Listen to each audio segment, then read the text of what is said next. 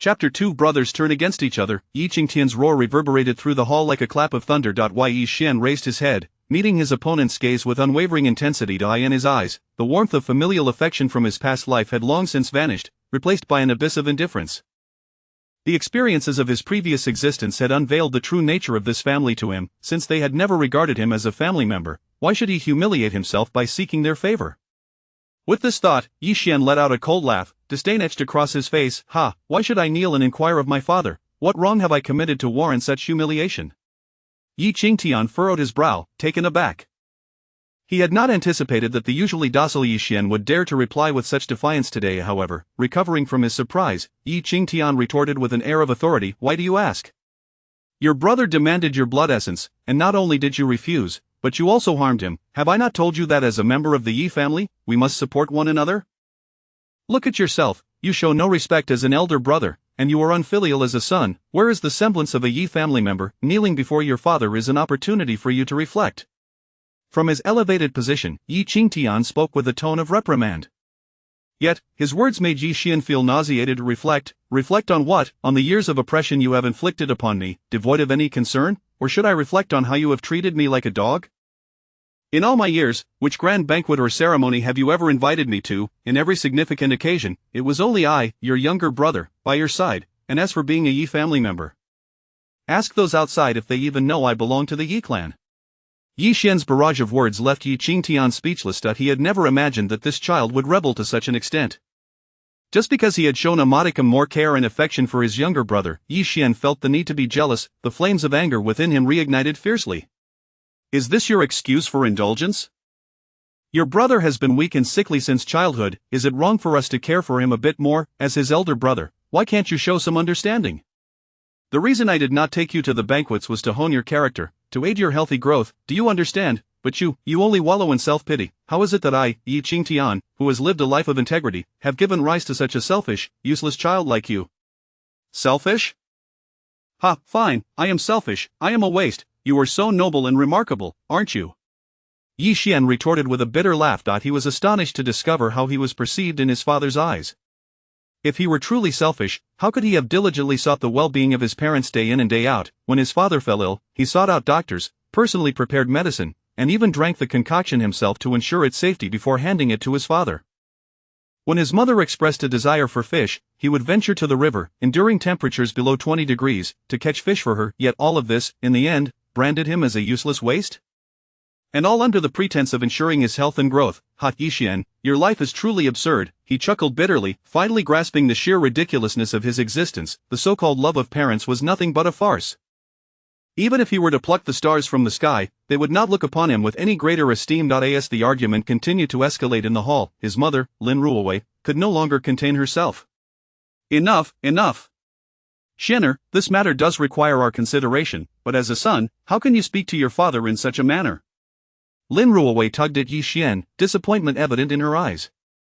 She had never expected her usually obedient eldest son to rebel to such a degree. Just a slight grievance, and he was hurling insults at his father in front of everyone? No matter the circumstances, parents always act for their children's benefit. Lin Ruowei felt a wave of disappointment wash over her. In her view, as the eldest son, Yi Xian should shoulder the responsibility of caring for his younger brother.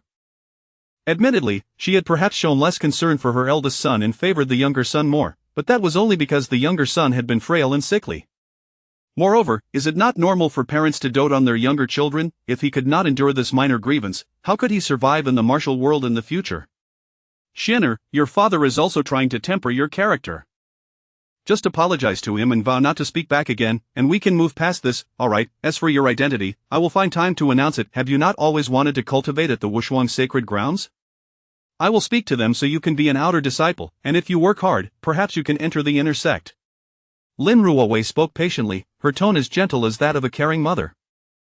However, upon hearing her words, Yi Xian let out a laugh. Outer disciple, if it were not for supplying blood essence to my brother these years, with my aptitude, I could have easily become a core disciple of the Wushuang sacred grounds. A mere outer disciple cannot erase the humiliation of my previous life. How ludicrous! Yet, his mocking laughter only served to further infuriate Yi Qingtian. You brat, what are you laughing at? Look at your current demeanor, you appear utterly carefree. Where is the semblance of an elder brother? You still dare to covet your brother's favor. Have you looked in the mirror? What do you possess that compares to him? Yi Xian sneered, casting a glance at his younger brother, Yi Yun. Indeed. You are right, what do I possess that can compare to him? He is your precious son, raised in luxury, without a care in the world, pampered and protected as if he were the most delicate thing. He has dozens of people secretly guarding him during a simple outing, having his every whim catered to. He is your heart's darling, the second young master of the Yi family. And what am I, merely a useless waste? If you hold me in such disdain, why keep me in this home? You three can live blissfully together. My presence is nothing but an eyesore, isn't it?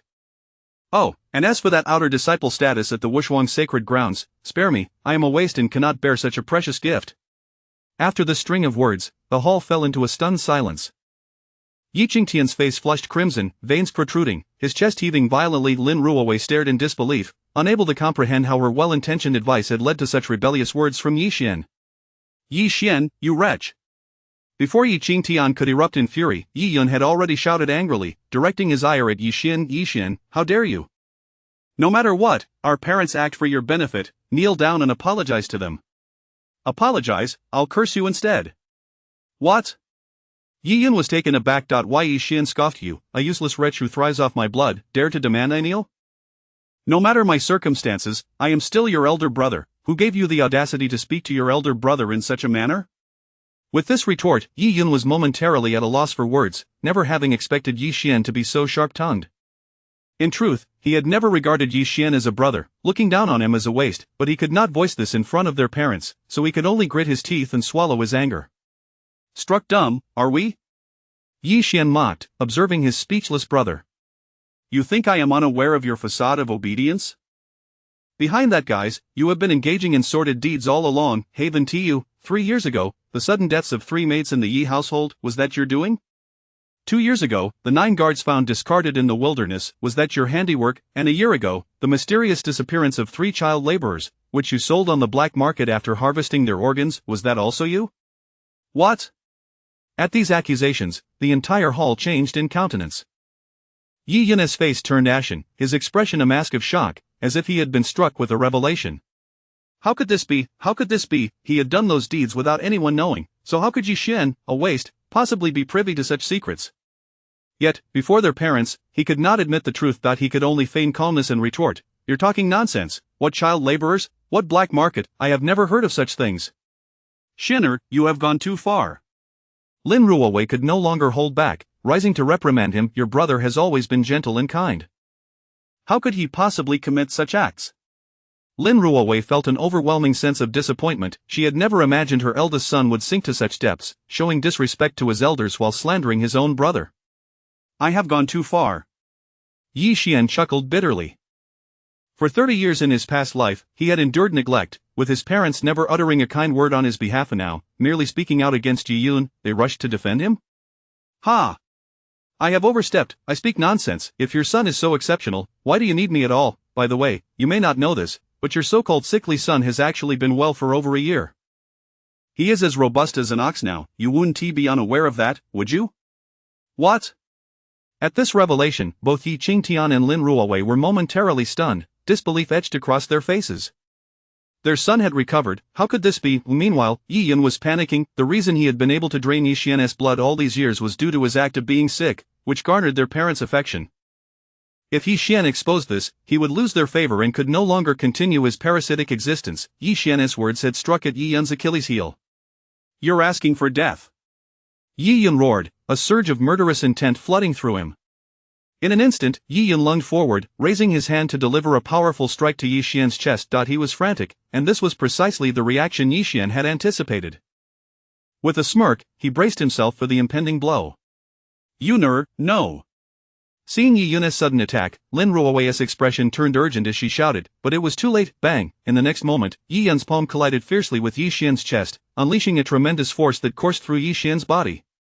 Crack! At that instant, Yi Xian felt as though all his internal organs were shattering, the sound of bones breaking echoing through him as if his entire body were falling apart. Boom! The overwhelming force sent Yi Xian flying, careening through the air for several meters before crashing to the ground with a resounding thud. Chapter 3. From now on, no more entanglements, Shenner. As she gazed at Yi Xian, who had been violently hurled away by a single strike, Lin Ruowei's expression shifted dramatically, and she hurried forward, eager to offer support. However, the moment she extended her hand, she observed Yi Xian clutching his chest and rising from the ground. "Xianer, are you alright?"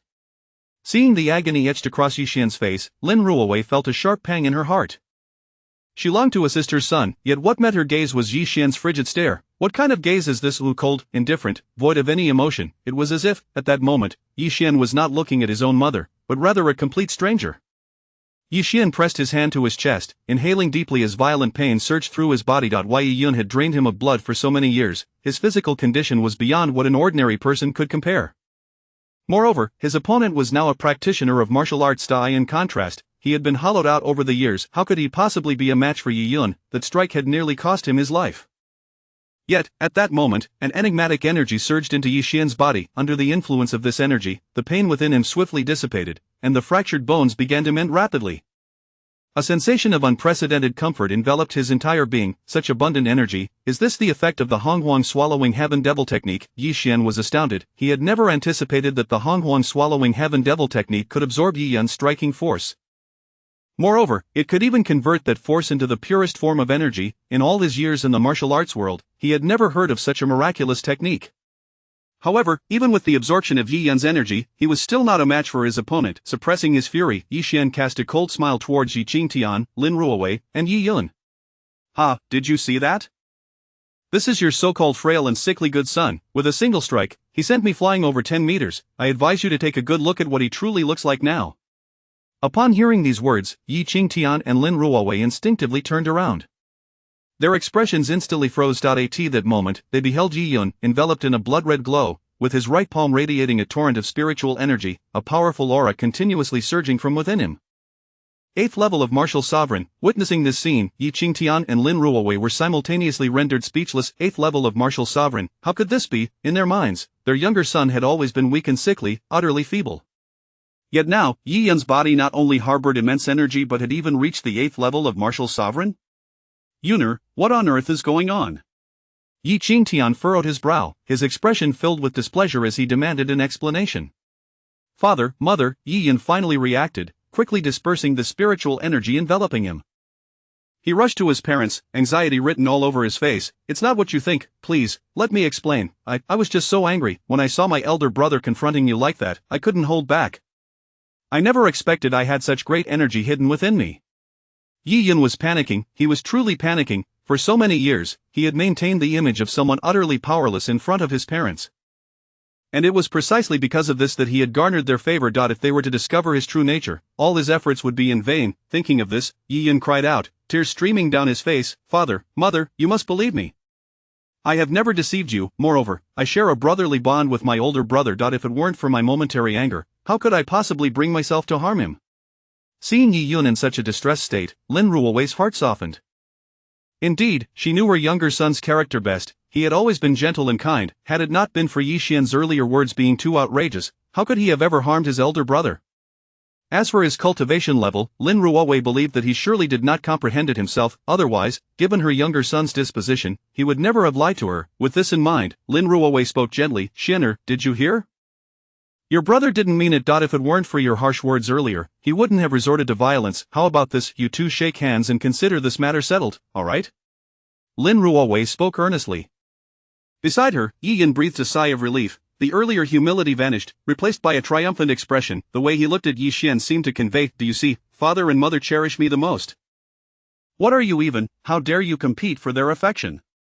Hearing Lin Ruowei's words, Yi Xian sneered coldly, "Settled? Your precious son just nearly took my life, and you think a mere phrase can make it all go away? What else should I do?" Listening to Yi Xian's words, Lin Ruowei felt a sense of discomfort. Yes, Yi Yun's actions were indeed wrong, but he had already apologized. As the elder brother, could he not show some leniency towards his younger sibling? "Xianer, you are brothers.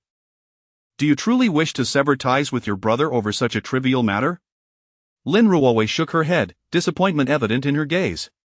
"I am your mother. Do you truly not heed your mother's words?" "Mother?" Yi Xian let out a cold laugh, flinging Lin Ruowei aside, and shouted angrily, "Do not feign concern here. From the moment I was born into this family, you have never regarded me with any esteem. You summon me at your whim and dismiss me just as easily. Have you ever seen me as your son? And now you put on the grand facade of a devoted mother. Who are you trying to fool?" "Silence, you be quiet." Yi Xian abruptly interrupted Yi Qingtian, pointing at him with a face full of disdain. If you are displeased, you can end my life right now.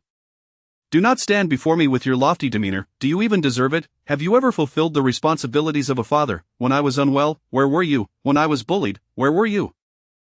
Even when the servants in our household could point fingers at me, where were you then? You have never cared about the grievances I faced outside. In your eyes, there is only your precious son, and not me, the worthless failure. Yi Xian's words flushed Yi Qingtian's face with rage, causing his blood to surge. He had never anticipated that his son would be so rebellious. Yes, he had erred, but could being in the wrong justify speaking back to one's own father? Unfilial son, kneel before me. Yi Qingtian roared, rising to his feet and seizing Yi Xian by the collar, intending to force him to kneel. However, perhaps due to his excessive force, Yi Xian's garment was torn asunder, revealing his upper body. Unfilial son, Yi Qingtian was about to speak when his throat seemed to be suddenly constricted. Not just him, but everyone in the hall was horrified, covering their mouths in disbelief, their gazes fixed upon Yi Xian as though witnessing something unfathomable. Before them, Yi Xian's upper body was shockingly emaciated. His skin clung tightly to his bones, devoid of any luster, ribs starkly visible, and his belly deeply sunken, as if suffering from malnutrition. What was even more alarming were the numerous grotesque scars that marred Yi Xian's torso. These scars resembled centipedes, densely scattered across his body, impacting everyone present. What is the meaning of this? Yi Qingtian was momentarily stunned. He had never imagined that beneath his eldest son's attire lay such a frail and pitiful physique. Where is your Honghuang indestructible body? After a prolonged silence, Yi Qingtian trembled as he asked. Ah, the Honghuang indestructible body? Upon hearing this, Yi Xian scoffed, his dismissive tone resonating like thunder in the ears of the assembly. My Honghuang indestructible body vanished 5 years ago. What? Boom! This revelation detonated like a bombshell in the hearts of everyone present. Yi Qingtian staggered, nearly losing his balance. Lin Ruowei's complexion turned pale, an indescribable sensation washing over her. She had never expected that her eldest son's Honghuang indestructible body had been lost 5 years ago. In an instant, Lin Ruowei was engulfed in guilt, unsure how to articulate her feelings. Gazing into Yi Xian's indifferent eyes, Yi Qingtian regained his composure, especially upon seeing the scars on his son's body. He was taken aback. He truly had not considered the extent of harm he had caused his son over the years. Yi Qingtian sighed inwardly, yet, upon reflection, he felt a surge of anger. Yes, he was at fault, but could Yi Xian not have confided in him privately about such matters? Must he bring it up in such a significant setting? He was, after all, the esteemed Duke of the State, one man beneath thousands. If others were to learn that his son had lost the Honghuang indestructible body, they might think he had abused Yi Xian. Wouldn't that make him a laughingstock? However, Yi Xian's words left him momentarily at a loss for how to retort. After a while, the atmosphere in the hall descended into an eerie silence. Observing the silent crowd, Yi Xian, while reattaching his garments, coldly remarked, "What is the matter? Are you all rendered speechless? Have I struck a chord with your hidden thoughts, at a loss for how to refute me? Since that is the case, I shall not make things difficult for you. Let us all part amicably. After all, my presence here will only cause you distress. In your eyes, I am but a dispensable waste. You find it uncomfortable to look at me, while I live in suffocating despair. For the past 20 years, I have received not a shred of kindness from you. I, Yi Xian, harbor no feelings for you." As he spoke, Yi Xian took a deep breath, severing the last thread of affection he held within him. "Let this be it. I, Yi Xian, voluntarily withdraw from the Yi family and sever all ties with you. From this day forth, let us lead separate lives, never to cross paths again." Yi Xian had articulated everything that needed to be said. With that, he no longer lingered, turning to depart. He was weary, he was truly exhausted. 800 years of a miserable existence had deprived him of the luxury to breathe freely. Crossing through that door, from now on, he would live for himself. Upon hearing Yi Xian's words, Lin Ruowei could no longer remain seated. She had never anticipated that such a trivial matter would lead Yi Xian to sever ties with them. Although she might be biased, she was still his mother. Before Lin Ruowei could speak, Yi Qingtian erupted with fury, his internal wrath once more ignited by Yi Xian's words. "Rascal, just because you faced a bit of hardship, you wish to sever ties with us? Very well, go, if you dare. Leave, I will see just how far you can go without my protection, without the title of the Yi family. If you have any backbone, never return again." Yi Qingtian roared furiously, directing his ire at Yi Xian's retreating figure. "Ha! Where I go is none of your concern. Rest assured, even if I perish outside, I shall never set foot in the Yi family again, nor will I disclose to others that I am your son, Yi Qingtian, lest I tarnish the noble bloodline of the Yi family." Yi Xian laughed heartily. Having spoken, he did not look back, turning to leave. "Xianer!" As she watched Yi Xian depart, Lin Ruowei instinctively sought to intervene, but Yi Qingtian's furious shout rang out, "Let him go! Let him go as far as he wishes. I, Yi Qingtian, shall act as if he were never my son." Bang! Yi Qingtian, overwhelmed with rage, raised his hand and shattered the table beside him. He could not fathom how his eldest son had transformed into this insolent figure. Disrespectful, simply lawless. Could it truly be that my education has faltered? No, impossible. I, Yi Qingtian, am renowned. How could I have erred? It must be that scoundrel, ungrateful and oblivious to the hardships of his parents. How could I have spawned such a wretched creature? Yi Qingtian seethed with anger. As he contemplated this, his fury only intensified. Yi Zhan. At your command. You, dispose of that unfilial son's belongings. Burn his room. From now on, he is never to set foot in my Yi family again. Upon hearing this, Yi Zhan paused momentarily, hesitating to speak. What, are you pleading for that unfilial son? At this, Yi Zhan's face turned pale with fear, hastily kneeling and explaining, I wouldn't dare. My lord, it's just what, the eldest young master has no room in the Yi family. The atmosphere in the hall seemed to fall silent in an instant. Chapter 4. He has never complained. What? Upon hearing Yi Zhan's words, Lin Ruowei immediately turned around, her face filled with astonishment. She even questioned whether her ears had deceived her. Her own flesh and blood, after spending 20 years in their home, he had not even possessed a room of his own? How could this be possible? Lin Ruowei found it hard to believe. Yi Xian was their biological son, the eldest young master of the Yi family. How could he not even have a single room to call his own? Was that still considered a family? It was not just Lin Ruowei who found it hard to accept, even Yi Qingtian could hardly believe it. Nonsense, my son, Yi Qingtian's son, how could he possibly lack a room of his own? Did you accept some bribe from him to twist the narrative? Yi Zhan was immediately drenched in cold sweat, frightened. Your Highness, every word I speak is the truth, I would never deceive you. At the time, did you not say that the eldest young master was of poor character and did not care for his younger brother, and thus decided to temper his disposition by having him move out? You claimed it was for his own good, to make him understand the hardships of the world. Yi Qingtian suddenly slapped his forehead, recalling that there indeed was such a matter. Initially, it was because Yi Xian was unwilling to donate blood to Yi Yun, which angered him, leading to the decision to have Yi Xian move out. He had thought it would be a brief separation of 4 or 5 days for Yi Xian to experience life's tribulations, but the ensuing matters had caused him to forget entirely. I did say that. However, I have been too busy and momentarily overlooked it.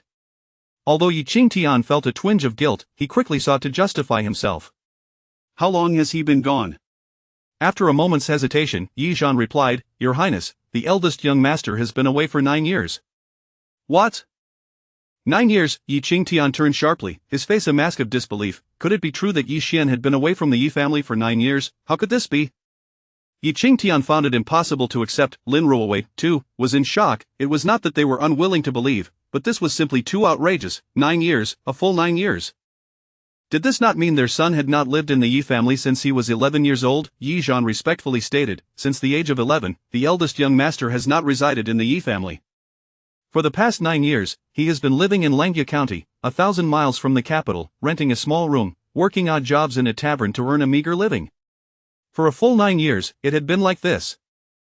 Upon hearing this, the hall fell silent. Yi Qingtian was speechless. Had Yi Zhan not disclosed this today, he would have never imagined that Yi Xian had not even possessed a room of his own in their household. Even more astonishing was the realization that his son had been living in another city for 9 years, and he, Yi Qingtian, had only learned of this today. Lin Ruowei, standing nearby, felt an immense weight in her heart. Although she knew she had not been attentive enough to her elder son's needs, she had never anticipated the extent of his suffering. Langjia County was indeed 1,000 miles away from the capital. How could the eldest young master of the Yi family be reduced to the humility of working in a tavern to sustain himself? Was this what it meant to be a young master? The memory of Yi Xian's forlorn figure as he departed struck her heart like a dagger, flooding her with unbearable guilt. In that moment, she seemed to comprehend why her son had grown increasingly distant from her. She realized that she had never truly cared for or nurtured this son, not even offering a kind word of greeting. Why did you not persuade him to return sooner? Lin Ruowei asked, suppressing her anger. If Yi Zhan had reported the situation of the eldest young master earlier, would he have had to endure such a long period of wandering? After all, Xian'er is our biological son. Had you urged him to return and apologize, how could we have allowed him to roam about? Indeed. Yi Qingtian quickly echoed, Yi Zhan, why did you not report the eldest young master's situation sooner? As the steward of the Yi residence, how could you simply watch as he wandered outside? The couple unleashed their frustration upon Yi Zhan. Yi Zhan was drenched in cold sweat, hastily defending himself. Your Highness. Madam, this is unjust. Have you forgotten? This command was given by both of you. You stated that without your permission, no one was to plead for the eldest young master. I was merely following orders. Without your approval, I would not dare to take matters into my own hands. Upon hearing this, the previously furious couple fell silent. Indeed, they had said that without their permission, no one was to plead for Yi Xian. However, that had merely been an expression of anger. Who could have anticipated that such a simple utterance could result in Yi Xian wandering for 9 years? Yi Qingtian opened his mouth to refute but found himself at a loss for words, simply staring at the ceiling with a long sigh. Could it truly be my fault? Yi Qingtian felt dizzy, retreating a few steps to lean against the armrest of a chair as he slowly sat down. All these years, he had regarded himself as a father, summoning Yi Xian at will. He had believed that he had provided Yi Xian with a superior and affluent environment, leading him to assume Yi Xian should be eternally grateful. Yet now, his son had not lived in the Yi family since he was 11. He had always held himself above Yi Xian, believing he could control everything, only to discover that he did not even know his own son. He had always thought Yi Xian owed the Yi family, but now it seemed that it was he, as a father, who owed his son much more. Could it truly be my mistake? Yi Qingtian's expression turned bitter. In that moment, he felt as though he had aged more than a decade. For the first time in his life, he questioned himself. Had his parenting truly gone awry? Alas, alas! Yi Qingtian waved his hand, conceding, Yi Zhan, go and invite the eldest young master back. However, before he could finish his sentence, Yi Yun's expression changed, and he quickly interjected, Father. We cannot allow elder brother to return. Yi Yun was in a state of panic. What nonsense! He had worked so hard to expel that waste from the Yi family. As long as that waste was gone, he could enjoy the love of his parents and the entire resources of the Yi family all to himself. If Yi Xian truly returned, how could he continue to monopolize the resources of the Yi family? However, he could never express such thoughts outright and could only feign concern. Father, although we have made mistakes in this matter, from my perspective, elder brother is at fault to a greater extent. Think about it, for a full 9 years, elder brother had countless opportunities to plead with you, yet he remains silent. This is clearly an attempt to embarrass you and mother. Embarrass us? Yi Qingtian was taken aback. Indeed, given your and mother's magnanimity, if elder brother had returned to apologize, would you have denied him entry back home? Yet elder brother stubbornly refused to return, choosing to oppose you instead. By doing so, is he not merely trying to present himself as a victim to evoke your guilt? Yi Yun spoke earnestly. Upon hearing this, Yi Qingtian and Lin Ruowei also began to understand. Yes, they were Yi Xian's parents. If he truly had the courage to speak up, would they have treated him unfairly and denied him entry home? The truth was that Yi Xian's absence was ultimately their own fault. If he had only spoken up sooner, how could there have been so many subsequent issues? Presenting himself as a victim was merely a ploy to gain their sympathy, this ungrateful child. Yi Qingtian seethed with anger. Had it not been for Yi Yun's reminder, he might have genuinely thought he was at fault. All this time, it had been Yi Xian's trap. Seeing his father's furious expression, Yi Yun felt a surge of joy but quickly stepped forward, feigning concern. Father, please do not be angry. It is not worth it to let such a person upset your health. You are a dignified duke of the nation, second only to the emperor. Regardless of whether you are at fault in this matter, you must never admit to it. If others find out, it would tarnish your reputation. These words struck a chord with Yi Qingtian. Indeed, his status as Duke of the Nation was of utmost importance to him. In this world, aside from the emperor of the Dacian dynasty, who else could compel him to bow his head? Moreover, Yi Xian was still his biological son. To bend his knee and apologize to his son, he would rather die. Rest assured, father elder brother is now all alone and has lost the invincible body of the primordial wilderness. Without the support of the Yi family, he will find it difficult to make any headway. Once he has suffered enough, he will naturally return with his tail between his legs. Yi Yun smiled. Upon hearing this, Yi Qingtian nodded, feeling a little lighter in spirit. He looked at Yi Yun with a smile in his eyes. This younger son truly knows how to care for others, unlike that ungrateful child who opposes him at every turn. How could they be so different, having been born of the same lineage? Yes, you are right. In that case, let us proceed as you suggest. Until that ungrateful child admits his mistakes, no one is allowed to let him set foot in the Yi family. Yi Qingtian declared, leaving the room with Lin Ruowei. Watching his parents' retreating figures, Yi Yun let out a sigh of relief. The weight on his heart finally lifted. That was close. Had he not acted quickly, his father might have genuinely softened and allowed that waste to return. Yi Xian, you worthless fool, the fact that you did not die from that slap just now is a testament to your good fortune. This time, I will not allow you to step foot in the Yi family again. On the other side, after leaving the Yi family, Yi Xian made his way towards Langya County. As he surveyed the bustling streets around him, an inexplicable sense of alienation washed over him. The capital, this city where he had been born, yet he had never felt a sense of belonging, as if he had never truly belonged here at all. And nevertheless, while Yi Xian felt a tinge of disappointment, he felt even more exhilarated. After all, he had spent the majority of his early life within the confines of the Yi family, and he longed to escape that stifling atmosphere. Now that he had left the Yi family, he felt as though he could soar freely through the skies, unbound by any restrictions. Just as Yi Xian envisioned a bright future ahead, the system's voice suddenly chimed, "Congratulations, host, you have severed ties with your original family and received a system reward, a beginner's gift pack. Would you like to open it now?" A beginner's gift pack. Yi Xian's heart stirred. He had not expected to receive a beginner's gift pack right after acquiring the primordial devouring demon art. However, Yi Xian did not rush to open it. After all, the streets were crowded, and should someone catch sight of him suddenly receiving a treasure, who knew what would ensue? "I will wait until I return home to open it," Yi Xian replied. "Understood, host." The system responded obediently. "Then, host, where do you plan to go next?" "Next?" The system's question plunged Yi Xian into deep contemplation. To be honest, when the system suggested severing ties, he had hastily agreed without considering where to go after leaving the Yi family. Just as Yi Xian was lost in thought, two martial artists passed by. "Have you heard? The 8 sects trial is about to commence," one of them exclaimed. This time, the 8 major sects are reportedly preparing to recruit 10,000 disciples. What? 10,000? That's 2,000 more than last year. Fantastic. This time, I might just have a chance to join one of the 8 major sects. The excited discussion of the two martial artists caught Yi Xian's attention. The 8 sects trial, Chapter 5, Terror Ascension, talent multiplied tenfold. Indeed, I can participate in the 8 sects assessment and join the Celestial Star sect. Yi Xian's eyes sparkled with excitement. The 8 sects assessment is a recruitment examination held in the Langya Prefecture every 3 years. During this time, the 8 major sects of Langya Prefecture gather to select talented martial artists to join their ranks. However, for Yi Xian, the most significant aspect is that the Celestial Star sect is among them. The Celestial Star sect was the sect Yi Xian belonged to in his previous life. It was there that he met his esteemed master and forged bonds with many senior brothers and sisters, who treated him exceptionally well, even when they knew he was considered a waste.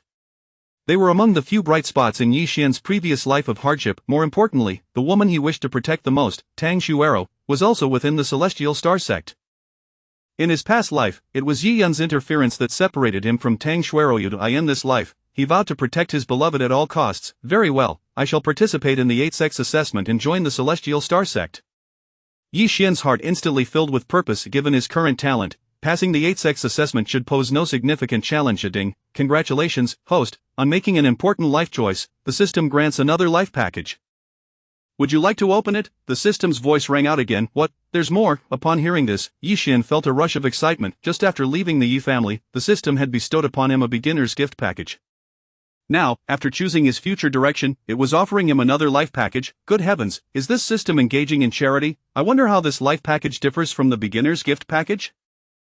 Yi Xian rubbed his hands together, a glimmer of anticipation shining in his eyes as he addressed the system. Let's not open it just yet. I will wait until I return home. Yes, a few days later, Yi Xian returned to his residence in Langya Prefecture. Finally back, looking at the modest little house before him, while simple, it at least radiated the warmth of home, far surpassing the capital. As soon as he arrived, he eagerly called out to the system, "System, open the beginner's gift package and the life package." "Yes, opening for you now." As the system's voice faded, "Ding, congratulations, host.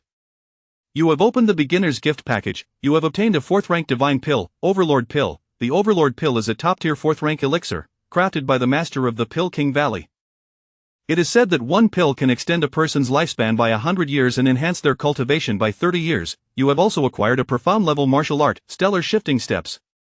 A premier profound level movement technique, as fluid as a swimming dragon, enabling one to traverse thousands of miles in an instant when perfected. It stands out among movement martial arts. You have also gained a profound level martial art. Ancestral Dragon Boundless Fist. The Ancestral Dragon Boundless Fist is said to be an ancient dragon clan's method of cultivation, infused with the bloodline of the ancestral dragon. With a single punch, mountains can be split and enemies sent flying. Ding, congratulations, host, on opening the life package. You have obtained a unique ability, Eye of Intellect. The Eye of Intellect is a top-tier unique ability that, upon awakening, will exponentially enhance the host's intelligence. not only will the cultivation speed increase tenfold compared to ordinary individuals, but the comprehension of martial arts will also be 10 times stronger. Listening to the system's introduction, Yi Xian took a deep breath, his eyes filled with astonishment. Fourth rank elixirs, profound level movement techniques, profound level martial arts, each of these treasures is worth its weight in gold. Any one of them, if revealed, would surely cause a stir throughout the martial world. Yet, what truly left Yi Xian in shock was the final reward bestowed by the system. The Eye of Intellect. This ability can actually enhance a martial artist's cultivation speed. It can elevate martial arts comprehension by tenfold. Incredible. This is simply too outrageous. One must understand that a martial artist's innate talent is largely determined at birth. Even with the finest elixirs, the potential enhancement is quite limited. Even for the most prestigious families, spending millions to improve talent by just 1% is already astonishing, let alone this Eye of Intellect, which can directly boost talent tenfold? This is unheard of, unbelievable, truly unbelievable. Yi Xian swallowed hard. However, after the fleeting shock, his heart brimmed with exhilaration. To hell with the so-called indestructible body of the primordial. Initially, he had felt somewhat regretful about losing his indestructible body of the primordial, but compared to these treasures, it was utterly insignificant. With these items, in the martial world, he could flaunt his prowess as he pleased. Host, would you like to learn the Eye of Intellect? Learn. Without a moment's hesitation, Yi Xian responded. Boom! As his voice fell, a brilliant light erupted in Yi Xian's eyes, as if a sun had suddenly exploded before him. The overwhelming brilliance flooded his vision, yet curiously, while intense, it was not blinding. On the contrary, under this radiant glow, Yi Xian felt an unprecedented sense of comfort. Minutes later, the system's voice echoed again. Congratulations, host, on successfully learning the Eye of Intellect. Yi Xian momentarily stood dumbfounded. Is that it? He felt as though nothing had changed. With a mindset of experimentation, Yi Xian opened one of the martial arts granted by the system, stellar shifting steps. However, as he focused, he was utterly astonished. Is this truly a profound level martial arts? Yi Xian was amazed to discover that those previously obscure and convoluted martial techniques now appeared remarkably simple to him. Even the stellar shifting steps seemed as easy as a primary school arithmetic problem. I actually learned it. No way, it's this terrifying. Yi Xian swallowed again, suppressing his astonishment, and opened the ancestral dragon boundless fist. Likewise, the intricate fist techniques, which appeared overwhelmingly complex to the world, now seemed effortlessly comprehensible to Yi Xian. Good heavens, is this the power of the Eye of Intellect? My talent has truly increased tenfold. Yi Xian's face was filled with shock. Even he himself was astounded by this formidable enhancement. He couldn't help but wonder what incredible prowess he would possess now, with his current talent. While practicing these two sets of profound-level martial arts, licking his lips, Yi Xian felt a surge of anticipation. He then turned his gaze to the two Overlord pills before him. Gulp, without further ado, he swallowed one of the Overlord pills. Boom, as the pill entered his stomach, a torrent of terrifying energy surged through Yi Xian's body. Bang, in an instant, it felt as though a cataclysmic transformation was occurring within him. As his entire bloodstream began to boil, feeling the tumultuous energy within, Yi Xian sensed that every sinew and bone was being baptized, and his very organs trembled involuntarily. Under the onslaught of this energy, Yi Xian's frail physique rapidly grew robust, his muscles expanded, his skin regained its luster, and even the scars left from bloodletting swiftly healed and vanished. Ah, an unprecedented wave of comfort compelled Yi Xian to let out a long, resounding howl. He could feel a terrifying energy rushing fervently towards his dantian. As this energy surged in, Yi Xian's cultivation began to rise at a visibly accelerating pace. Martial Master Realm, first layer, Martial Master Realm, second layer, Martial Master Realm, third layer, Martial Master Realm, fourth layer. Boom, with a roar of energy, Yi Xian's cultivation skyrocketed. From a waste, he once again stepped into the Martial Master Realm, fourth layer.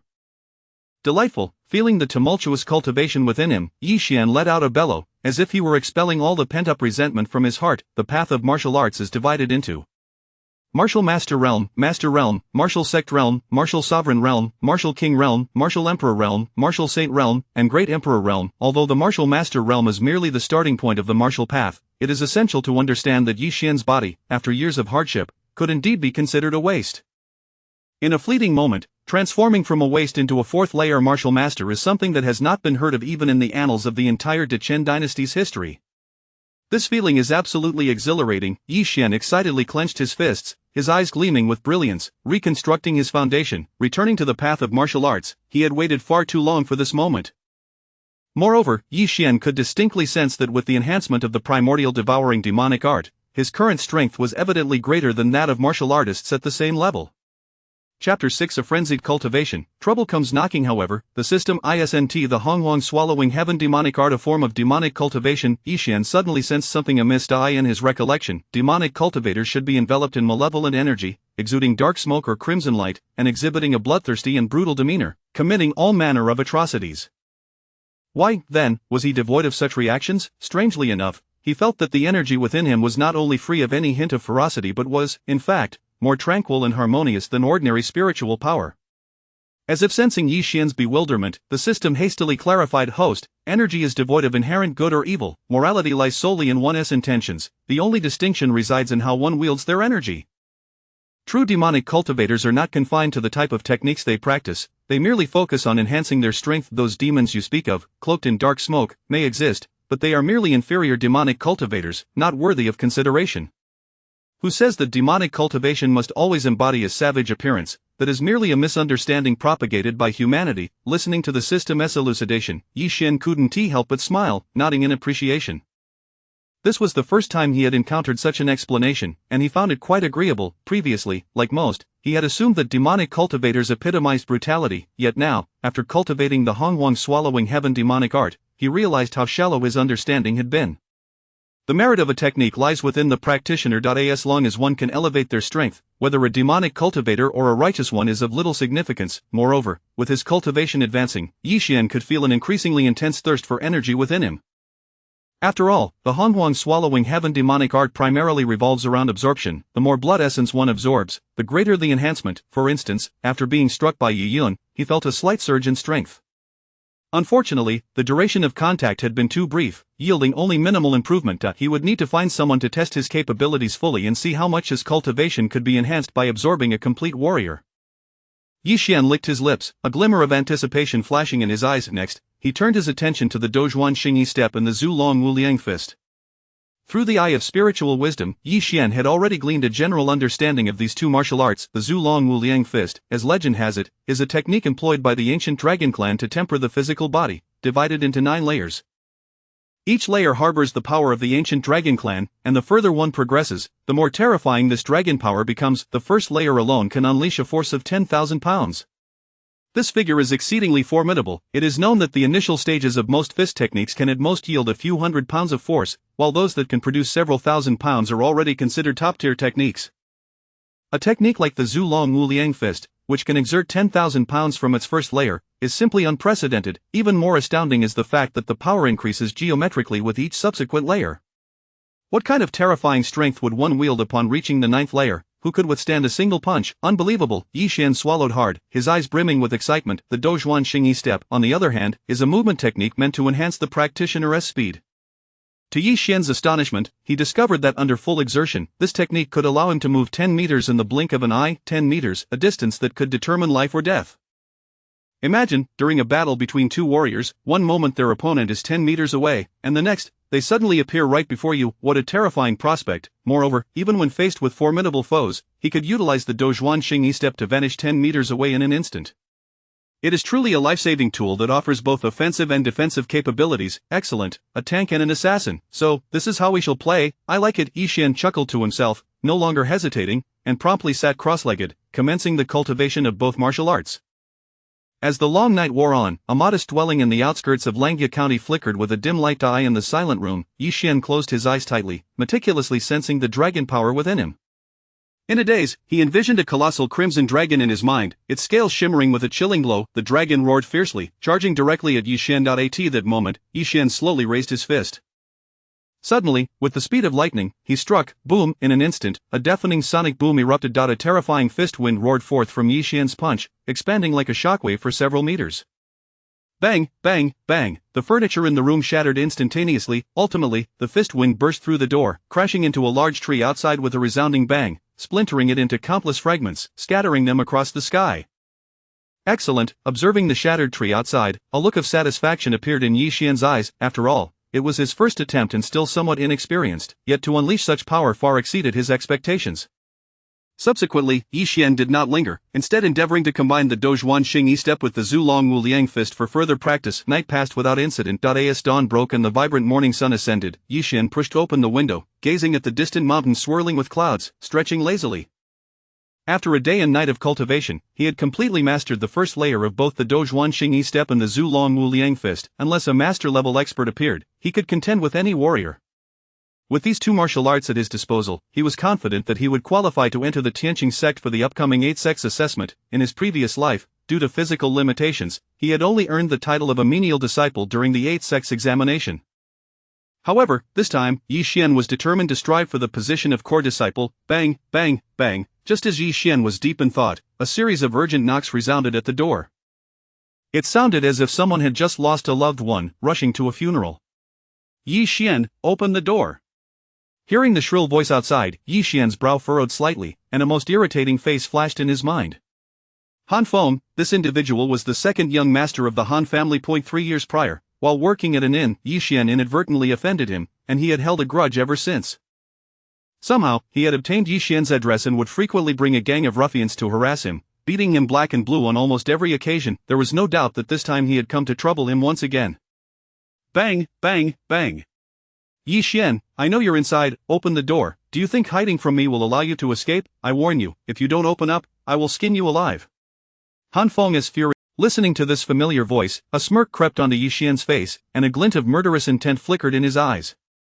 Han Feng, I was just about to leave this city, but unexpectedly, you, wretched fool, have delivered yourself right to my doorstep? Very well, since you're seeking death, I shall use you to test my newly cultivated martial arts. Yi Xian chuckled coldly, then approached the door and swung it open. Whoosh! In the next moment, a hand swung in from outside. Unfazed by the incoming strike, Yi Xian reached out and effortlessly seized it. Have I become this quick? Yi Xian was astonished. He had not anticipated that after cultivating the Dozhuan Xingyi, joy surged within him. Had this been before, he would undoubtedly have been struck by that palm. Caught off guard by Yi Xian's grasp, Han Feng initially froze, only for fury to erupt in his eyes the next moment. You dare to resist, you filthy creature? Seeking death.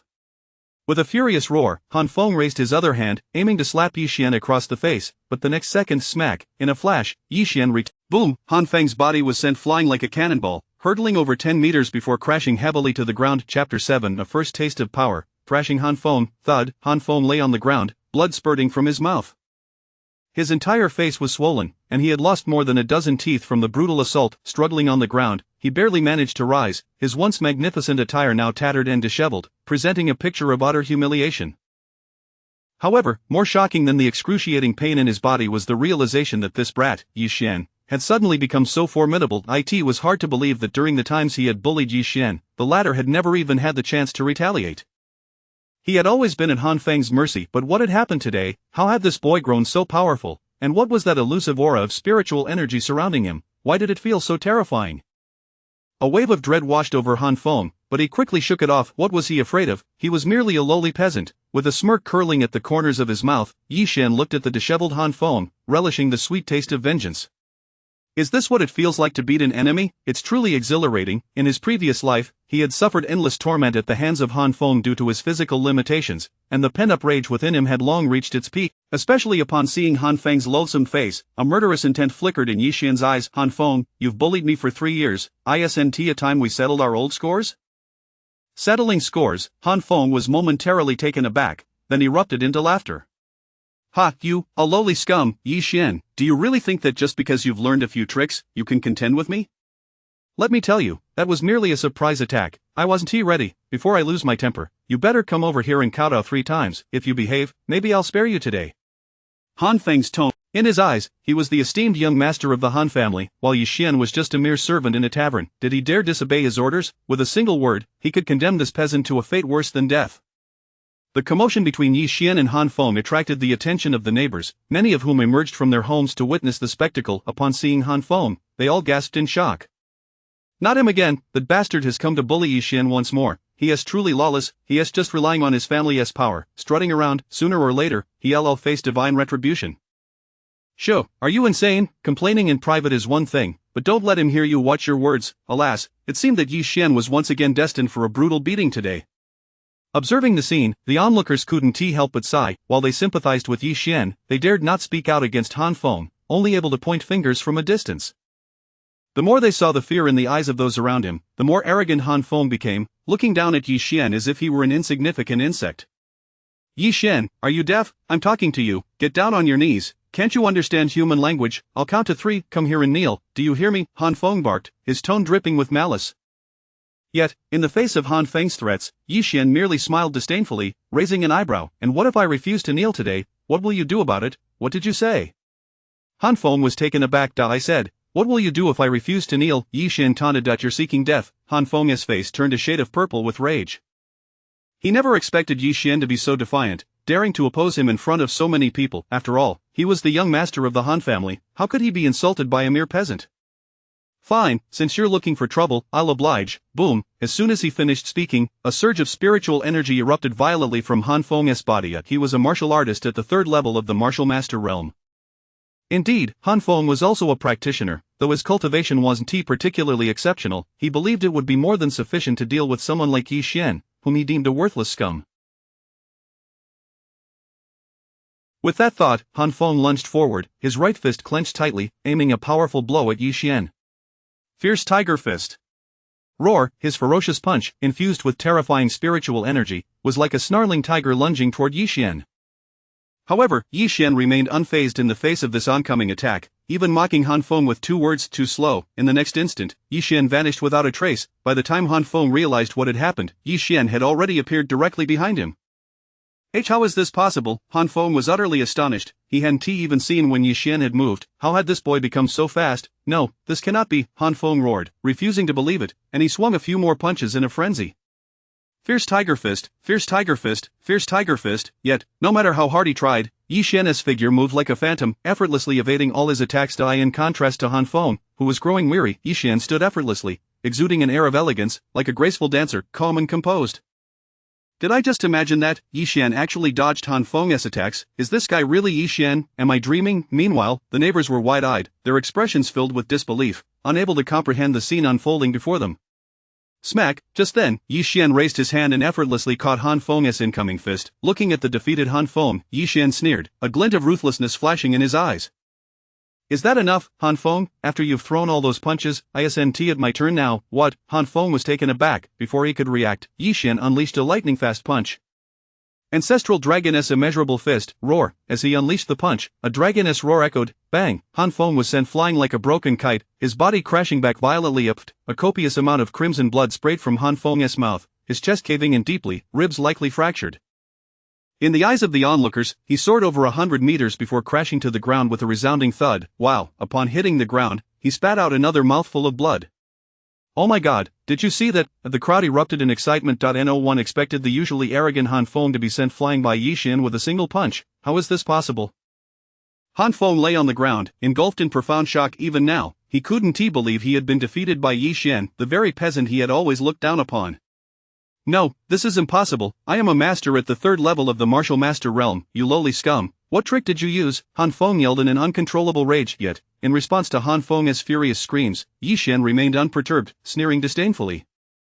3rd level of the martial master realm, is that impressive? Sorry, but I happen to be 1 level stronger than you. Boom! As soon as he finished speaking, a torrent of spiritual energy surged from Yi Xian's body, revealing his true cultivation level. He was at the 4th level of the martial master realm. Han Feng was left dumbfounded. He was completely shocked. He never imagined that the worthless scum he had bullied would become a master at the 4th level of the martial master realm. How is this possible? But Han Feng had no time to be astonished, for in the next second, Yi Xian's terrifying figure was already standing before him, looking down from above. Yi Xian, what do you want? I warn you, I am from the esteemed Han family. If you dare to touch me, I'd crack. Before Han Feng could finish his threat, Yi Xian had already lifted his foot, crushing down on his hand with such force that Han Feng grimaced in agony. The Han family? What a load of nonsense, Yi Xian scoffed. Without hesitation, he raised his foot again, relentlessly stomping down on Han Feng's hand. Crack, this kick is to teach you some manners. Crack, this kick is to remind you to watch your words. Crack, this kick is for the 3 years of bullying and humiliation you've inflicted on me. Crack. With that, Yi Xian exerted all his strength, stomping down hard and shattering Han Feng's right arm. The excruciating pain made Han Feng wail in agony, his face contorting in agony, turning a shade reminiscent of liver. Yi Xian, you bastard, I am from the Han family. How dare you treat me this way? You will regret this, you will definitely regret this. Han Feng screamed like a madman, his cries piercing the air. Seeing this, Yi Xian's fury ignited. Damn it, you're already beaten to a pulp, and you still dare to be so arrogant. Perhaps it was the influence of the ancient blood draining technique, but as he watched the blood flowing from Han Feng, an inexplicable craving surged within him. He felt an insatiable desire to absorb Han Feng's power. Alright, so you're from the Han family, are you? Today, I won't let you go until I've beaten you to a pulp. Suppressing the bloodlust bubbling within, Yi Xian ignored the astonished gazes of those around him and dragged Han Feng into a room. With a loud bang, he slammed the door shut. In the next moment, Han Feng's heart-wrenching screams echoed from within. Oh my god, has Yi Xian gone mad? Is he trying to beat Han Feng to death? He has lost it. Han Feng is from the Han family, a powerful clan in Luoyang. If he doesn't know how to hold back, and Han Feng ends up dead, the Han family will surely come seeking vengeance. At that moment, the entire scene was in turmoil. Everyone was terrified by Yi Xian's reckless behavior, already predicting that the wrath of the Han family would soon engulf the entire Luoyang region. Meanwhile, in the imperial capital, at the Duke of the State's residence, Yi Yan was strolling through the estate when Yi Zhan rushed in, looking frantic, shouting, "Master, madam, this is bad, something major has happened." "Stop," Yi Yan frowned, irritation evident in his voice. "What is the rush? What is so serious, second young master?" Upon seeing Yi Yan, Yi Zhan quickly bowed, but his expression turned anxious again as he recalled the incident. "Second young master, it's grave. The eldest young master has beaten Han Feng from the Han family." "What? The Han family?" Yi Yan murmured. He had heard of this family. They were a prominent clan in Luoyang, known in the northern part of the Deqin dynasty. Yi Yan smiled dismissively. "You must be mistaken. The Han family is a martial arts family. How could my elder brother, a waste, possibly be their opponent?" Yi Zhan hurriedly defended. "Second young master, I assure you, this is the truth. Many people witnessed it when the eldest young master acted. They saw him beat the Han family member to the point where he couldn't fight back. Moreover, the eldest young master is no longer a waste.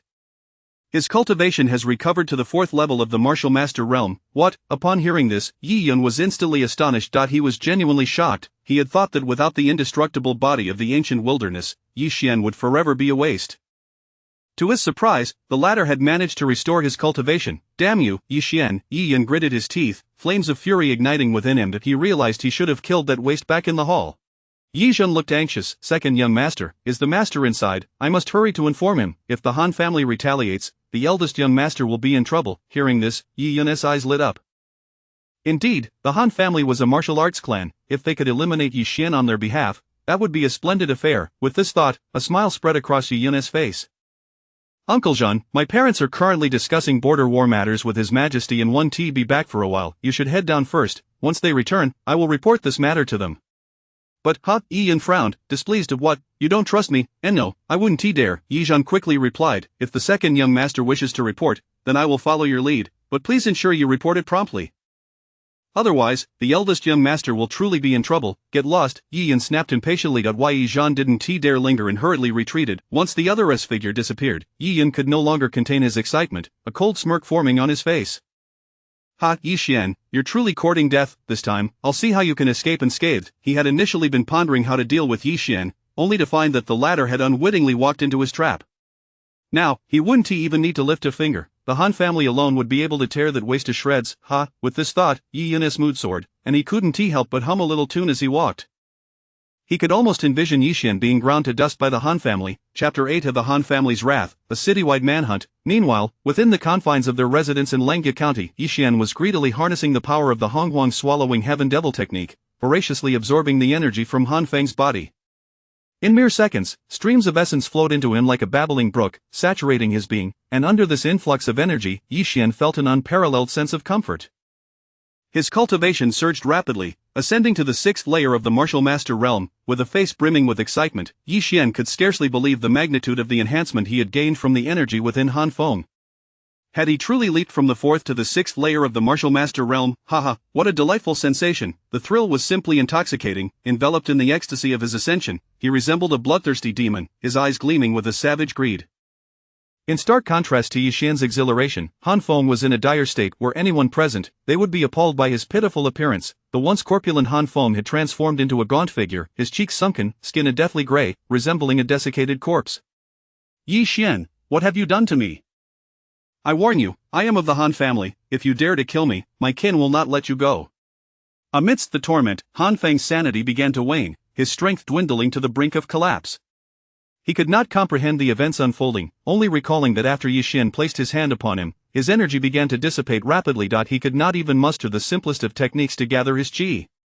"Not let me go? Perhaps you should worry about yourself first.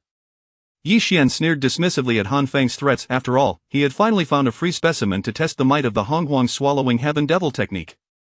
He would not be satisfied unless he completely drained Han Feng's energy. However, just as Yi Xian was about to fully extract Han Feng's energy, a resounding crash echoed from outside. In an instant, the tightly shut door was kicked open with a violent force. Turning to look, a cold-faced youth stormed in, radiating an aura of menace. "You lowly wretch, how dare you harm my brother?" Before he could finish speaking, Han Tai drew his sword and charged at Yi Xian, unleashing the overwhelming might of the ninth layer of the martial master realm. Yi Xian deftly employed the Starshift technique, evading the lethal strike. "Han Tai, do you wish to join your brother in pleading for mercy at my feet?" Recognizing the newcomer, this man was none other than Han Feng's elder brother, Han Tai, who had not shied away from bullying Yi Xian alongside Han Feng over the years. "Since you've arrived, it seems the time has come to settle the scores of our past grievances." Perhaps influenced by the Honghuang swallowing heaven devil technique, Yi Xian felt no fear in the face of Han Tai's terrifying power. Instead, he was filled with exhilaration. Every cell in his body yearned for the energy radiating from Han Tai. Meanwhile, on the ground, Han Feng's despondent gaze transformed into one of hope upon seeing his brother's arrival, shouting in rage, "Brother! Kill him, quickly, I want this scoundrel to suffer a fate worse than death." Han Tai sneered coldly, fixing his gaze on Yi Xian. "You worthless fool, I never expected you to reach the 6th layer of the martial master realm." "How surprising, but do you think that you can offend the Han family like this? Do not forget, I am a master of the 9th layer, killing you is as simple as squashing an ant." As soon as the words left his mouth, Han Tai lunged forward, his index and middle fingers aligned, swirling with spiritual energy that formed a blade-like point aimed directly at Yi Xian's chest. Lingxi finger. Buzzing, the air rippled violently as the attack surged forth, its terrifying momentum seemingly capable of piercing through space itself. "This is bad." The Lingxi finger, it's the Han family's ultimate martial art. Legend has it that it can penetrate steel in an instant. "Yi Xian, run!" The crowd gasped in horror, yet, contrary to the panic surrounding him, Yi Xian did not retreat. Instead, he advanced, his right hand clenched into a fist. He countered Han Tai's strike with a ferocious blow. Ancestral Dragon Boundless Fist. Boom, crack, a sharp crack echoed as Han Tai's hand shattered instantaneously, blood spraying everywhere. "My hand!" Han Tai's palm had been obliterated. Before the crowd could comprehend the situation, Yi Xian's figure flickered like a specter, his speed leaving behind afterimages in the air. He then struck Han Tai's cheek with tremendous force. Boom, the impact hurled Han Tai across the room, crashing into the wall with such force that it created a massive hole. The scene erupted into chaos. What the hell, did I just see Han Tai get sent flying by Yi Xian with a single slap? Am I dreaming? How can a practitioner of the 6th layer defeat a master of the 9th layer? This is the first time I've witnessed such a thing in Lengge County. Not only the crowd, but even Han Tai himself found it hard to believe. He could not fathom how, as a 9th layer martial master, he was utterly defenseless against Yi Xian's assault. As he gazed at the approaching Yi Xian, Han Tai's pride crumbled, fear creeping into his eyes for the first time. "Yi Xian, what do you want?" "What do I want?" Yi Xian raised an eyebrow mockingly. "What do you think? You two have tormented me for 3 years, what do you think I desire?" Han Tai's expression shifted, his voice trembling in panic. "I warn you, you cannot kill me, I am a member of the Han family. I carry the family's life token, if you kill me, my father will never let you go." However, Han Tai's threats did not deter Yi Xian. The cold, malignant aura radiating from him filled Han Tai with dread. Did he truly dare to kill me? Han Tai's mind raced with disbelief. Could Yi Xian be reckless enough to seek revenge without regard for the consequences? In that moment, a pang of regret surged within him.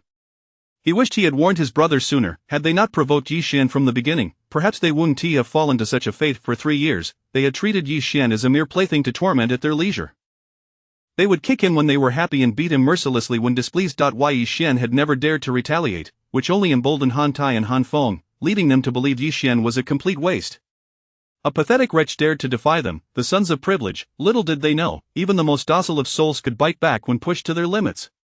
"Do you have any last words?" As Han Tai's face contorted with overwhelming fear, Yi Xian approached him, towering over him, his icy gaze resembling that of a predator surveying its prey.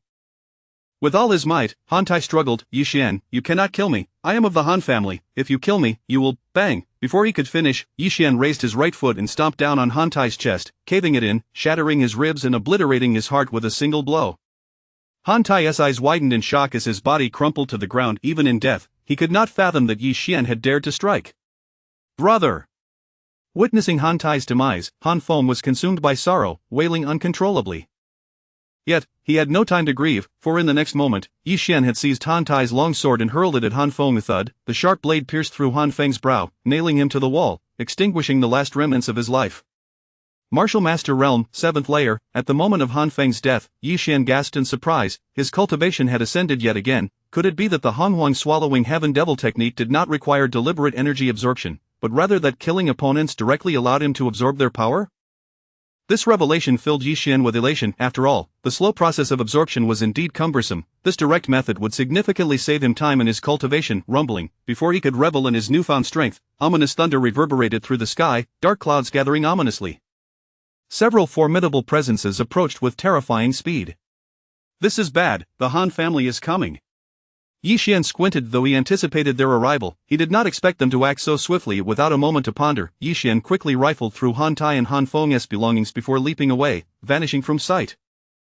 He has fled. It was only after Yi Xian disappeared that the crowd finally reacted. This is bad, a murder has occurred, quickly alert the Han family. That lunatic Yi Xian has killed 2 young masters of the Han family. Let us disperse quickly. We must avoid drawing their ire. While the crowd was exhilarated by Yi Xian's actions, fear of retaliation from the Han family caused them to scatter, eager to avoid trouble. Whoosh, whoosh. Minutes later, terrifying figures descended from the sky, several elders of the Han family arriving first. Upon seeing the 2 lifeless bodies, their faces darkened considerably. They were all too familiar with it. A lowly commoner dared to kill their young masters. They did not care whether Yi Xian had been wronged. To them, it was an honor for him to be bullied by Han Feng and Han Tai.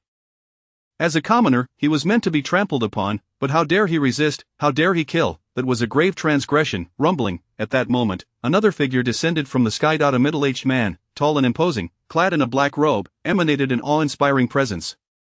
Upon seeing the 2 corpses, an icy killing intent swept across the area. Who dares to kill my Han family's scions? Step forward. The crowd gasped in shock. This man was none other than Han Shantong, the Han family's chief elder. A master of the 3rd layer, not only was he powerful, but he was also known for his vengeful nature and ruthless methods. For years, he had handled the family's unsavory dealings, and anyone he set his sights on met a gruesome end. It is over. Yi Xian is doomed. As Han Shantong appeared, the crowd could not help but mourn for Yi Xian. At that moment, Han Shantong had grasped the situation, his face clouded with fury, his murderous intent spilling over uncontrollably. Yi Xian! You have the audacity to kill my Han family members. I will ensure you have no place to rest in death. After him, no matter where he flees, he must be brought back. He will learn the price of offending a member of the Han family. His furious roar echoed through the heavens. Instantly, the Han family members transformed into shooting stars, pursuing the direction in which Yi Xian had vanished. Meanwhile, within the Han family estate, upon learning that both of his sons had been slain, the patriarch Han Tianxian was beside himself with rage, demolishing everything in the hall. Yi Xian! Yi Xian, a lowly commoner dares to kill my sons. I command that a bounty be placed on his head. Set traps across the realm. Bring this scoundrel back to me at all costs. His thunderous voice reverberated throughout the Han family estate, his rage threatening to consume everything in its wake. With his fury unleashed, the entire Langya County was thrown into turmoil. In an instant, the winds and clouds shifted dramatically. Chapter 9: A 1,000-Mile Escape. The final showdown with the Master, in the imperial capital, at the residence of the Duke of State, Yi Yunjin said. Suddenly, a trusted confidant rushed in, breathless with urgency. Second young master, joyous news, joyous news. Yi Yun's expression remained calm. What joyous news? That waste, Yi Xian, has been placed under a bounty by the Han family. What? Upon hearing this, Yi Yun's eyes widened in shock. He swiftly snatched the wanted notice from his confidant's hands. Indeed, the notice prominently featured a portrait of Yi Xian, and at the bottom, there was the unmistakable signature of Han Tianxiang, the head of the Han family. This waste has truly been wanted? Yi Yun was momentarily stunned, then burst into hearty laughter. Ha, excellent, this is indeed a monumental piece of news. A bounty from the martial arts aristocracy can only be issued by those with significant status. Once this order is given, it is a matter of life and death. Either the hunted must perish, or the issuing family faces annihilation. There is no third option. Given Yi Xian's abilities, the consequences of facing a bounty from the entire martial arts world were all too clear. His demise would surely be a most tragic one. Ha, splendid, who would have thought this waste could provoke the Han family into issuing a bounty? This time, even if he escapes, his fate is sealed. Yi Yun laughed maniacally. The confidant quickly chimed in with a grin, "Congratulations, second young master, with the martial arts family pursuing him, that waste is as good as dead. Once he is gone, you will be the sole heir of the Yi family." Indeed. Yi Yan's spirit soared. "Remember, keep a close watch on the movements of that waste. The moment he breathes his last, bring his corpse to me. I want our parents to witness just how miserable his death will be." "Yes." The confidant sneered, turning to leave, watching the figure. The atmosphere in Langia County turned tumultuous. Many citizens passionately discussed the matter on the streets. This Yi Xian has truly gone mad, daring to kill members of the Han family. To offend them is to invite certain death. What kind of fool would provoke the Han family? Yet, there were those who cheered for Yi Xian. What of the Han family? I say, Yi Xian did well. I have heard that Han Feng and Han Tai often abused their power, terrorizing the citizens of Langia County. This time, Yi Xian has avenged us, acting on behalf of justice. Exactly. Such scum deserve to be eradicated. Shou, keep your voice down. If the Han family hears you, we'll be in serious trouble. The citizens continued their discussions. Meanwhile, in the wilderness, a figure raced forward under the moonlight, kicking up clouds of dust that formed a towering gray haze. "You bastard! Stop right there, daring to kill my Han family members, I will tear you apart." The furious shouts echoed from behind. High above, a throng of Han family members rode on flying swords, relentlessly pursuing Yi Xian. A torrent of colorful spiritual energy rained down upon him like a tempest, bombarding him mercilessly. Boom, boom, the sound of earth-shattering explosions rang out, as terrifying energy erupted across the barren landscape, creating deep craters. Yi Xian employed the starshift technique, darting like a specter amidst the onslaught. However, as time wore on, his speed began to wane, and he found himself gasping for breath. Damn it! His condition was dire. After expending considerable energy battling Han Feng and Han Tai during the day, and enduring a day and night of life and death escape, his internal energy was nearly depleted. Furthermore, he had not had a drop. Only he, Yi Xian, could withstand such trials. Had it been an ordinary person, they would have surely collapsed. Damn it, I've realized, this so-called system of mine is not a life of a demon lord at all, but rather one of a stray dog. Seething with frustration, Yi Xian felt an urgent pang in his heart. His legs felt increasingly heavy, as though weighed down by lead. Each step was a monumental effort, and his vision began to blur. If this continued, he feared he would be caught by the Han family within 10 minutes. Once they caught up, he knew without a doubt that his death would be excruciatingly tragic. After all, he had just killed 2 heirs of the Han family, leaving the family head with no successors. If captured, he would be lucky to escape with his skin intact. "You bastards, you forced my hand!" Yi Xian roared, abandoning all hesitation. He turned around and hurled a punch into the air. Boom, a dragon's roar erupted forth. The terrifying force of his punch distorted the air as it hurtled towards 2 Han family experts. "Overestimating yourself." The 2 Han experts sneered, their eyes filled with disdain. To them, Yi Xian was merely a junior at the 7th level of the martial master realm, while they were both at the 9th level. Yi Xian's attack was laughable in their eyes. However, as the dreadful punch approached, their bodies trembled, sensing a threat of death, their expressions shifting drastically. And no, wait. Bang! A tremendous explosion sent flesh and blood flying. The bodies of the 2 Han experts burst apart like ripe watermelons, their blood and entrails splattering onto the surrounding Han family members, staining their garments crimson. In a single punch, 2 9th-level martial masters were obliterated. How could this be? He actually killed Han Yun and Han Zhan with a single punch. Wait, did he just use an advanced martial technique? At that moment, Han Shantong seemed to realize something, his gaze fixated on Yi Xian, disbelief etched across his aged face. Advanced martial technique? He actually possesses an advanced martial technique? This was a precious skill that even the Han family did not possess. Such a treasure, he had only seen in the possession of certain influential figures. Han Shantong was utterly flabbergasted. Wasn't he, this brat, supposed to be a lowly commoner? How could a commoner possess an advanced martial technique? No wonder he could kill Han Feng and Han Tai. It turned out he had cultivated an advanced martial technique. Furthermore, he managed to rise from a waste to the 7th level of the martial master realm in just a few days while possessing an advanced martial technique. This boy must be hiding some incredible secret. Han Shantong licked his lips, a glimmer of greed flashing in his eyes. He was certain that Yi Xian possessed some treasure. If he could obtain it, perhaps he could leap into greatness and become the pinnacle of the great Qian dynasty. With this thought, Han Shantong's murderous intent intensified. Yi Xian, you have killed my Han family's heirs, and you are already on a path to death. Even if you escape to the ends of the earth, I will hunt you down.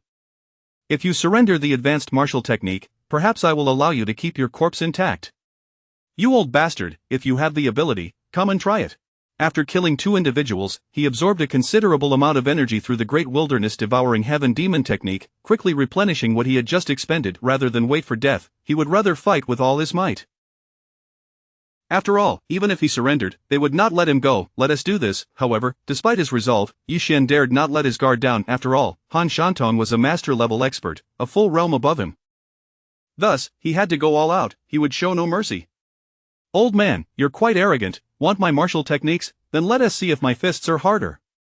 Yi Xian roared, channeling all his spiritual energy into his right fist. Engulfed in a blazing bloodlight, he struck fiercely towards Han Shantung.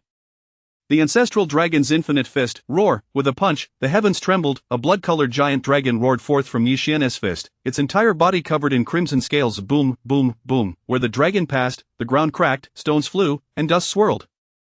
Is this the second form of the ancestral dragon's infinite fist? Yi Xian was taken aback. He hadn't anticipated that in his desperate strike, he would unexpectedly activate the second form of the ancestral dragon's infinite fist. And the power of this second form reached a terrifying 100,000 pounds. What? As the blood-colored dragon approached, Han Shantong's pupils constricted, his face filled with terror. What kind of martial art is this? Its power is simply monstrous. Han Shantong was astonished. This was the first time he had seen a junior at the martial master realm unleash such terrifying power. He dared not hesitate, swiftly summoning the long sword at his back. Boom! In an instant, spiritual energy surged, thunder roared, and the overwhelming aura of a third-level master radiated outwards, crashing towards Yi Xian. Slash! The full-force strike of the sword descended, transforming into a razor-sharp sword energy that fell from the sky. Boom! A deafening sound erupted as the sword energy collided with the dragon, shaking the earth and distorting space with sheer power. Yi Xian and Han Shantong gritted their teeth, summoning every ounce of strength. Their energies clashed like ferocious beasts, tearing at each other. Then, boom, a colossal explosion erupted, shaking the very heavens and earth, as the violent energy waves surged outward. Many Han family disciples were flung away, some crashing to the ground, others colliding with stones, spitting blood. This is bad. Han Shantong's expression changed, and he quickly summoned a protective barrier, but the explosive aftermath still sent him staggering back dozens of meters. Staggering, he retreated several steps before barely stabilizing himself. In contrast, Yi Xian was propelled over 100 meters, crashing heavily against the edge of a cliff. His ribs shattered, his left leg's tendons tore, and his right arm broke, while his internal organs suffered severe trauma. Cough, a mouthful of blood spewed forth as Yi Xian's gaze dimmed. How can a master-level warrior be so powerful? He had initially thought that with the second form of the ancestral dragon's infinite fist, Han Shantong would at least be gravely injured. Yet, he had only sustained minor injuries. This is utterly absurd. Unbeknownst to him, Han Shantong was equally astounded. His cultivation was a full realm above Yi Xian's. Under normal circumstances, ordinary individuals could not even approach him. Yet Yi Xian had injured him. If word got out, it would surely send shockwaves through the entire martial arts community. Simultaneously, Han Shantong felt a wave of relief. Thankfully, Yi Xian was only at the martial master realm. Otherwise, if he were to grow for a few more years, he might not even be his match. With this thought, a smirk appeared on Han Shantong's lips as he descended from the sky, landing before Yi Xian. "Kid, being able to wound me is no small feat. However, this is where it ends. If you are wise, surrender the advanced martial technique, and I may spare your life." Han Shantong sneered, advancing menacingly toward Yi Xian. Yi Xian clutched his chest, staggering backward, but soon found himself at the edge of the cliff, with no retreat. Witnessing this, Han Shantong laughed maniacally. "Kid, I advise you not to waste your energy. Behind you lies the legendary abyssal cave, plunging thousands of fathoms deep. Not even I would survive I suggest you surrender now and accept your fate." Facing the advancing Han Shantong and the unfathomable abyss behind him, Yi Xian gritted his teeth, a flicker of unwillingness flashing in his eyes. Damn it, am I really to die here today? A wave of sorrow washed over Yi Xian. He had only just been reborn, he had yet to savor the joys of life. Was he to perish now? This was simply unacceptable. However, after a moment's thought, Yi Xian found solace. After all, he had snatched this life from the jaws of death. Though there was some regret, he had managed to eliminate the scum Han Feng and Han Tai. That was worth it. With this in mind, Yi Xian suddenly burst into laughter. "Han Shantong, you old dog.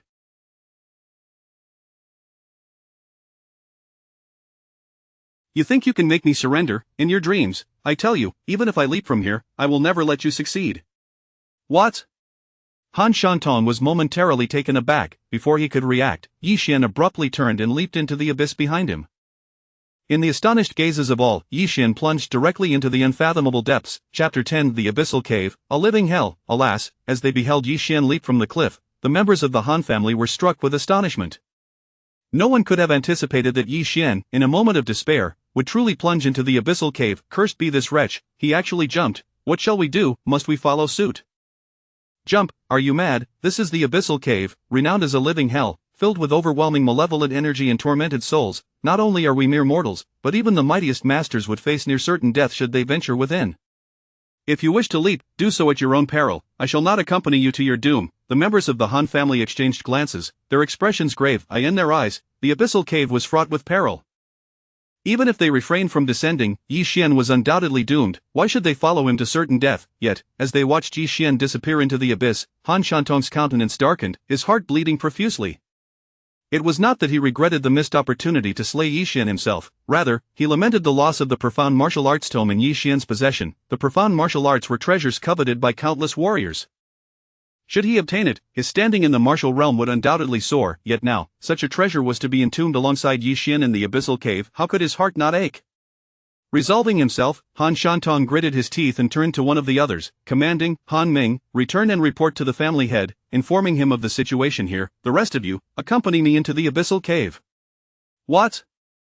The moment these words escaped his lips, the gathered crowd was taken aback. They exchanged incredulous glances at Han Shantong, as though doubting their own hearing. Venture into the abyssal cave, elder, you cannot be serious.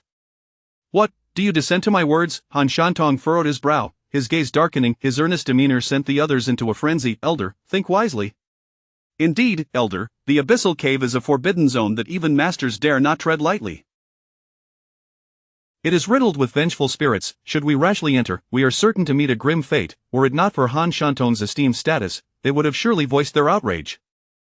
The abyssal cave is notorious for its mortal peril. How can we risk our lives for a mere few hundred spirit stones a month? However, Han Shantong was resolute. Today, he would do whatever it took to seize Yi Xian's profound martial arts. As the crowd continued to plead with him, his patience waned, and he bellowed, silence. With that, a tremendous aura erupted from Han Shantong's being. He waved his right hand, unleashing a torrent of spiritual energy that surged forth, colliding with a nearby mountain peak.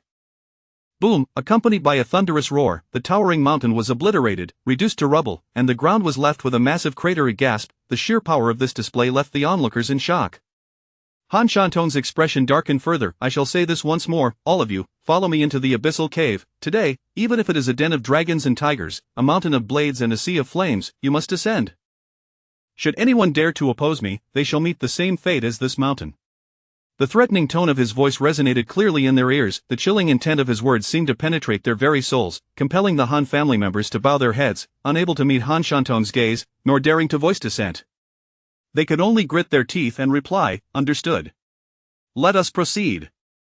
Han Shantong scoffed, uttering two words. He then stepped onto his flying sword and leapt into the abyssal cave first. Witnessing this, the Han family members, though reluctant, clenched their jaws and followed suit, stepping onto their flying swords and plunging into the abyssal cave. Meanwhile, within the cave, a chilling wind howled, icy and bone-chilling, accompanied by the haunting wails of tormented souls, as though the anguished cries of the damned echoed from the depths of hell. Yi Xian gritted his teeth, limping through the abyssal depths. What the hell, I'm still alive. Even now, Yi Xian found it hard to believe that he had survived the fall from such a great height.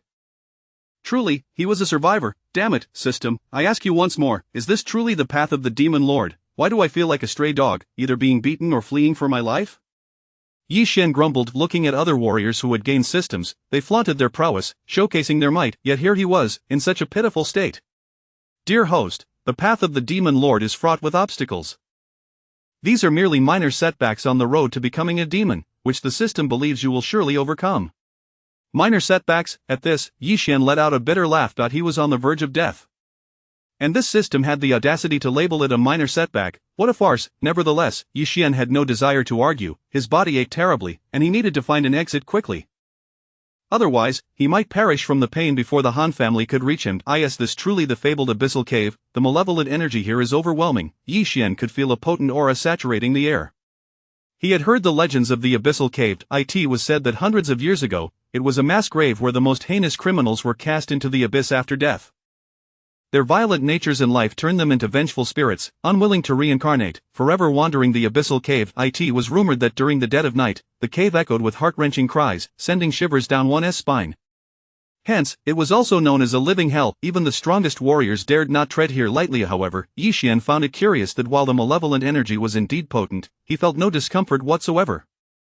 On the contrary, he felt oddly invigorated beneath its embrace. Gulp. To his astonishment, he discovered that under the influence of this malevolent energy, his injuries were healing at an astonishing rate.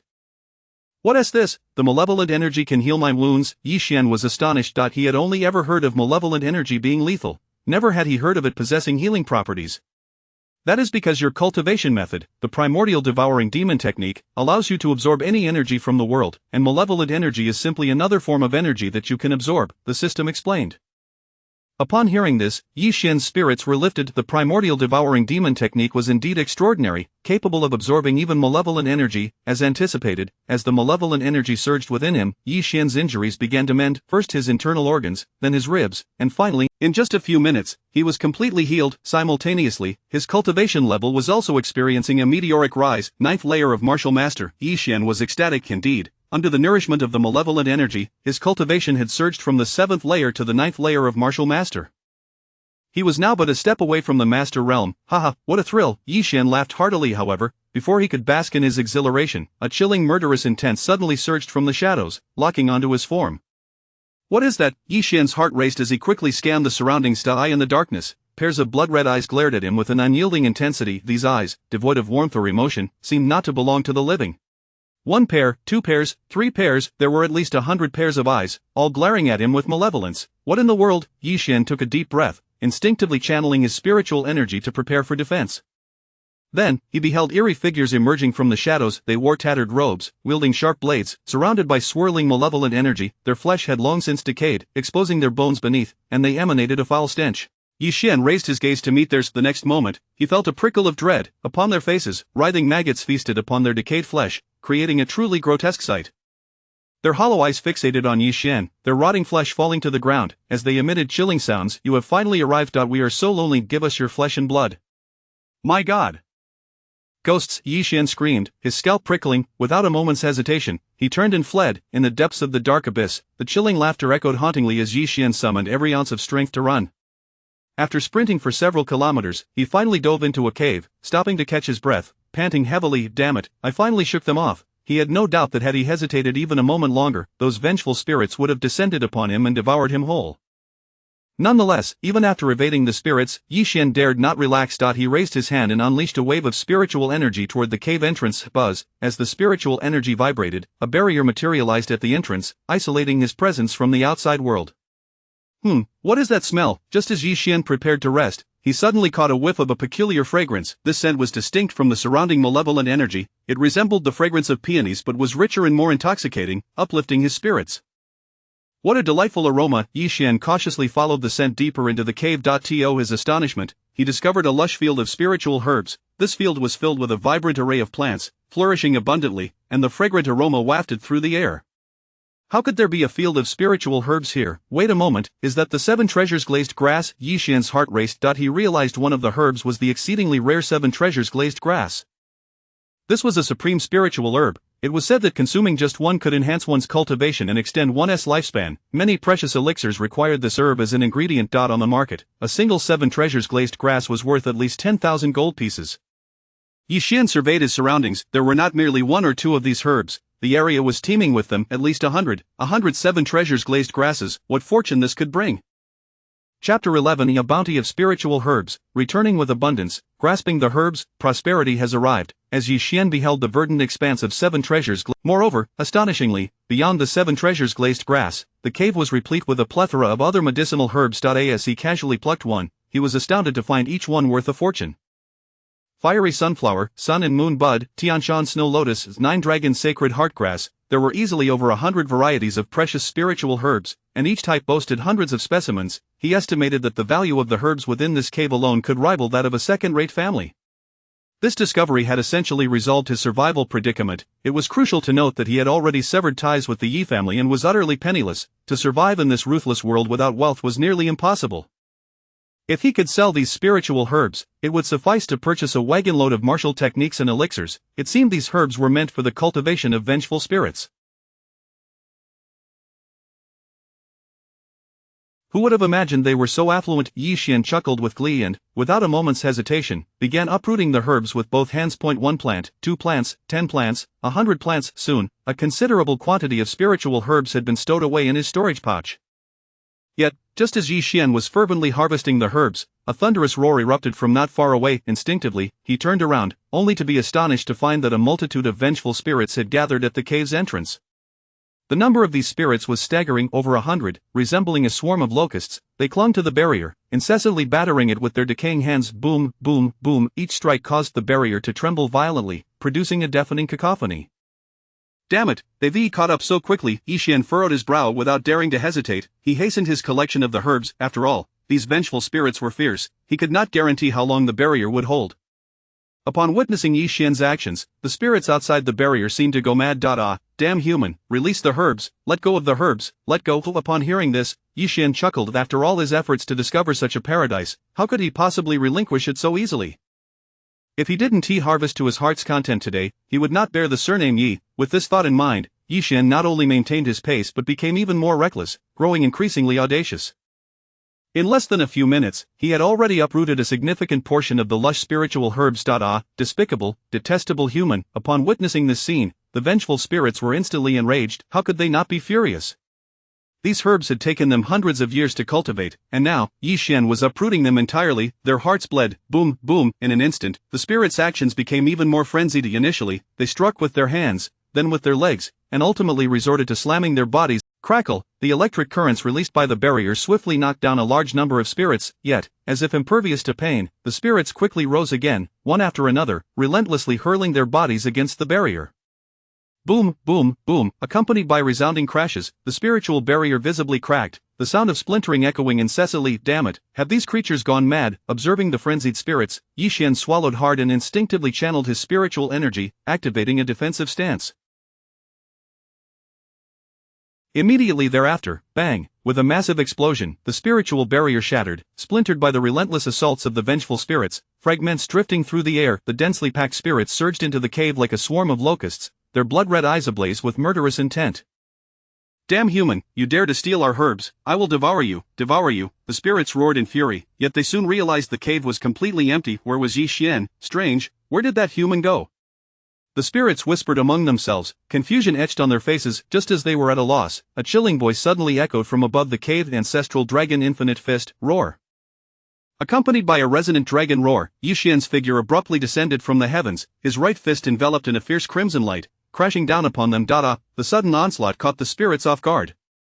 In an instant, several spirits were obliterated by the force of the punch, their souls shattered. Witnessing this, the spirits were initially taken aback, quickly transforming their surprise into uncontrollable rage.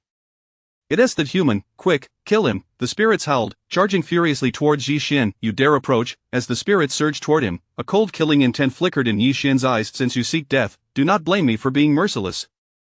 Whoosh, in the next moment, he activated the celestial shift technique, his figure moving like a specter, instantly plunging into the throng of spirits. Although these spirits appeared fearsome, they were merely at the 7th layer of the martial master realm, far inferior to Yi Xian in both strength and speed. In that moment, Yi Xian resembled a deity of death, rampaging through the gathering of spirits. Ancestral dragon infinite fist, ancestral dragon infinite fist, boom, boom, boom. In mere moments, dozens of spirits met their demise at Yi Xian's hands.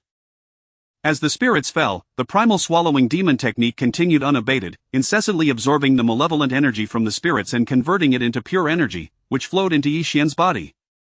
With the infusion of this malevolent energy, Yi Xian grew increasingly emboldened, his fists raining down upon the spirits like a torrential storm. Damn it, come on, you wretched creatures, don't you crave my flesh and blood? Come on, if you dare. The fierce battle raged on within the cave. Meanwhile, several miles away from Yi Xian's cave, in a dark abyssal tunnel, a group of figures cautiously navigated their way through. Damn it, where has that brat run off to? We've turned in circles without catching a glimpse of him. Members of the Han family brandished torches, cautiously traversing the demonic lair, their spirits dampened, as they had to channel their spiritual energy to resist the encroaching malevolent aura while remaining vigilant of their surroundings. Their already irritable moods intensified. Damn Yi Xian, hurry up and show yourself, I will ensure you are torn to shreds. Their hearts seethed with fury, their hatred for Yi Xian had reached its zenith. In their eyes, if it weren't for Yi Xian, they would not have needed to enter this abyssal demonic lair today. Everything was his fault. Once they caught him, they would surely flay him alive to vent their rage. Beside them, Han Shantung, though equally vexed, Couldn't he help but feel a flicker of anticipation at the thought of obtaining a profound martial technique through the earlier skirmish. He had sensed that Yi Xian's stamina had reached its limit. Even with the aid of elixirs, he could not recover in a short time. This meant that as long as he found him, he could easily slay his opponent. At that moment, the profound martial technique would be his for the taking. Haha, with this thought, Han Shantung felt a surge of excitement, increasingly convinced that entering the abyssal demonic lair had been the right choice. Thus, the group continued deeper, following the trail of Yi Xian's energy. However, they had scarcely ventured far when a chilling wave of malevolence suddenly surged from all directions, instantly locking onto everyone present. What is happening? Where is this malevolence coming from? The group gasped in shock, hastily turning toward them. To their horror, they beheld a multitude of blood-red eyes in the distance. 1 pair, 2 pairs, 10 pairs. These eyes were devoid of any emotion, lacking the aura of the living, their crimson pupils fixated on the group as if poised to pounce at any moment. Then, from the darkness emerged a dozen decaying vengeful spirits, shrouded in a frigid aura of malevolence that enveloped the entire group. Upon witnessing this scene, the Han family members collectively inhaled sharply, their hands trembling around their swords. A bone-chilling dread surged from their feet, racing upwards towards the crown of their heads. Chapter 12 of the Wrathful Spectres, the misfortune in Han clan. What is this? The spectres, Grand Elder, these appear to be vengeful spirits. Observing the grotesque, decaying humanoid forms that continued to manifest, the members of the Han clan focused intently, quickly recognizing the identities of these eerie beings. After all, they hailed from a prominent lineage, well versed in the macabre tales of countless wronged souls entombed beneath the abyssal cave.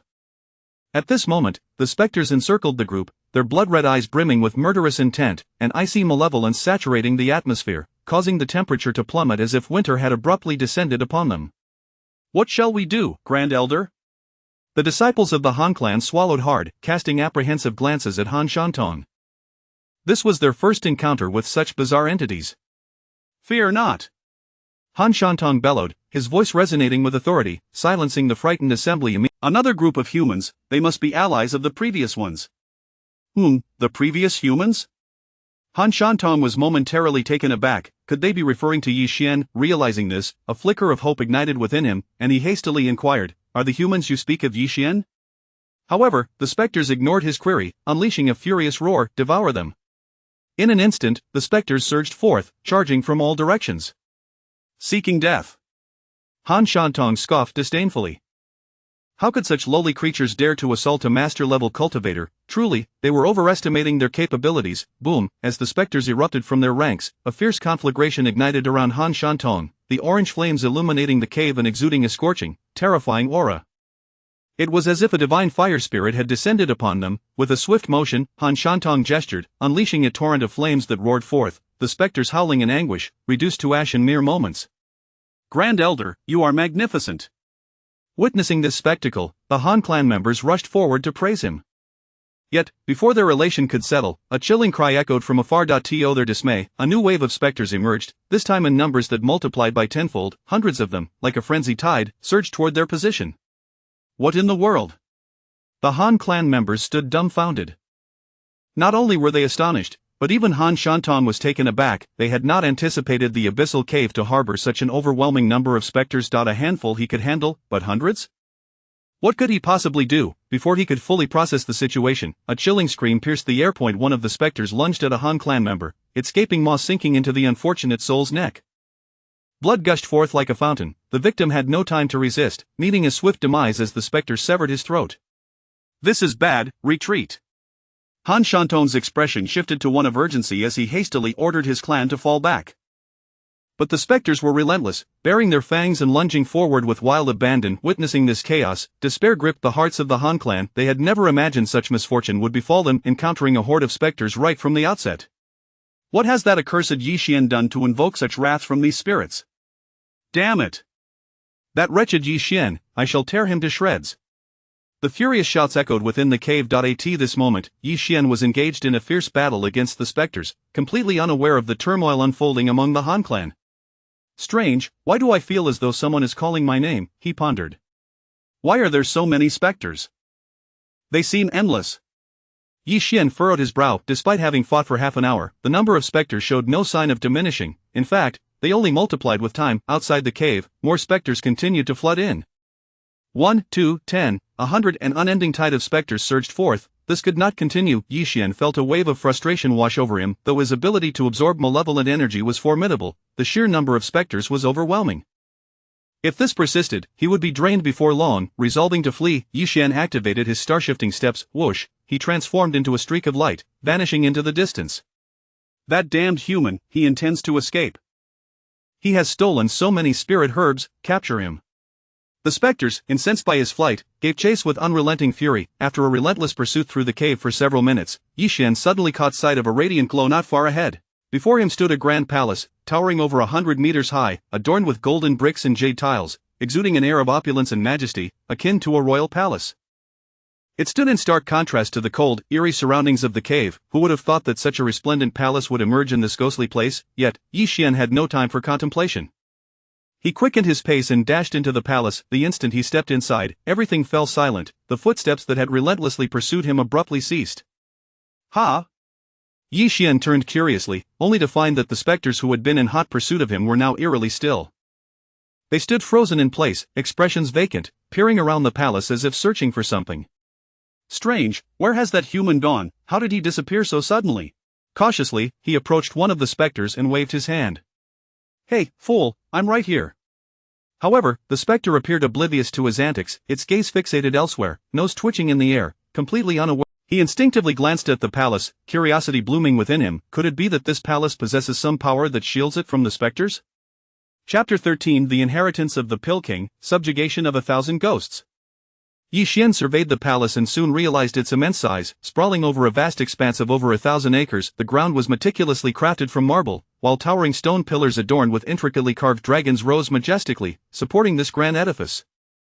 As Yishan strolled through the hall, he discovered a hidden chamber nestled in a corner. The door to this secret room bore the marks of time, cloaked in cobwebs, suggesting it had remained unopened for an extended period.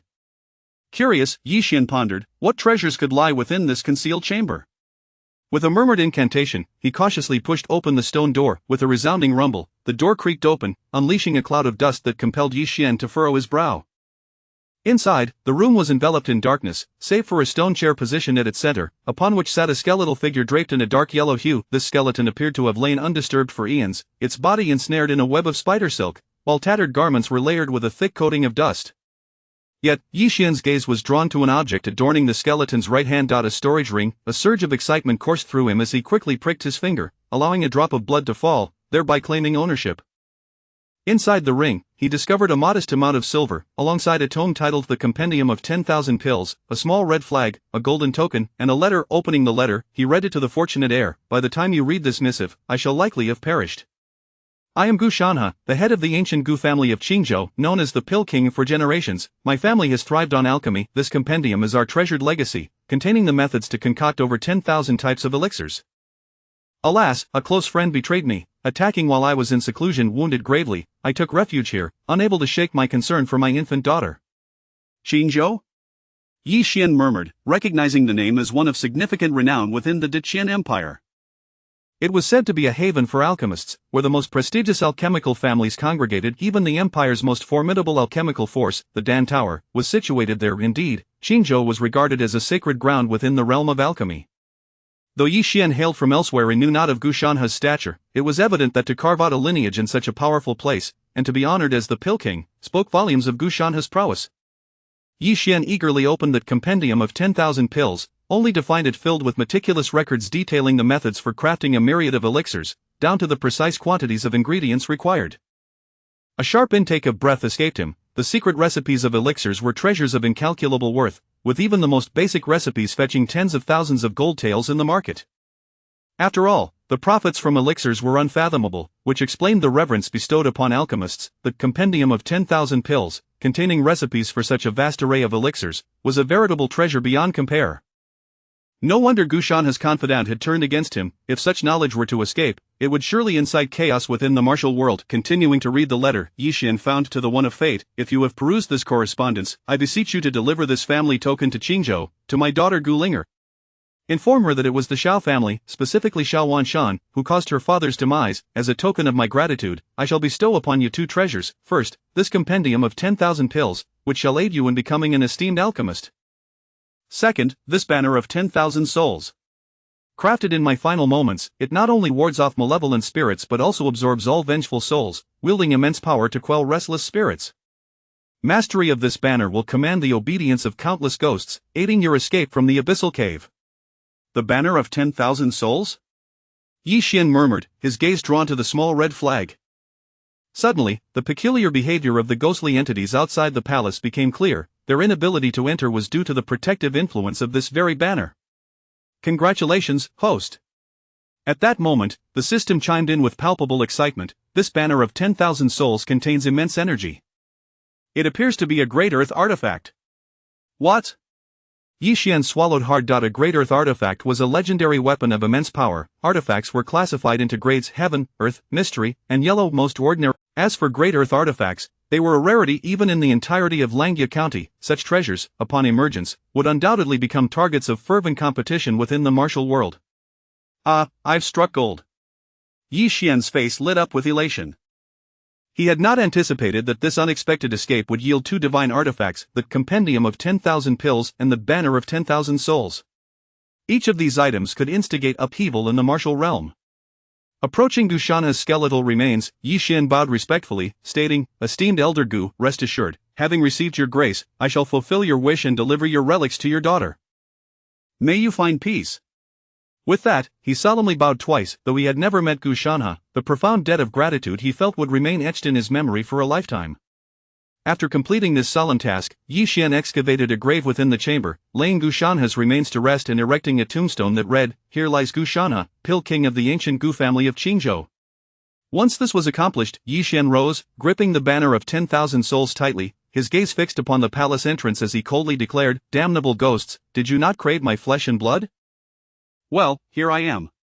Meanwhile, outside the palace, the spectral entities continued their relentless search for Yi Xian, their numbers swelling to over 1,000, the stench of decay permeating the air, inducing revulsion. Just then, a thunderous roar shattered the tension. Ancestral Dragon's Infinite Fist, roar! In an instant, a colossal crimson dragon emerged from thin air, barreling towards the gathered specters. Ah! The startled ghosts had no time to react before the force of the punch obliterated them into mere fragments, their souls scattering into the ether. The remaining specters, taken aback, quickly turned to see Yi Xian, who had seemingly reappeared, a smug smile gracing his features as he regarded the throng of ghosts. "That wretched human, he dares to show himself, kill him!" A cacophony of furious roars erupted from the multitude of ghosts as they charged towards Yi Xian, yet he remained unfazed, a disdainful grin illuminating his face. "Kill me? I doubt you possess the capability." With a derisive laugh, Yi Xian swiftly formed hand seals. With a hum, a surge of crimson light erupted from his palm, piercing the darkness and casting the entire abyssal cave in a sanguine glow. In the next moment, the red light twisted in his grasp, transforming into a vibrant crimson banner. Banner of 10,000 Souls, activate! Chapter 14, Devouring Evil Spirits, Cultivation greatly enhanced. Boom, as the words fell, Yi Xian held the soul-devouring banner in his hand, radiating an immense glow.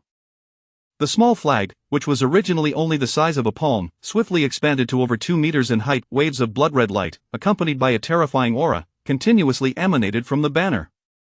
What is this thing? Observing the sudden appearance of the soul-devouring banner, the malevolent spirits present could not help but retreat several steps, their ghostly faces revealing expressions of sheer terror. For reasons unknown, upon seeing the banner, an inexplicable dread surged within them, causing their decaying bodies to tremble uncontrollably. It felt akin to a frog encountering a snake or a mouse facing a cat. All fear stemmed from the most primal instincts. As the evil spirits quaked in fear, Yi Xian, gripping the soul-devouring banner, forcefully waved it toward them, simultaneously shouting, "Constrain the souls!" In an instant, a brilliant bloodlight erupted from the banner. Crimson arms shot out, resembling ravenous beasts, extending their blood-red palms to prey upon the malevolent spirits before them. Several spirits, unable to evade in time, were directly seized by one of the blood-red arms. They struggled desperately, howling in anguish, but to their horror, they discovered that the moment they were caught, all their strength seemed to be sealed, rendering them utterly powerless despite their frantic efforts. In the next moment, with a fierce tug, the bloodied hands dragged the spirits into the soul-devouring banner. Witnessing this scene, the remaining spirits were taken aback. What is happening? What has this human done? The spirits were left bewildered. Before they could comprehend what had transpired, their companions had abruptly vanished. Soon, some of the more knowledgeable spirits seemed to recall something, their eyes widening in horror as they pointed trembling fingers at the soul-devouring banner, exclaiming in terror, "Enno! That is a ghost-constraining artifact." "What? A ghost-constraining artifact?" The spirits were suddenly alarmed. As beings of the afterlife, they had undoubtedly heard of the formidable power of such artifacts. It was a weapon specifically designed to subdue them. This is bad, this human possesses a ghost-constraining artifact. Everyone flee. In an instant, all the spirits shrieked and scattered, their previously menacing faces now stripped of all bravado, replaced by sheer terror. Without daring to look back, they frantically fled into the distance, thinking of escaping. Observing the fleeing spirits, Yi Xian let out a cold laugh. After all the effort he had put into obtaining this ghost-constraining artifact, he could not allow these spirits to slip away so easily. With a mighty leap, he pursued the spirits rapidly, wielding the soul-devouring banner with all his might, swinging it fiercely at the fleeing spirits. Die, all of you! Accompanied by a chorus of agonized cries, these spirits had scarcely any strength left to resist, being directly seized by the blood-red hands and dragged into the banner. 10, 50, 100, 1,000, not in the blink of an eye, over half of the spirits present had been eradicated. As the number of captured spirits increased, the blood-red radiance emanating from the soul-devouring banner grew ever more vibrant, waves of pure energy continuously flowing from within the banner and surging into Yi Xian's body. Indeed, this was one of the primary functions of the soul-devouring banner. It could transform the power of the absorbed souls into the purest energy for the user to absorb. Under the nurturing of this energy, Yi Xian's cultivation was visibly accelerating.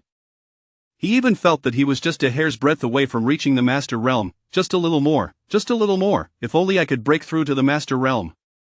Yi Xian laughed heartily, his face brimming with excitement. The soul-devouring banner in his hand resembled a scythe of death, relentlessly harvesting the spirits in the vicinity. Don't run, come play in my soul-devouring banner. Ha ha, the chilling laughter echoed behind him, while the spirits, like startled birds, were filled with dread. Demon, this human is a demon. The screams resonated endlessly within the abyssal cavern. Meanwhile, several kilometers away from the fierce battle between Yi Xian and the malevolent spirits, Han Shantong and his companions leaned against a rock, panting heavily. Damn it, we finally killed that group of evil spirits. Are these guys insane? They're charging at us like they have a death wish. Gazing at the lifeless bodies of several fallen comrades lying in pools of blood, the Han family disciples swallowed hard, their hearts still racing with trepidation. At this moment, their clothes were tattered and torn, resembling beggars emerging from a refuse heap, utterly disheveled. Though Han Shantong appeared slightly better, he too was immensely frustrated. As a master-level expert, he had been reduced to such a state by a junior. If word got out, where would he put his old face? Damn Yi Xian, I will definitely kill you to relieve my pent-up rage. Grinding his teeth, Han Shantong seethed with a desire to slay Yi Xian 1,000 times over. In the next moment, he forcibly restrained his anger and pulled a pill from his robe. Gulp. As the pill entered his stomach, his depleted energy was swiftly replenished, and he began to feel significantly better. Just then, one of the Han family disciples suddenly exclaimed in surprise, "Spirit herbs, Great Elder, there are spirit herbs here." What, spirit herbs? The moment these words were spoken, everyone froze. Han Shantong quickly stood up and moved toward the direction indicated by the disciple. Indeed, not far away, within a cave, several scattered spirit herbs lay on the ground, exuding an intoxicating fragrance. Han Shantong picked one up, and his expression changed dramatically. Is this the 7 treasures glazed grass? And the 9 dragons sacred heart grass? These are priceless spirit herbs. How could such treasures exist in this cursed place? Before he could gather his thoughts, a Han family member remarked, "Great Elder, these spirit herbs seem freshly plucked. Could it be that Yi Xian did this?" What, Yi Xian? Upon hearing this, the crowd began to murmur among themselves. Indeed, aside from us, the only other presence in this cursed place is that scoundrel Yi Xian. These spirit herbs were clearly harvested by him. That little brat must be nearby. Han Shantong's heart surged with joy. His hand holding the spirit herbs trembled with anticipation. Why, Yi Xian, oh Yi Xian, I have finally found you. This time, I will ensure you are ground to dust and seize the profound martial arts in your possession. With this thought, Han Shantong's expression darkened as he commanded the surrounding individuals, that scoundrel Yi Xian must be nearby. Everyone listen carefully, spread out immediately, search every corner of this vicinity thoroughly. We cannot allow that little brat to escape the abyss even a single step. Yes, the Han family members responded in unison.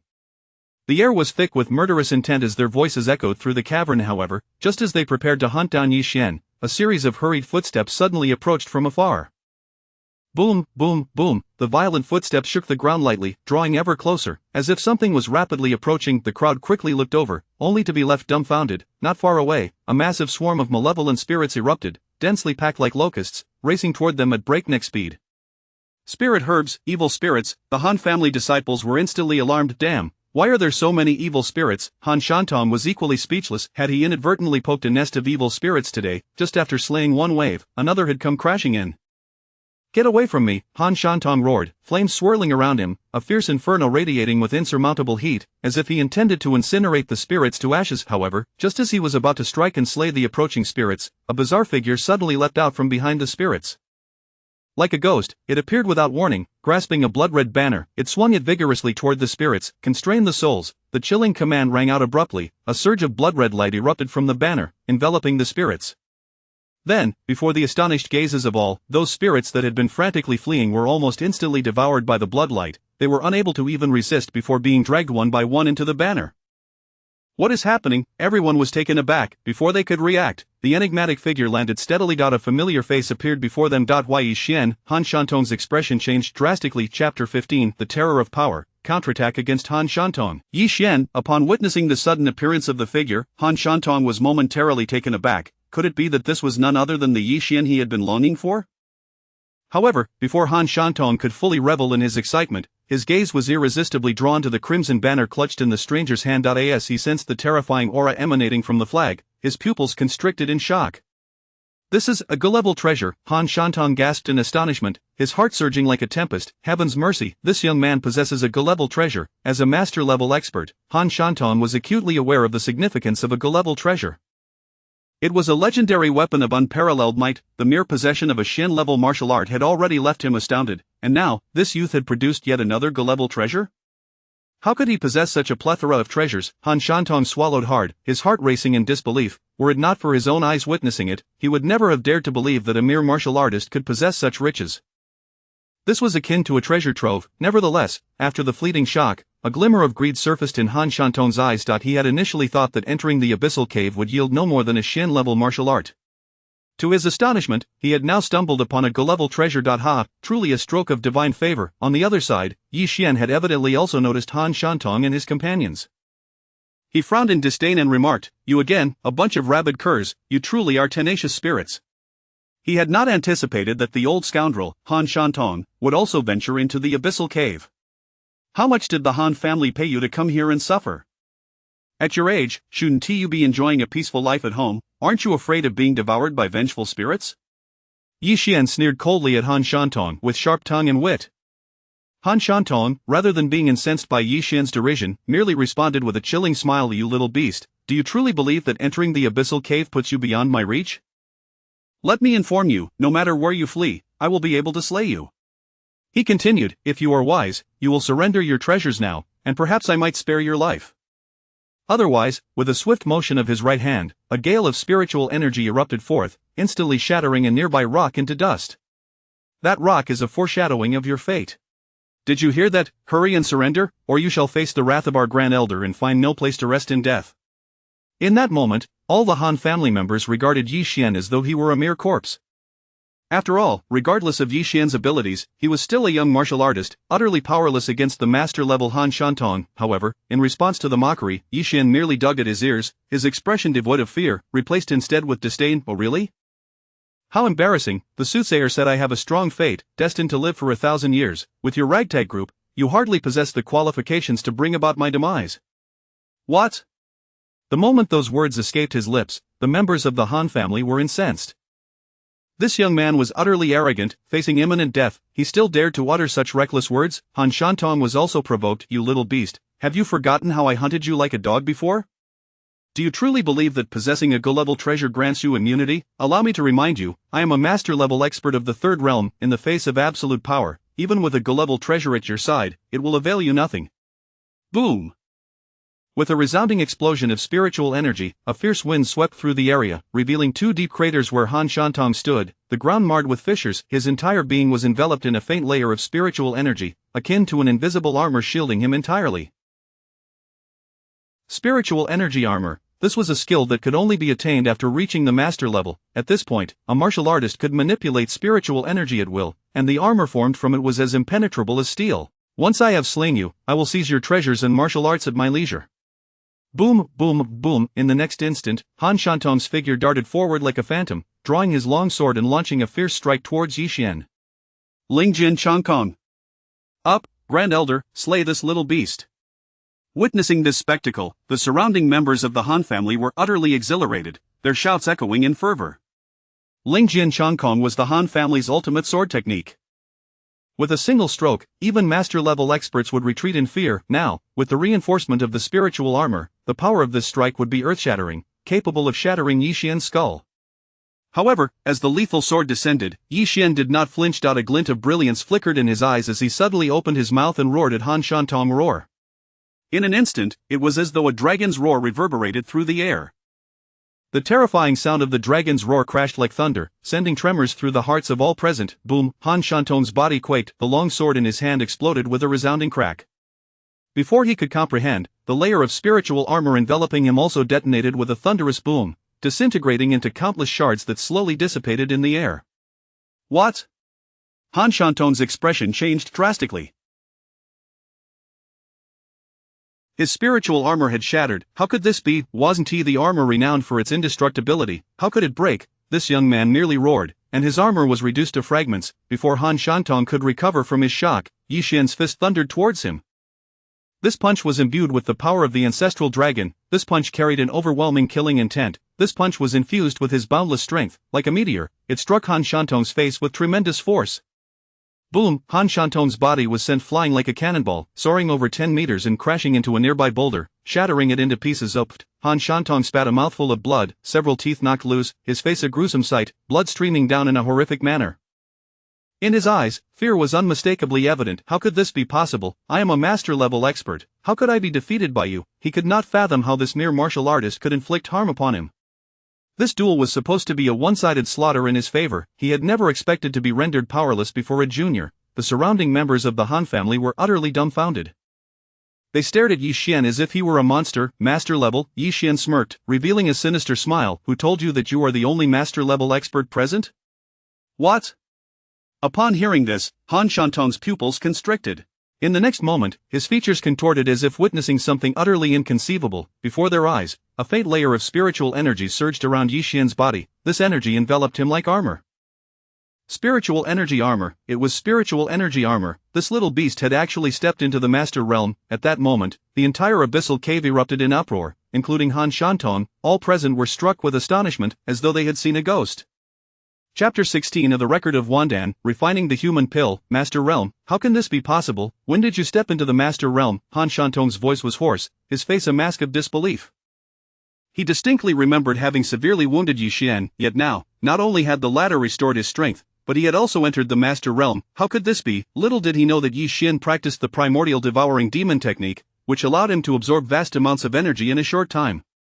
His injuries had healed the moment he entered the abyssal demon cave. Coupled with the malevolent energy absorbed by the Wanhan banner, Yi Xian had leapfrogged from the 9th heaven of the martial master realm straight into the master realm.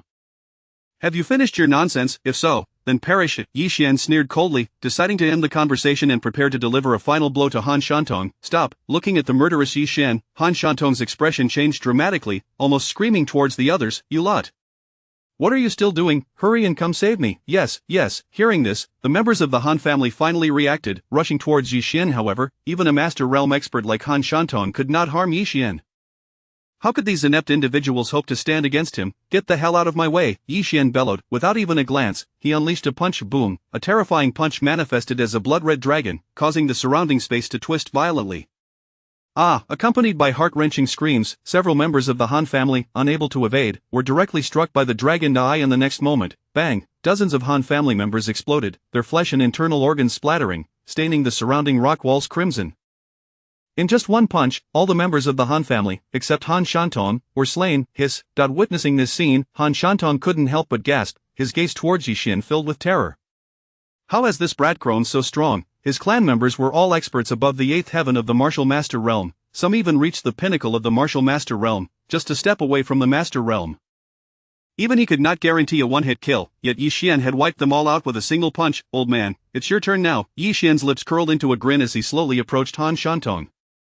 At this moment, he was drenched in blood, his fists smeared with the remnants of the Han family members, emanating a malevolent aura, resembling a Shura emerging from hell. Han Shantong's expression shifted. What do you want, Yi Xian? I warn you, I am the Grand Elder of the Han family. If you kill me, our clan leader will not let you off. He will definitely boom. Before he could finish, a sharp pain pierced his neck, plunging him into darkness. Enough of your rambling, these damn dogs, can't they come up with a different line? With a swift chop, Yi Xian knocked Han Shantong unconscious and carried him deeper into the cave. After dispatching all the vengeful spirits, the cave fell eerily silent, and Yi Xian encountered no further dangers along the way. The reason he chose not to kill Han Shantung was that he suddenly recalled a type of pill known as the human pill mentioned in the record of Wandan. This pill, once successfully refined, could significantly enhance a martial artist's cultivation. However, the materials required for this pill were exceedingly rare, necessitating the flesh and blood of a martial artist. The higher the grade of the flesh, the stronger the effects of the refined human pill, and for a master realm expert like Han Shantung, he was the perfect candidate for this purpose. Damn, this old fool is heavy. After walking several kilometers, Yi Xian placed Han Shantong's body in a cave. However, before beginning the pill refinement, he first searched the elder's body, organizing his belongings. He immediately drew a sharp breath. What the hell? With so much wealth, why not enjoy a good life instead of chasing after me? What were they thinking? It was just a job. Why take it so seriously? Yi Xian was left speechless as he assessed Han Shantong's fortune, discovering a staggering 100,000 taels of silver, along with a collection of first and second grade pills. Goodness gracious, 100,000 taels. When I worked at the tavern, I earned only 2 taels a month. It would take me a million years of labor to amass this wealth. Just thinking about it made Yi Xian's anger boil over. Damn it, these bastards are so wealthy, yet they still come after me. Bang, bang. He kicked out in frustration, nearly kicking Han Shantung to death. Then, Yi Xian retrieved a rope from the elder's storage bag and bound him to the rock wall. He also took out a medicinal cauldron, placing it in the center of the cave. Though the quality of the cauldron was not particularly high, it sufficed for Yi Xian, a novice. Liang grass and Tian neoflower are just right. All the materials are ready and now I can prepare to refine the pill. As he organized the required materials, a smile crept upon Yi Xian's lips. This old fool arrived at the perfect time. Had he not shown up, several of these materials would have been difficult to find. This was indeed a timely boon. Just as Yi Xian busied himself with the materials, time passed gradually, and Han Shantung, having been unconscious for half a day, finally woke. The moment he regained consciousness, fury surged within him. You little wretch, what do you want? Let me go, otherwise, you'll face the wrath of the Langyahan family, which you cannot bear. The roar of rage echoed through the cave, as Han Shantung struggled desperately, trying to break free from the ropes. Little did he realize that Yi Xian had driven red spikes into his bones. Bone-piercing nails, isn't that his magical treasure? Over the years, he had often used this artifact to pin others down. Those unfortunate souls, upon being struck by his bone-piercing nails, would writhe in unbearable agony, crying out for their parents. The more they struggled, the deeper the nails would dig, inflicting even greater suffering. Ultimately, they would meet their end in endless torment, yet he never imagined that one day he would also be pinned down by his own nails. Yi Xian, what do you want? Let me go. Panic flickered in Han Shantong's eyes as he watched Yi Xian busily working, a sense of inexplicable fear rising within him. He couldn't understand why Yi Xian had not killed him. Even more incomprehensible was why Yi Xian had tied him up. This uncertainty was what terrified him the most. At that moment, Yi Xian, having finished organizing the materials, turned around. Ah, you're finally awake, Elder Han. Though he wore a smile, to Han Shantong's eyes, it resembled that of a demon. What do you want? He hesitated, his voice trembling. Don't be alarmed. I am not a bad person. Yi Xian chuckled and said, you see, I'm in the process of refining a pill, but unfortunately, it lacks one ingredient. Therefore, I'd like to borrow some materials from you. What materials? Han Shantung swallowed hard, his voice quivering. He's refining a pill. To his surprise, this little wretch is also an alchemist, a highly esteemed position in the martial world, yet his storage bag had been thoroughly looted, and all his precious items taken. What could he possibly lend? Just as Han Shantung was lost in confusion, suddenly, thrust, a dagger plunged brutally into his thigh, and blood erupted like a fountain. Han Shantung screamed in agony, you little wretch! What are you doing? Chapter 17 The Pinnacle of Human Elixirs, a Surge in Power. Han Shantung grimaced in agony, his teeth gritted as he emitted a continuous wail of despair. He could never have anticipated that Yi Xian would act so unscrupulously, taking advantage of his moment of contemplation to plunge a knife into his thigh. Ah, my sincerest apologies, Elder Han. My hand slipped and accidentally pierced your femoral artery. Are you all right? Han Shantung trembled with pain, forcing himself to ask, Yi Xian, what on earth do you intend to do? With a nonchalant smile, Yi Xian replied, did I not mention? I'm merely borrowing some materials from you. I'm currently in the process of concocting an elixir and require a bit of your flesh and blood. Do bear with it. What? Han Shantung struggled to comprehend the situation when thud. Yi Xian's dagger once again sank into his thigh, the blade ruthlessly carving into the flesh. Ah!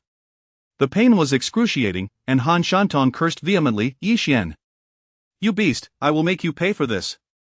Yet, Yi Xian paid no heed to his furious outbursts, hastily retrieving a bowl to collect Han Shantung's blood and flesh. In a matter of moments, a piece of bloodied meat was secured within the bowl. Han Shantung's complexion turned ashen, teetering on the brink of unconsciousness, too pained to utter another word. Sensing his imminent demise, Yi Xian quickly forced a spirit herb into his mouth, the herb's restorative properties granting him a modicum of recovery. "You little beast, if you have the guts, kill me. If I survive today, I will ensure you meet a most gruesome end." Han Shantung, now regaining some lucidity, could not contain his wrath, realizing the depths of this true devilry. This wretched creature was using his flesh and blood to refine an elixir. What sort of malevolent sorcery was this? It was utterly deranged. Ignoring Han Shantong's impotent fury, Yi Xian approached the cauldron, pondering the outcome. Let us see how it turns out. Ideally, it will succeed on the first attempt, otherwise, this old fool will suffer.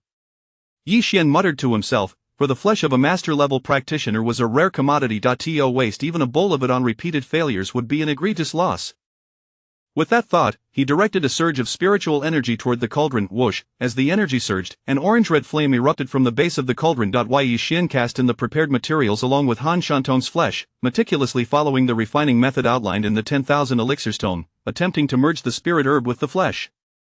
However, as he activated the alchemical process, a terrifying energy burst forth from the cauldron.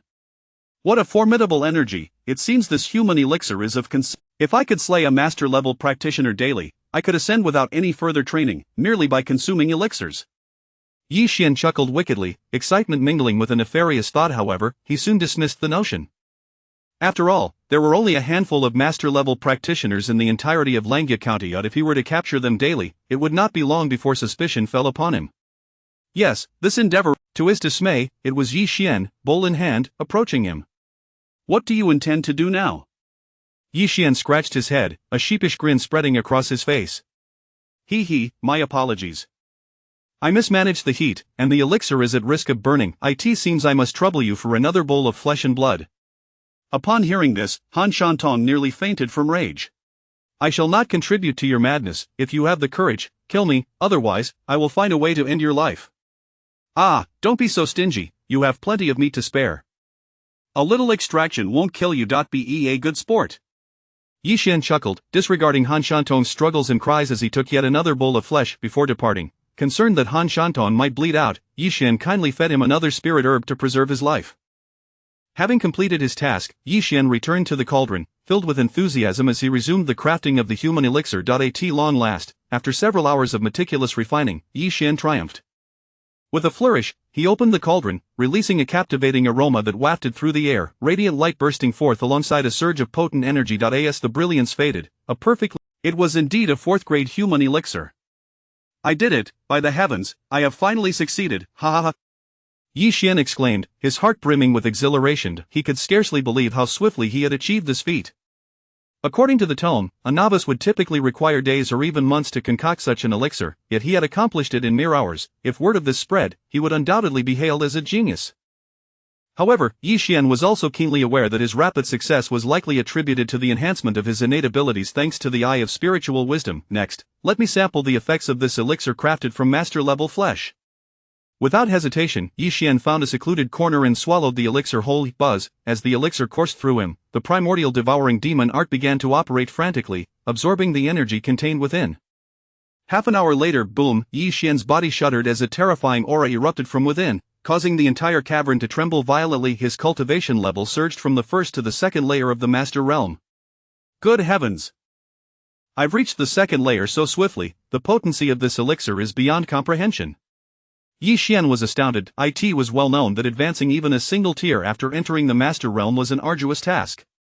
Meanwhile, Han Shantong stood in stunned silence, utterly flabbergasted. It had taken him 9 years to ascend from the first to the second layer of the master realm, yet Yi Xian had accomplished it in a matter of hours. This was no mere rapid progress, it was utterly extraordinary. At that moment, fear and trepidation consumed him. After years of cultivation, he had never witnessed anyone using human flesh for alchemical purposes. It was utterly deranged. He couldn't help but wonder if this young man hailed from some sinister sect of demonic cultivation, for he executed these actions with such unsettling ease. On the other side, the second layer of the master realm, with this, I am certain to excel in the 8th sex assessment. Yi Xian grinned broadly. In the younger generation of Langya County, most martial artists were at the martial master level, and only those who reached the 8th layer and beyond were considered geniuses. Individuals of the master realm, like him, were truly rare. Time was of the essence. He needed to set off for the 8th sex assessment. With this thought, Yi Xian rose and approached Han Shantong, who was still in a state of panic. What do you want? Let me go. As Yi Xian drew nearer, Han Shantong's bravado evaporated, replaced by sheer terror. Yi Xian, I was wrong, please let me go, I do not wish to die, I have elders above and children below me. Previously, I was blind to your greatness, please, spare me. Han Shantong sobbed, desperately pleading for mercy. Chapter 18 has finally arrived, the assessment of the eighth sex. Observing Han Shantong's pitiful demeanor, Yi Xian's lips curled into a smirk. What's the matter? Are you afraid? I preferred your previous defiant attitude. Trembling, Han Shantong quickly forced a smile and pleaded, I realize my mistakes, Yi Xian, please spare me, I assure you, I will never trouble you again. Although he verbally yielded, Han Shantong had long since made up his mind. Upon returning, he would undoubtedly seek out more formidable experts to dismember Yi Xian into pieces. However, Yi Xian was well aware of his inner thoughts. With a cold smile, he remarked, Elder Han, do you truly believe I would trust your words? But it matters not, your usefulness has waned, may you fare well on your journey. With a swift motion, a flash of swordlight surged before him, and Han Shantong's eyes widened in shock as he felt it. The Han family will not spare you. Han Shantong shouted with all his strength. Yi Xian sighed softly, I've already suggested a change of script, haven't I? With a swift thrust, he sealed Han Shantong's throat. As darkness enveloped his vision, Han Shantong's legs twitched violently before falling still, lifeless from asphyxiation. Even in death, he could hardly believe that Yi Xian would actually slay him. After disposing of Han Shantong, reluctantly, he abandoned the idea. It seemed that he needed to devise a means to procure some preservation artifacts for storing flesh and blood. Yi Xian murmured to himself, casting a regretful glance at Han Shantong's corpse before turning away and dashing toward the entrance of the abyssal cavern. With merely a day remaining before the 8th sex assessment, he aimed to reach the assessment location as swiftly as possible. Half an hour after Yi Xian's departure, a series of piercing sounds sliced through the air.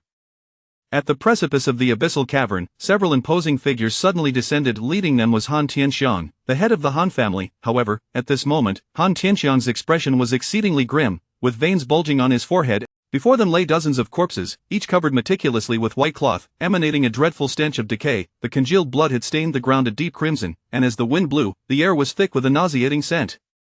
The family members swiftly lifted the white cloth. The moment the corpses were revealed, all present gasped in shock. Even the higher-ups of the Han family wore expressions of horror. Each corpse had evidently met its demise in a single blow.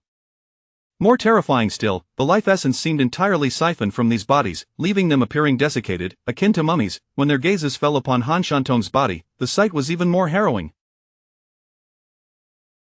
Han Shantong's corpse was riddled with dozens of gaping wounds, each the size of a bowl, scattered across his body, as though someone had brutally excavated his flesh. His face twisted in agony, his features frozen in terror. It was clear he had endured unspeakable torment. An aura of murderous intent radiated from him. The family member swallowed hard and replied, yes, family head. After Yi Xian plunged into the abyssal cavern, the Grand Elder led a pursuit, but I waited by the cliff for a day and night without seeing him return.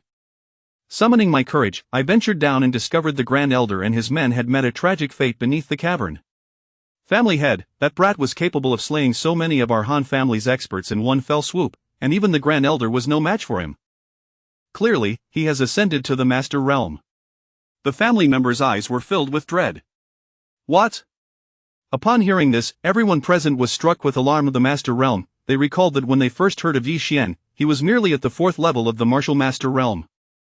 How could he have ascended to the Master Realm so swiftly? Such an astonishingly rapid increase in prowess was simply unfathomable. Listening to the family member's report, Han Tianxiang's expression darkened, his eyes blazing with fury. His fists clenched so tightly that they cracked, veins bulging on his forehead as he bellowed to the heavens, Yi Xian, you scoundrel! Ah, with a thunderous roar, his murderous intent manifested like a tangible force, sweeping outwards like a tempest of spiritual energy. The ground fissured, stones shattered, and the Han family members were sent staggering backward, fear etched upon their faces as they witnessed this spectacle. Han Tianxiang was furious, he was truly enraged. Not only had Yi Xian slain his son, but now, even the Grand Elder of the Han family lay dead at his hands. How could he not be furious in such a situation? Damn Yi Xian! Daring to kill members of my Han family, I shall ensure that you have no place to rest in death. Han Tianxiang vowed within himself, determined that Yi Xian would pay the most excruciating price. Just then, a Han family member suddenly spoke up, Family head, we have just received news that Yi Xian seems to be heading to participate in the 8th sex assessment. The 8th sex assessment? Upon hearing this, Han Tianxiang momentarily paused. He was naturally aware of this assessment, which occurred annually in October, when the various sects of the Langia prefecture would unite to conduct a grand examination for recruiting disciples. It was, without doubt, the most significant event in the Langia prefecture each year. To think that this little wretch, having killed members of the Han family, would not consider fleeing, but instead dare to participate in the 8th sex assessment. Han Tianxiang sneered coldly, "You seek death, so do not blame me for being merciless. This time, I will make you suffer more than death." With that, Han Tianxiang soared into the sky, his figure soaring toward the direction of the 8th sex assessment. Witnessing this scene, the onlookers' faces paled in shock. They understood that Han Tianxiang was personally setting out to kill. On the other side, after half a day's journey, Yi Xian finally arrived at the assessment location. One could not deny that the 8th sex assessment truly lived up to its reputation as the grandest event in the history of the Langia prefecture. The vast square was teeming with people, with at least hundreds of thousands of martial artists gathered. Each martial artist wore an excited smile, eagerly anticipating the upcoming assessment. "Phew, I made it just in time, thankfully, it's not too late." Yi Xian sighed in relief. Given his cultivation level, it would typically take him at least 3 days to reach the assessment site. However, since stepping into the Master Realm, his speed had dramatically increased, allowing him to cover what would have taken 3 days in merely half a day. At that moment, a figure suddenly descended from the sky, landing steadily amidst the throng.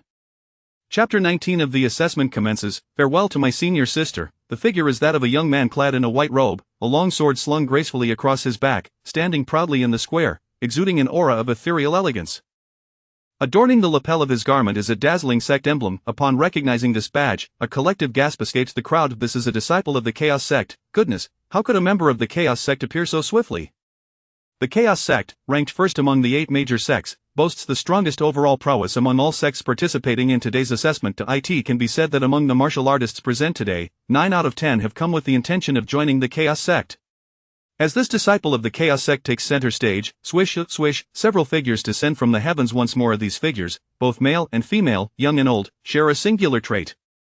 Each radiates an overwhelming presence. Among them are the Holy Maiden of the Bright Moon Sect, Li Muyan, Elder Long Kue of the Starfire Sect, and the chief disciple of the Azure Cloud Sect, Zhuge Qingyun. A chorus of astonished exclamations fills the air. These individuals are indeed representatives from the 8 major sects, the very ones presiding over today's assessment. Yi Xian casts a glance and suddenly directs his gaze towards a figure in the corner, a breathtakingly beautiful woman. Draped in a simple long dress, her flowing azure hair dances gracefully, her features exquisitely refined, with lightly drawn brows and softly tinted lips, each movement captivating the soul. She appears as though she has stepped forth from a painting, exuding an aura of serene elegance. The others present cannot help but notice this stunning woman, each murmuring in awe, "Who is she? So beautiful." Indeed, her figure and visage are simply unparalleled. When did our Langia prefecture ever boast such a beauty? What, you don't know her? This is the esteemed senior sister of the Celestial Star Sect, Tang Xuero. She is also the newly appointed Holy Maiden of the Celestial Star Sect. What, a member of the Celestial Star Sect? No wonder I haven't seen her before. Such beauty, and yet she belongs to the Celestial Star Sect. What a pity. In an instant, many martial artists shake their heads, expressions tinged with regret. It is no surprise they react thusly. The rankings of the 8 major sects are as follows: a Chaos Sect, Bright Moon Sect, Azure Cloud Sect, Starfire Sect, while the Celestial Star Sect sits at the bottom. Each year, few martial artists aspire to join the Celestial Star Sect. Only those rejected by other sects dare to seek their fortune there. Thus, the Celestial Star Sect has come to be known as the Garbage Sect. This explains why they feel such sorrow upon discovering that the enchanting Tang Xuero hails from the Celestial Star Sect. Joining the Celestial Star Sect often signifies the end of one's aspirations. Unbeknownst to all, as the crowd laments for Tang Xuero, Yi Xian's eyes have grown misty, gazing at her silhouette with profound tenderness. In a voice only he can hear, he softly murmurs, "Senior sister, we have finally met again." Indeed, this Tang Xuero is none other than Yi Xian's senior sister from his previous life, and the love of his heart. In his past existence, due to physical limitations, he had been rendered a cripple, with none of the 8 major sects willing to take him in. It was Tang Xuero and the Celestial Star Sect who offered him refuge. She was the one who consoled and encouraged him during his darkest moments. Had it not been for her, he might have succumbed to despair long ago. Now, upon seeing his old acquaintance again, Yi Xian's once frozen heart stirs with a long-forgotten ripple, memories of warmth and beauty flooding back. Beside Tang Xuero, Yi Xian also notices a familiar figure, a plump elder, rotund like a ball, clad in a yellow robe, his face adorned with a genial smile, appearing endearingly comical. The sight of this elder brings an involuntary smile to Yi Xian's lips. Old Gu still looks as portly as he did in the past. Old Gu serves as the Grand Elder of the Celestial Star Sect. He is responsible for their daily sustenance, renowned for his culinary skills and possessing a heart of gold. Whenever Yi Xian faced injustice in the Yi family, Old Gu would be the first to notice, finding clumsy yet heartfelt ways to bring him joy. In Yi Xian's heart, he is like a paternal figure. Unfortunately, due to unforeseen circumstances, the Celestial Star sect faced dissolution, its disciples scattering, and old Ge's whereabouts became unknown. Now, seeing familiar faces once more, Yi Xian's heart swells with emotion. They are still alive, what a wonderful blessing. As Yi Xian immerses himself in these cherished memories, the sound of 3 deep drumbeats resonates, startling the crowd into excitement. From within the throng emerges an elder clad in a blue robe, his murky gaze sweeping over the assembly. In a solemn tone, he proclaims a silence. Please, the assessment of the 8 sects is about to commence. I am the chief examiner, Xiao Ji. I welcome you all to participate in this assessment. This year, as in the past, the examination comprises 3 rounds. The first round is the cultivation assessment, the second round is the talent assessment, the third round is the sect assessment. Only those martial artists who pass all 3 rounds shall qualify to enter the 8 major sections. Now, let us begin the first round of assessments. With that, Xiao Ji strides to a towering stone tablet, 3 to 4 meters high, its surface black as ink, inscribed with intricate golden characters that appear both obscure and profound. Xiao Ji intones of this celestial tablet can assess a martial artist's cultivation level. Anyone over 18 years of age with cultivation below the 4th level of martial master shall be deemed unqualified. Please proceed. As his words fall, the martial artists advance eagerly. Radiant bursts of spiritual energy shimmer upon the celestial tablet. Soon, the first round concludes remarkably, nearly 90% of the martial artists remain. After all, the rules of the 8 sex assessments have remained largely unchanged over the years, and those brave enough to participate are typically at least at the 4th level of martial master.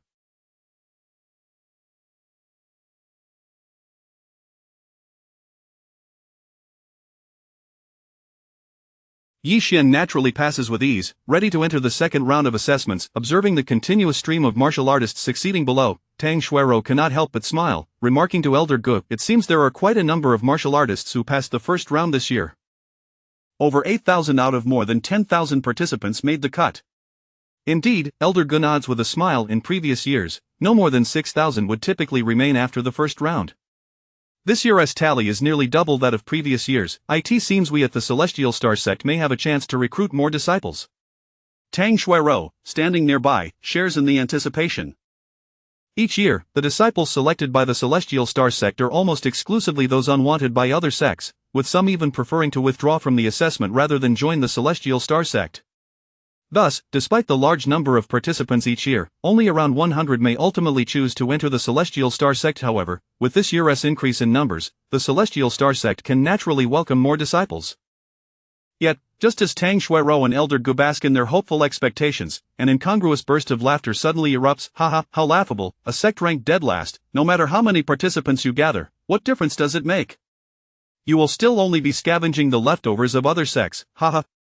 At this, Tang Xuerou and Elder Gu furrow their brows, casting displeased glances at the speaker. Chapter 20 of the Talent Assessment and the Sex Recruitment. What do you mean by that, Mr. Wu? Gu Changqing furrowed his brows, casting an irritable glance at the individual before him. The speaker was an elderly man, equally gray-haired, clad in a long black robe, with a hawk-like nose and thin lips that created an uncomfortable demeanor. Beside him stood a young man dressed in a white robe, a long sword slung across his back, exuding an air of ethereal grace and striking charm. These two were representatives from the Chaos sect, ranked first among the 8 sects.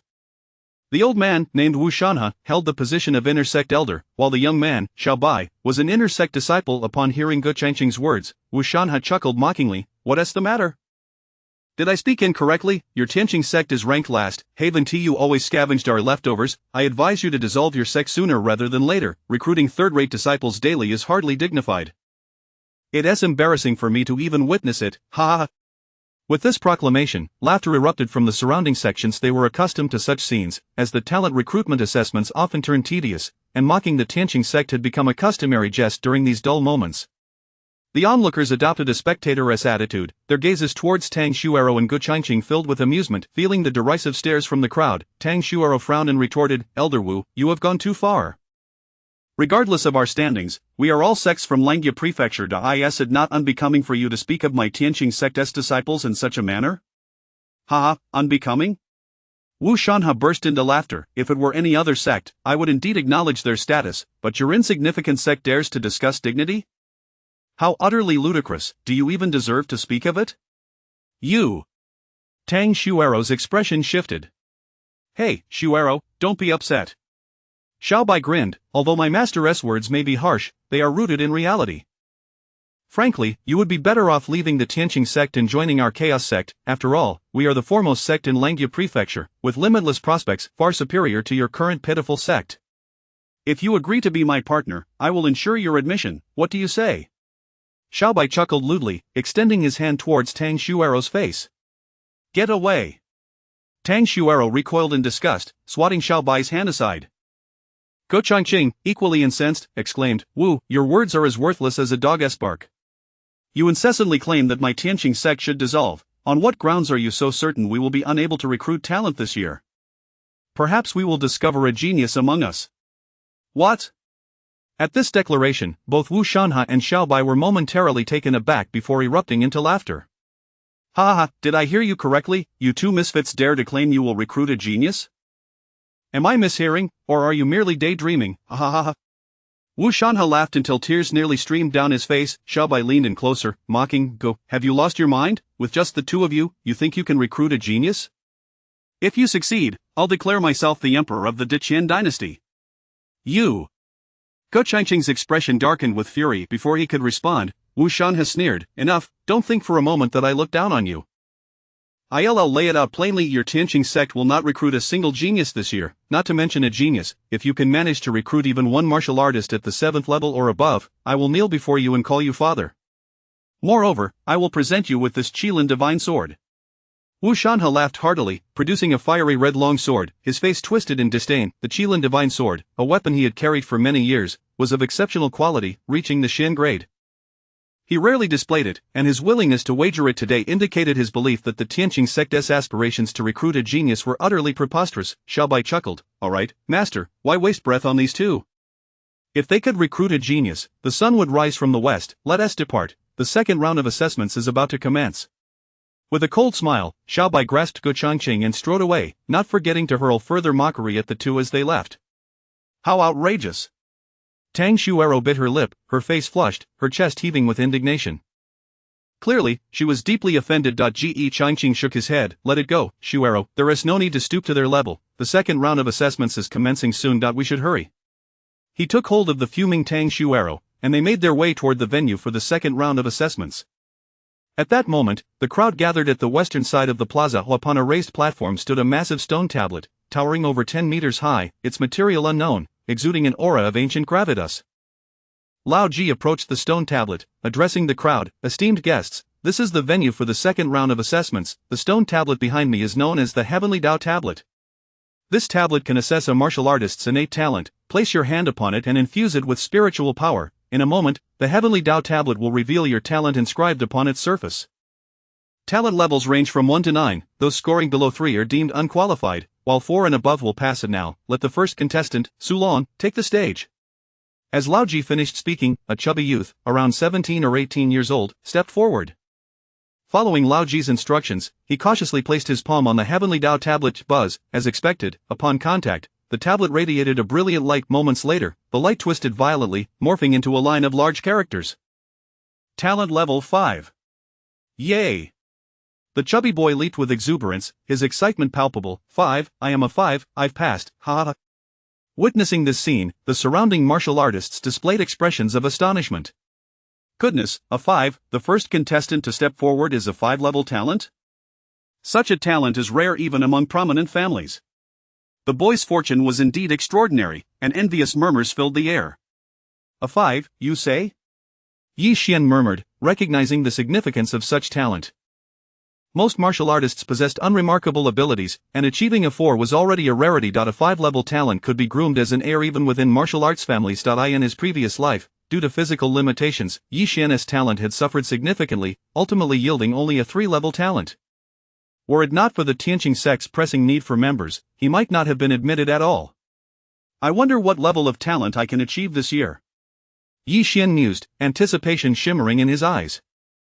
As the chubby boy celebrated his success, Lao Ji nodded approvingly. Excellent, a 5-level talent, you've passed. Now, let representatives from each sect step forward to see if any are willing to recruit you.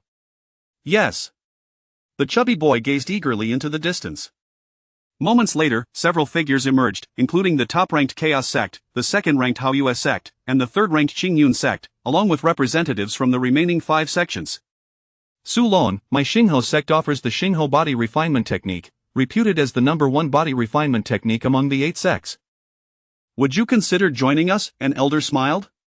I, Wushuang sect, also possess a body refinement technique and the Wushuang sword technique, which can dominate the 8 realms. Would you consider joining my Wushuang sect? A beautiful elder from Wushuang sect chimed in, unwilling to be outdone. I, from the Barbarian sect. I, from the Tianshan sect. The invitations continued to flow, eliciting waves of envy from the surrounding onlookers. It was a rare occurrence to see 5 sects simultaneously extend invitations. Ultimately, under the watchful eyes of the crowd, the chubby boy chose to join the 4th-ranked Xingho sect. The assessment proceeded.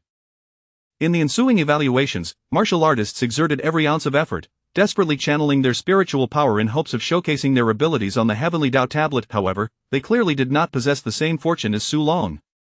Most participants only achieved talent levels below 3, failing to qualify, while only a select few barely reached 4, just managing to pass. After testing over 2,000 individuals, only a handful attained 5-level talents, truly a rare phenomenon. As time passed, the number of figures standing behind the major sects grew, particularly among the higher-ranked sects, which had already recruited dozens of disciples. In stark contrast, the Tianqing sect remained conspicuous. Sighing, Tang Xuero couldn't help but express her anxiety, her eyes betraying her worry. The assessments were already halfway through, yet the Tianqing sect had not managed to recruit a single disciple. Were they to return empty-handed once more this year? Chapter 21. Yi Xian's choice, unexpectedly surprising. Alas, Ge Changqing beside me also sighed, a wave of helplessness surging in his heart. It was not that they lacked effort. Almost every time disciples were selected, he and Tang Xuero would step forward, yet, these disciples wouldn't even spare a glance at the Tianqing sect. Oh, look at the empty space behind the Tianqing. How is it that an entire hour has passed, and there isn't even a ghostly shadow behind you? Could it be that the disciple you recruit is invisible? Haha. Wu Shanhe laughed heartily. Upon hearing this, representatives from various sects around them also erupted in laughter. Ge Changqing's countenance darkened as he retorted, Wu, what are you in such a hurry for? The assessment has only just begun. There are still thousands yet to be tested. How can you be so certain that my Tianqing sect cannot recruit a disciple? Oh, then why not recruit one and show us? Wu Shanhe replied with a smirk. You. Ge Changqing's expression soured, seemingly provoked. He stepped forward and seized a rejected martial artist, asking, young man, would you like to join our Tianqing sect? What, Tianqing sect? Upon hearing this, the martial artist's eyes immediately filled with disdain. Are you mistaken? An inconsequential garbage sect dares to invite me? Garbage sect? Ge Changqing's expression shifted slightly. But did you not also fail the assessment? The martial artist retorted, so what if you want me to join a garbage sect? Not a chance. I would rather sweep the floors at the Chaos sect than join Tianqing sect. Let go of me, don't disturb me as I go home to collect my clothes. With that, the martial artist forcefully shrugged off Ge Changqing and left, casting a disdainful glance at him and Tang Xuero as he walked away, as though the invitation from Tianqing sect was a tremendous insult. Ha ha ha. Witnessing this scene, Wu Shanhe laughed until tears streamed down his face. Ge Changqing, do you see? Even a rejected waste does not wish to join your Tianqing sect. After this, will you still dare to claim that your Tianqing sect is not a garbage sect? Indeed, Elder Ge, I suggest you return quickly, chimed in the representatives from surrounding sects, all of whom were mocking him. At this rate, your Tianqing sect might truly end up without a single disciple. A dignified sect among the 8 has now become a waste that cannot recruit even one disciple. If this were to spread, what a disgrace it would be. Depart quickly, and save yourself some dignity. Listening to the ridicule from those around them, both Tang Xuero and Ge Changqing wore incredibly grim expressions, feeling as though they had been slapped countless times, an unbearable humiliation. After a long while, Ge Changqing finally squeezed out a few words through gritted teeth. What's the rush? The assessment has yet to conclude. How can you be so sure that my Tianqing sect will not recruit disciples? Humph, Wu Shanhe sneered coldly, you won't shed tears until you see the coffin. Since you remain so stubborn, I shall wait and see. What kind of disciples can you 2 misfits recruit? I am still waiting for you to take my Qilin divine sword. Wu Shanhe chuckled icily, his words dripping with sarcasm. At that moment, Xiaoji stepped forward and called out to the crowd, next. Upon hearing this, Yi Xian's eyes brightened. It was finally his turn. After waiting in line for so long, it was finally his opportunity. Without hesitation, Yi Xian leaped onto the platform and approached the heavenly Dao monument. In an instant, a profound and ancient aura surged forth, enveloping him. The moment he stood before the heavenly Dao monument, Yi Xian felt his entire spiritual power boil over, as if the energy within him was resonating with the heavenly Dao monument in an intangible harmony. Is this heavenly Tao monument calling to me? Yi Xian was astonished. As he leaped onto the platform, countless pairs of eyes in the crowd fixed upon him, whispers rippling through the onlookers. What do you think? How many ranks of talent will this young man measure? He appears quite ordinary in attire. He likely does not hail from a martial family. He might reach a maximum of rank 3. Rank 3? Perhaps not. He seems strong and stable in aura, as though he has cultivated some form of body refinement technique. I would wager he may achieve rank 4 talent. Speculations regarding Yi Xian's talent rose like a tide. As the crowd pondered, Yi Xian had already extended his right hand and firmly pressed it against the heavenly Tao monument. Buzz, as his hand made contact, Yi Xian's body trembled. He felt his entire spiritual power surge forth, and the primordial devouring demon technique within him began to operate at an astonishing speed. Simultaneously, the heavenly Tao monument radiated brilliant light, and a line of golden characters gradually appeared upon its surface. Talent rank 1. Talent rank 2, talent rank 3, talent rank 4. The golden letters continued to shift, swiftly surpassing rank 4. Rank 4 talent. I told you, this young man would achieve rank 4 talent. The martial artist. Yet, before he could relish his excitement, a voice filled with terror suddenly rang out. No, look, his talent is still rapidly increasing. What? The crowd hurriedly turned their attention back to the heavenly Tao monument. Indeed, they discovered that the inscriptions upon the stone tablet were changing at an astonishing speed. Talent rank 5, talent rank 6, talent rank 7, talent rank 8. Almost in the blink of an eye, Yi Xian's talent had reached rank 8. A wave of astonishment swept through the martial artists below. Rank 8 talent? My goodness, am I seeing this correctly? This fellow actually possesses rank 8 talent? Expressions of disbelief were etched upon their faces. Not only the onlookers, but also the representatives from various sects on the platform were losing their composure. Rank 8 talent was a rare gem among talents. Such a genius, not only would they be guaranteed entry into the 8 sects, but they could also become inner disciples in any sect. With careful cultivation, they might even ascend to become chief disciples. I never expected to encounter a rank 8 genius today. This is a prodigy that has not appeared in nearly a century. Wu Shanhe laughed joyfully, his excitement palpable. The representatives from various sects nearby were equally fervent, eager to take action. After all, rank 8 talent is a once-in-a-lifetime opportunity. The rewards of recruiting such a genius would be immeasurable.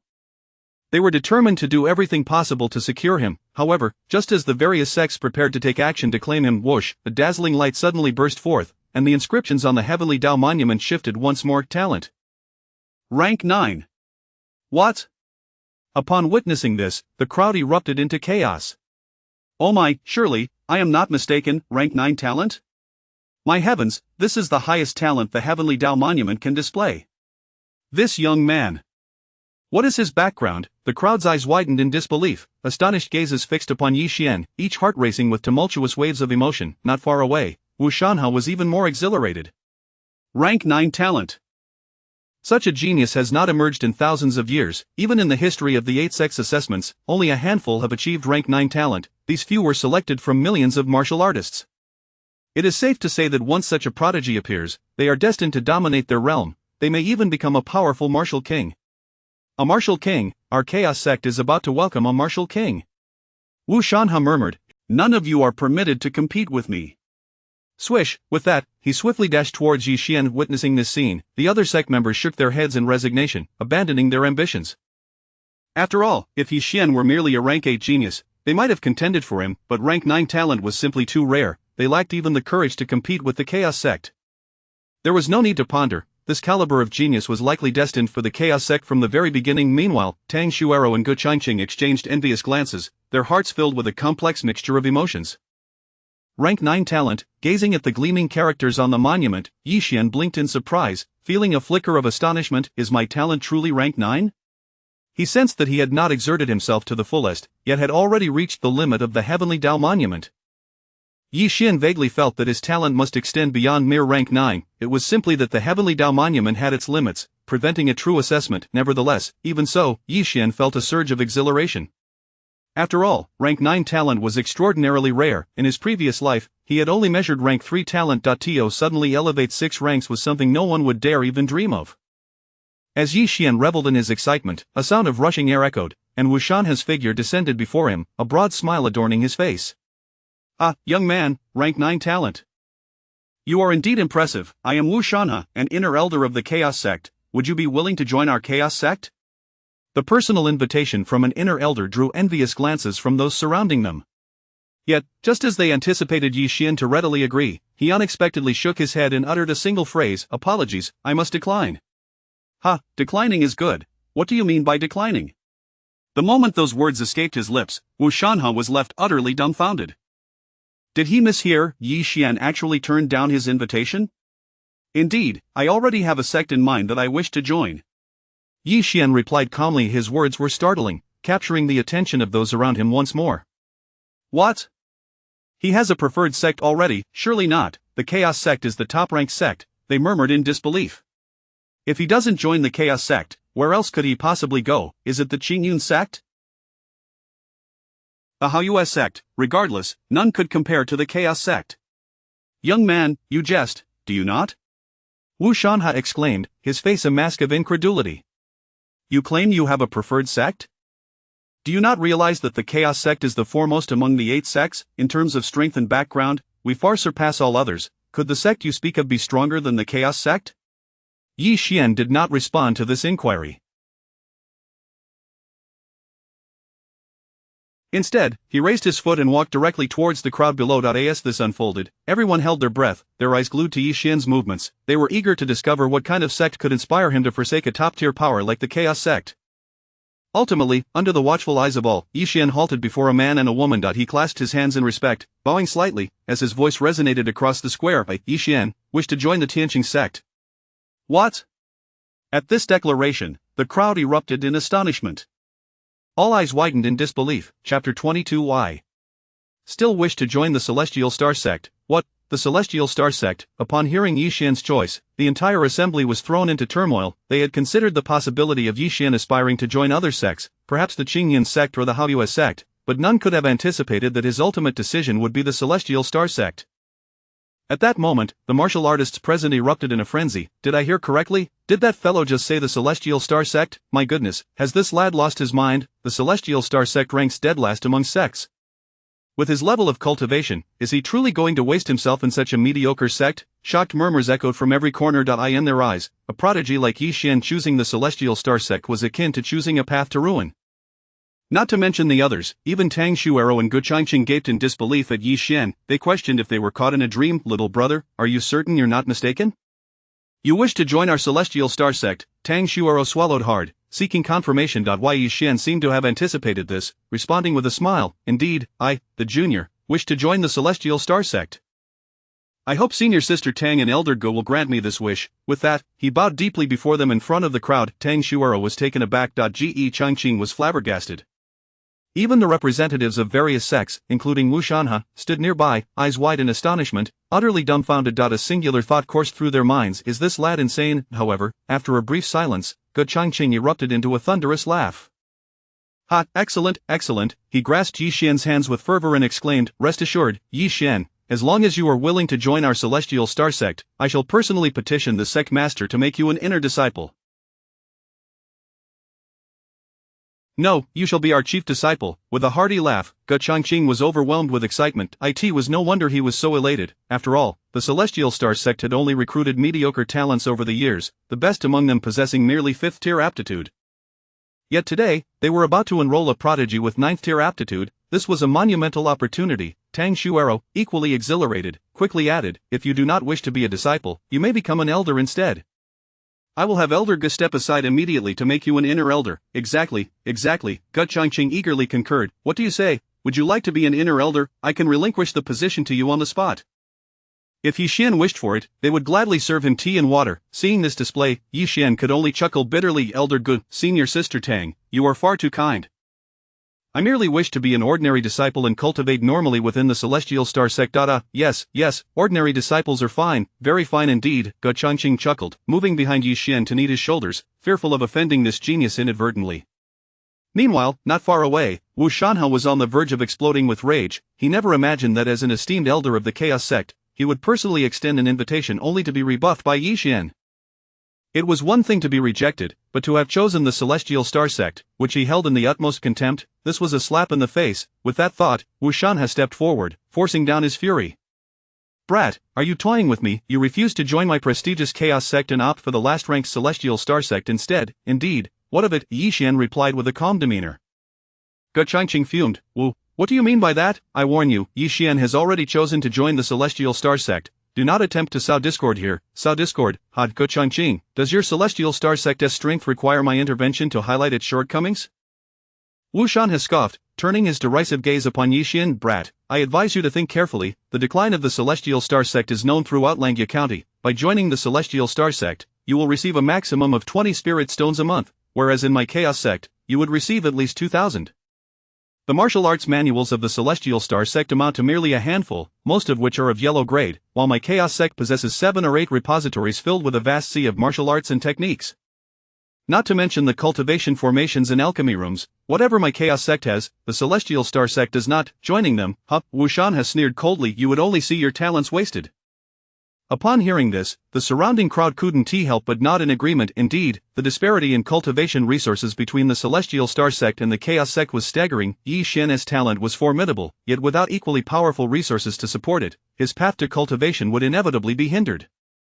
This was precisely why so many martial artists yearned to join the Chaos Sect. Only such top-tier sects could nurture the most exceptional warriors. Ge Changqing and Tang Xuero opened their mouths to retort but found themselves at a loss for words. Even they had to concede that the gap between the Celestial Star Sect and the Chaos Sect was insurmountable. Yi Xian. Tang Xuero called softly, seemingly wishing to dissuade him, but ultimately, she could not utter a word. Perhaps a talent like Yi Xian could only truly flourish within the Chaos Sect. If he genuinely chose the Chaos Sect, she would not hold it against him. After all, it was only natural to select a powerful sect. Though she might feel a twinge of sadness, she would still wish him well. However, just as Tang Xuero prepared to comfort him and follow her heart, Yi Xian interjected, I apologize, Elder Wu, but I have already made my choice. I wish to join the Celestial Star Sect. I will not consider any other sect. At this time, Tang Xuero was utterly astonished, gazing at Yi Xian in disbelief. She had not anticipated that, fully aware of the Celestial Star Sect's resource deficiencies, he would still choose to reject the case. What did you say? Wu Shanha's face contorted with rage, nearly ready to explode. Brat, did you not hear me clearly? I have already stated that the resources of the Chaos Sect far surpass those of the Celestial Star Sect by 100-fold. You still wish to join the Celestial Star Sect? Indeed, Yi Xian nodded calmly. That single statement nearly caused Wu Shanha to lose his composure. Did this lad have a screw loose, or was his comprehension lacking?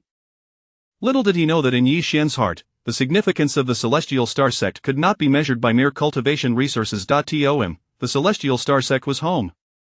As for the Chaos Sect, in his previous life, this sect often relied on its strength to bully the Celestial Star Sect, with its disciples frequently tormenting those of the Celestial Star Sect. Yi Xian had witnessed it all and remembered it well. He had long since lost any fondness for this sect. Even without the Celestial Star Sect, he would never join the Chaos Sect. With that thought, Yi Xian smiled faintly. Elder Wu, my mind is made up. Please return now. I shall accompany Senior Sister Tang and Elder Gu to the Celestial Star Sect. After speaking, Yi Xian did not spare Wu Shanha a glance, turning instead to walk towards Tang Xuero and Ge Changqing. Witnessing this scene, Wu Shanha's eyes widened, his face a mask of disbelief. He watched as Yi Xian's figure grew distant, moving toward the Celestial Star Sect, standing behind Tang Xuero and Ge Changqing. Inside, he felt as though he had been struck by 1,000 blows. On the other side, Ge Changqing clapped Yi Xian on the shoulder, his heart a mixture of surprise and joy. Good lad, good lad. Yi Xian's earlier actions had deeply moved him. For the first time in his life, he had been chosen so resolutely by another that he vowed that, even at the cost of his own life, he would create the best cultivation environment for Yi Xian. Just as the three in the Celestial Star Sect were reveling in their camaraderie, a voice suddenly resonated through the skies. He cannot join. Chapter 23 of the Han Family's Sudden Visit, a Test of Anomalies. He cannot join. The abrupt voice caused a collective gasp among those present, instinctively turning to look in the direction from whence it came. A tall, imposing middle-aged man strode forward with purpose, flanked by a group of sword-bearing guards, an aura of chilling menace enveloping the atmosphere. Is that the head of the Han family? Han Tianxiang, recognizing the man, gasps of astonishment rippled through the crowd. How curious that the Han family would arrive so unexpectedly. As the onlookers pondered this turn of events, Han Tianxiang, accompanied by a considerable entourage of clansmen, boldly approached the assembly. Stepping forward, he clasped his fists and addressed Wu Shanha directly. Elder Wu. Although the Han family was a prominent clan in Langya County, they still observed the proper courtesies in the presence of Wu Shanha, an inner-sect elder of the chaotic sect. Wu Shanha nodded, his brow furrowed in confusion. Han Tianxiang, what brings you here with such a large number of followers?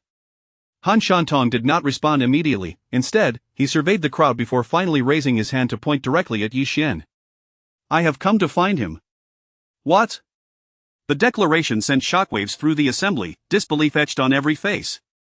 Han Tianxiang had come with such fanfare to seek out Yi Xian. Before the crowd could fully process this revelation, Han Tianxiang's voice rang out again, cold and laced with murderous intent. Elder Wu, you are unaware. Not long ago, my eldest son, Han Feng, and my youngest, Han Tai, were slain by treacherous scoundrels. I dispatched Elder Han Shantong to apprehend the murderer, only to have him met with the same fate. The one responsible for their deaths is none other than this man, Yi Xian. The proclamation reverberated through the venue, leaving all present in stunned silence as their gazes fixated on Yi Xian, incredulity written across their faces. What?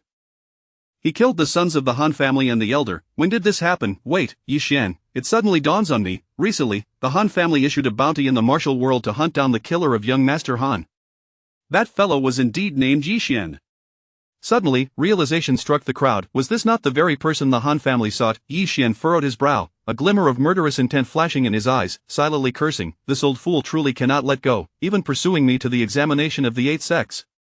However, his face remained largely impassive.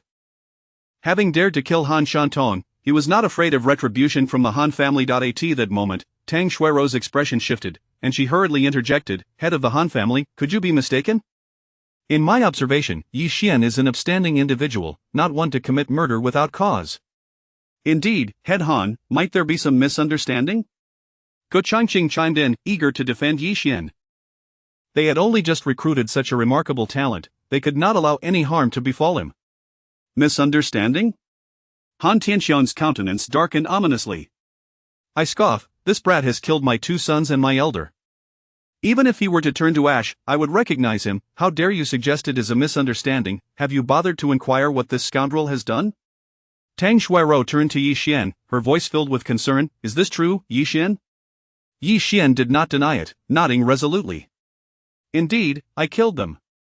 A collective gasp escaped the lips of Tang Xuero and the other martial artists present.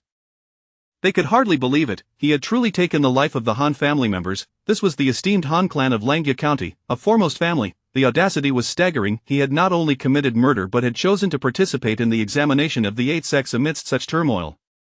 Was he truly courting death? Yet, in stark contrast to the crowd's alarm, Yi Xian's demeanor remained remarkably calm. He even chuckled coldly. So what if I killed them? Your sons were nothing more than bullies, tormenting women and committing heinous acts.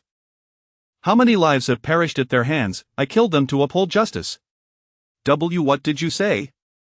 Han Tianxiang's expression shifted dramatically. Yi Xian reiterated with a mocking tone, I said, I acted. Your 2 sons were brazen and tyrannical. Even if I had not ended their lives today, they would ultimately meet their demise by the hands of others. My actions were a mercy, a means to expedite their passage to the afterlife and atone for their sins. You failed to discipline them and allowed their reign of terror to continue unchecked. If they had offended a powerful figure, you would find yourself regretting it far too late. Instead of gratitude, you dare threaten me? Truly, you are akin to a dog biting the hand that feeds it, unable to recognize a good deed. Yi Xian shook his head, feigning a look of pity for being misjudged. Han Tianxiang, however, was seething with rage. His sons had been slain, and instead of kneeling and begging for forgiveness, this impudent wretch demanded gratitude. Was this even remotely rational? You lie. Han Tianxiang bellowed, my sons were humble and virtuous, kind-hearted individuals. How could they possibly engage in such villainy? You, a lowly wretch, not only killed my sons but now dare to fabricate lies. Turning to Wu Shanhe, he clasped his fists and implored, Elder Wu, as an esteemed elder of the chaotic sect, I beseech you to provide my Han family with an explanation for today's events. At that moment, Wu Shanhe began to comprehend the gravity of the situation, a flicker of astonishment crossing his features. He had not anticipated that this young man would embroil himself in such a significant scandal. Just then, Xiaobai leaned in closer and whispered, Elder Wu, this is a golden opportunity. That rascal just publicly defied you and brazenly proclaimed his desire to join the Tianqing sect. We can seize this moment to eliminate him. Not only would it thwart his plans to join another sect, but it would also bolster our chaotic sect's authority, truly a twofold victory. Wu Shanhe's eyes lit up at the suggestion. A valid point. He had been irked by Yi Xian's earlier disrespect and had been seeking an excuse to discipline him. Could it be that this fool had delivered himself into the lion's den? If not now, when? With this in mind, Wu Shanhe pointed an accusatory finger at Yi Xian, his voice booming, You audacious Yi Xian, how dare you kill the kin of the Han family?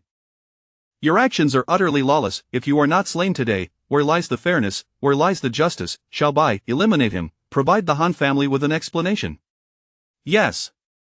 Xiaobai cackled menacingly, advancing towards Yi Xian with a sinister glint in his eyes. Stop. Ge Changqing interjected, his face paling in urgency. Wu, this must surely be a misunderstanding. Do not act impulsively, let us deliberate. Yi Xian frowned, his disdain palpable.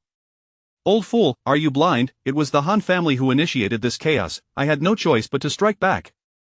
You seek to punish me instead of holding them accountable? Silence. Wu Shanhe barked, dare you speak such nonsense? The two sons of the Han family were raised under my watch. I know their character well, each one more virtuous than the last. How dare you defame them? Such a crime is unforgivable. Xiaobai, do not waste time, execute him. Understood. Xiaobai replied, then in a flash, he appeared before Yi Xian, fingers curling into claws as he lunged towards Yi Xian's chest. Black Tiger pounces on the heart. Chapter 24. A thunderous strike, slaying Xiaobai. Yi Xian, run. Upon witnessing Xiaobai's sudden assault, Tang Xuero's complexion paled dramatically as she urgently shouted. Xiaobai was a formidable expert at the first level of the Master Realm, ranked among the top 30 on the Dragon and Tiger rankings. His seemingly unremarkable claw contained an unimaginable power, capable of tearing out Yi Xian's heart. However, in the face of Xiaobai's ferocious attack, Yi Xian merely lifted one hand, and with a resounding slap, then, with a swift motion, he struck back. Ah! Xiaobai let out a sudden scream, propelled backward by Yi Xian's slap, his figure soaring through the air like a kite severed from its string, flying over 10 meters. Before he could even touch the ground, Yi Xian was already upon him, delivering a decisive kick to his face. Bang! Xiaobai crashed violently to the ground, blood and teeth spraying from his mouth. Gasping at this sight, the onlookers were struck with disbelief, their eyes wide as they absorbed the spectacle before them. Xiaobai was a master practitioner, a notable figure among the disciples of the Eight Sects. How could he be subdued in a single move by Yi Xian? Was this young man truly so powerful? Ge Changqing opened his mouth, momentarily stunned by Yi Xian's thunderous display of might. With Yi Xian pressing his foot down on him, Xiaobai glared furiously, gritting his teeth as he spat. You little beast, how dare you strike me? Ha, I've already struck you, and you're still asking if I dare? It seems you are not only blind but also lack common sense, Yi Xian sneered, his face filled with disdain. Xiaobai's face flushed with rage as he bellowed, shut your mouth, do you dare insult me? You are doomed, save your words for the king of hell. Yi Xian, expressionless, lifted his foot, preparing to stomp down on Xiaobai's head. Wang Shanhe's expression changed. You little beast, how— Bang! Xiaobai's head exploded instantaneously, showering the ground with a grotesque mix of flesh and blood. The esteemed disciple of the Chaos Sect had not even had the chance to unleash a single proper technique before Yi Xian crushed his skull. You dare to slay a disciple of my Chaos Sect? This is utterly blasphemous, a crime deserving of 1,000 deaths. A crime deserving of 1,000 deaths? Yi Xian retorted with a cold laugh. While the Han family commits atrocities and rampages unchecked, you turn a blind eye, yet now you feign righteousness? Who truly deserves 1,000 deaths? You blind old dog, go join him.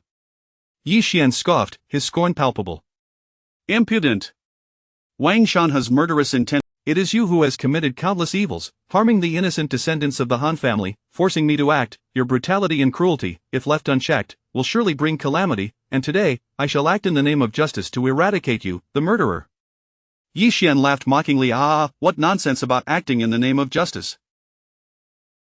We are all adults here, spare me your pretense of righteousness, it makes me want to vomit. You seek death. Wang Shanhe's complexion oscillated between green and white, his fury boiling over.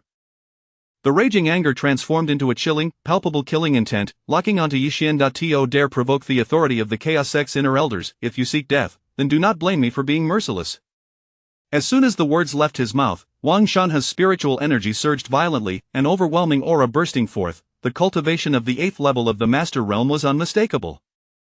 Swish, in the next moment, his figure blurred like a specter, striking down towards Yi Xian with an open palm, Chaos Void Palm. This was a profound technique of the Chaos Sect, a palm strike that crashed down like a landslide, the power within generating an endless force, warping the surrounding space violently. This strike, if it landed on a person, would undoubtedly shatter their internal organs. Such a formidable technique, combined with Wang Shanhe's 8th level cultivation, possessed destructive power capable of overwhelming an ordinary practitioner of the same level. However, just as the gust of his palm was about to descend upon Yi Xian, a figure suddenly darted forward, positioning themselves before Yi Xian and raising a palm in kind. Bang! A tremendous sound echoed, spiritual energy roared to life. Wang Shanhe was forced back several steps, and upon focusing his gaze, he discovered that it was Ge Changqing who had intercepted his attack. Ge Changqing, Wang Shanhe's expression darkened as he barked, "Go, what do you mean by this? Do you intend to obstruct the Chaos Sect from carrying out justice?" Ge Changqing shot back, "Wu, spare me your nonsense. Yi Xian is my disciple of the Tianqing sect. If you wish to kill him, I shall never consent." Indeed. Tang Xuerou stepped forward as well, drawing her long sword, its cold light glinting ominously. "Yi Xian, you Chaos Sect have no right to kill him." Boom! As soon as the words left her mouth, Ge Changqing and Tang Xuerou simultaneously unleashed their cultivation, 7th level of the Master Realm.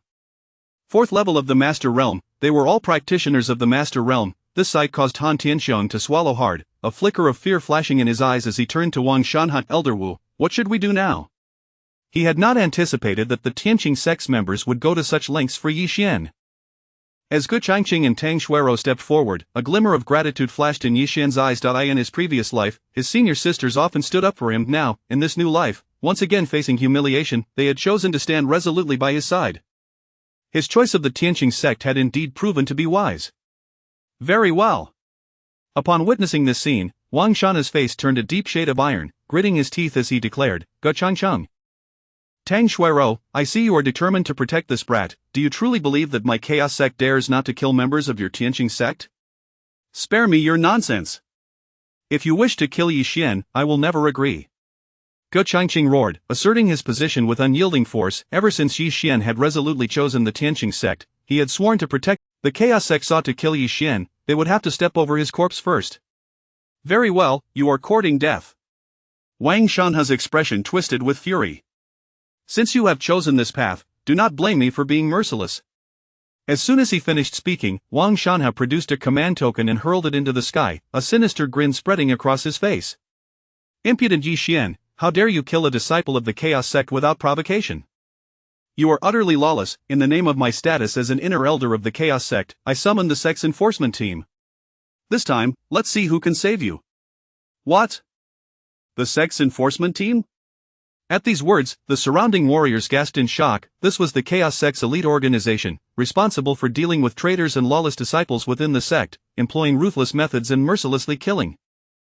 Elder Wu had even summoned the enforcement team. This time, even Ge Changqing and Tang Xuerou would likely be unable to save this young man. Swish, a command token soared through the air, exploding with a thunderous sound above the heavens. In an instant, dozens of formidable auras surged forth from all directions. A veritable legion of Master Realm experts. This was the Chaos Sect's enforcement team, feared by all. Chapter 25 of the enforcement team, Slay Chenxiu. At the forefront stood a tall, robust middle-aged man, exuding an overwhelming aura that commanded attention. His brows were sharp as blades, and his eyes flickered with electric intensity, coldly surveying the crowd. What is happening? Wu Shanhe hastily approached, exclaiming, "Master Sha, you have arrived. This scoundrel named Yi Xian has slain members of the Han clan. I intended to seek justice for them, but unexpectedly, he not only refused to comply but also dared to kill Xiao Bai. Such heinous crimes are utterly unforgivable." The Master Sha, referred to by Wu Shanhe, was none other than Sha Qianxiu, the leader of the enforcement team. His cultivation had reached the 8th level of the Master Realm, making him a dazzling figure even within the Chaos Sect. Upon hearing Wu Shanhe's words, Sha Qianxiu lowered his gaze to examine Xiao Bai's lifeless body, discovering that the latter's head had been crushed, blood and brain matter spilling across the ground. A flicker of astonishment crossed Sha Qianxiu's eyes. Xiao Bai was a formidable expert at the 1st level of the Master Realm. For one so young to have slain him is indeed a testament to your talent. Wu Shanhe's complexion shifted slightly, just as he was about to speak. However, Sha Qianxiu waved dismissively, his expression indifferent. It matters not. The Chaos Sect is never short of prodigies. You dare to brazenly murder a disciple of the Chaos Sect. This matter shall not be easily resolved. Only with your blood can the shame you have brought upon my sect be washed away. Take your own life. Sha Qianxiu's gaze fixed upon Yi Xian, his tone lofty, as if it were not a negotiation but an edict and order. Tang Xueying's expression changed. Master Sha. Sha Qianxiu bellowed, "Silence. This boy has killed a disciple of the Chaos Sect. He is doomed. Whoever dares to plead for him stands in opposition to the Chaos Sect. I shall eliminate them as well." His chilling words echoed throughout the square, a testament to the Chaos Sect's might. Yet, upon hearing this, Yi Xian burst into laughter. Aha, what a grand declaration! Is this the enforcement team of the Chaos Sect? Relying on your own backing, you extend your reach into the affairs of other sects, you shamelessly proclaim intentions to slay members of other sects? Is this the founding principle of your enforcement team? Do you uphold the laws of the Chaos Sect, or those of others? These words caused the faces of representatives from various sects to change subtly.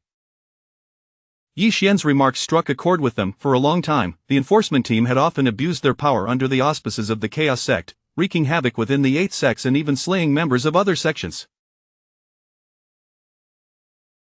However, due to the might of the Chaos Sect, they dared not voice their grievances. Yi Xian's bold declaration today had indeed vented their suppressed anger, yet, after the exhilaration, a sense of sympathy welled within them. After all, Sha Qianqiu was no Xiaobai. Not only was he at the 8th level of the Master Realm, but he also possessed abundant combat experience and ruthless tactics. Yi Xian's brazen words might very well lead him to an untimely demise. Indeed, upon hearing Yi Xian's words, Sha Qianqiu's countenance darkened. Good, what a sharp-tongued lad, you dare to offend the Chaos Sect, refuse to admit your faults, and even have the audacity to speak so brazenly? You claim I enforce the laws of other sects, then today, I shall show you what enforcement truly means. I will kill this boy. Who among you dares to intervene? Sha Qianqiu's icy gaze swept over the surroundings, and wherever his eyes landed, people instinctively lowered their heads, too fearful to meet his gaze. Witnessing this, Sha Qianqiu let out a sinister laugh. Do you see, I wish to kill you, and not a soul dares to stop me. Before he could finish, a figure suddenly emerged from the crowd. Ge Changqing stepped forward, placing himself protectively before Yi Xian, calmly stating, if you wish to kill Yi Xian, I shall stand in your way. What? Sha Qianqiu's expression shifted slightly before he could react. Another voice rang out, I will also intervene. Tang Shuiying brandished her sword, stepping out from the crowd. If you wish to kill Yi Xian, I will not permit it either. The two stood resolutely, forming an impenetrable barrier around Yi Xian. Seeking death. Sha Qianqiu's eyes narrowed, cold light flickering within them. Having presided over the enforcement team for so many years, he was accustomed to being unchallenged. He never anticipated that not only would Yi Xian dare to offend him, but even this insignificant Tianqing sect would defy him. With a cruel smile, Sha Qianqiu sneered, do you truly believe I would hesitate to kill you, a mere minor sect, and you consider yourself significant? All enforcement team members, seize these three. If there is any resistance, kill them without mercy. Yes. As soon as the command was issued, 15 enforcement team members surged towards Yi Xian and his companions. Han Tianxiang's face lit up with joy. He hastily called to his fellow clansmen, you lot, hurry and assist. Yes. The Han clan members joined the fray, swelling the ranks to over 30, each one possessed a cultivation level of at least the 8th level of the martial master realm. Among them, 4 or 5 had even reached the 1st level of the master realm. Ge Changqing inhaled sharply, 30 against 3, this situation seems rather unfavorable, does it not, boy, are you afraid? Ge Changqing glanced at Yi Xian, who merely smiled disdainfully. If I were afraid, I would not have provoked them earlier. So what if it's 30 against 3, to fight alongside Elder Gu and Sister Tang, I fearlessly face even 300. Upon hearing this, Ge Changqing erupted into hearty laughter. Wonderful, what a fearless lad. You speak true. While our Tianqing sect may be weak, we shall not shy away from a fight, regardless of their numbers, we shall charge forth. Charge! Tang Shuiying, inspired by their fervor, echoed with enthusiasm, and the next moment, she was the first to brandish her sword, dashing forward. Her fierce sword energy surged forth like a tempest, mercilessly striking out. Die! The sounds of agony erupted as those beneath the Master Realm stood no chance against Tang Shuiying's onslaught. He had not anticipated that his once genteel sister would exhibit such brutality. She had not been like this in his previous life. Under Tang Shuiying's encouragement, Yi Xian and Ge Changqing ceased their idle chatter and charged into battle. Ge Changqing wielded an iron whip, its ferocious strikes leaving those it touched battered and broken. Yi Xian, embodying a war god, stood at the center of the fray, his fists raining down like a torrential storm upon every opponent who dared approach him. Ancestral Dragon Boundless Fist, first style. Ancestral Dragon Boundless Fist, second style. Boom! Boom, boom, each punch landed with brutal force, blood and flesh flying. With his current cultivation at the 2nd level of the Master Realm, coupled with the terrifying power of the Ancestral Dragon Boundless Fist, he felt confident in facing even a 9th level Master Realm expert, let alone these lesser foes. In an instant, over 30 powerful opponents found themselves in disarray, fleeing in panic from the onslaught of Yi Xian and his companions. Trash! Witnessing this, Sha Qianqiu's fury reached its peak. He decisively leaped into the fray, unleashing a fierce palm strike aimed at Yi Xian's chest, yet, Yi Xian did not evade. He retaliated with a punch of his own. Boom, as their palms collided, an immense force surged forth, sending Sha Qianqiu staggering backward, retreating several meters. How is this possible? The look of shock on Sha Qianqiu's face was unmistakable. He was a practitioner at the 8th level of the Master Realm, capable of delivering a punch with a force of 20 to 30,000 pounds, and yet he had been repelled by Yi Xian? Chapter 26 The Might of Yi Xian, battling 3 masters alone. Observing the astonished expression on Sha Qianqiu's face, Yi Xian let out a cold smile, laced with mockery. Master Sha, is your punch lacking in strength? Why does it feel so soft and feeble? Have you aged, perhaps depleted your vitality? What did you say? The moment those words escaped, Sha Qianqiu erupted in fury. The audacious young man dared to ridicule him, and worse still, to mock the very aspect of manhood he held dear? This was utterly intolerable. Seeking death, with a furious roar, Sha Qianqiu lunged forward, his spiritual energy violently twisting through the air, transforming into a sharp blade aimed squarely at Yi Xian. Yi Xian stepped back, effortlessly evading the strike. Boom, the blade sliced through the air, creating a massive gash in the ground. Yet, before Yi Xian could catch his breath, the spiritual blade was swiftly raised again, sweeping horizontally towards his chest, an onslaught that could fell armies. Buzz, the sharp edge, as it passed, caused the very fabric of space to tremble violently. Sha Qianqiu, as the leader of the enforcement team, was indeed a master of his craft, wielding his blade with unmatched ferocity. Each slash was swift, precise, and lethal, targeting Yi Xian's vital points with deadly intent. However, Yi Xian was not merely on the defensive. He discerned that with each strike Sha Qianqiu unleashed, an immense surge of energy flowed forth, and at that moment, the primal magic within him surged to life. This meant that the spiritual energy emanating from the blade was being absorbed by Yi Xian. With every swing, he felt his cultivation rise. Sha Qianqiu's spiritual energy could be harnessed by me. Yi Xian's heart soared with joy. Did this not imply that amidst this battle, he would not only conserve his energy but also enhance his cultivation? With this thought, Yi Xian felt invigorated and boldly taunted Sha Qianqiu. What's the matter, Master Sha? Not only are your punches weak, but your swordplay is also lacking finesse. Are you suffering from vitality depletion? Must you exert some effort? At this rate, I might just fall asleep. As he spoke, he feigned a yawn. This scene left the surrounding martial artists in stunned silence. This lad not only evaded Sha Qianqiu's onslaught but had the audacity to provoke him. What was happening here? Meanwhile, Sha Qianqiu was seething with rage. He had believed that with his prowess, he could easily eliminate Yi Xian, yet this young man slipped away like an eel, evading every strike. What was worse, his tongue was as venomous as his actions. He repeatedly referred to Sha Qianqiu's vitality. Hearing this made his temper flare. Strangely, after so long in battle, he noticed that the young man opposite him not only showed no signs of fatigue but appeared even more invigorated, as if this In stark contrast, he felt increasingly drained, his spiritual energy depleting at an alarming rate. After only a brief skirmish, he felt as if he had engaged with a dozen women, his legs weakening beneath him. This boy was not right. He needed to be dealt with swiftly. Resolute, Sha Qianqiu channeled all his spiritual energy into his blade, and in an instant, a luminous wave surged forth, a powerful aura enveloping the arena. Blood-drinking mad blade, swish. In the next moment, the spiritual blade expanded into a massive arc of light, descending upon Yi Xian with cataclysmic force. Oh no! Upon witnessing this, Tang Xueyo's expression shifted dramatically, instinctively moving forward to assist. However, before she could act, an astonishing event unfolded. The colossal arc of light shattered upon contact with Yi Xian, bursting into countless stars that cascaded into his being. As the starlight flowed within him, Yi Xian's cultivation surged, ascending to the 3rd level of Master Realm. What? Sha Qianqiu was utterly astounded. This young man had absorbed his blade's energy. Moreover, he had utilized it to break through. Ha, delightful. Reveling in the sudden surge of power, Yi Xian laughed heartily, mockingly addressing Sha Qianqiu. Master Sha, I thank you for the energy you so generously provided. I had no idea that despite your vitality issues, you would go so far as to assist me in my breakthrough. Truly, I am at a loss for words to express my gratitude. Put. At these words, Sha Qianqiu felt a surge of blood rise to his throat, nearly choking on it. His once composed visage now shifted between shades of blue and white, his grip on the spiritual blade trembling.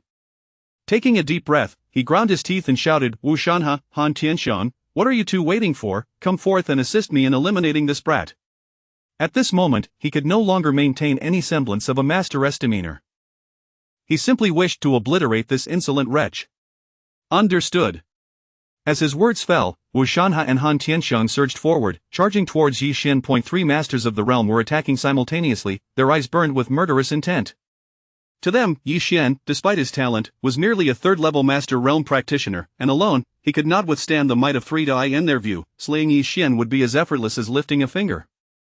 Seeing this unfold, Ge Qingqing's expression turned grave. After kicking aside an enforcement team member, he bellowed, "Kid, can you still hold on?" A mere trifle. Confidence surged within him, arrogant. Witnessing Yi Xian's audacity, Han Tianxiang could barely contain his fury, growling, "You dare to speak so boldly before 3 masters, you truly seek death. If you wish to perish, we shall oblige." Blazing Heaven's flame palm, whoosh, with that strike, a torrent of scorching flames erupted, morphing into a colossal fiery hand that hurtled toward Yi Xian with explosive force. While Yi Xian's icy gaze fixated on the flaming hand, activating his eye of wisdom in secret. In an instant, he comprehended the intricacies of the flame palm and discerned its vulnerabilities. Here, Yi Xian's eyes narrowed, and in a heartbeat, he raised his right hand, striking the palm with a precise jab. Swish, his sharp finger found its mark at the center of Han Tianxiang's palm, exploiting his weakness. Crack, a resounding shatter echoed as Han Tianxiang let out a blood-curdling scream, his entire right arm fracturing catastrophically. Blood sprayed forth, and bone fragments scattered, his arm reduced to a mangled mess. Han Tianxiang howled as he collapsed to the ground, clutching his ruined arm, his cries filled with anguish. Fear and regret filled his eyes as he gazed at Yi Xian, questioning whether he should have provoked him at all, but it was too late. In the next instant, Yi Xian's figure darted forward like a specter, delivering a fierce kick that crushed Han Tianxiang's skull. Bang! With a sharp crack, his head burst open like a watermelon, crimson blood mingling with white brain matter, splattering across Sha Qianqiu and Wu Shanhe, staining their garments in a gruesome display. Meanwhile, Sha Qianqiu and Wu Shanhe were taken aback, astonished at the ruthlessness of Yi Xian's methods. In the blink of an eye, he had slain yet another master. With Han Tianxiang's demise, his energy surged forth like a spring, instantly absorbed by Yi Xian. 4th level of Martial Master Realm, boom, as the spiritual energy roared within him, Yi Xian's cultivation soared yet again. Another breakthrough. Sha Qianqiu was left dumbfounded, staring at Yi Xian as if he were a demon. While other martial artists weakened with each clash, how was it that this young man grew ever stronger? Yi Xian sneered. Master Sha, I appreciate the spiritual energy gift you've provided. Not only have you aided my cultivation, but you've also summoned a companion to assist.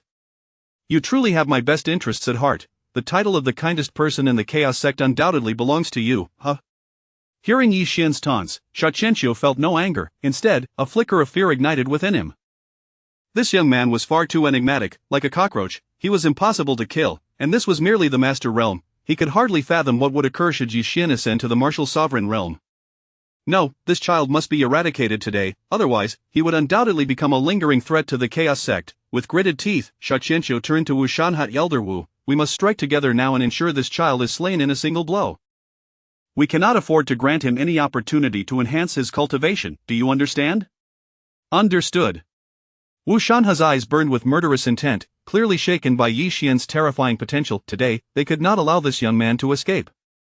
However, just as the two were about to make their move, a piercing bird cry suddenly sliced through the air, revealing a massive azure cloud eagle, wings spread wide, casting a shadow that obscured the sun as it descended. From atop the eagle, a chilling voice resonated. Sha Qianqiu, you have audaciously overstepped your bounds, daring to harm a disciple of Su Ding, who gave you the audacity to touch a member of my Tianqing sect? Chapter 27. The disciples of the Celestial Star Sect, allow me to shield, who dares to lay hands on the disciples of my Celestial Star Sect? A chilling voice emanated from the back of the Tsangyun eagle. A middle-aged man, clad in a refined blue robe, descended gracefully, seemingly walking on the wind, like a celestial being gracing the mortal realm. A gentle breeze swirled around him, devoid of all eyes were drawn to him. Master. Upon recognizing the visitor, Tang Xuero and Ge Qingqing exchanged glances of delight and quickly approached. Indeed, the newcomer was none other than Su Ding, the esteemed leader of the Celestial Star Sect. In that past existence, when Yi Xian suffered from a debilitating condition that rendered him unable to cultivate, it was Su Ding who traversed mountains and valleys to procure numerous spiritual herbs, aiding him in reconstructing his foundation. Although it merely restored his Dantian and did not bestow upon him the unparalleled talent of the indestructible body of the primordial era, it at least allowed Yi Xian to re-enter the path of cultivation. In Yi Xian's heart, Su Ding was akin to his rebirth parents. Yi Xian bowed deeply to Su Ding, exclaiming, Master. Ah. Upon witnessing Yi Xian's respectful gesture, the frostiness on Su Ding's face dissipated, replaced by a warm smile that felt like a gentle spring breeze. Good lad, to face 3 grandmasters alone without faltering. Truly, a worthy disciple of the Celestial Star Sect, such determination. Thank you, Master. Yi Xian chuckled amiably, yet in the next moment, the smile on Su Ding's face vanished as his gaze shifted to the distance where Sha Qianqiu stood, a frigid demeanor overtaking his features once more. Sha Qianqiu!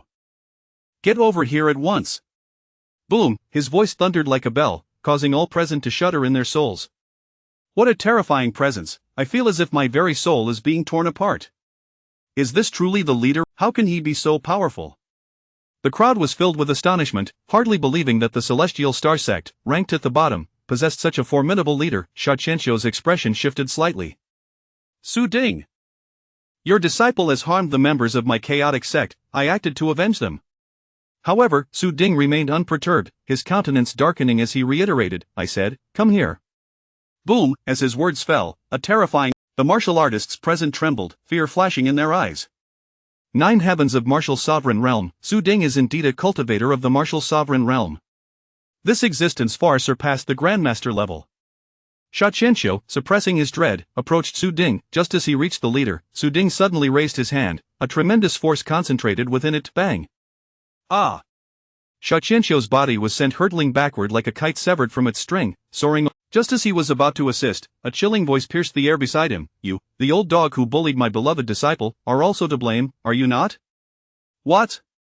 Wu Shanhe's body trembled. Raising his gaze, he found Su Ding towering before him, his imposing figure blocking out the sunlight above, casting a shadow that radiated intimidation. In the next instant, a cold killing intent locked onto him. And no! Hallmaster, save me! Wu Shanhe's wails echoed in despair. But it was too late. In the following moment, Su Ding lifted his right hand, striking down upon Wu Shanhe's head with ferocity. Bang! In an instant, Wu Shanhe's skull burst like a watermelon, blood and brain matter splattering forth as he collapsed, lifeless. Sha Qianqiu's face turned ashen, rage boiling within him. Su Ding, how dare you kill an elder of my chaotic sect? Bang! Before he could finish, Su Ding's foot crushed his head into the ground, disdain evident on his face. Killed is killed. Why so much blather? Sha Qianqiu gritted his teeth at Su Ding. Do not think that just because you are a martial sovereign, you can act recklessly. Do not forget, the thing within your body will not allow you to live for many more years. When you die, it shall be the day of the Celestial Star Sect's demise. Nonsense! Bang! Su Ding delivered a powerful kick, sending Sha Qianqiu flying. Wow! Witnessing this, the crowd gasped in astonishment. Sha Qianqiu, a formidable expert at the 8th heaven of the Grandmaster realm, was reduced to a mere plaything under Su Ding's might, utterly unable to retaliate. The terror of a martial sovereign was truly unfathomable. Meanwhile, a flicker of surprise crossed Yi Xian's eyes. What is this thing within my master? He recalled that in his previous life, the Celestial Star Sect had disbanded due to his master's passing, but he had always believed it was because his master could not break through to the Martial King realm, reaching the end of his lifespan. Now, it seemed that his master's demise might indeed be linked to the thing Sha Qianqiu had mentioned. As Yi Xian pondered, Su Ding had already stepped on Sha Qianqiu's head, his voice icy. A dog-like creature, even if that old Kutfong Qingping were here, he wouldn't dare speak to me in such a manner. What are you, to dare raise your voice? Today, I shall take my dear disciple to the Celestial Star Sect. Do you have any objections? Su Ding, I shall say it once more, I am taking my dear disciple away. Do you have any objections? Crack, crack, crack, as Su Ding spoke, he continued to apply pressure on Sha Qianqiu's head. The terrifying force threatened to shatter it, causing Sha Qianqiu to bleed from all 7 orifices, continuously wailing, I agree, just let go, my head is about to... A sensation of having survived a calamity washed over him. Su Ding, towering above, declared to remember, I shall protect the disciples of the Celestial Star Sect. Should I ever witness you laying a hand on Yi Xian again, I will strike you down without hesitation. Do you understand? Understood, understood. Sha Qianqiu hurriedly replied, not daring to harbor any thoughts of resistance. Seeing this, a satisfied expression. From this day forth, no one shall dare disrespect you. Thank you, master. Yi Xian clasped his fists, gratitude evident in his eyes. Su Ding waved his hand. Truth be told, I ought to be the one expressing gratitude for your choice to join our Celestial Star Sect. Rest assured, I shall spare no effort to cultivate you into a peerless master, ensuring your extraordinary talent does not go to waste. Indeed. Yi Xian nodded. Su Ding patted Yi Xian's shoulder, smiling. Now, let us return to the Celestial Star Sect. However, just then, Yi Xian suddenly grinned. Master, to leave so casually seems rather irresponsible, does it not? Su Ding paused in surprise. Yi Xian, with a playful smile, continued, since I have joined the Celestial Star Sect, you shall certainly protect me, correct? Su Ding chuckled unnaturally. You are my disciple of the Celestial Star Sect. Anyone who dares to bully you is challenging me, Su Ding. With that, his icy gaze swept across the crowd, exuding an aura of dominance. That is good to hear.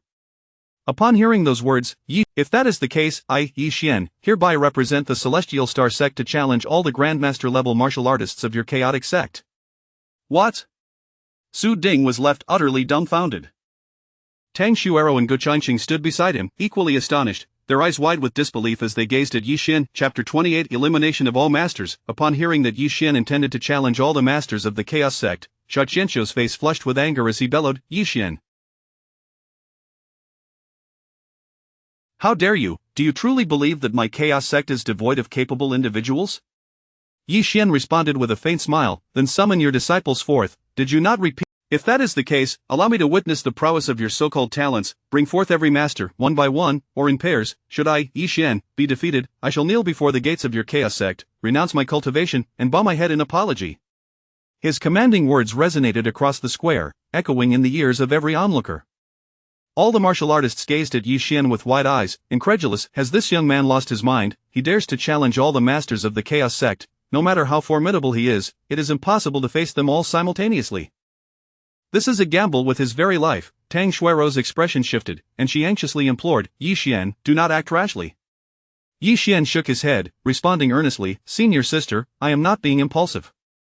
I have deliberated carefully. The reason the Chaos Sect dares to bully the Tianqing sect is precisely because the latter lacks talent. Thus, today, I, Yi Xian, shall embody. This time, I shall utterly subdue the Chaos Sect, instilling fear in them so that they flee at the mere sight of the Tianqing sect. Sha Qianqiu roared, You insolent brat, you seek death. Yi Xian turned to Su Ding, sect master. Su Ding stepped forward immediately, his expression dark and his voice thunderous. Sha Qianqiu, did you not hear Yi Xian's words? Summon all the masters of your Chaos Sect, or do not blame me for losing my temper. Sha Qianqiu Su Ding, known throughout Langya County as the Old Rascal, would not hesitate to act recklessly if provoked.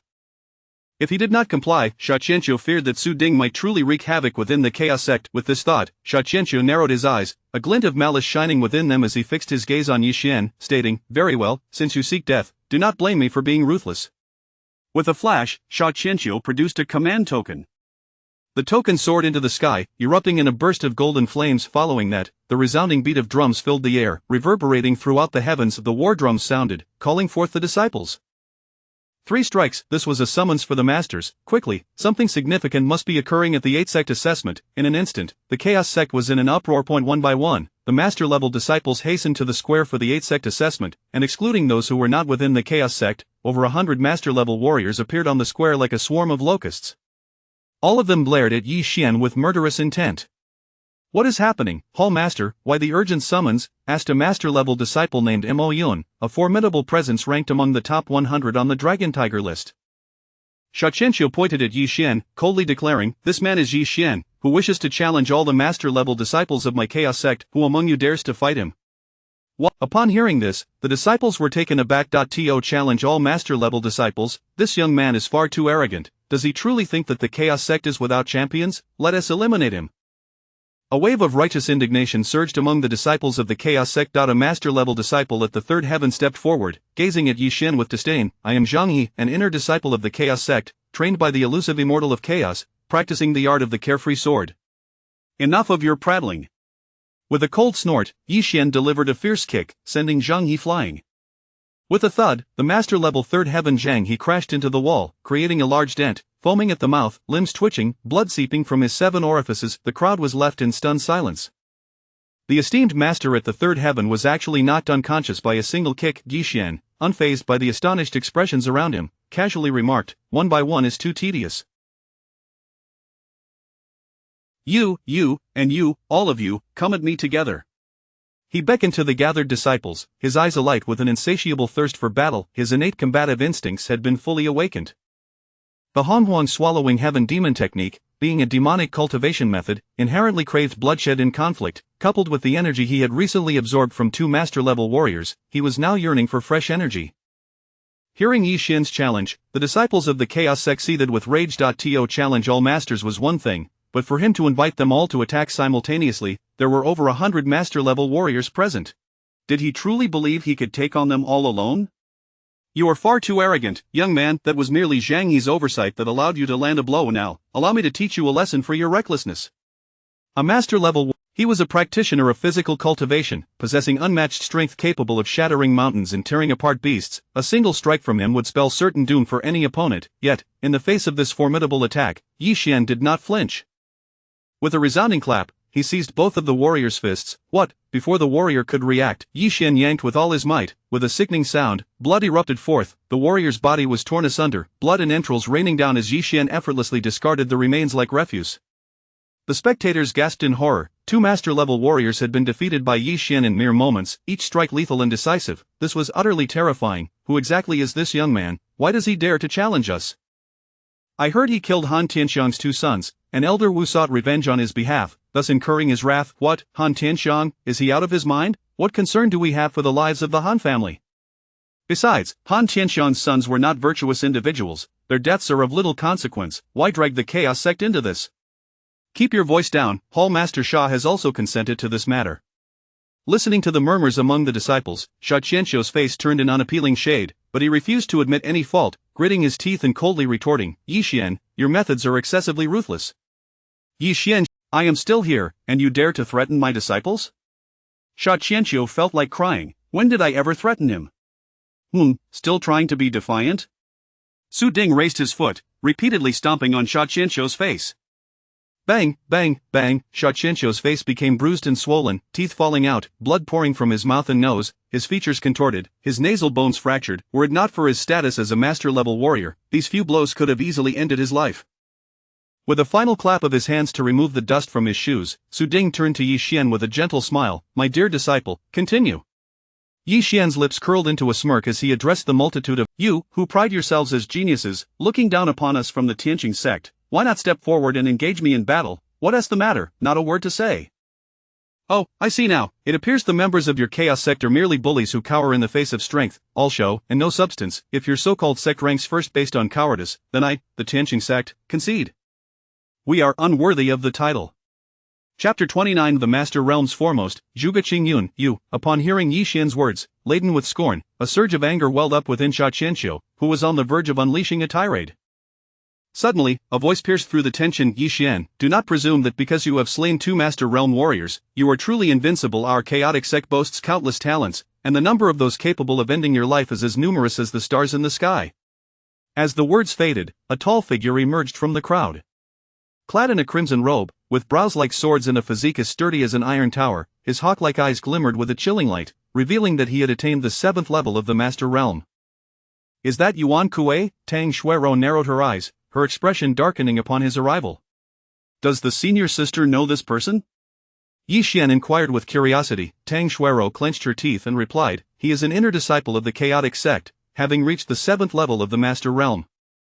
He is notoriously arrogant and often bullies the disciples of our Tianqing sect. Just half a month ago, 3 of our disciples were left with broken bones at his hands, and one was even left crippled, with his dantian shattered. Yi Xian raised his gaze, icy eyes fixed on Yuan Kuei. Is it you who has harmed my senior sister's disciples? And if it is? Yuan, if they are cowards, they deserve to be oppressed by the strong. To fall beneath my fists is their honor. The next time I encounter a disciple of the Tianqing sect, I will strike again. Not just one, but I will turn them all into cripples. Ha ha ha. Yuan Kuei's face beamed with arrogance, as if he considered it a matter of great pride to maim the disciples of the Tianqing sect. Yi Xian's lips curled into a cold smile, his eyes brimming with a chilling light. So you believe that beating my Tianqing sect's disciples is justified? And if it is, if you have the guts, come and kill me. Yuan Kuei scoffed disdainfully. As you wish. As soon as he finished speaking, Yi Xian's figure flickered like a specter, his right fist enveloped in surging spiritual power, crashing down with the force of a mountain upon Yuan Kuei's face. Overestimating yourself. Yuan Kuei let out a derisive laugh. He was a warrior specializing in body refinement, possessing unparalleled physical strength. Although he was only at the 7th level of the Master Realm, his might could rival that of an 8th level master. For Yi Xian to dare challenge him in a fistfight was nothing short of suicidal. In the next moment, Yuan Kuei's fist shot forward with great force, Savage Bull's formless fist. Boom, boom, boom, the terrifying fists fell like meteors, carrying an unimaginable momentum as they collided violently with Yi Xian's fist. Yet, in that instant of impact, Yuan Kuei's expression abruptly shifted. Wait, no, this isn't right. From Yi Xian's fist, he sensed an unimaginable, terrifying force. This power was not only equal to his but bang, bang, bang. Ah! The next moment, a scream erupted as Yuan Kuei's right fist exploded, fingers flying, blood splattering everywhere. The terrifying spiritual energy shredded his entire right arm to pieces. In just one blow, the so-called invincible Yuan Kuei was utterly defeated. Yi Xian executed a kick in mid-air. Bang! Yuan Kuei's figure shot backward like a cannonball, crashing heavily onto the ground dozens of meters away. His chest caved in, ribs shattered, and his internal organs obliterated by Yi Xian's kick. With a tilt of his head, he breathed his last. Yi Xian surveyed the crowd with a cold gaze. Who else has bullied the disciples of the Tianqing sect? Come forth, one by one, I shall slay you. It is simply not satisfying enough to do so individually. Gasp! At these words, the crowd gasped in shock, as if struck by thunder. Not satisfying enough, with a single punch, he could take down a talented disciple painstakingly nurtured by the chaotic sect, and he still found it insufficient? Yi Xian, that is enough. At that moment, a tall young man strode forth from the throng, his piercing gaze locked onto Yi Xian, exuding an overwhelming aura. Upon his appearance, the disciples of the chaotic sect visibly perked up. It is senior brother Zhuge Qingyun, our chaotic sect's inner genius. He has reached the 9th level of the Master Realm. He is merely a hair's breadth away from the martial sovereign realm. He is hailed as the strongest under the martial sovereign realm. Zhuge Qingyun fixed his cold gaze on Yi Xian. Yi Xian, I acknowledge that however, you have caused enough chaos and taken enough lives. This matter ends here. It is time for me to personally bring this to a fitting conclusion. A fitting conclusion? Yi Xian regarded him with a teasing glint in his eyes. Then pray tell, how do you propose to conclude this? Quite simply. You kneel and admit your fault, and then take your own life to atone for your sins. That would be a fitting conclusion. Zhuge Qingyun declared haughtily. Rest assured, considering your achievements at such a young age, I will ensure that your remains are buried honorably. You would do well to comply, otherwise, I will make your death a fate worse than life. Zhuge Qingyun's icy voice echoed in the ears of everyone present. In just a few short words, it felt as though he had pronounced Yi Xian's death sentence. Ha! Hearing this, Yi Xian was momentarily taken aback before bursting into uncontrollable laughter. What are you laughing at?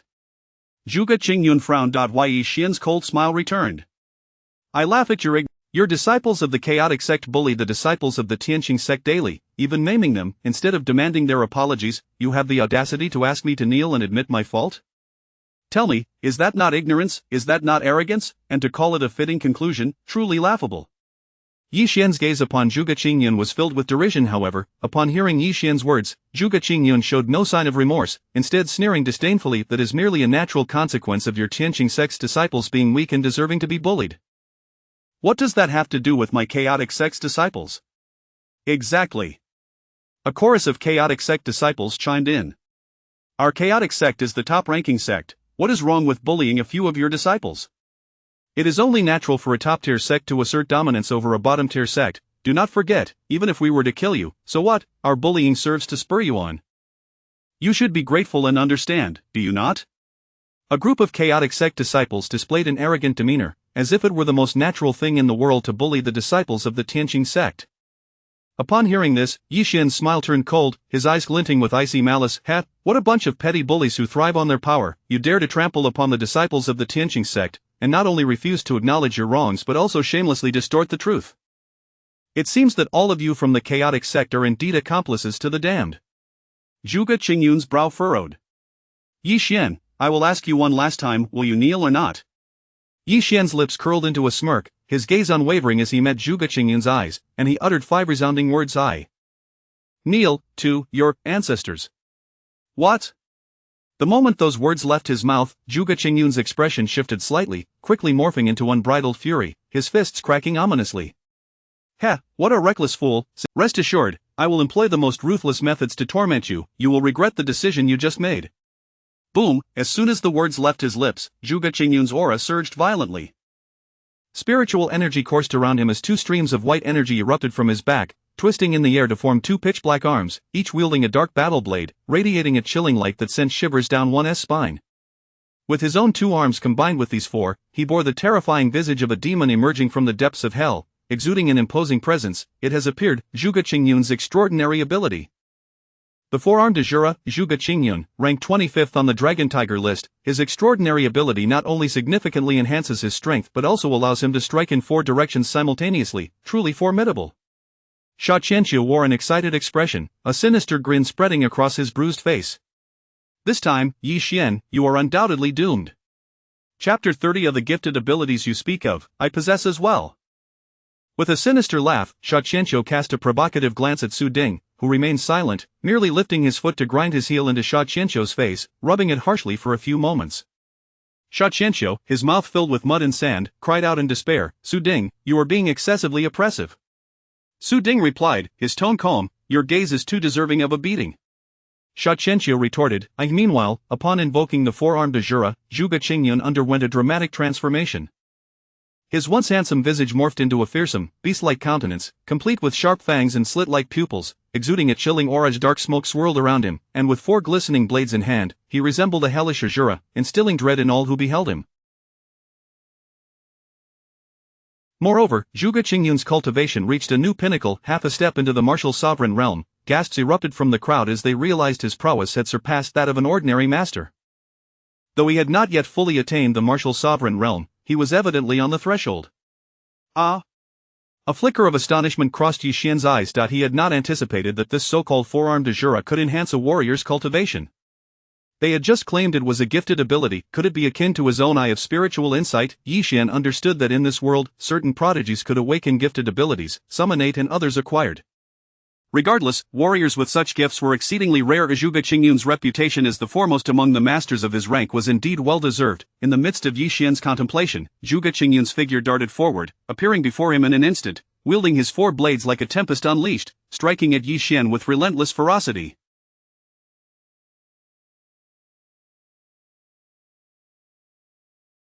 Each slash twisted the fabric of space itself. These blades, imbued with gifted abilities, were significantly more resilient than ordinary weapons, their power augmented further by their fusion with Zhuge Qingyun's 4 arms.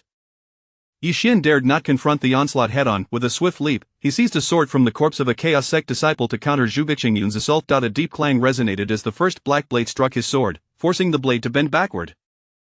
Sparks flew, and the violent force coursed through Yi Xian's arms, leaving them numb as the second blade descended upon him. The second strike was even more powerful, immediately followed by the third, fourth, and fifth strikes. Zhuge Qingyun spun like a whirlwind, delivering blow after blow with his 4 arms wielding the war blades.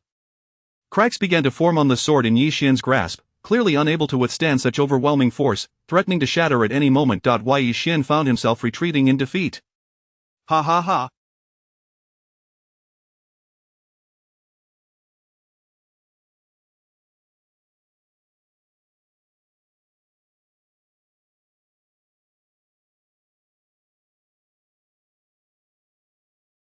Yi Xian, were you not quite arrogant? Why do you flee? It seems you can only bully the mediocre. Before absolute genius, you can only scurry away. Sha Qianqiu taunted. Our Chaos Sect is brimming with talent. What are you to challenge our authority? Zhuge, strike him down. The disciples of the Chaos Sect, witnessing Yi Xian's inability to retaliate, were filled with exhilaration. Clang, the 17th strike fell, and with a resounding explosion, Yi Xian's sword shattered, the violent shockwave sending him sprawling several meters back, leaving 2 deep trails in his wake. His palms were torn, blood gushing forth, a wave of numbness radiating from his hands. Zhuge Qingyun sneered coldly, his face etched with mockery. What's wrong, Yi Xian? Is this all you are capable of? Did you not boast of challenging all the masters of the Chaos Sect? Discarding the broken sword, Yi Xian wrapped a strip of cloth around his hands and gazed at Zhuge Qingyun. No wonder you are ranked 25th on the... You indeed possess some skill. If I were to slay a genius like you, the Chaos Sect would surely feel the loss. The Dragon Tiger list is a ranking of the 8 sects of Langya Prefecture, with 100 slots reserved for the most remarkable talents among them. Zhuge Qingyun's position on this list attested to his formidable strength, a rarity even within the Chaos Sect. Zhuge Qingyun scoffed disdainfully, you think you can kill me? Yi Xian stretched his limbs, bones crackling, and said softly, I, Yi Xian, am one who repays even the smallest grievances with 1,000-fold retribution. Those who show me kindness, I repay with equal measure. Those who bear enmity towards me, I shall ensure they suffer immensely. You Chaos Sect have insulted my Tianqing sect. If I do not slay you today, how can I justify the bloodshed by my fellow disciples? That remains to be seen. Zhuge Qingyun sneered. Clang! Zhuge Qingyun's 4 blades screeched against the ground as he approached Yi Xian, the air thick with murderous intent. Just as he prepared to unleash his ferocious assault, Yi Xian suddenly trembled. Buzz! With a flick of his wrist, a sharp long knife fell into his grasp. This blade, the Qinggang knife, was forged from deep-sea meteorite iron, far superior in quality to the sword he had previously wielded. A strange glint flickered in Yi Xian's eyes. I forgot to mention, gifted abilities are not solely yours to possess. In an instant, Yi Xian's figure surged forth like a phantom, the Qinggang knife slicing through the air with a thunderous force aimed directly at Zhuge Qingyun. Whirlwind Demon Slash. What? A cacophony of gasps filled the air as all present stared in disbelief. Whirlwind Demon Slash? Is that not Zhuge's technique? Expressions of shock spread across the crowd. They had not anticipated that Yi Xian would employ the very move Zhuge Qingyun had just executed. How could this be? Even Zhuge Qingyun himself was taken aback, incredulously watching as Yi Xian wielded the knife. He wanted to dismiss it as an illusion, but Yi Xian's technique was undeniably the Whirlwind Demon Slash. Every strike and movement mirrored perfectly. Nearby, Sha Qianqiu watched in shock, only to soon realize that within Yi Xian's eyes danced a crimson glow, resembling blood pupils, a most airy sight. That was a gifted ability. His talent allowed him to instantly learn his opponent's techniques? Sha Qianqiu recognized that Yi Xian's eye of spiritual insight was indeed a gifted ability. If he had merely thought Yi Xian possessed high aptitude, he might have regretted it. However, witnessing the emergence of this gifted ability made him feel as though he had swallowed a bitter pill.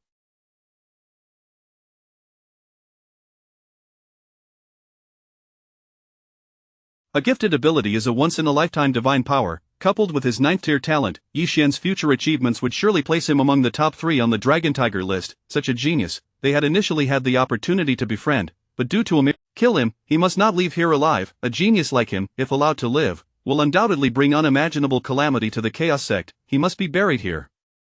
Meanwhile, Clang! This time, Zhuge Qingyun felt the strain. He realized that Yi Xian had not merely learned the Whirlwind Demon Slash, he had completely comprehended it. Even more terrifying was Zhuge Qingyun's dawning realization that Yi Xian's execution of the technique surpassed his own. Impossible. Impossible, this cannot be. Zhuge Qingyun howled in a frenzy, unable to believe that the technique he had painstakingly honed for decades could be eclipsed in an instant by Yi Xian. No. As a genius, this was the first time he had faced such a monumental setback, yet, Zhuge Qingyun was unaware that the true strength of the Eye of Spiritual Insight lay not only in learning techniques but also in understanding them. As Yi Xian employed the Whirlwind Demon Slash repeatedly, his comprehension deepened, ultimately surpassing Zhuge Qingyun in both strength and speed. Clang! Clang! In just a few exchanges, Zhuge Qingyun found himself. With a leap, Yi Xian wielded the Qinggang knife like a silver moon slicing through the sky. The blade struck with a force and speed tenfold that of before. Crash! The blow sent Zhuge Qingyun's blade flying from his grasp. Not good. Zhuge Qingyun's expression shifted dramatically. Before he could react, Yi Xian's Qinggang knife descended again like a specter. Swish, the blade sliced through the air, severing Zhuge Qingyun's forearms cleanly. Ah! Zhuge Qingyun's anguished wails echoed as excruciating pain consumed him. Yi Xian's face remained impassive. What a pity, your gifted power only allows you to reach half a step into the martial sovereign realm. Had you fully attained that realm, perhaps I would not be able to kill you, but now, prepare to meet your end. Swish! With a swift motion, Yi Xian brushed past Zhuge Qingyun, heading toward Tang Xuero and the others, while behind him, Zhuge Qingyun collapsed with a resounding thud, blood gushing from his neck. Chapter 31 A sudden ambush, Tang Xuero severely injured. Silence, a deathly stillness enveloped the vast plaza of the 8th Sex Assessment. Despite the throngs of people, gulp, someone in the crowd swallowed hard, and the sound spread like a contagion, as master-level experts followed suit, their eyes filled with terror as they gazed at Yi Xian amidst the crowd. Each face bore an expression of shock, reverence, and disbelief. Dead, the unparalleled genius, Zhuge Qingyun, who ranked 25th on the Dragon Tiger list and possessed extraordinary talents, has actually perished. Am I dreaming? Even Su Ding found himself momentarily stunned before bursting into hearty laughter, his joy uncontainable. Ha! Excellent! Who would have thought that my lowly Tianqing sect, ranked at the bottom, would today welcome such a prodigious talent? Not only does he possess 9th-grade talent, but he also wields extraordinary abilities. He can even slay a master ranked 25th on the Dragon Tiger list with a mere flick of his hand. Splendid, truly splendid. Ha! Su Ding's uproarious laughter resonated throughout the plaza. In that moment, the entire crowd erupted in excitement. Tang Xuero gazed at Yi Xian with shining eyes. Honestly, she had never anticipated his strength to reach such heights. With a cultivation level at the 4th heaven of the Master Realm, he had slain Zhuge Qingyun, who was at the half-step martial sovereign level. Had this been before, she would have dismissed it as impossible.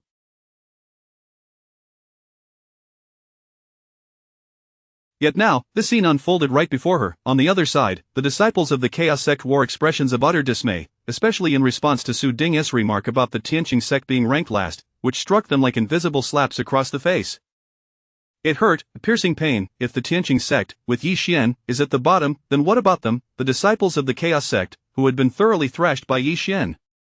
Are they at -1? Sha Qianqiu, Wu Shanhe, you two should be damned. Because of your selfishness, our Chaos sect has offended an unparalleled genius, resulting in Zhuge Qingyun's immediate demise. You are the sinners of the Chaos sect. In an instant, the disciples of the Chaos sect were incensed, cursing Sha Qianqiu incessantly. Sha Qianqiu's face shifted between hues, feeling a chilling sensation creeping up his back. If the sect master were to learn that he was responsible for Zhuge Qingyun's death today, losing his position as the captain of the enforcement team would be the least of his worries.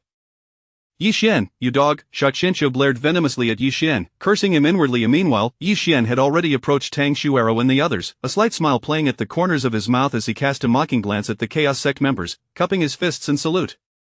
Truly, the foremost sect of Langia County boasts an abundance of talent, akin to stars in the night sky. With so many geniuses, it has taken me so long to slay fewer than 10. It seems my prior claim of challenging all master-level experts was indeed a tad presumptuous. I apologize. Sha Qianqiu's lips twitched to the members of the Chaos sect gritted their teeth. Damn it, is this truly an apology? It is quite evidently a slap to our faces. Yi Xian then turned to Su Ding, cupping his fists. Sect master, the Chaos sect is indeed filled with experts, formidable as fish crossing a river. We should make haste back to the Tianqing sect. Very well, let us depart. Su Ding chuckled heartily, having not felt such exhilaration in many years. Casting a glance at the half-conscious Sha Qianqiu on the ground, Su Ding mockingly remarked, Hallmaster Sha, we shall take our leave now. When Fang Qingping arrives, please convey my regards and invite him to dine at the Tianqing sect. Ge Changqing rushed over to Sha Qianqiu, snatching away his sword. Earlier, Wu Shanhe had wagered with me that if I recruited a genius, he would give me his sword. Alas, he has died, so, I must apologize, Hallmaster Sha, but I shall be taking your sword for now. Ge Changqing grinned, his face a picture of feigned innocence as he walked away. Sha Qianqiu, that is my sword. In a fit of rage, Sha Qianqiu spat out a mouthful of blood, his head lolling as he fainted.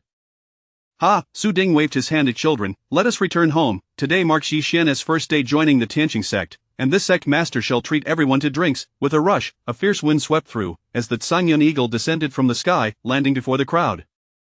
Yi Xian and the others climbed onto the back of the Tsangyun eagle, its colossal wings flapping as it soared into the sky, stirring up a tempest of dust and debris, as they vanished into the clouds. Not long after the Tianqing sect departed, the unconscious Sha Qianqiu regained consciousness, opening his eyes to find Fang Qingping, the sect master of the Chaos sect, and several high-ranking members staring intently at him, their faces grim, clearly aware of the events that had just transpired. Upon seeing the sect master, Sha Qianqiu was instantly overcome with tears, wailing, "Sect master, you have finally arrived. The people of the Tianqing sect have gone too far." Slap! A high-ranking member struck Sha Qianqiu hard across the face, furious beyond measure. Scoundrel, a dignified captain of the enforcement team, reduced to such a state by a mere youth, and allowing the death of an elder and a prodigy from the Dragon Tiger list. You have brought disgrace upon the name of our Chaos sect. This high-ranking member, named Gu Yuan, was one of the 7 chief elders of the Chaos sect. Upon hearing of the deaths of the elders and disciples, Gu Yuan had rushed here alongside Fang Qingping, and upon seeing the pile of corpses, his fury was nearly explosive. Had Fang Qingping not intervened, he would have torn Sha Qianqiu to shreds. Elder, hearing Gu Yuan's reprimand, Sha Qianqiu hurriedly knelt on the ground, panic written all over his face, his words tumbling out in a jumbled mess. Enough! Just then, Fang Qingping waved his hand, speaking coolly. Elder Gu, this matter cannot be solely attributed to Sha Qianqiu. It was Yi Xian who acted recklessly. Zhuge Qingyun merely sought to commit suicide to atone and even offered. Yet, not only did he fail to show gratitude, but he also unleashed a massacre, indicating his utter lack of respect for our Chaos sect. This child must die. In Fang Qingping's eyes, killing a disciple was trivial. However, showing no respect for the Chaos sect was an unforgivable sin. Elder Gu inquired solemnly, what shall we do next? I have learned from a source that this Yi Xian is a member of the Yi family from the imperial capital. What? The Yi family from the imperial capital? At this revelation, Sha Qianqiu was struck with shock, his blood turning icy in his veins. The Yi family from the imperial capital, the foremost clan of the Deqin dynasty.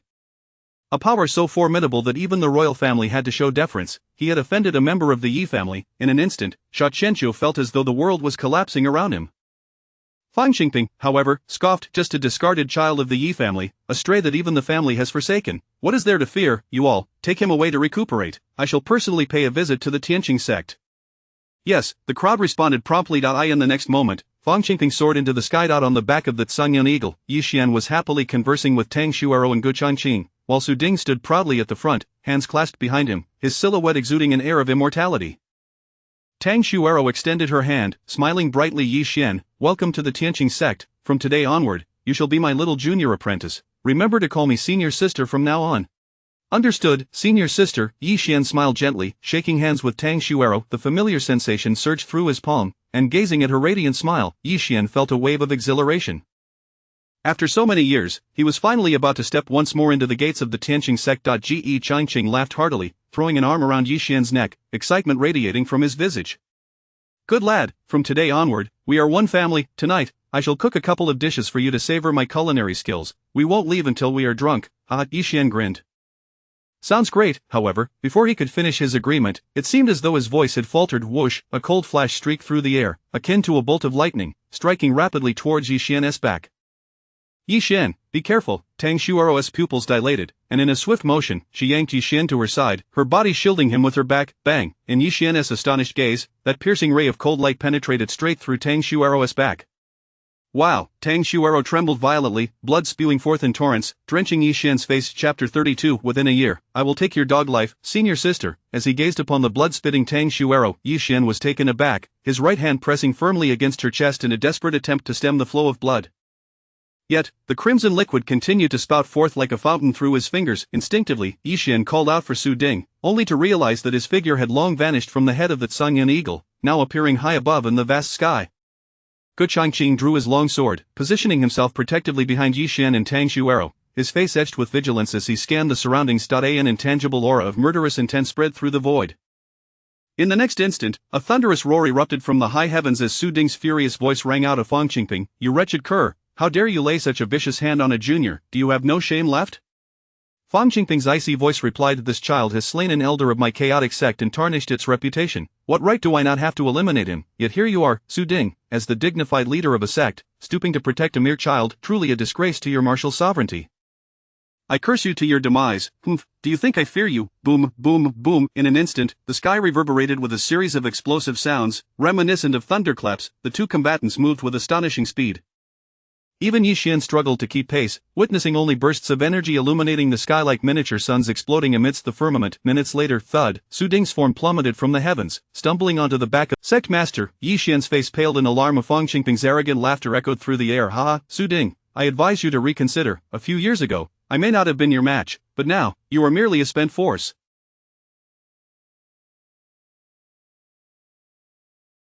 The affliction within you has long since doomed you to a short existence. It would be child's play for me to slay you now. Is that so?" Upon hearing this, Su Ding let out a cold laugh. "Can you withstand the next move?" Buzz. Suddenly, an eerie red light ignited from Su Ding's chest, its size no larger than a fingernail yet radiating an intense brilliance akin to a roaring flame, exuding a terrifying aura. At the sight of this illumination, Fang Qingping's expression shifted drastically as Su Ding, "Have you lost your mind? You would burn your martial soul for the sake of a junior, seeking to perish together with me? Come and try." Su Ding's gaze hardened, his eyes fixated on Fang Qingping as he growled fiercely, "If you dare to harm Yi Xian, I shall detonate my martial soul. Let us see if I can obliterate you." You, observing Su Ding's resolute demeanor, Fang Qingping was both astonished and enraged. He never anticipated that this old man could be driven to such madness, yet, he dared not gamble. Should the martial soul of a martial sovereign be detonated, its power would rend the heavens and earth, and not only would he be unable to withstand it, but all cities within 1,000 miles would likely be annihilated in an instant. Humph, a madman. Ultimately, Fang Qingping could not bring himself to act ruthlessly. He reined in his murderous intent, coldly stating, "Su, do not think that by protecting this child today, he will be safe in the future. Those whom my chaotic sect wishes to kill have never been able to evade my grasp." With that, Fang Qingping transformed into a streak of light and vanished from sight. "Damn you." Su Ding cursed into the direction of Fang Qingping's disappearance before approaching Yi Xian and the others. Examining Tang Xuero's injuries, he placed a pill into her mouth, reassuring her, "Do not worry, she is not gravely injured. The blade merely grazed her heart without striking a vital spot. After she consumes this 8 treasure pill and rests for a few nights, she will recover." Yi Xian nodded, looking down at the deeply sleeping Tang Xuero, a flicker of guilt crossing his eyes. Just now, had it not been for the sect master's intervention, his senior sister would have surely perished at the hands of Fang Qingping. After finally reuniting with her, he had unwittingly placed her in such peril. Creak, creak, Yixian's hands gripped tightly, his eyes bloodshot, filled with a mix of fury and madness as he enunciated each word with conviction of Fang Qingping. I, Yixian, swear to the heavens that within a year, I will ensure that your chaotic sect has no place left to bury its dead. The voice brimming with killing intent resounded upon the back of the Tsangyun eagle. This vow was one Yixian was determined to fulfill. In his previous life, it was his inadequacy that led to his senior sister's tragic demise at the hands of the Yi family. This time, even if it costs him his life, he would guarantee her safety for all eternity. Observing Yixian's bloodshot eyes, Su Ding opened his mouth, a lump lodged in his throat. Were it anyone else making this declaration, he might scoff in disbelief, yet inexplicably, as Yixian uttered those words, he felt an unsettling premonition that perhaps this young man truly possessed the ability to slay Fang Qingping. What a fine lad, Su Ding patted Yixian on the shoulder, foregoing lengthy admonishments, leaving behind a heartfelt remark. Pursue your ambitions boldly, through fire and water, your sect master shall stand by you. Yixian felt his heart swell with gratitude. Thank you, sect master. Ge Changqing chuckled heartily. Regardless, my old life is nearing its end, but if you have confidence, I too would be willing to join you. Thank you, elder. Gazing at the two steadfast figures standing beside him, Yixian felt a wave of emotion surge within. He turned his gaze towards the direction of Fang Qingping's departure, silently vowing. A year from now, I shall raise the chaotic sect to the ground and take Fang Qingping's head. Ka, the Tsangyun eagle seemed to resonate with the trio's fervor, emitting a series of high-pitched cries. In the next instant, they soared into the clouds. Before long, Yixian and the others had flown beyond the borders of Langya County, landing within a mountain range 50 miles away. The Tianqing sect was nestled atop the most majestic peak of this range, which soared skyward like a celestial sword piercing the heavens, standing at least several thousand meters high. Amidst swirling clouds and mist, one could faintly discern a collection of ancient and elegant structures scattered about the mountainside. At the entrance stood an archway fashioned from white jade, flanked by two colossal stone pillars carved in the likeness of coiling dragons, each depicting an enraged dragon, claws bared, appearing vividly lifelike.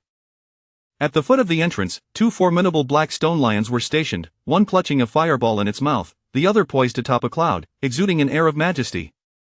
Above the entrance, a resplendent plaque hung, inscribed with grandiose characters Tianqing sect. At last, we have arrived. As Yixian beheld the familiar mountain gate, he inhaled deeply, memories of his previous life within the sect flooding back to him. Ge Changqing clapped Yixian on the shoulder, laughing. Yixian, do not be misled by our Tianqing sect's low ranking. Several centuries ago, we were the unrivaled top sect of Langya County. What a pathetic chaotic sect, they cannot even compare to a single toe of ours, but rest assured, while our resources may be somewhat lacking, we possess splendid accommodations. Not only do we have mountains and rivers, but the scenery is also delightful. You can train here with peace of mind. Indeed, Yixian nodded with a smile. He had indeed heard of the former glory of the Tianqing sect, once a powerful force, the undisputed #1 sect in Langya County, even causing the chaotic sect to retreat in fear. Regrettably, due to certain circumstances, the Tianqing sect had gradually declined. This revelation left Yixian feeling a deep sense of wistfulness. Chapter 33 Farewell, Senior Brother, the 12 Swords of the Celestial Star. Before long, the group entered the Celestial Star sect. Just as Yixian stepped into the sect, a piercing scream suddenly echoed, accompanied by a barrage of curses from afar. Wang Yaos, you scoundrel! How dare you steal my undergarment? Just wait until I flay your skin off. No, please, senior sister, spare me, I promise I won't do it again. From a short distance away, a diminutive warrior, barely standing at 1 meter 40, with short limbs, emerged, clutching a red undergarment, his eyes wide with terror. Behind him, a young woman with flowing hair brandished a kitchen knife, furiously pursuing him, her eyes ablaze with wrath. Wang Yaos, stop right there! With a thud, the young woman tackled the small warrior, pressing the knife against his neck, and venomously demanded, hand over my undergarment this instant. Do you hear me? The small warrior, his mouth muddy, retorted defiantly, Senior sister, you, let me go, we are all from the same sect. Is it really necessary to be this furious over a stolen undergarment? As he spoke, he couldn't resist taking a whiff of the undergarment in his hand. Ah, it smells delightful, he exclaimed, his face alight with ecstasy. Witnessing this, the young woman seethed with rage, raising her knife as if to strike him. Are you courting death? Oh no! The small warrior trembled and shouted, Elder brother, second brother, come save me. Swish, swish. As his words fell, two figures suddenly sprang forth from the bushes. Upon closer inspection, these two were also remarkably short, standing less than 1 meter 40, with limbs as short as Wang Yaos's. Their appearances mirrored his so closely that they could easily be mistaken for triplets. The two newcomers clung to the young woman, one wrapping his arms around her waist and the other gripping her arm, using all their strength to prevent her from bringing the knife down, shouting, for heaven's sake. Third brother, even rabbits don't eat the grass near their burrows. why do you keep targeting our fellow sect sister? You need to get yourself checked. Enough, elder brother, second brother, I'm out of here. You two hold her off. Wang Yao scrambled to his feet and made a break for it. Seeing this, the young woman's expression shifted, and she quickly raised her knife to pursue him. Stand still. In an instant, chaos erupted. Just as the four seemed poised to engage in a brawl, a voice rang out, "You Meng Meng, stop this at once." As the words were spoken, a tall figure, he approached Su Ding and clasped his fists in greeting. "I pay my respects to the sect master." Then, he turned to Yi Xian and the crowd and smiled gently, "Sect master, this is our celestial star, junior brother?" Upon hearing this, the four, who had just been in a ruckus, froze, quickly scrambling to their feet and approaching Yi Xian. "Ah, indeed, it is the junior brother." Upon seeing Yi Xian's handsome face, Yu Mingming's eyes sparkled, her smile radiant. "Junior brother, you are quite dashing. What do they call you? Do you have a girlfriend? How about considering a senior sister?" Yu Mingming playfully traced her finger across Yi Xian's chest, her eyes filled with flirtation, utterly alluring. Yi Xian has just arrived, don't frighten him. Yi Xian, allow me to introduce you to these esteemed disciples of the Celestial Star Sect. This is Su Qin, our esteemed senior brother. Su Ding gestured towards the handsome youth. Greetings, senior brother. Yi Xian clasped his fists in salute. Su Qin, having joined the Celestial Star Sect earliest among its disciples, possessed a talent ranked at the 5th level, earning him the title of senior brother. In his previous life, whenever Yi Xian faced cultivation challenges, Su Qin would patiently assist him, proving to be a trustworthy older brother. At that moment, Su Ding pointed towards Yu Chuchu. This is our second senior sister, Yu Chuchu. Yu Chuchu, nicknamed Yu Beauty, was one of the only 2 female disciples of the Celestial Star Sect. Though her beauty slightly paled in comparison to Tang Xuerou, she radiated charm and possessed a fiery personality, being generous and often compared alongside Tang Xuerou as the 2 beauties of the Celestial Star Sect. Lastly, Su Ding indicated the 3 small brothers. These 3 are the Wang trio: elder brother Wang Yaodu, second brother Wang Yaodu, and third brother Wang Yaosei. They are known as the notorious trio of gambling, drugs, and debauchery. Yi Xian quickly clasped his fists. Greetings to all senior brothers and sisters. Wang Yaosei chuckled, brother, no need for formality. Now that you are part of the Celestial Star Sect, we are all family. I've heard of your exploits. Ranked 9th in talent and possessing divine abilities, you've defeated a host of prodigies from the Chaos Sect. I truly admire you. As he spoke, Wang Yaosei retrieved Yu Mengmeng's red undergarment. I didn't prepare any gifts, but here, take this undergarment. Don't worry. Yu Mengmeng's face darkened. Wang Yaodu covered his eyes. I bet my third brother is going to get beaten up. Bang, the next moment, Yu Mengmeng delivered a kick, sending Wang Yaosei flying. Get lost. At that moment, Su Qin noticed Tang Xuerou, who was in Yi Xian's embrace. Upon seeing her pale complexion, he furrowed his brow. Junior brother, what happened? Yi Xian promptly recounted the events that had transpired. Upon hearing that Tang Xuerou had been harmed by Fang Qingping, everyone was filled with righteous indignation. Yu Mingming's face turned icy. That despicable Chaos Sect, how dare they trespass on our territory and harm others? I bet he won't have any sons. Wang Yaodu shouted in fury. Wang Yaosei turned to Wang Yaodu, second brother, haven't you been dabbling in alchemy? Is there no way to heal our senior sister? Wang Yaodu shook his head, a look of helplessness on his face. I can only concoct poisons to kill people, not heal them. Wang Yaodu was a natural expert in poisons, having studied over 1,000 deadly toxins throughout his life, each capable of killing without a trace. However, when it came to healing, he was utterly clueless.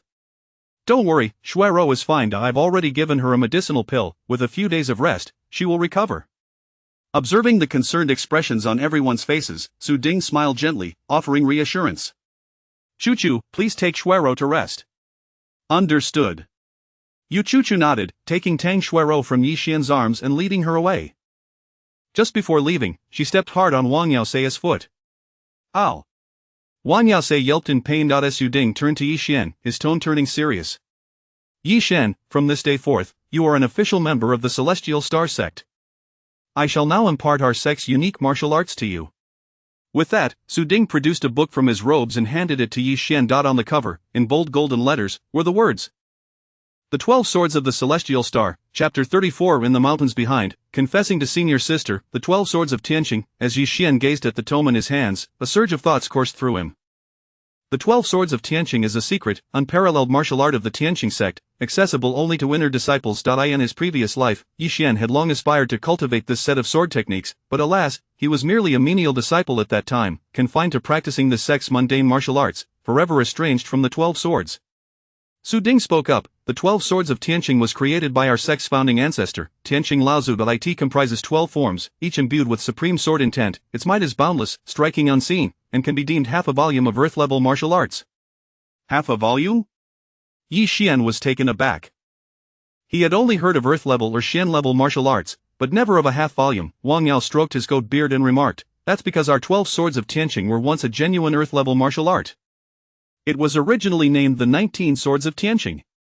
What, 19 swords? Yi Xian's heart raced. What happened to the other 7 swords? The other 7 swords vanished 200 years ago. Su Ding sighed. The 19 Swords of Tianqing were the treasures of our sect, and it was thanks to this technique that we became invincible in Langia County.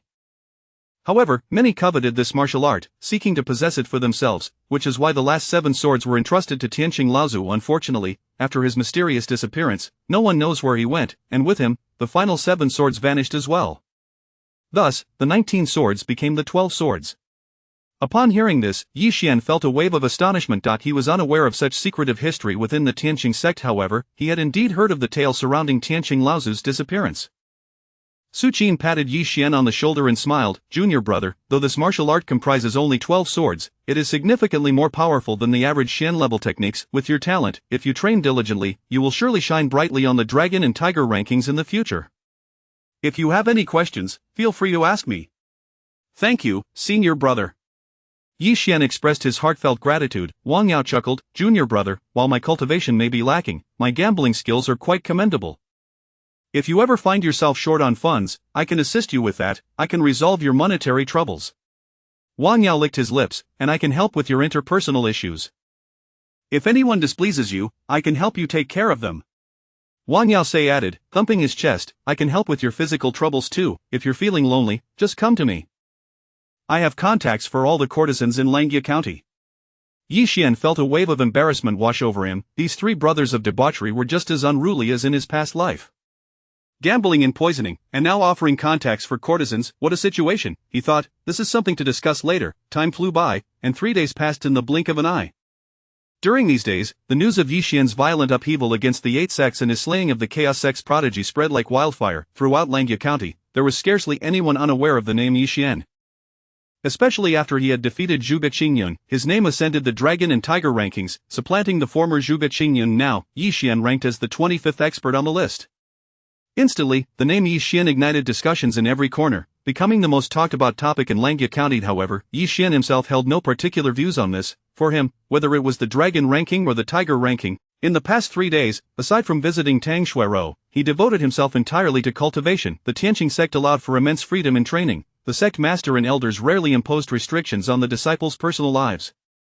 As long as they underwent a cultivation assessment every fortnight, the rest of the time, disciples could arrange their own activities and travel freely. In the rear mountains, Yi Xian stood bare-chested beneath the waterfall, wielding a sharp longsword, striking again and again. He exerted not an ounce of energy, merely swinging the sword in a mechanical rhythm. The power of sword intent harmonized perfectly with the longsword in his grasp. Swish, swish, swish. With each swing, the rushing water before him was violently cleaved apart. Suddenly, Yi Xian thrust his sword forward with great force. Splash! This strike was akin to a carp leaping over the Dragon Gate, surging against the current. Where the sword passed, the waterfall was torn asunder, creating a gaping maw that extended over 30 meters before it ceased. Moments later, the curtain of water gradually mended itself. Yi Xian leaped onto the lake's shore, driven by the profound insights gained from his recent training. After 3 days, I have finally mastered the first 5 forms of the 12 Swords of Tianqing. The first form, drawing the sword to kill; the second form, sweeping across thousands; the third form, chasing stars and seizing moons; the fourth form, the sword like the void; and the fifth form, a sword to seal the throat. Each form's power is tenfold that of its predecessor. With the techniques I have currently grasped, should I face Zhuge Qingyun again, even without employing the Eye of Spiritual Wisdom, I am confident I could slay him with a single strike. Yi Xian murmured to himself, feeling a deep sense of satisfaction with his progress. It is worth noting that while the 12 Swords of Tianqing are regarded as half a volume of Earth-level martial arts, they are still vastly superior to ordinary Shen-level techniques, and the difficulty of mastering them is incomparable. Typically, it would take a common martial artist at least 6 months to grasp the first 5 forms, yet Yi Xian had achieved this in a mere 3 days. If word got out, he would undoubtedly be labeled a prodigy. After a brief rest, Yi Xian rose, prepared to continue his training. However, just as he was about to swing his sword, a loud crack echoed through the air, the long sword in his hand shattered, breaking into countless fragments that clattered to the ground. Since he began practicing the 12 swords of Tianqing, this marked the 3rd sword he had shattered. It seemed that ordinary swords simply could not withstand martial arts of Xian level and above. This won't do. If my sword were to break mid-battle, that would be most embarrassing. Yi Xian contemplated. I must make a trip to the city to select a suitable treasured sword. Junior brother. At that moment, a graceful figure approached from afar, her long hair flowing, radiant and enchanting. It was none other than Tang Xuerou. Sister? Upon recognizing her, Yi Xian hurried forward, concern etched across his face. Sister, why aren't you resting in bed? What are you doing out here? Tang Xuerou smiled. Don't worry, my injuries have nearly healed. The physician advised me to move around more. Yi Xian remained uneasy and quickly assessed her condition, relieved to confirm her injuries had indeed recovered. Sister, if it weren't for me, you wouldn't have faced such danger. Tang Xuerou shook her head, lightly tapping Yi Xian's forehead with her delicate finger, and smiled. Silly boy, why apologize? I am your senior sister. If I don't protect you, who will? Hearing this, Yi Xian felt a wave of emotion wash over him, his eyes moistening. Sister, you are truly as gentle as in my past life. In his previous life, regardless of the magnitude of his mistakes, she would always gently tap his forehead, reassuringly saying, Silly boy, I am your senior sister. Yi Xian reached out, grasping Tang Xuerou's hand. Junior brother? Tang Xuerou was momentarily taken aback by his sudden gesture. Looking up, she met Yi Xian's intense gaze, his dark eyes filled with earnestness. Sister, I, Yi Xian, vow that from this day forth, I will protect you with my life. I shall never allow you to encounter even the slightest danger. Whoever dares to harm you, I, Yi Xian, will ensure they pay 1,000-fold price. Tang Xuerou's expression shifted slightly. Listening to the boy's resolute words, for some reason, her heart skipped a beat. Chapter 35 of The Fluttering Heart of a Young Girl. Tang Xuerou stared blankly at Yi Xian. Suddenly, she noticed that the youth opposite her possessed exceptionally beautiful eyes, bright as stars, akin to precious gems, radiant and devoid of any impurities. This single gaze left her somewhat entranced. Is he confessing his feelings to me? A thought flickered through Tang Xuerou's mind. However, as soon as this notion surfaced, she forcefully suppressed it. Tang Xuerou, what nonsense are you thinking? He is but your junior disciple. How could you, the esteemed senior sister of the Tianqing sect, entertain such inappropriate thoughts about your own junior? How wicked! With this in mind, Tang Xuerou hastily quelled her racing thoughts and revealed a gentle smile. I understand, junior disciple. You must diligently cultivate. Your senior sister is counting on you to protect me. Rest assured, senior sister. Yi Xian replied earnestly. The very purpose of my cultivation is to safeguard you. If I cannot even protect you, I, Yi Xian, would have no face to exist in this world. His words stirred a ripple in Tang Xuerou's once calm heart, as if an unseen stone had struck the softest part of her soul. He claims that his cultivation is for my sake. A blush rose to Tang Xuerou's delicate cheeks. Despite being renowned as the most beautiful woman in Langya Prefecture, surrounded by suitors throughout her life, she had been largely sheltered from contact with other men due to the Tianqing sect's stringent regulations, let alone engaging in romantic relationships. Yi Xian's declaration today was a thrilling revelation for someone as inexperienced in love as she was, especially that line about his cultivation being for her. It was akin to a confession. This little rascal is breaking all the rules. Tang Xuerou bit her silver teeth, feeling her breath quicken and her heart race, her entire face ablaze. Senior sister, are you all right? Yi Xian inquired, observing her flushed countenance. Your face is quite red. Are you feeling unwell? Ah.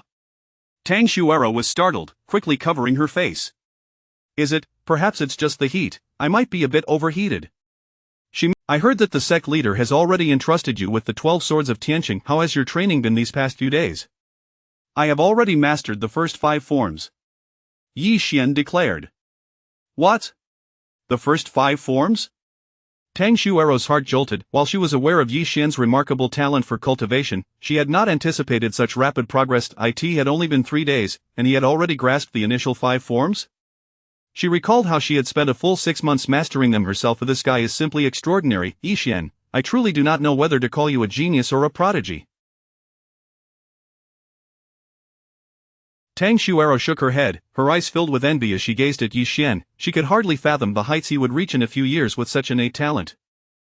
They could still share laughter now, but perhaps in a few years, she would no longer even possess the qualification to look up to him. The thought left her with an inexplicable sense of despondency.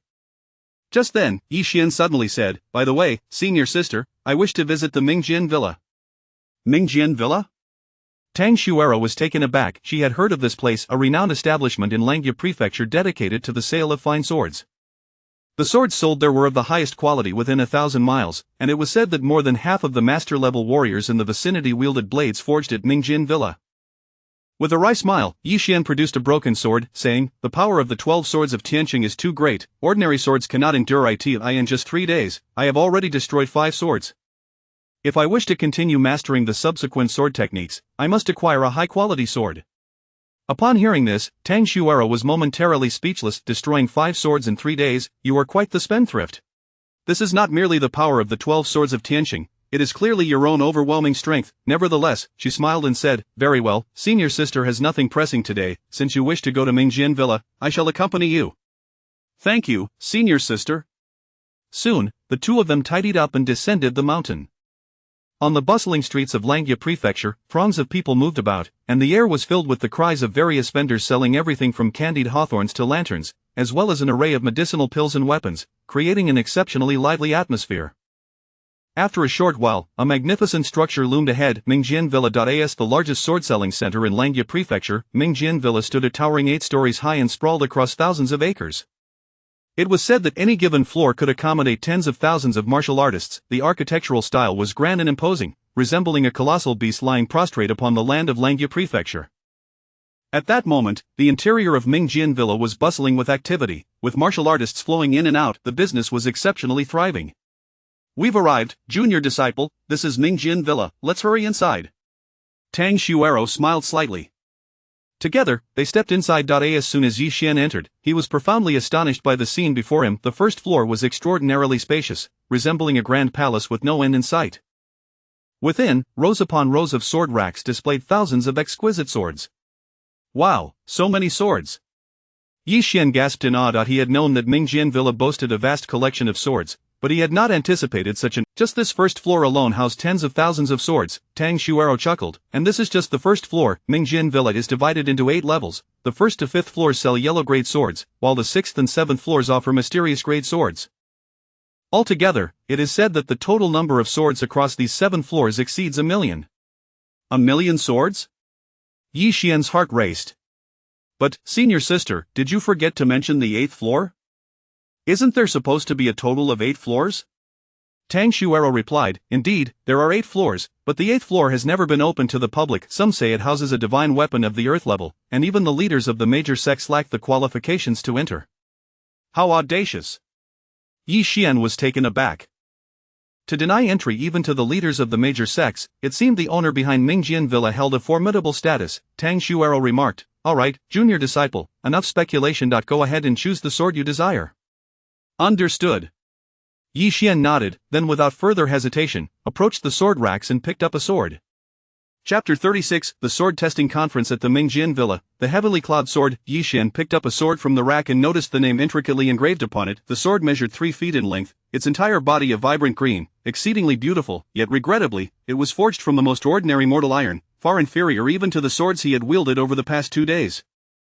After toying with it for a moment, Yi Xian placed it back on the rack. He then picked up another sword for inspection, the Azure Edge Sword, the White Moon Sword, the Stunning Swan Sword. After examining a dozen swords, each one was utterly unremarkable without exception. They were all crafted from mortal iron, none worthy of Yi Xian's discerning eye. "Junior brother, are you dissatisfied with these swords?" Noticing Yi Xian's furrowed brow, Tang Xuero smiled gently. "If you find the quality of these swords lacking, you may wish to ascend to the 4th floor, where the swords are of the Xian grade." "Very well," Yi Xian nodded in agreement. However, just as the two were about to make their way to the 4th floor, an excited voice suddenly rang out. "Have you heard? The sword testing conference has begun. This time, the Mingjian Villa has put forth 50 Xian grade swords.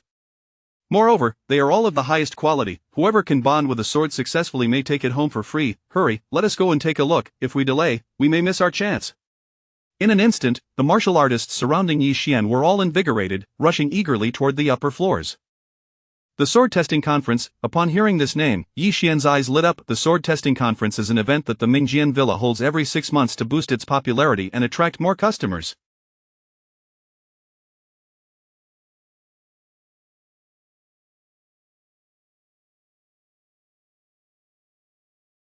During this event, the villa presents a selection of unclaimed swords, including Xian grade ones, allowing martial artists to attempt to bond with them. Those who succeed may take the swords home at no cost.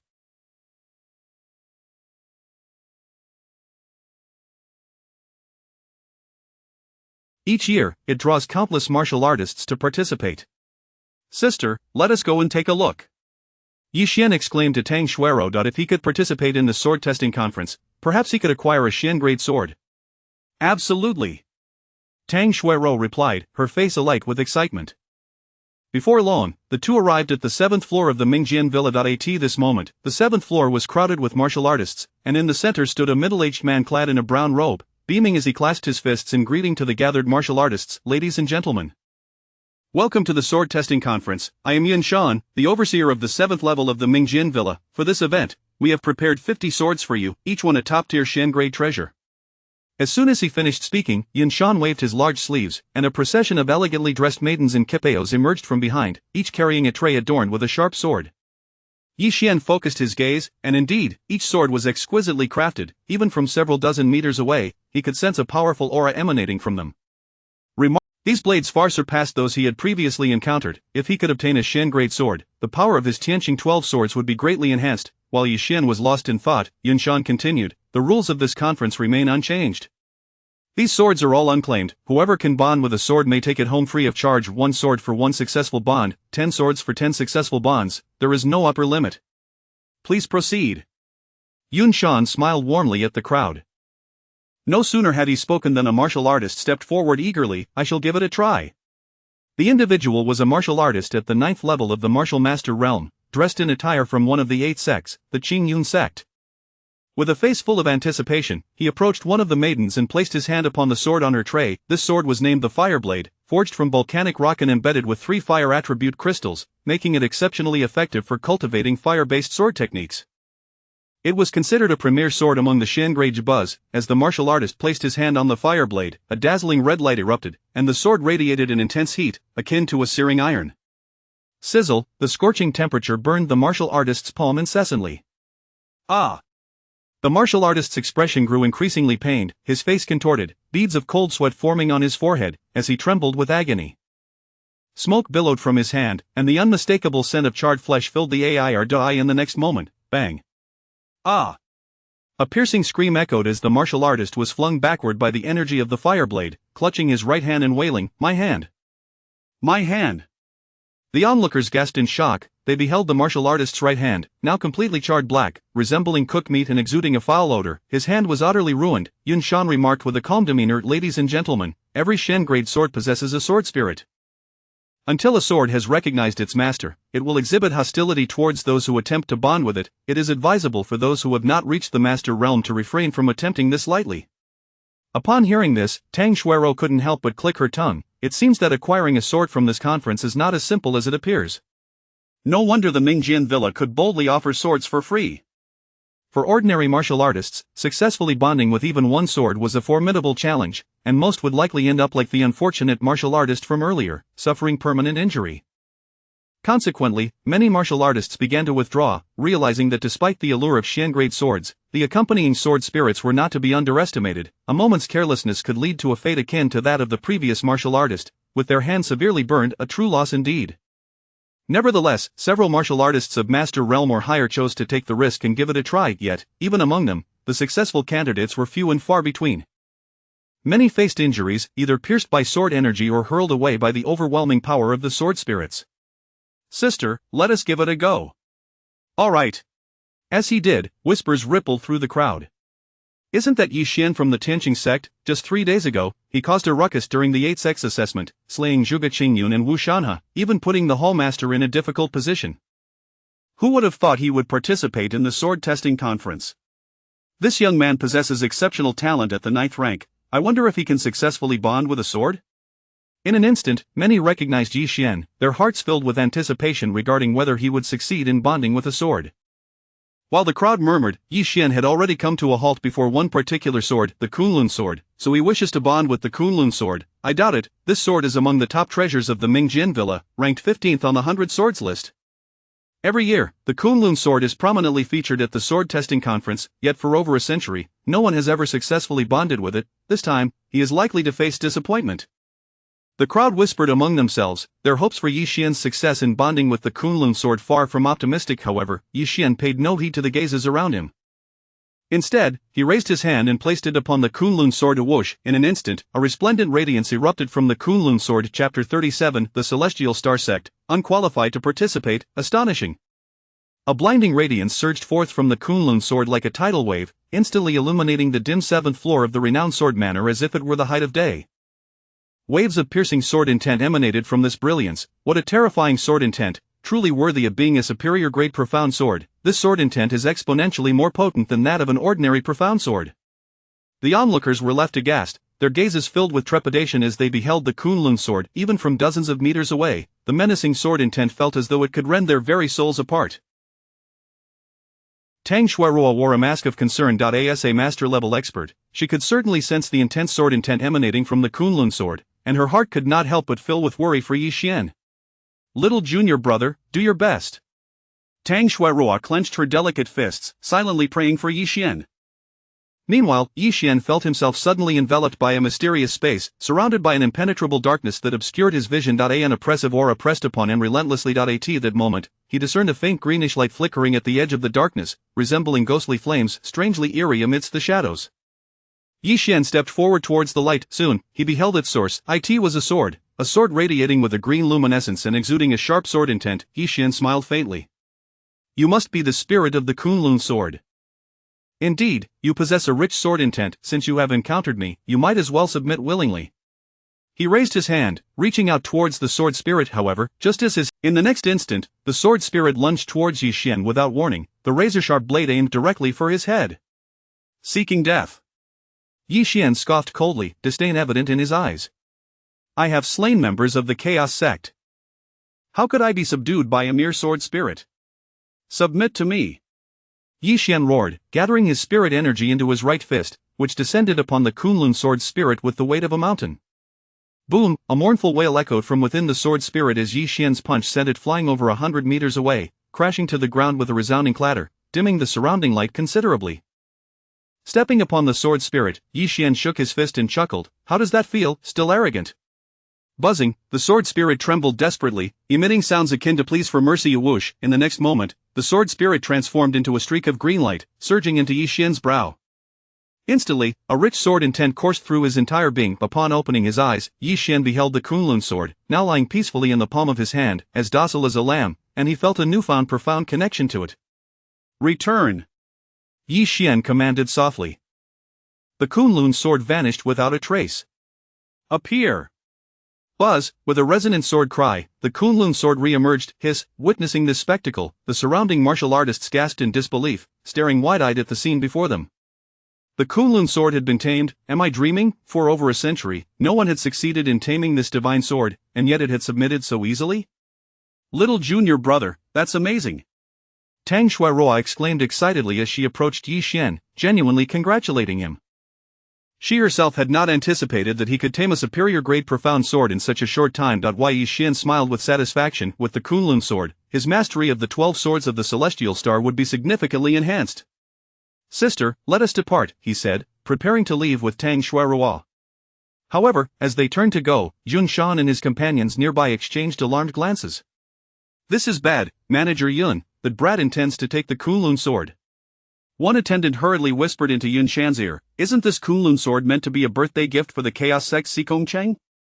Upon hearing this, Yun Shan's expression shifted.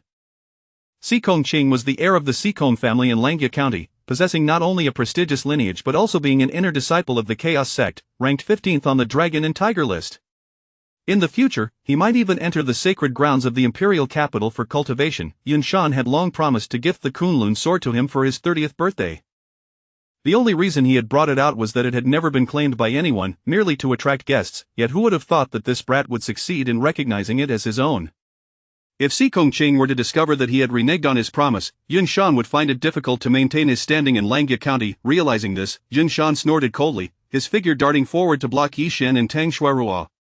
Wait! That previous matter does not count. You cannot take the Kunlun sword. Doesn't count?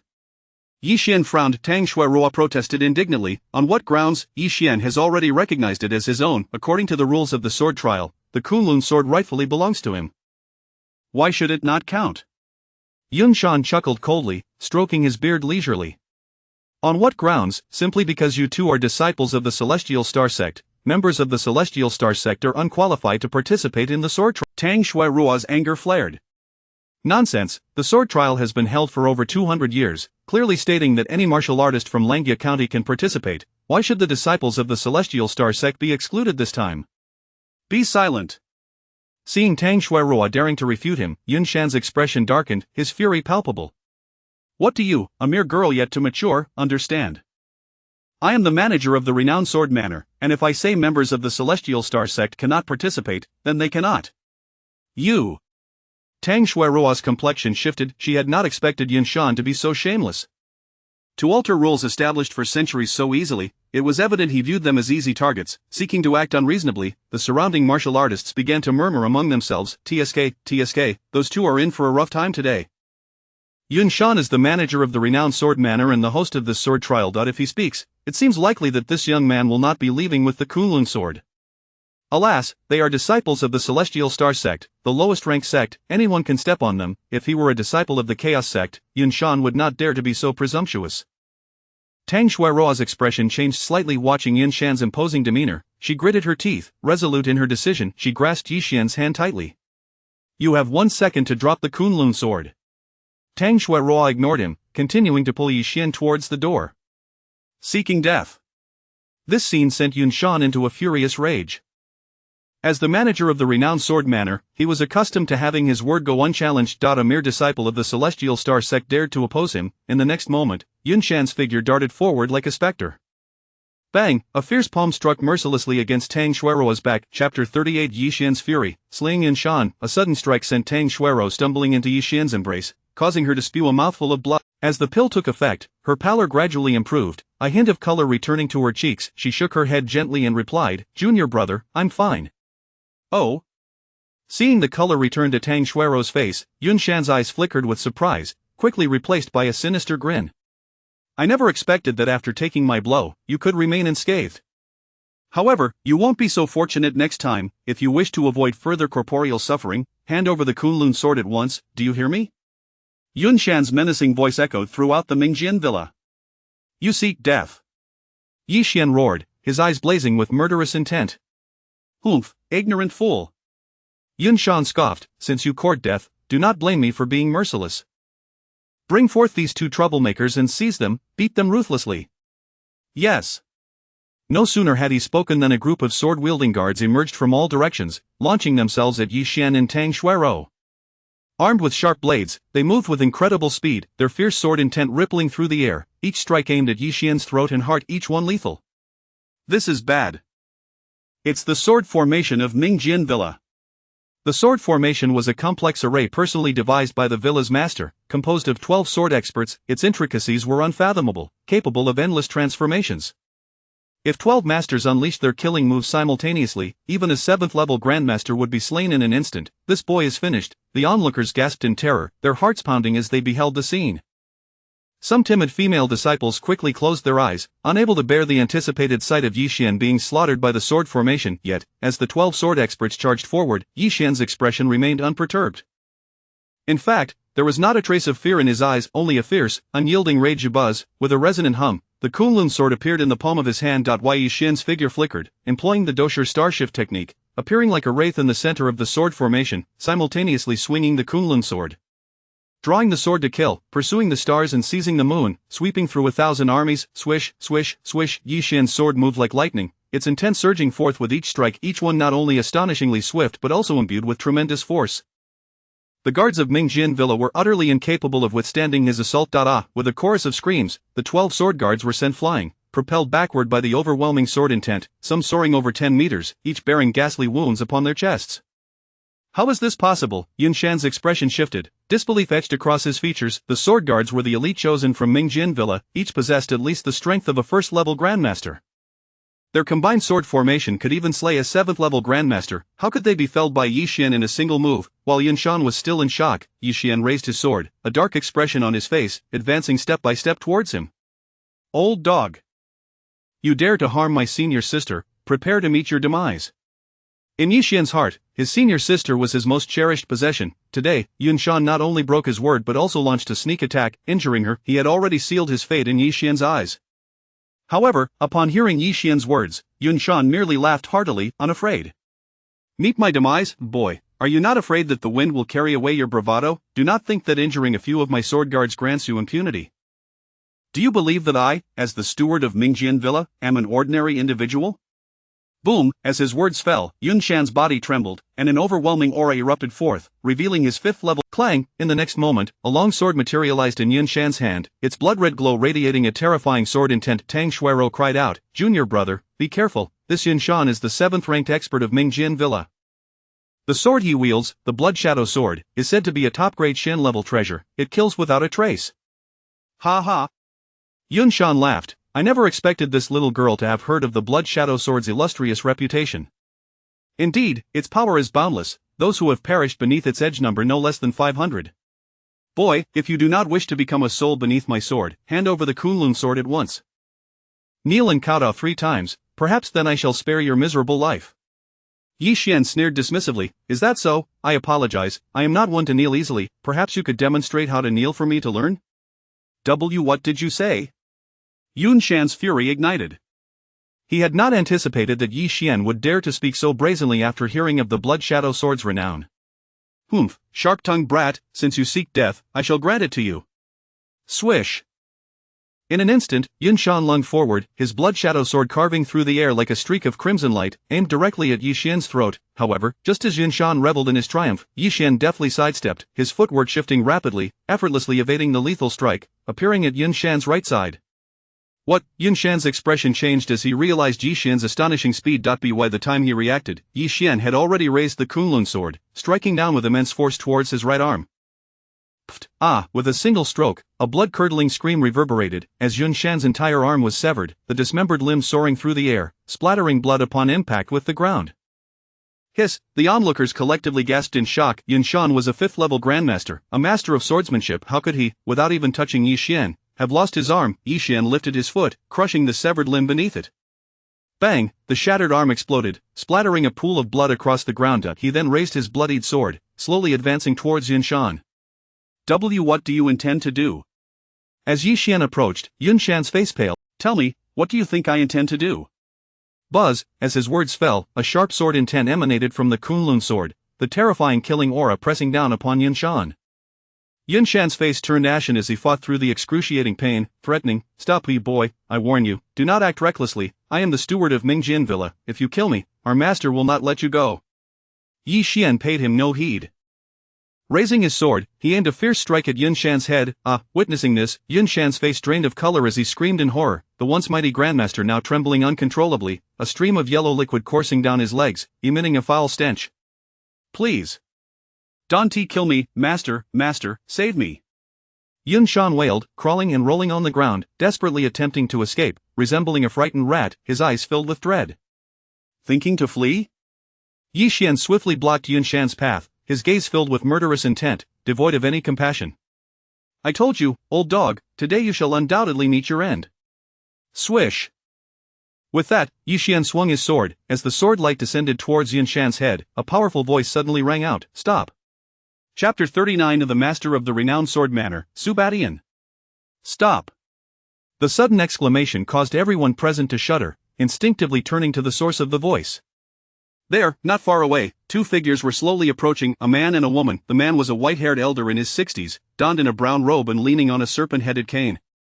Despite his advanced age, his eyes sparkled with vitality, exuding an imposing aura. Upon his appearance, the atmosphere of the Renowned Sword Manor seemed to freeze momentarily. All present involuntarily stepped back a few paces, their faces betraying expressions of reverence. Senior sister, who is this person? Yi Xian inquired curiously, glancing at Tang Shuiyu. Tang Shuiyu, however, appeared anxious, hurriedly pressing down Yi Xian's head and whispering, "Junior brother, bow your head quickly, he is Su Badian, the master of the renowned sword manor." "The master of the renowned sword manor?" Yi Xian squinted his eyes upon hearing this. Indeed, he could sense a formidable aura emanating from the elder, one that surpassed that of Zhuge Qingyun from before. Clearly, he was a powerful warrior of the martial sovereign realm. Yi Xian was astonished to discover that the renowned sword manor had such a formidable figure presiding over it. He finally understood why the manor had stood unyielding in Langya Prefecture for so many years, even deterring the 8 great sects from provoking it lightly. "Look, isn't that Su Baishan's granddaughter, Su Qingyan?" At that moment, a voice of surprise erupted from the crowd. Beside Su Badian, a striking young maiden of 17 or 18 years was seen, dressed in a simple yet elegant long skirt, her appearance immaculate, her delicate features, fair complexion, and hair tied in a ponytail, along with a long sword at her waist, rendered her akin to a heroic female knight, brimming with vitality. She was supporting Su Badian as they approached Yi Xian and the others. "Indeed, it is Su Baishan's granddaughter. I heard she has already reached the 7th level of the Master Realm at such a young age, and her swordsmanship is extraordinary. It is rumored that even the old master intends to designate her as the next successor of the renowned sword manor. Indeed, I heard that even the leader of the Chaos sect, Fang Qingping, personally descended the mountain to recruit her, offering her the position of chief disciple within the inner sect, should Su Qingyan agree. Yet, she refused, claiming that the Chaos sect was not qualified to nurture her." "Hiss, so audacious?" Upon hearing this, the surrounding crowd gasped in astonishment. However, upon reflection, they found it reasonable. With Su Qingyan's talents, she would undoubtedly enter a sacred force for further cultivation in the future. Indeed, the Chaos sect was not qualified to cultivate her. "Master!" Upon seeing Su Badian and Su Qingyan, Yun Shan's face lit up with joy, as if he had encountered a savior, and he rushed over, exclaiming, "Master! Please save me!" Su Badian furrowed his brow upon observing Yun Shan's bloodied state and inquired, "What happened? Who inflicted such injuries upon you?" Reporting to the master, it was him. Yun Shan pointed angrily at Yi Xian, growling, "It was this brat. Not only did he cause a ruckus in our renowned sword manor, but he also injured our sword guards. I merely reprimanded him a bit, and he severed my right arm." "Master, you must stand up for me." Yun Shan wept uncontrollably, as if he had suffered a grave injustice. "Is that so?" Upon hearing this, Su Baishan's expression darkened, his gaze fixed intently on Yi Xian and Tang Shuiyu. With just a glance, an overwhelming killing intent pierced through their very souls, as though he aimed to penetrate their spirits. "Master Su, it is not as it seems." Tang Shuiyu hastily explained, "It was Yun Shan who was in the wrong.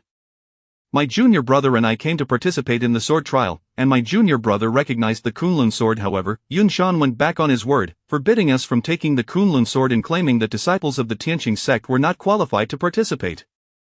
We were left with no choice but to defend ourselves. At this point, Tang Shuiyu gestured towards the surrounding martial artists. "All the warriors here can attest to this. Please see the truth, Master Su." Upon hearing this, Su Baishan's killing intent dissipated, and he turned to Yun Shan, coldly asking, "Yun Shan, is this true? Did you say that the disciples of the Tianqing sect are not qualified to participate in the event?" This, Yun Shan stammered, his back drenched in cold sweat, struggling to bang. Yun Shan's body was sent flying like a cannonball, tracing a chaotic arc through the air, and, to the astonishment of all, he crashed through the 7th floor floorboards, plummeting down to the 5th floor. Boom! The tremendous noise caused the entire renowned sword manor to tremble violently. Witnessing this scene, the crowd felt a chill run down their spines. With a single slap, a Master Realm warrior was sent tumbling from the 7th to the 5th floor. The might of a martial sovereign was indeed terrifying. In the next moment, Su Badian soared into the air, seizing Yun Shan's body and tossing him before Yi Xian and Tang Shuiyu, barking coldly, "You insolent fool!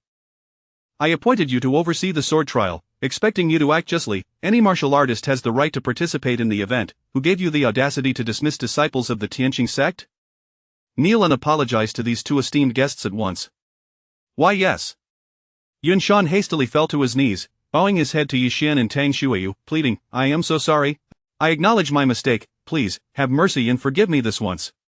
Yi Xian remained expressionless. Su Badian clasped his fists, his face filled with regret. "I apologize, esteemed ones. Today's incident is due to my lax discipline, and I have caused you both undue distress. Rest assured, since the Kunlun sword has chosen you, you may take it without worry." "Take it without worry?" Yi Xian sneered coldly, "Master Su, not only did your people speak disrespectfully, but they also injured my senior sister. Had I not been skilled enough, Perhaps today I would have been left crippled by them. Do you think a simple assurance of take it without worry suffices to conclude this matter? Junior brother. Tang Xueyu's expression changed at this remark. The surrounding martial artists were equally alarmed. They had not expected Yi Xian to dare speak to Su Badian in such a manner. Su Badian was the master of the renowned sword manner, a martial sovereign expert. For him to allow them to take the Kunlun sword was already a significant concession. How could Yi Xian still question him? Was he courting death? However, in an unexpected turn of events, Su Badian did not display any anger at Yi Xian's inquiry. Instead, he nodded in agreement. Very well, young friend, rest assured, I will provide you with a satisfactory response today. With that, Su Badian approached Yun Shan, coldly stating, Yun Shan, your arrogance and tyranny squander the renowned sword manor's efforts in nurturing you. From this day forth, you are dismissed from your position as the manor's steward. Master. Yun Shan's complexion paled drastically, yet Su Badian paid him no heed, turning his gaze to the dozen sword guards on the ground, coldly commanding, and you lot. Your complicity in this matter is equally intolerable, effective immediately, you are all expelled from the renowned sword manor. Get out of my sight. Upon hearing this, Yun Shan and the sword guards turned ashen, hastily begging for, we beseech you for another chance. Yes, master, we acknowledge our errors, please do not expel us. Yun Shan and the others wept bitterly, filled with regret, particularly those dozen sword guards, who harbored deep resentment towards Yun Shan.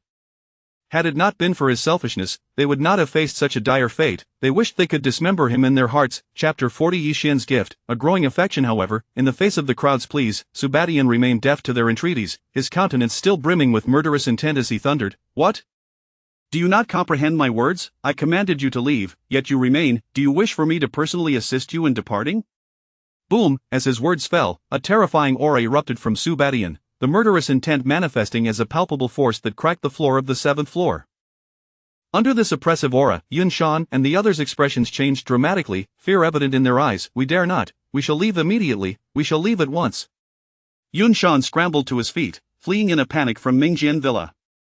As the steward of the villa, he was acutely aware of Su Badian's temperament. The man harbored a fierce animosity towards evil and possessed a notoriously volatile temper. If he lingered any longer, he feared that Su Badian would indeed take action and personally eject them. Yet, before departing, Yun Shan cast a venomous glare at Yi Xian, his eyes filled with a vengeful hatred akin to that of a venomous serpent. Damn it, this is all your fault today. Just you wait, Yun Shan, shall not rest until I have your head, he seethed inwardly, before vanishing from the sight of the onlookers. Once Yun Shan had disappeared, Su Badian approached once more, clasping his fists together as he spoke. I apologize, young friends, for my earlier actions. My considerations were insufficient. How about this resolution?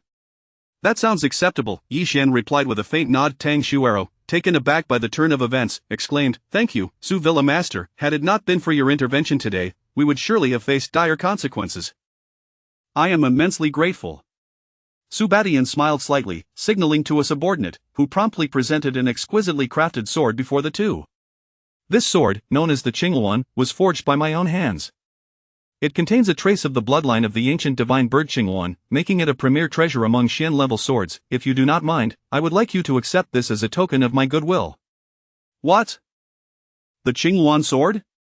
At these words, the surrounding warriors' expressions shifted dramatically. This was one of the top 10 divine swords of Mingjian Villa, personally crafted by its master. Its value was incalculable. These two individuals were extraordinarily fortunate.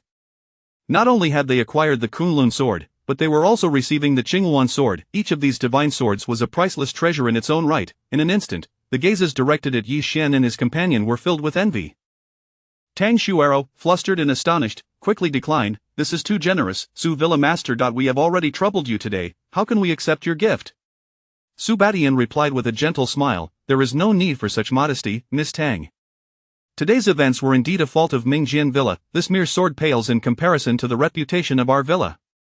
Tang Xuero hesitated, her face a mask of uncertainty. Yi Xian interjected with a smile, Sister, since this is the Villa Master's kind gesture, you should accept it.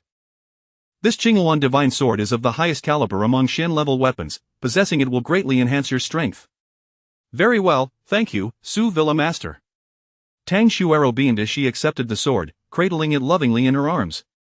As a sword practitioner, she understood the immense significance of a fine sword to a martial artist. Seeing Tang Xuero accept the gift, Su Badian's face broke into a satisfied smile.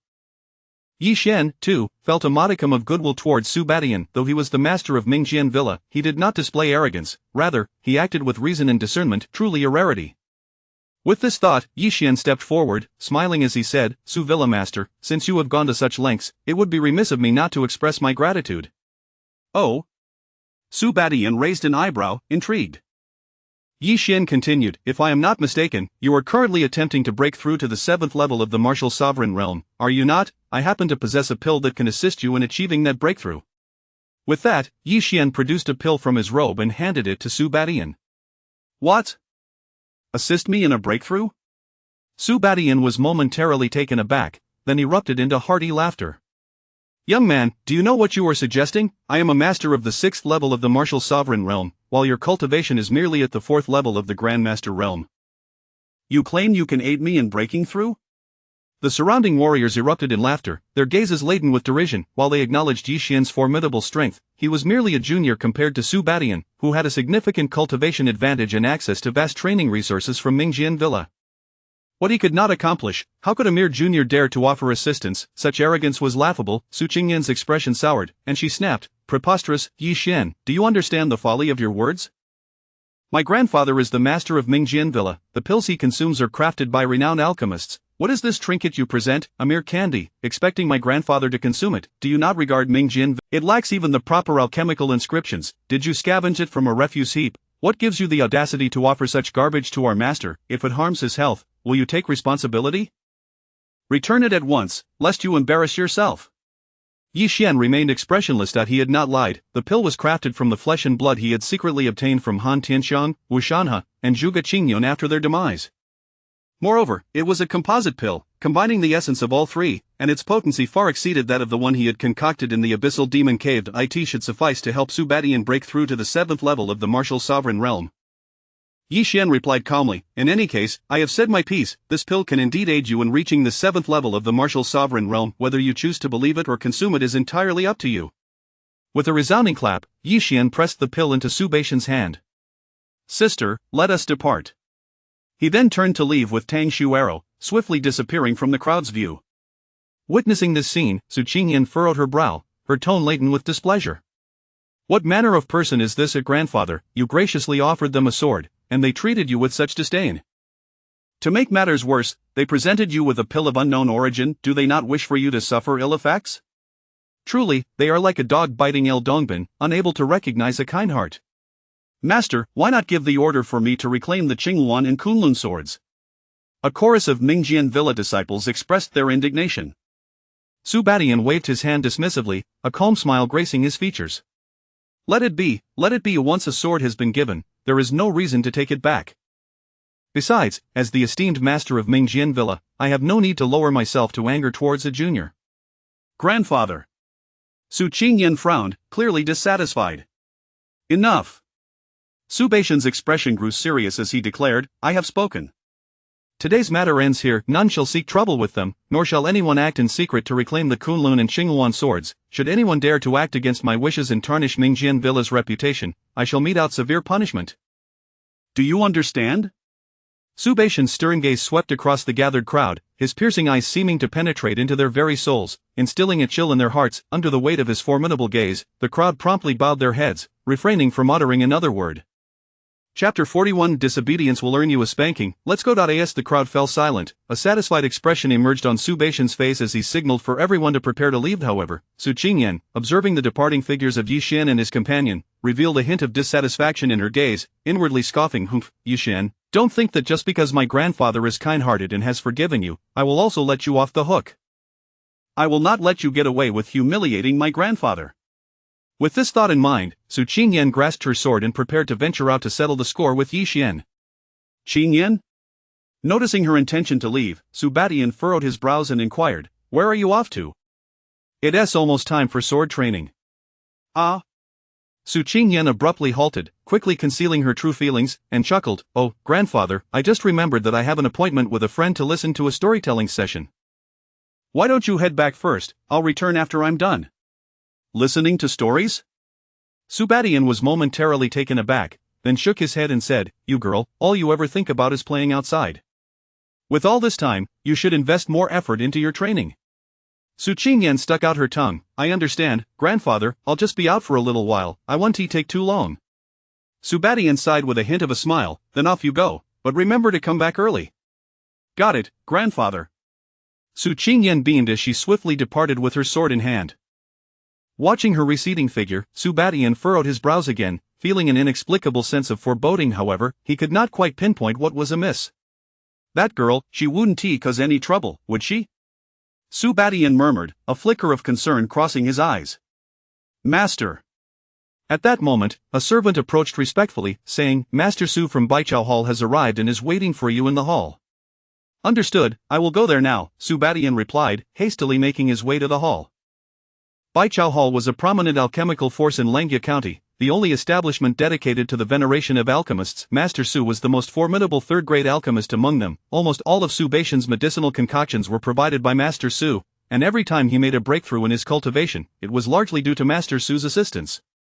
This time, as he aimed to break through to the 7th layer of the martial sovereign realm, Master Su had tirelessly aided him for a whole decade, delivering various elixirs nearly every week. Meanwhile, after leaving the Mingjin Manor, Yi Xian and Tang Shuio headed back towards Tianqing Sect. As they walked along the road, suddenly, whoosh, a fierce sword energy unexpectedly swish, the sword energy grazed past their bodies, crashing into the ground not far away with a resounding thud, leaving a massive gouge in the earth as smoke billowed into the air. Gasping at the sight, Tang Shuio couldn't help but draw in a sharp breath. Thankfully, Yi Xian had reacted quickly, otherwise, if that strike had landed on them, it would have surely resulted in grievous injuries, if not death. Yi Xian's expression darkened as he turned to face the direction from which the sword energy had come, his voice cold as ice. Who dares to attack? Show yourself. He, to be able to evade my sword energy, you must be the one capable of taming the Kunlun divine sword. You truly possess some skill. A melodious yet chilling laugh rang out. In the next moment, a graceful figure descended from the sky, wielding a Qingfeng longsword, her brows and eyes sharp with an undeniable aura of confidence. It's you? This was none other than Su Baishan's granddaughter, Su Qingyan. Miss Su, what brings you here? Tang Shuio inquired, with a cold smirk. Su Qingyan raised her sword, pointing it directly at Yi Xian. I'm here to find him. Me?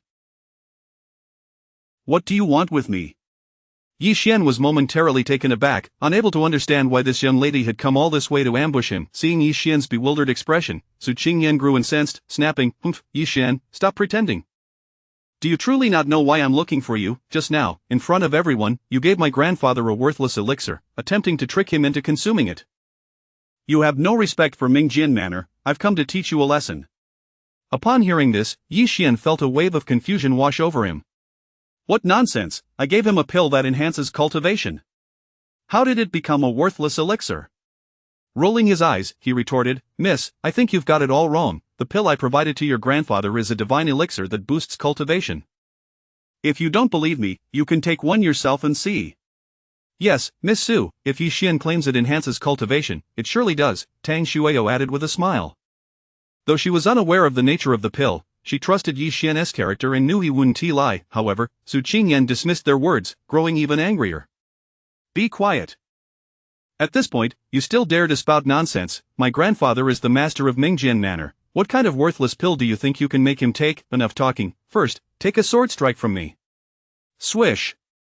With that, Su Qingyan stepped forward, sword in hand, and lunged directly at Yi Xian. Just as her blade was about to strike, slap, Yi Xian raised his hand effortlessly, grasping her elbow with ease. What?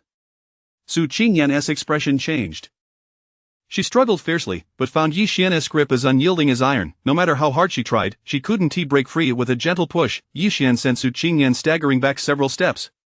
Miss, I've already stated that there is nothing wrong with the elixir I provided. If you wish to duel, seek someone else. I'm quite busy and uninterested in playing games with you. Yi Xian frowned, exasperation etched across his face. To be honest, had it not been for Su Baishan's decent character, Yi Xian would not have let Su Qingyan off so easily.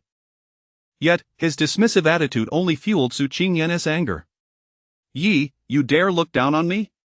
She was, after all, the heiress of Mingjin Manor. She might even have the opportunity to enter a sacred ground for cultivation in the future. How dare Yi Xian treat her attack as child's play? This was utterly outrageous. You're asking for it. Su Qingyan shouted, charging at Yi Xian once more, sword raised to strike. Petal rain of swords. In an instant, a flurry of green sword energy erupted forth, akin to a torrential storm, raining down upon Yi Xian. "Junior brother, be careful." Tang Shui's expression changed, concern etched on her delicate features. "Humph, futile." Su Qingyan sneered coldly. "This is my signature move, capable of unleashing over 100 sword energies in an instant. Even a ninth-layer master would struggle to block it. This is the price for offending me." Su Qingyan wore a triumphant expression. However, she had not exerted her full strength, she had already reduced the power by half. Yet, even so, she was confident that Yi Xian would be in for a rough time, but as Su Qingyan brimmed with confidence, she was stunned to see Yi Xian remain unfazed, confronting the storm of sword energy head-on, and launching a punch, Ancestral Dragon Boundless Fist. Boom! With a single punch, the tempest of sword energy exploded, transforming into countless shards of spiritual energy that slowly dissipated in the air, vanishing in an instant. What? Su Qingyan's expression shifted dramatically, disbelief washing over her face. Her renowned technique had been shattered by a single punch from Yi Xian. Before she could fully process this, a surge of immense force struck her from behind. In the blink of an eye, Yi Xian, who had been facing her moments before, appeared behind her, seizing both her arms and pulling her back. Then, he shoved her forcefully. Bang! Su Qingyan found herself pinned against the wall by Yi Xian. "Ah!" Su Qingyan gasped in shock and fury, voice raised as she cried, "Yi Xian, what are you doing? Let me go!" She struggled desperately to escape Yi Xian's grasp, but to her dismay, his strength was astonishing. No matter how she fought, she could not free herself from his hold, remaining helplessly pressed against the wall. "Ha, what do you think I'm trying to do? You just ambushed me without reason, and you dare to call my elixir garbage. Tell me, what should I do to you?" Yi Xian chuckled ominously from behind her, sending chills down her spine. "Yi Xian, you scoundrel!"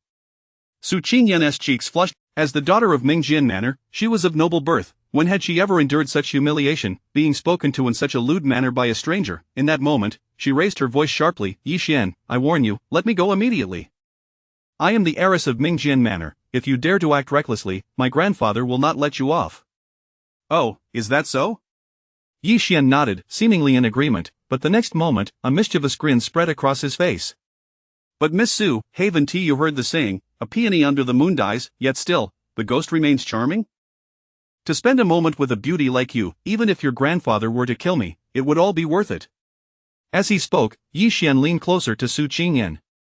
A faint scent of youthful fragrance enveloped him as he stood mere inches from her, feeling the warmth of her breath quicken with anxiety. TSK, the most beautiful girl of Mingjian Manor truly lived up to her reputation, Yi Xian mused, a wicked smile playing at his lips as he gazed down at Su Qingyan, his eyes trailing along her delicate neck, catching glimpses of her fair skin. Though Su Qingyan was young, her figure had already developed beautifully, her ample curves accentuated against her slightly innocent angelic face, creating an irresistible allure. "Ah!" Su Qingyan, terrified, shut her eyes as Yi Xian drew closer. She was genuinely afraid. Today, she had merely intended to teach Yi Xian a small lesson, yet how had it escalated to this point? In hindsight, she regretted provoking him. What to do? What to do? She was still an innocent girl. Surely Yi Xian wouldn't be so brazen as to take advantage of a young lady like her. As these thoughts raced through her mind, Su Qingyan felt increasingly distressed, tears streaming down her cheeks as she sobbed, I was wrong. Yi Xian, please let me go home. I promise I won't oppose you again. I beg you, just let me leave." The girl cried heart-wrenchingly, her pretty face streaked with tears, appearing pitiful. Not far away, Tang Shuiyo watched the scene unfold, her brow furrowing in concern. Could it be that Yi Xian truly intended to act against Su Qingyan? However, just as she prepared to step forward to intervene, she heard Yi Xian snort coldly, saying, "A young lady from Mingjian Manor, constantly ambushing others and fighting without regard. Is this how your grandfather taught you to behave? Do you have any idea how fortunate you are to have encountered me today? If it were someone else, I doubt you would even have the chance to cry. Today, I shall teach you a proper lesson on behalf of your grandfather. If you continue to be disobedient, I'll make sure to spank you until you're sore." Slap. With that, Yi Xian raised his hand and delivered a sharp smack to Su Qingyan's backside. Ah! Su Qingyan cried out in pain, gritting her. Chapter 42 Yi Xian, you wait for me. Su Qingyan felt a mix of embarrassment and anger. It dawned on her that Yi Xian had no intention of harming her. His previous words were clearly meant to tease her. Su Qingyan's cheeks flushed crimson as she shouted, "Yi Xian, you scoundrel, if you have the guts, let go of me, we shall fight to the death." Fight to the death? Yi Xian raised an eyebrow, and upon seeing Su Qingyan daring to be so audacious, a surge of anger welled up within him. He raised his hand and delivered another slap, smack. "I will make you fight to the death." Smack. I will make you let go. Smack. I will make you obey. Smack, smack, smack. Yi Xian unleashed a barrage of over a dozen slaps, each one delivered with considerable force, causing Su Qingyan to wail in pain, tears streaming down her face, and her backside turning sore from the blows. Observing Su Qingyan's pitiable, tear-streaked visage, Tang Xuerou felt a pang of sympathy and said, Yi Xian, perhaps you should let it go after all. Miss Su is the daughter of the Mingjian villa. It seems she has realized her mistake. Fine. Yi Xian nodded, then turned to Su Qingyan and coldly inquired, do you understand your mistake? I understand. Su Qingyan, fearing further retaliation, quickly admitted defeat, though inwardly she thought that it had merely been her carelessness that led her to fall for Yi Xian's tricks. If they were to confront each other head-on, he would undoubtedly be no match for her. Upon seeing Su Qingyan concede, Yi Xian nodded and loosened his grip, releasing her. After all, to him, Su Qingyan was merely a young girl. Although somewhat arrogant, her character was not particularly malicious. A man of his stature would not stoop to quarrel with a girl. However, the moment Yi Xian relaxed his hold, Su Qingyan's eyes gleamed with mischief, and with a sly smile, she turned and lunged at him with her sword. Ha! Yi Xian, you fool, you've fallen for my trick! Swish, the swift strike flew towards him like a bolt of lightning. Su Qingyan brimmed with confidence, certain that this blow would draw blood from Yi Xian. Yet just as she believed her strike would find its mark, Yi Xian's figure suddenly vanished. Where did he go? Su Qingyan's eyes widened in shock as she stared at the empty space before her, searching to no avail for Yi Xian's presence. Just as she was puzzled, an immense force surged from behind. To her astonishment, Yi Xian had reappeared behind her, swiftly capturing her in a reverse grip and pushing her forcefully. Bang! Su Qingyan was slammed against the wall, crying out in anguish, ouch, that hurts. Yi Xian, you scoundrel, let go of me. She felt utterly frustrated, unable to comprehend how she had been overpowered despite her earlier readiness. Tang Xuerou chuckled softly and said, Miss Su, I advise you to save your strength. Yi Xian is someone who can even kill Zhuge Qingyun. Your mastery at the 7th heaven level is no match for him. What? Zhuge Qingyun? Su Qingyan turned in shock. You are the one who killed Zhuge Qingyun? She had heard of Zhuge Qingyun, knowing that during the 8th sex assessment, a dangerous figure had single-handedly slain an outer sect elder of the Chaos sect and several disciples at the master level. Yet she never imagined that this killer was Yi Xian. As Su Qingyan was grappling with her astonishment, Yi Xian's voice turned cold. You little girl, you truly show no remorse. It seems I must teach you a lesson today.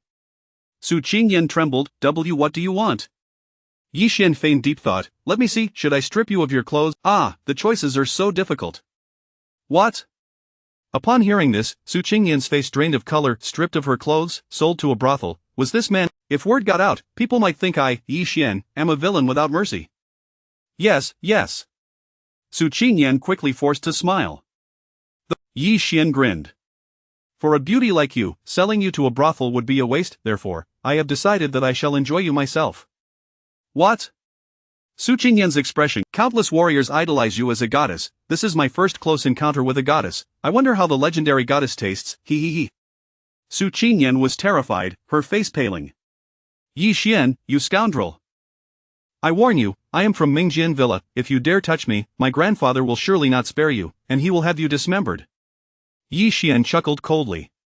Oh, I'm truly sorry, but we are in the wilderness, and no one knows you are here. After I'm done, I can easily bury you somewhere, and even if your grandfather realizes you are missing, he could never suspect me. By then, your corpse would likely be unrecognizable. Yi Xian mused seriously. Hearing this, Su Qingyan's face turned ashen, as if she could already envision her decaying body abandoned in the wilderness. No, please, Yi Xian, I realize my mistake. Spare me, I won't dare again. Su Qingyan pleaded desperately. Not a chance. Yi Xian decisively refused. I have already given you a chance. Who knows if you might renege again? Enough of the chatter, Miss Su, let us begin. A moment of passion is worth 1,000 gold.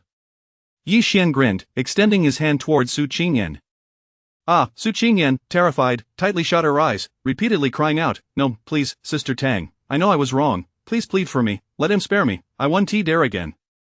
Yet no matter how Su Qingyan cried out, Yi Xian seemed resolute in his intentions. The sound of his sinister laughter drew ever closer. Su Qingyan, in despair, closed her eyes. Am I truly going to lose my virtue today? But just as despair washed over her, the force on her back suddenly eased, and her hands were released without her noticing.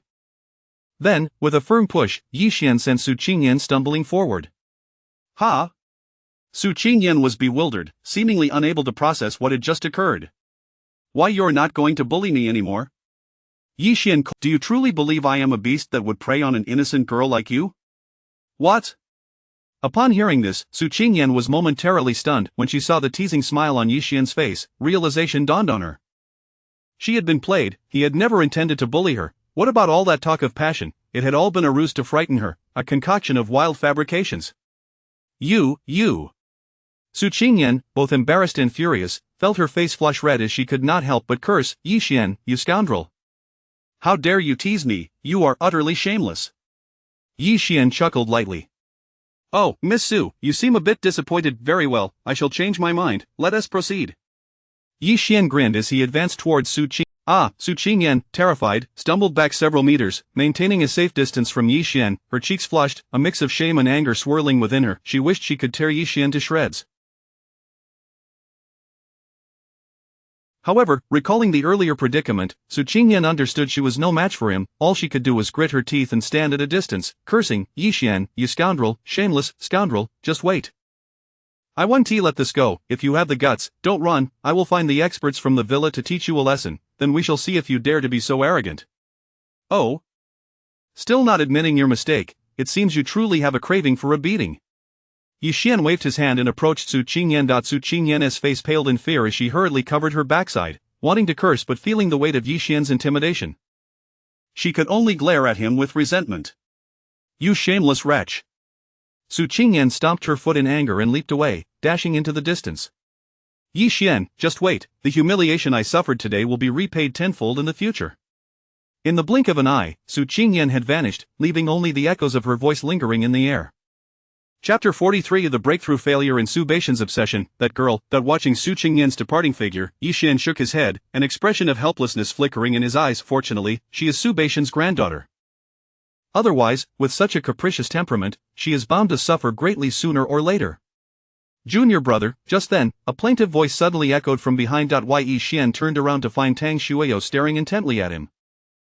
Senior sister, what's the matter? Yi Xian was slightly taken aback. Tang Shuyo's gaze was laden with meaning. It seems you were rather intrigued by Miss Su's figure and appearance just now. If I weren't by your side, would you truly consider making a move on her? Yi Xian forced a smile. How could that be? Senior sister, I am a paragon of virtue. I would never stoop to such base conduct. Is that so?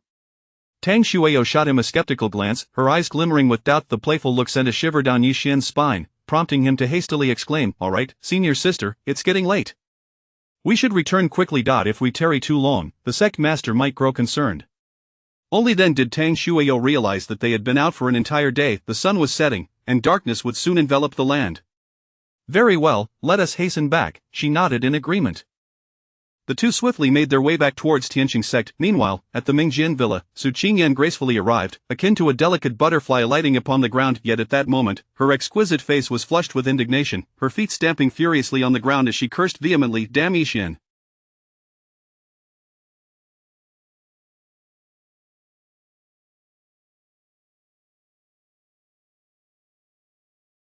That scoundrel, he has brought me such disgrace today, just you wait.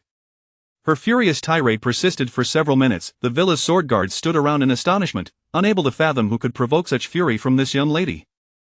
They were even more astonished that anyone could elicit such ire from someone known as the female demon in Langya County, who had always been the one to play tricks on others, never having encountered anyone capable of igniting her rage. Xiao Lang! Su Qingyan called out sharply. At your service. A burly middle-aged man promptly stepped forward, cupping his fists in respect. His name was Xiao Lang, the captain of the Mingjin Villa's guard team, and he had attained the 8th heaven of the Grandmaster realm. Su Qingyan commanded, you will take a group of men and accompany me to Tianqing sect immediately. Tianqing sect, why does the young lady wish to go there? Xiao Lang was perplexed. Su Qingyan gritted her teeth, seething, I intend to confront that Yi Xian, he has caused me great embarrassment today. I shall make him pay dearly and give him a thorough beating.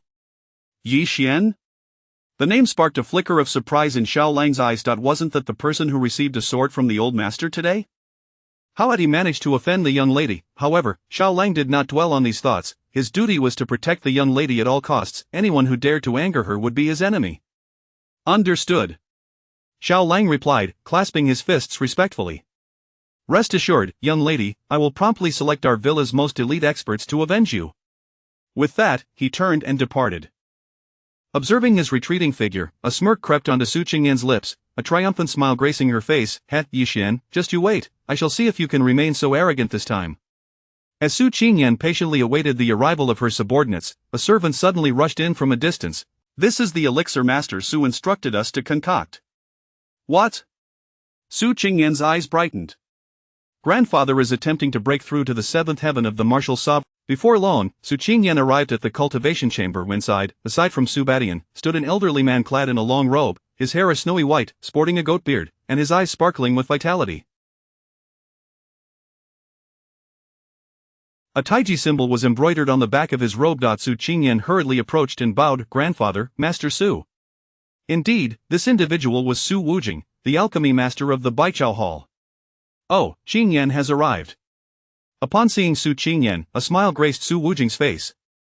He and Su Badian were old acquaintances, and he had watched Su Qingyan grow up, considering her as a half-granddaughter. Su Badian huffed, displeased. You little girl, where have you been all day? Why do you return so late?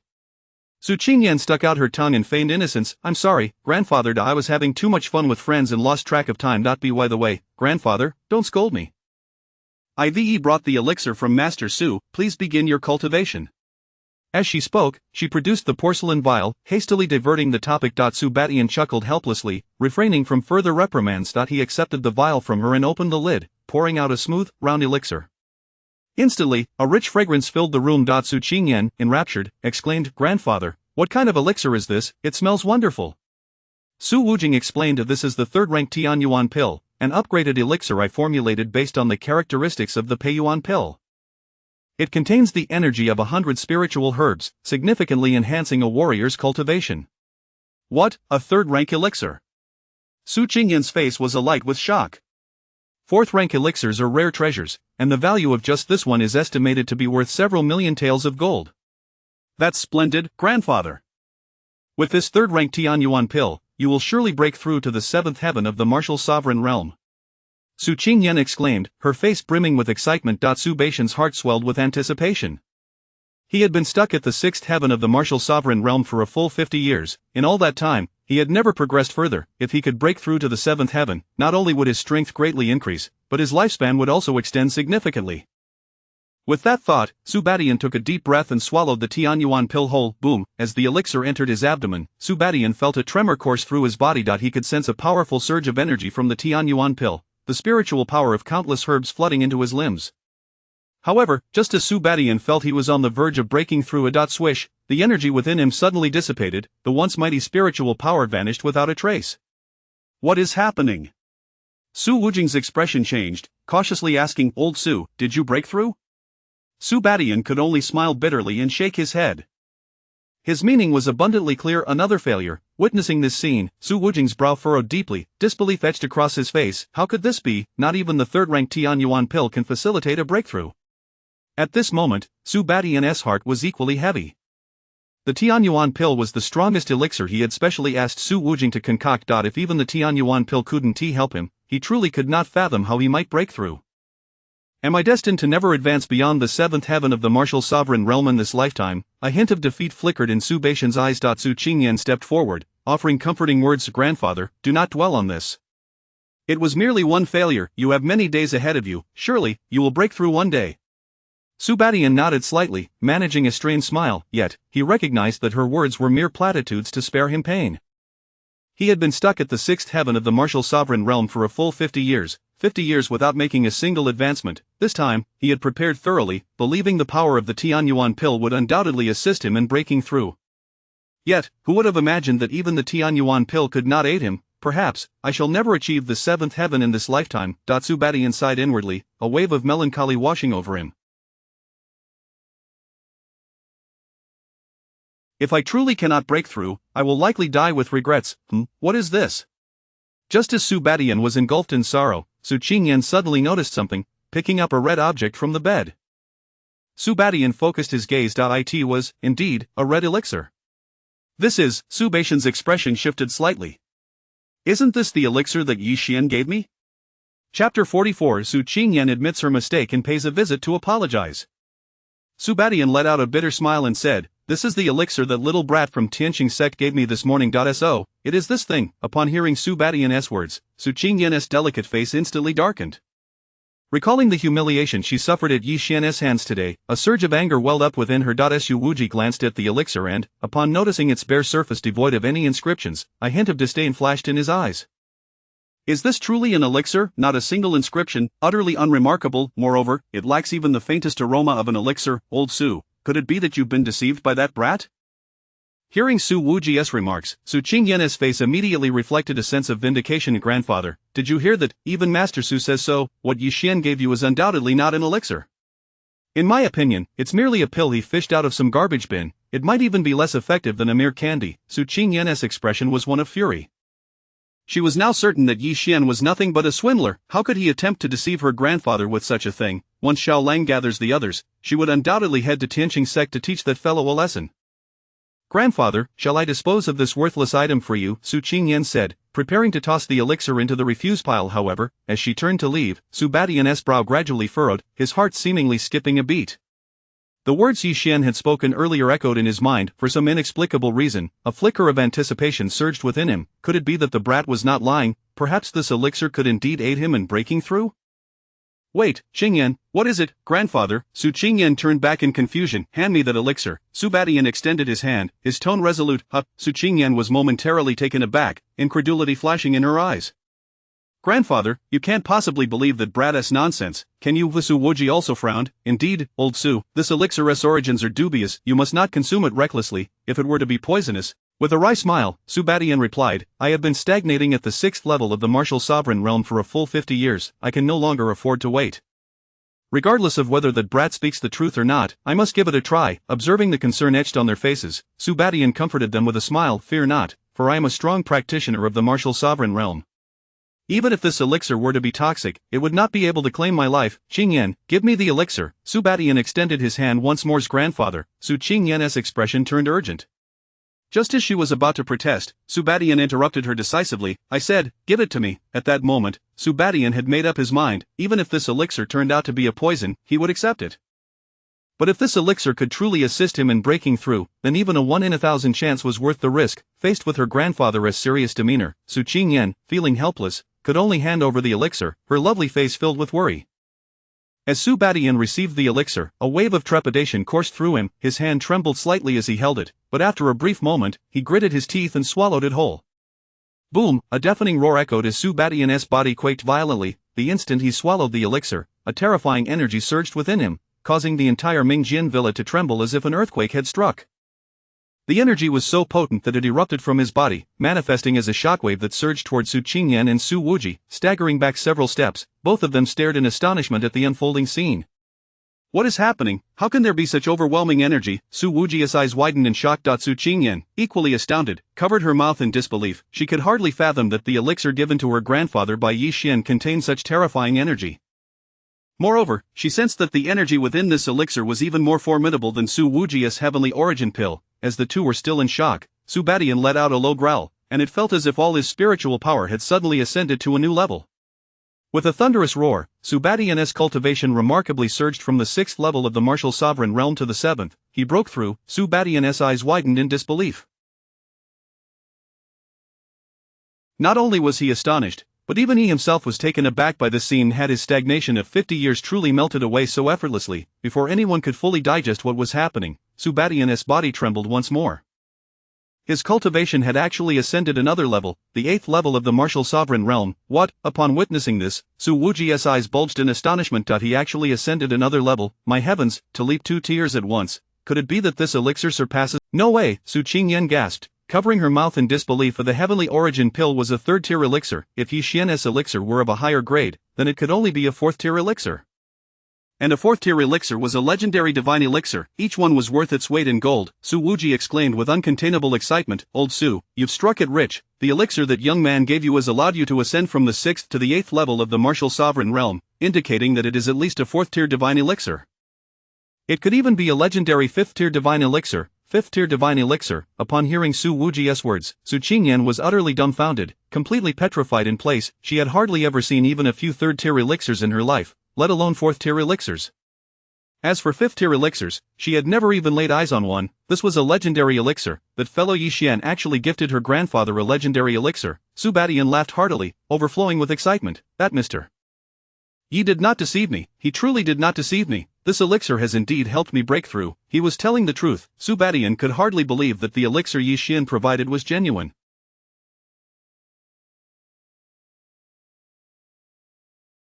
Initially, he had hesitated about parting with the Qingyuan sword, but it now seemed that trading a mere sword for 2 levels of cultivation was more than worth it. Old Su, you should hurry and prepare a gift to express your gratitude. Yi, Su Wuji urged. For him to bestow such a 4th-tier divine elixir implies that his background is extraordinarily formidable. You must find a way to befriend him. Yes, yes. Hearing this, Su Badian snapped back to reality.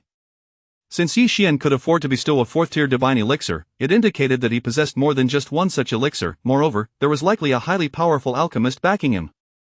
If Mingjian Villa could establish a relationship, they would undoubtedly soar to great heights in the future. Qingyan, quickly prepare a gift for me. I shall visit Mr.Ye tonight to express my gratitude. Su Badian commanded, his face brimming with excitement. However, upon hearing Su Badian's words, Su Qingyan's expression became somewhat awkward. She lowered her head, biting her lip, her demeanor hesitant, as if she harbored some insurmountable difficulty. It was no wonder she reacted this way. She had just offended Yi Xian today, even leaving with harsh words, telling him to wait. Now, she was being asked to find him, which was utterly embarrassing. She had never anticipated that the elixir Yi Xian gifted was indeed genuine. Noticing Su Qingyan's fidgety demeanor, Su Badian expressed his confusion. Qingyan, what's wrong? I instructed you to prepare a gift. Why are you not moving? Grandfather, Su Qingyan stammered, struggling to find her words, her hands tightly clutching her clothing, unsure of how to respond. Observing Su Qingyan's reaction, Su Badian felt a sudden surge of unease in his heart. Swallowing hard, he inquired, Qingyan, you didn't offend Mr.Ye, did you? Su Qingyan scratched her head, a shy smile gracing her face as she nodded bashfully. Oh, Su Badian's eyes darkened. Su Wuji trembled all over before them. It felt as though the ground was collapsing, and the sky was about to fall. What on earth happened? Su Badian demanded, his expression darkening. Su Qingyan, unable to conceal the truth any longer, hurriedly recounted the events of the day, though she intentionally omitted the part where Yi Xian had spanked her. Upon hearing Su Qingyan's words, Su Badian's mind erupted with a cacophony, as if 1,000 thunderclaps had detonated simultaneously. Had it not been for Su Wuji supporting him, he might have fainted on the spot. Su Qingyan blinked and, in a soft voice, whined, Grandfather, I didn't mean to. Who knew that Brad's elixir was genuine? I was merely trying to give you a sense of vindication. Fool, Su Badian's face remained grim, his voice harsh as he scolded, I told you long ago not to stir up trouble outside, and you, instead, directly offended a person capable of producing 4th-tier divine elixirs. You're putting both our lives at risk. Su Badian raised his hand, preparing to strike Su Qingyan. However, after a few swings, he couldn't bring himself to do it, lowering his hand and exclaiming, What are you still standing there for? Hurry and prepare a gift. Tonight, I will take you to Tianqing Sect to personally apologize to Mr. Yi. Alright. Su Qingyan dared not retort and quickly turned to leave. Before long, she had carefully selected some gifts and set out with Su Badian. Su Wuji hesitated for a moment but decided to follow. As an alchemist, he was eager to witness the origins of this 4th-tier divine elixir. If he could establish a connection, his alchemical skills would surely soar. Chapter 45 Mastering the Sword Technique. Visitors from the sect. At this moment, as the moon waned and the crows cried, within the Celestial Star Sect, amidst a dense forest, Yi Xian's figure darted through the trees like a flash of lightning, his speed so astonishing that he left behind mere afterimages, akin to a phantom that eluded perception. Just then, a rustle emerged from the grass before him, and a strange shadow sprang forth, a diminutive figure barely standing at 1 meter 40, brandishing a gleaming longsword. Yi Xian, I wager you cannot evade this time. Wang Yadu bellowed. No sooner had the words left his mouth than the sharp blade in his grip swung violently toward Yi Xian's face. However, as the sword was about to strike, Yi Xian's figure flickered and effortlessly sidestepped the oncoming attack. In the next moment, a swift kick lashed out. Bang! Wang Yaodu cried out in agony, his form hurtling backwards to collide heavily with the trees. My apologies, Brother Wang, but your 10 out of 10 winning streak holds no sway over me. Yi Xian grinned, preparing to turn and leave. Seeing Yi Xian attempt to flee, Wang Yaodu hastily shouted, Second brother, third brother, come here. From above, 2 thunderous voices echoed, like thunderclaps reverberating through the air. Yi Xian quickly glanced upward. Suddenly, a massive net descended from the sky, cast by Wang Yaodu and Wang Yaosei, aiming to ensnare him. Yi Xian, this time you are finished. Surrender to us 3 brothers. Their boisterous laughter rang through the forest, yet, Yi Xian remained unfazed, standing still as he drew his Kunlun sword, which glimmered like a silver moon against the vast sky, and swiftly thrust it towards the descending net. Swish, swish, swish, the sword's aura surged forth, instantly tearing the net into countless fragments. Yi Xian spun, executing another strike. Celestial Star Galaxy. In a heartbeat, a multitude of sword energies erupted forth, numbering over 100, radiating with dazzling brilliance, illuminating the entire forest as if it were a starry night.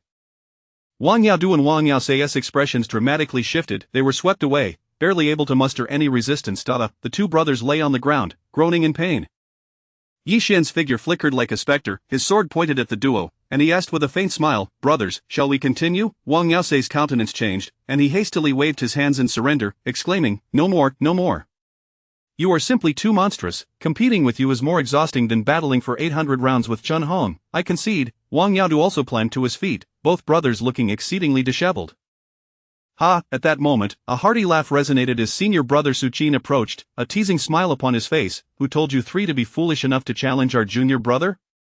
Now you understand his prowess, don't you?" Following Su Qin were Tang Xuerou and senior sister Yu Mengmeng. "Senior brother, senior sister." Yi Xian clasped his fists in greeting to the three.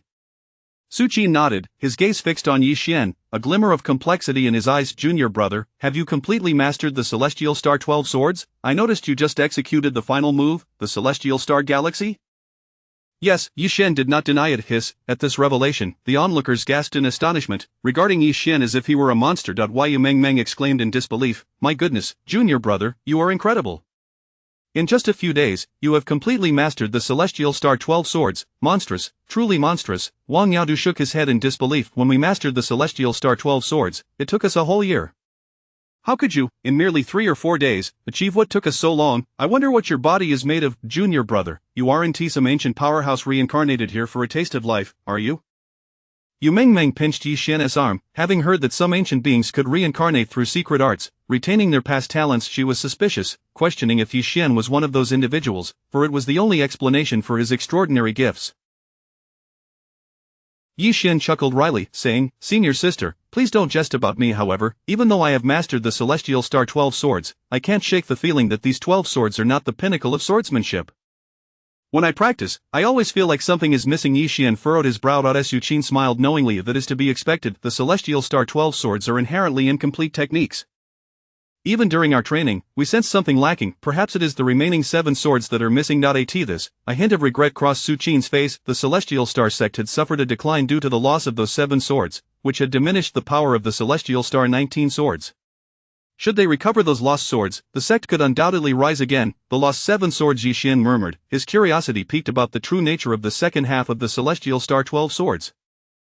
"Junior brother, do not dwell on it too much." Tang Xuerou smiled gently. "Although the Celestial Star 12 Swords are incomplete, with your current mastery of the sword techniques, you are already more than capable of dominating the younger generation in Langjia County."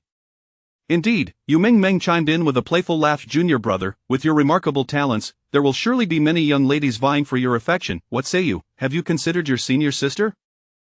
"I do rather fancy younger brothers." As she spoke, Yu Mengmeng proudly puffed out her chest, displaying her impressive figure. Wang Yaosei smirked. "Senior sister, I am also a younger brother. Will you consider me instead?" As he spoke, he reached out with a mischievous hand toward Yu Mengmeng. Wang Yaodu shook his head. "I bet my third brother is about to get beaten again." Bang! In the next instant, Wang Yaosei was sent flying several meters, crashing to the ground with a resounding thud. His face bruised and battered. Laughter erupted among the group. By the way, senior sister, has the sect master not yet emerged from seclusion? At that moment, Yi Xian turned to Tang Xuerou and inquired. "Not yet." Tang Xuerou shook her head. Upon hearing this, Yi Xian's brow knitted in concern, a peculiar glint flickering in his eyes. Just days ago, Su Ding had entrusted him with the Celestial Star 12 Swords, only to vanish without a trace thereafter. According to Tang Xuerou, Su Ding had retreated into seclusion once more. In his recollection, Su Ding would typically enter seclusion every month, and each duration was brief, lasting a week at most, or merely 2 to 3 days. This peculiarity left Yi Xian puzzled, for one would expect martial arts. He had never encountered someone who secluded themselves for merely a few days, let alone someone who did so every month. What could the sect master possibly be doing? A trace of doubt crossed Yi Xian's mind. For some inexplicable reason, he recalled a statement made by Fong Qingping long ago. Could it be that the sect master's seclusion is somehow linked to the entity within him? Yi Xian, as Yi Xian pondered, a hurried voice suddenly called out. He turned to see Ge Changcheng sprinting toward him, breathless and exclaiming, "Good lad, I finally found you, Elder Ge, what brings you here at such a late hour?"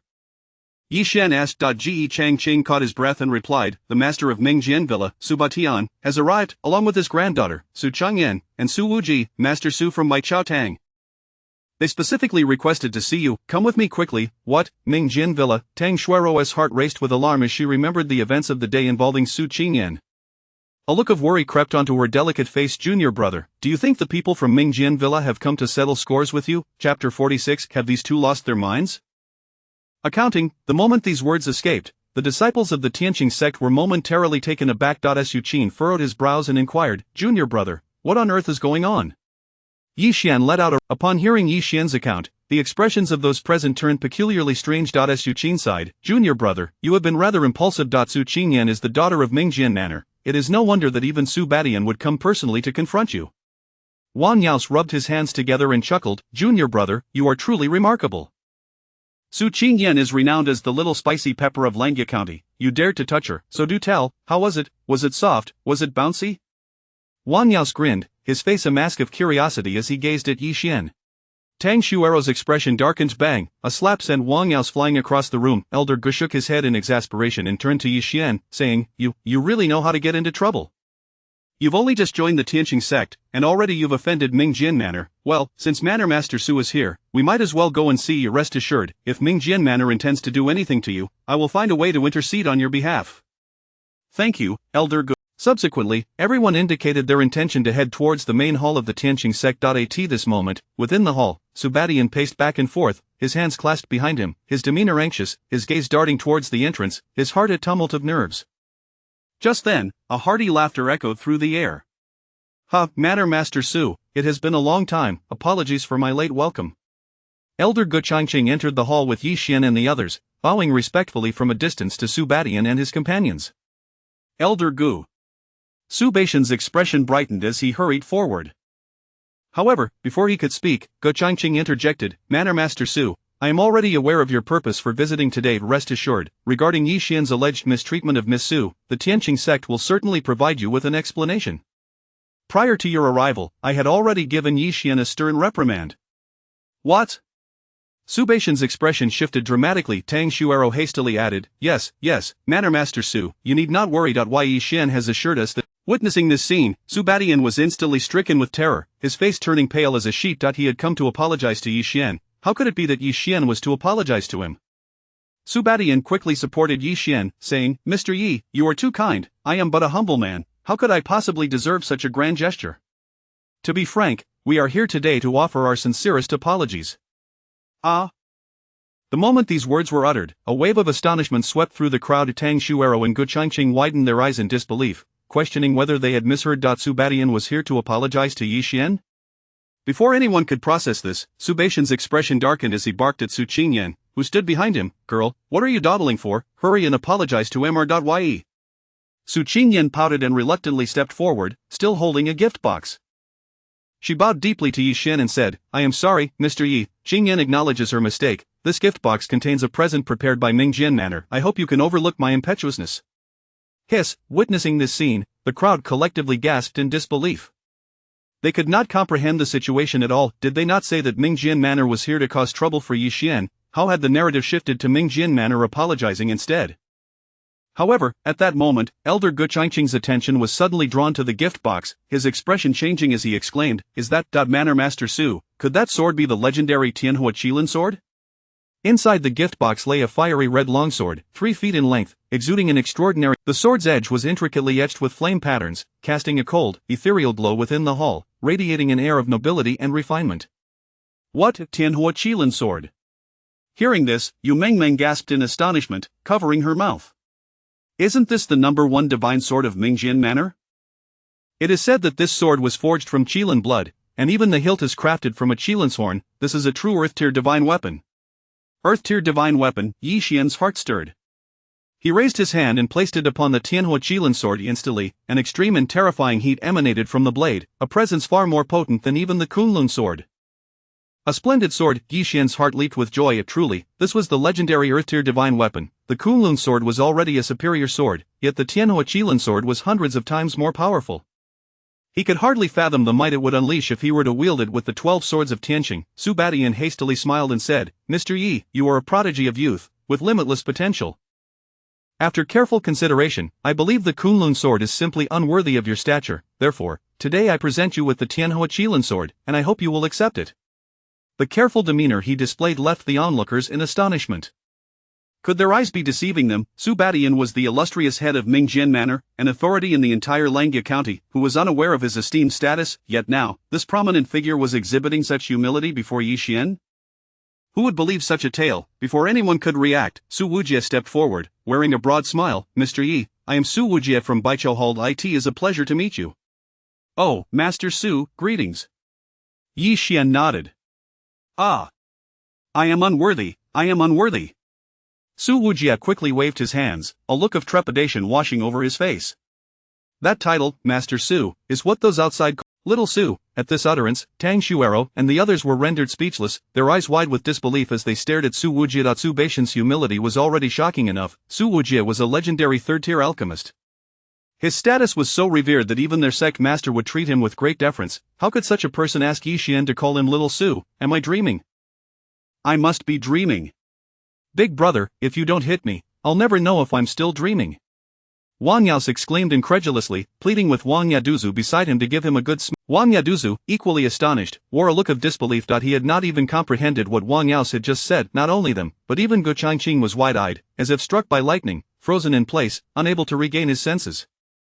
At that moment, an identical thought flickered through the minds of all present. Have these two truly lost their minds? Chapter 47. A gift once more, yet I cannot decline, Mr. Yi. Just as the crowd was engulfed in astonishment, Su Wujie reverently produced a storage bag from his bosom and presented it to Yi Xian. Within this bag lies a selection of spiritual herbs that I have personally nurtured. Consider it a modest token of our meeting. I hope Mr.Yi will graciously accept it. Spiritual herbs. Yi Xian opened the bag and exclaimed, ah. Each specimen was extraordinarily precious, and with just a glance, Yi Xian estimated their collective worth to be several million spirit stones. Master Su, your generosity is remarkable. Yi Xian smiled faintly, his expression remaining relatively unchanged as he fixed his gaze upon Su Badian and Su Wujie, and said with a gentle smile, Master Su, your late-night visit and the generous gifts you bestow upon me suggest you have a request. Su Badian and Su Wujie exchanged glances, appearing somewhat bashful and hesitant to speak. It was the elixir I provided that had an effect, did it not? Yi Xian interjected unexpectedly. From the moment he saw Su Badian, he sensed that the latter's aura had elevated significantly since the morning, and his overall vitality appeared markedly improved. He deduced that Su Badian must have consumed his elixir and achieved a breakthrough. Otherwise, he could hardly fathom what else about him could warrant a personal visit from the esteemed head of the Mingjian villa. Upon hearing Yi Xian's words, Su Badian promptly clasped his fists in gratitude and exclaimed, Mr. Yi, your discernment is commendable. To be candid, the elixir you provided has been a tremendous boon. I have been stagnating at the 6th level of the martial sovereign realm for a full 50 years, unable to. However, after consuming your elixir, I successfully attained a breakthrough. Moreover, I ascended not just 1 but 2 levels, moving directly from the 6th to the 8th level of the martial sovereign realm. What? Upon this revelation, the hall erupted in uproar. A leap from the 6th to the 8th level of the martial sovereign realm, that is a staggering 2-tier advancement. For practitioners at such a level, it typically takes decades to ascend even 1 rank, and ascending 2 ranks would require at least a century. Yet Yi Xian's elixir accomplished this feat. The most astonished among them was undoubtedly Tang Xuero. While she had speculated that Yi Xian's elixir could assist Su Badian in his breakthrough, she had not anticipated its potency to be so formidable. Could even a martial sovereign powerhouse elevate 2 ranks in one go? Su Badian continued earnestly, thus, I have come today, firstly to express my gratitude for your generous gift of the elixir, and secondly, to inquire about its origin. Su Wujie looked at Yi Xian with eager anticipation, his curiosity piqued about the identity of the creator of such a remarkable elixir. However, Yi Xian chose to withhold the information, teasingly responding, Master Su, I would not mind revealing the source of the elixir, but with such a meager offering, it may put me in a bit of a predicament. He glanced at Tang Xuero and the others beside him, saying, You see, with so many of my elder brothers and sisters present, would it not be rather unfair for me to be the only one receiving gifts? What? Upon hearing this, Su Qingyan's expression shifted dramatically, and she exclaimed furiously, Yi Xian, will you never cease? It was merely a question about the origin of the elixir, so do not be so audacious. Is that so? If you are unwilling, then let it be. Everyone, please take your leave. After all, his elixir was crafted by the renowned alchemist Gu Shanhe of Qingzhou, a treasure sought after by countless warriors, yet they were reluctant to even offer a small gift to his elder brothers and sisters? It seemed they lacked sincerity. Seeing Yi Xian's intention to depart, Su Baitian's expression changed, and he hastily called out, "Mr. Yi, please hold on." Su Badian forced a smile and said, "Mr. Yi, you are absolutely right. It was my oversight. Today, I happened to bring along a few extra fine swords. If your elder brothers and sisters do not mind, I would be willing to present them as a gift." As he spoke, Su Badian clapped the storage bag. With a dazzling display of light, numerous sharp long swords appeared before everyone, each emanating a fierce aura, all being top-tier items of the Xian grade. "Grandfather!" Upon witnessing this, Su Qingyan's expression soured. "Silence!" Su Badian scolded her, then turned to Tang Xuerou and the disciples of the Tianqing sect with a sheepish smile. "Miss Tang, esteemed disciples of the Tianqing sect, these swords are cherished treasures of Mingjin Villa. This one is the Yuanhong sword, ranked 9th in our collection. This one is the Feixia sword, ranked 7th. Su Badian introduced each sword in turn. The disciples of the Tianqing sect were left wide-eyed. Goodness! Ranked 9th, ranked 7th, these are legendary divine swords from the top 10 of Mingjin Villa. Under normal circumstances, given the status of our Tianqing sect, we would not even have the opportunity to glance at them. Yet now, Su Badian was offering these fabled swords to them for free? Is this truly a gift for us? Yu Mengmeng swallowed hard, glancing at Yi Xian in disbelief. Yi Xian smiled lightly. "Sister, since it is Master Su's kind offer, you should graciously accept." Su Badian hurriedly added, Yes, these swords are all voluntarily gifted by me. There is no need for formality, just take them." "Grandfather!" Su Chengyan pouted, prepared to protest, but was tugged at the sleeve by Su Wujie, who signaled her to remain calm. To the others, these swords might seem exceptionally valuable. However, Su Wujie knew that in comparison to the exceptional alchemist standing behind Yi Xian, they were utterly insignificant. If just a few Xian-grade swords could earn the favor of a fourth. Hearing Su Baitian's words, the disciples of the Tianqing sect were filled with excitement and eagerly approached to select their swords. Since Master Su has graciously offered, we shall not be polite. I shall take this Yuanhong sword, it suits my style. Then I shall take this Feixia sword. Master Su, you are truly generous. I bet your business will flourish, and Mingjin Villa will thrive across the land. May your sons be scholars and your daughters be noble ladies. In no time, the disciples had each chosen their favored swords. Su Badian cautiously inquired, "Mr. Yi, may I now learn about the origin of the elixir?" "Certainly." Yi Xian nodded. "Splendid." Upon hearing this, Su Wujie was overwhelmed with excitement, rubbing his hands in anticipation. "In that case, please, Mr. Yi, reveal the identity of this exceptional alchemist." "Exceptional alchemist?" Yi Xian was taken aback. "Which exceptional alchemist?" Su Wujie replied, "Of course, the one who crafted this elixir." Yi Xian chuckled. "Oh, you mean this?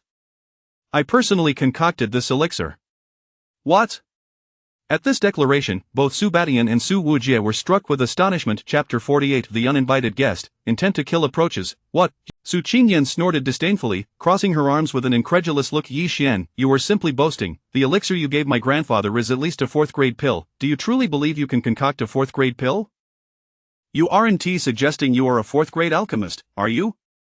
Not only did Su Qingyan doubt him, but even Su Wujie, a fellow alchemist, bore a look of skepticism. It is essential to understand that alchemists place an even higher value on innate talent than martial artists. Without talent, one might still become a martial artist through hard work, yet aspiring to be an alchemist without innate ability is utterly futile. Without talent, one cannot even take the first step into the realm of alchemy. Moreover, the advancement of an alchemist is exceedingly arduous. Each ascension in grade can take decades of dedicated effort. Some individuals, even after becoming apprentice alchemists, may never attain the rank of 1st-grade alchemist in their entire lives. For instance, Su Wujie spent several hundred years to barely qualify as a 3rd-grade alchemist, and that was only due to his considerable talent, along with having examined a few 3rd-grade formulas and diligently refining his skills. And Yi Xian, he appeared to be just in his early 20s, a 20-year-old 4th-grade alchemist is a rarity not only in the Great Qian dynasty but throughout the entire Eastern Spirit domain. Yet, they remained oblivious to the fact that Yi Xian had inherited the complete legacy of the alchemy king, Gu Shanhe, and with the enhancement from the Eye of Spiritual Wisdom, he had thoroughly comprehended the entirety of the 10,000 pill treasures. Although he may not yet be a top-tier alchemist, concocting a 4th-grade pill was certainly within his capabilities. Yi Xian smiled lightly. "What's this? You don't believe me? Very well, since you are skeptical, I shall demonstrate my alchemical prowess before your very eyes." What? Upon hearing this, Su Wuji's face instantly lit up with excitement. Mr. Yi, you intend to personally concoct a pill? Yi Xian nodded. After all, he had received so many gifts from Su Badian today. It would be quite remiss not to reciprocate with some pills. This also presented an opportune moment for him to refine his alchemical techniques. Su Qin chimed in with a smile. A junior brother, our Tianqing sect happens to have an alchemy room that is rarely used. If you wish to use it, I can take you there. Thank you, senior brother. Yi Xian smiled slightly. With that, Su Qin led Yi Xian, Su Badian, and Su Wuji away. Su Qinyan watched Yi Xian's departing figure, hesitated for a moment, then stomped her lotus foot in frustration. Oomph. That insufferable Yi Xian, always bragging, I shall see how you concoct a pill. With that, Su Qinyan followed after them, watching the departing figures. Ge Changqing murmured in disbelief, I never expected that Yi Xian, not only a martial prodigy, would also be adept in alchemy? Truly remarkable, our Tianqing sect has struck gold this time. Tang Xuero inquired. Elder Gu, should we accompany them? Ge Changqing shook his head. No need, alchemy requires a tranquil heart and focused mind. With Su Qin accompanying them, that suffices. If we all go, it may hinder Yi Xian's performance. Understood. The group cupped their fists in acknowledgement, each one relinquishing the desire to follow soon. Under Su Qin's guidance, Yi Xian and the others arrived at the alchemy room of the Tianqing sect. Upon opening the door, a cloud of dust rushed forth, and the air was thick with the scent of neglect. It was evident that this alchemy room had not been used for a considerable time. A thick layer of dust blanketed the floor, and even the corners were festooned with cobwebs. In the center of the room stood a bronze alchemy cauldron, but it too bore the marks of neglect, with large patches of tarnished copper paint, making it appear pockmarked and worn. The entire chamber exuded an air of dilapidation. Ahem. Su Qinyan covered her nose, her face contorted in distaste. Is this the alchemy room of your Tianqing sect? How can it be so shabby? That cauldron looks rusted, can it even be used? Qinyan. Su Badian frowned, feeling his granddaughter was being rather rude. Su Qin chuckled wryly. It cannot be helped. Our Tianqing sect once had alchemists in residence, but ever since its decline, they have all departed, leaving this alchemy room to gather dust. However, it should suffice for concocting pills. Thank you, senior brother. Yi Xian smiled slightly. Su Wuji, curious, asked, Mr. Yi, what kind of pill do you intend to concoct? Could it be the one you gave to old Su? Certainly not, Yi Xian replied with a rueful smile. The pill he gifted Su Badian was a human pill, made from the flesh and blood of warriors, a dark alchemical creation he would never concoct in front of Su Qinyan and the others. Fortunately, the 10,000 pill treasures contained an abundance of fourth-grade pill recipes. After pondering for a moment, he turned to Su Wuji and inquired, Master Su, I have heard that your Baichao Hall is currently The glazed fire-quenching pill is a fourth-grade elixir that possesses the ability to calm the mind and dispel fire toxins, particularly effective against afflictions caused by fire poison. The princess of Langjia County has suffered from fire poison for many years. Every time it flares up, she endures excruciating pain, feeling as if engulfed in flames. Thus, she has implored our Baichao Hall to concoct the glazed fire-quenching pill to combat the fire poison within her. Unfortunately, as he spoke, Su Wuji sighed, a tone of resignation evident in his voice. Although we have a fourth-grade alchemist at Baichao Hall, they have only recently attained this rank and are utterly incapable of producing the glazed fire-quenching pill. Su Wuji's voice carried a deep sense of helplessness. Yi Xian replied nonchalantly, in that case, I shall do you a personal favor today, I will concoct the glazed fire-quenching pill for you. What? At this declaration, everyone in the Su Wuji's eyes widened in disbelief, exclaiming, Mr. Yi, you cannot be joking, you can concoct the glazed fire-quenching pill, how is that possible? As an alchemist, he was acutely aware of the challenges involved in crafting the glazed fire-quenching pill. Even their Baichao Hall's strongest alchemist, who had just ascended to 4th grade, could not manage it. How could Yi Xian claim he could? Put. Su Qinyan scoffed. Do you even know what the glazed fire-quenching pill is? It is one of the pinnacle pills among 4th grade elixirs. Not only you, but even Master Remo from Baichao Hall is powerless against it. You, a mere junior who has yet to reach the martial sovereign realm, dare to utter such grandiose claims. If you can concoct it, then I shall be the legendary alchemy king. Su Qinyan laughed heartily, her face radiating disdain as she regarded Yi Xian. Her disdain for Yi Xian had been further fueled upon witnessing her grandfather bestow so many treasures upon him today. She firmly believed that Yi Xian could not possibly be an alchemist. After all, such a young 4th grade alchemist was unheard of, not only in the Great Qian dynasty but throughout the entire Eastern Spirit domain. Perhaps the pill he gifted her grandfather was pilfered from some other source. Qin Yan. Seeing his granddaughter's blatant disrespect, Su Baishan's expression darkened, and he could not help but scold her. Su Qingyan shrank her head, hastily shutting her mouth, yet her eyes remained defiantly fixed upon Yi Xian, brimming with obstinacy. Yi Xian smiled lightly amid Su. Why the rush? Humph. Su Qingyan crossed her arms, her expression one of disdain. If you can concoct it, I shall serve as your personal maid for a month. Very well. Without further ado, he strode towards the alchemy cauldron. At that moment, just as Yi Xian was preparing to concoct the glazed fire-quenching pill, a sudden commotion erupted at the entrance of the Tianqing sect. Several unexpected guests clad in black, wielding blades and swords, approached with palpable murderous intent. Young Master Xikong, this is Tianqing sect. A low, gravelly voice resonated in the night. If Yi Xian were present, he would instantly recognize that the speaker was none other than Yun Shan, the steward of the Mingjian villa, whom he had decisively reprimanded earlier that day. Beside Yun Shan stood a tall, handsome youth clad in a blue robe, his hands clasped behind his back, his striking features equally suffused with a fierce intent. Adorning his robe were 3 ethereal golden characters.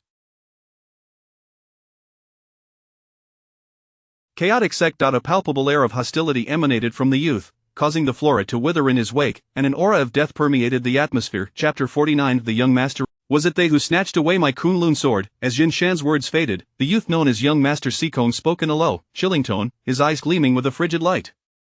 Indeed, Yun Shan gritted his teeth, his voice laced with both hatred and grievance as he exclaimed, it was that celestial star sect. They not only seized your long-awaited Kunlun sword but also caused my expulsion from the Mingjian villa, leading to my loss of position as steward. Young Master Xikong, who in all of Langya County doesn't know that I, Yun Shan, am under your patronage, they have treated me thus, you must avenge me. Yun Shan's face was a portrait of indignation. As he spoke, tears streamed down his aged visage, and he covered his face, sobbing uncontrollably. Indeed, this individual referred to as young Master Xikong was none other than the heir of the Xikong family of Langya, Xikong Qing. Moreover, he was a formidable expert ranked 15th on the Dragon and Tiger list. Humph. Upon hearing Yun Shan's words, Xikong Qing snorted coldly, a flicker of anger flashing in his eyes, and reprimanded harshly. A mere insignificant sect has managed to reduce you, the steward of the Mingjian villa, to such a state of disgrace. Do you still have the audacity to claim allegiance to my Xikong family? Bang! With a sweep of his folding fan, an overwhelming force surged forth, and Yun Shan's body was instantly sent flying like a cannonball, soaring several meters before crashing against a boulder. The violent impact left him grimacing in pain, drenched in cold sweat, yet he dared not show any sign of discontent, hastily kneeling on the ground, trembling with fear, and pleading. Young Master Xikong, spare my life, I acknowledge my mistakes, I beg you to grant me mercy. Humph. Xikong Qing's expression remained icy as he waved his fan and said indifferently, what is the name of the scoundrel who stole the Kunlun sword? Yun Shan quickly replied, reporting to young Master Xikong, his name is Yi Xian, he is the one who recently caused a commotion during the 8th sex assessment, killing Zhuge Qingyun. Oh, is it him? Upon hearing this name, Xikong Qing paused momentarily, a glimmer of interest appearing in his eyes. He had heard of the recent emergence of a 9th-tier genius from the Celestial Star sect, who single-handedly slaughtered several disciples of the Chaotic sect, and even defeated Zhuge Qingyun, who was ranked 25th on the Dragon and Tiger list. How intriguing. I had originally planned to confront this Yi Xian after obtaining the Kunlun sword, but unexpectedly, this lad has come to me willingly. Xikong Qing let out a cold chuckle, his eyes brimming with murderous intent. As a disciple of the Chaotic sect, Xikong Qing harbored an absolute sense of superiority. He would not tolerate anyone tarnishing the reputation of the Chaotic sect. Moreover, this brat dared to seize his Kunlun sword? In that moment, in Xikong Qing's heart, Yi Xian had already been marked for death. Just as Xikong Qing and the others were conversing, a voice boomed through the night, who goes there? 2 diminutive figures suddenly appeared at the gates of the Celestial Star sect, wielding sharp swords, their faces etched with vigilance as they regarded Xikong Qing and his companions. It was the 2 brothers, Wang Yaodu and Wang Yaosei. They were responsible for the night watch at the Celestial Star sect that evening. Who are you? This is the territory of the Celestial Star sect, non-disciples, leave at once. Wang Yaodu furrowed his brow and admonished Xikong Qing and the others. However, in the face of Wang Yaodu's rebuke, Xikong Qing remained unfazed. Not only did he refuse to leave, but he also raised his right hand and lightly pointed at Wang Yaodu. Get lost. Whoosh, a crimson beam of light shot forth from Xikong Qing's fingertip, akin to a shooting star in the night, striking Wang Yaodu squarely in the chest. Wang Yaodu let out a blood-curdling scream as his body was hurled backward, crashing against the gate. A bloody hole was punctured through his chest, blood gushing forth, leaving him pale and writhing in agony. Brother, Wang Yaosei rushed forward, extracting a pill to administer to his sibling. His face contorted with rage as he glared at Xikong Qing and his companions. The scoundrels, who are you to injure my brother? Silence, Yun Shan bellowed, a triumphant grin spreading across his face. You ignorant fools, standing before you is none other than the heir of the illustrious Sikong family of Langya, the 15th ranked expert on the dragon and tiger list, young Master Sikong family? Both Wang Yaodu and Wang Yaosei's faces paled instantly. The name Langya Sikong resonated like thunder in Langya County. Their esteemed status was far superior to that of the Han family. How could such a prominent figure appear at the Celestial Star Sect? Sikong Qing sneered. You, young man, I have come today to find your Yi Xian of the Celestial Star Sect. If you do not wish to meet your demise, summon Yi Xian within 10 seconds, otherwise, I shall reduce your Celestial Star Sect to ruins. His arrogant words echoed at the gates of the Celestial Star Sect. A terrifying aura emanated from Sikong Qing, enveloping them. Feeling the overwhelming pressure, Wang Yaodu and Wang Yaosei's expressions shifted, fear flashing in their eyes. Half-step martial sovereign realm, the Sikong Qing has indeed surpassed the master realm.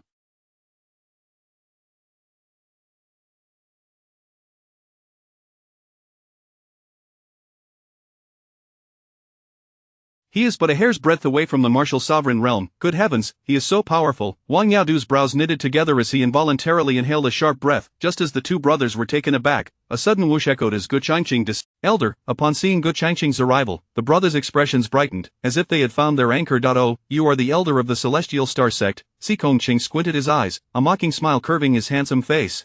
Gu Changqing glanced at the injured Wang Yaodu, a flicker of anger crossing his gaze, but he quickly suppressed it, clasping his fists and addressing Sikong Qing. Young Master Sikong, visiting at such a late hour and injuring my sect's disciples, is this not a tad disrespectful? Bah! At this, Yunshan spat derisively, his face twisted in disdain. What are you? How dare you speak to young Master Sikong in such a manner? Let me tell you, if you do not hand over that wretch Yi Xian today, with young Master Sikong's power, he could wipe your Celestial Star Sect off the face of the earth in the blink of an eye. Yi Xian, Gu Changqing was momentarily taken aback that he had not anticipated that Sikong Qing's late-night visit was for Yi Xian. Elder Gu, we cannot hand over Yi Xian, Tang Shuido exclaimed anxiously. Ge Changqing nodded. He was well aware that they could not relinquish Yi Xian. The Sikong family wielded immense power in Langya County, and Sikong Qing was particularly ruthless. Surrendering Yi Xian would yield catastrophic consequences.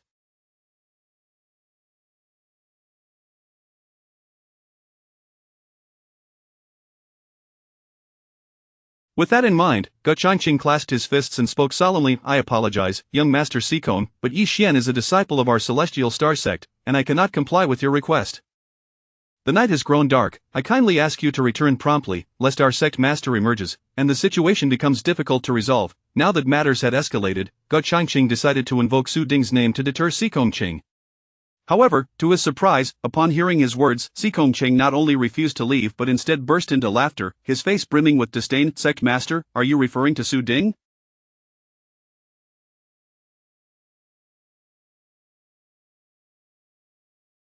Ha, old fool, do you think me a simpleton? Since I dared to come to your Celestial Star Sect, I have made ample preparations. If I am not mistaken, your sect master should still be in seclusion, right? Relying on him to save you, let him come out and see what happens. Hearing Sikong Qing's words, Gu Changqing's expression darkened. He had not anticipated that Sikong Qing would be so astute, knowing even about their sect master's seclusion. Sikong Qing snorted coldly. I shall say this once more, you have 10 seconds to summon Yi Xian, otherwise buzz. Sikong Qing raised his right hand, a crimson light gathering at his fingertip, exuding a terrifying aura.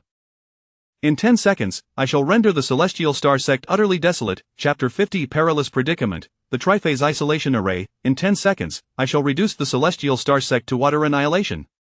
The chilling proclamation reverberated before the gates of the Celestial Star Sect. The flicker of crimson light illuminated Sikong Qing's handsome yet malevolent visage, as a formidable sense of oppression swept over the gathered crowd. Even Gu Changqing, among others, felt a jolt of alarm upon sensing his half-step martial sovereign cultivation. Sikong Qing was far too powerful. At merely 30 years of age, he had already ascended to the half-step martial sovereign realm. He was even more formidable than Gu Changqing, a century-old warrior. No wonder he was the heir of the Sikong family of Langya. Sikong Qing smiled lightly and inquired, what say you, Elder Gu?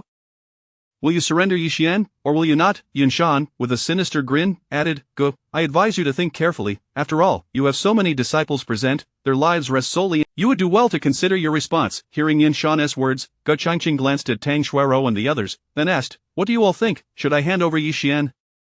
No, Tang Shuiro was the first to oppose. Absolutely not. Wang Yaosei echoed defiantly. Though I, Wang Yaosei, may be somewhat lecherous, I am well aware of the meaning of righteousness. Since my junior brother has joined the Celestial Star Sect, he is one of us. If you seek to capture him, I, as his senior, will never acquiesce. Indeed, Wang Yaodu declared, clutching his chest, gritting his teeth, although my junior brother has only recently joined the sect, he is already a member of the Celestial Star Sect.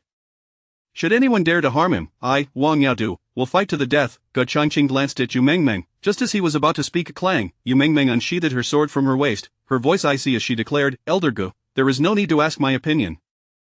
Though I, Yu Mengmeng, am a woman, I understand the honor of our sect. If they seek to capture my junior brother, I will never agree. What? Upon witnessing this scene, Yun Shan's expression darkened, his aged visage contorted with rage.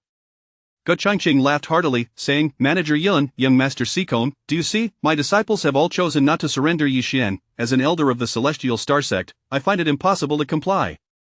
Clang! With that, Ge Changqing drew his sword, coldly stating, I apologize, but today, the Celestial Star Sect shall not yield Yi Xian, you. Seeing this, Yun Shan was beside him. Just as he was about to unleash a tirade, Sikong Cheng waved his hand, a hint of a twisted smile on his handsome face as he said, Well, what a fine Celestial Star Sect. A mere low-tier sect dares to defy my wishes. Since you seek death, do not blame me for my ruthlessness. Whoosh! With that, Sikong Ching pointed his right index finger, and the crimson light transformed into a shooting star, hurtling toward Yu Mengmeng. Not good. Ge Changqing's countenance shifted, hastily positioning himself in front of Yu Mengmeng. That he then formed hand seals, summoning a surge of spiritual power that coalesced into a barrier. Boom! The moment the light collided, the barrier shattered into countless fragments that slowly dissipated in the air. The overwhelming force sent Ge Changqing staggering back several steps, his right hand clutching his chest as he coughed up a mouthful of blood.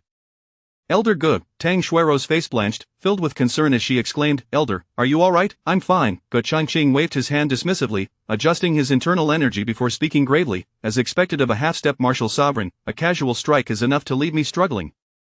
Indeed, Yun Shan declared triumphantly, young Master Sikong's cultivation has completely surpassed the Master Realm, nearing the martial sovereign realm with only a step to go. You, at merely the 7th layer of the Master Realm, dare to challenge young Master Sikong? Truly, you court death, Sikong Ching replied nonchalantly, that last attack was merely a lesson. From here on, I will show you the dire consequences of offending the Sikong family. Buzz, as his words fell, Sikong Ching raised his right hand once more. A point of crimson light reappeared on his fingertip, the terrifying aura emanating from it exponentially more fearsome than the previous strike. Not good. The look of shock spread across Ge Changqing's face. He understood that Sikong Ching was preparing to unleash a lethal blow. If that light were to be fired, they would either perish or be left maimed. In a moment of urgency, Ge Changqing bellowed, Xuero, take Yu Mengmeng and the others and retreat immediately. Go to the secluded chamber and summon the sect master. I will hold the line here. But Tang Xuero's expression wavered. Go now, Ge Changqing shouted fiercely, this Sikong Ching is a half-step martial sovereign.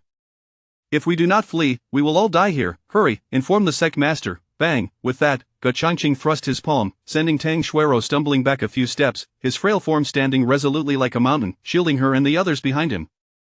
Run! His desperate shout echoed at the mountain gate, with tears brimming in her eyes. Tang Xuero, though reluctant, understood Ge Changqing's intentions. Wiping her tears, she seized Yu Mengmeng and the others and dashed toward the secluded chamber. However, before Tang Xuero could make it a few steps, Sikong Ching's cold snort echoed from behind, and he pointed a finger at her. Bang! The crimson beam pierced through Tang Xuero's ankle like a gaping wound appeared where the light struck, crimson blood pouring forth from the injury with excruciating pain. Humph! Sikong Ching sneered, attempting to flee. Did this young master grant you permission? Swish! Sikong Ching waved his right hand, sending forth several yellow talismans that whizzed through the air, some landing on the ground, others on the walls, and still others on the trees. Sikong Ching formed a seal with his right handy. Buzz. In an instant, beams of spiritual power shot forth from the talismans, intertwining and coalescing into a vast net of spiritual energy that ensnared Tang Xuero, Ge Changqing, and even Sikong Ching himself. Is this a spiritual array? Tang Xuero's face paled. Sikong Ching let out a chilling laugh. Indeed, this is the triphase isolation array of the Sikong family. It can sever all external communication. Even a martial sovereign would find it difficult to perceive anything from within. What? Tang Xuero's expression shifted dramatically. Damn it. Wang Yaosei immediately drew his sword and began to hack at the spiritual array. However, the barrier felt as impervious as an unassailable fortress. No matter how fiercely he struck, not a single crack appeared. Haha, don't waste your effort. This triphase isolation array is as solid as a fortress. Unless one is a half-step martial sovereign, do not even think of damaging it, Sikong Ching cackled, turning his gaze toward Tang Xuero and the others, his eyes filled with murderous intent. Now, allow this young master to demonstrate the horrors of offending the Sikong family. Sikong Ching smirked coldly, lifting his foot as he advanced toward Tang Xuero and the others. Seeing this, the disciples of the celestial star sect could only watch in horror, their faces paling, as despair washed over them. Meanwhile, within the alchemy chamber, Yi Xian remained oblivious to the events unfolding at the mountain gates. At this moment, he sat cross-legged before the cauldron, his eyes gently closed, preparing to concoct the glazed fire refining pill. Chapter 51 The Ancient Seal of the Underworld, the Refinement of the Fire-Quenched Pill. Yi Xian, can you actually do this? Observing Yi Xian, who sat immobile before the alchemical cauldron, Su Qingyan curled her lips in disdain, crossing her arms as she remarked, "You've been dawdling for ages, yet you haven't even ignited a fire. If you lack the skill to concoct pills, just admit it early and spare everyone's time." Qingyan, Su Badian frowned, raising a hand to lightly tap Su Qingyan's forehead. The sudden jab made her grimace in pain. Just as she was about to retort, Yi Xian, sitting across from her, offered a faint smile and said, "I apologize, Miss Su, for keeping you waiting. Allow me to demonstrate how I refine pills."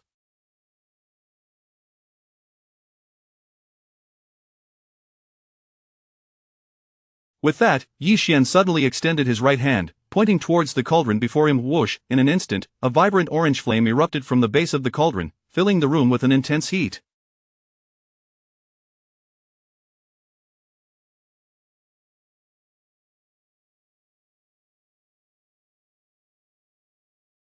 Yi Xian formed an intricate hand seal with one hand and pointed again at the cauldron. To everyone's astonishment, the flames at the bottom appeared to gain a consciousness of their own, gradually subsiding in intensity.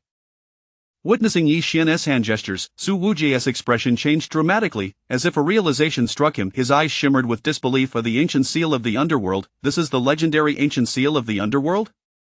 The ancient seal of the underworld. Upon hearing this name, everyone present wore puzzled expressions. "Master Su, what exactly is the ancient seal of the underworld?" Su Badian inquired curiously. Taking a deep breath, Su Wujie explained, "The ancient seal of the underworld is an exceptionally profound technique for fire control.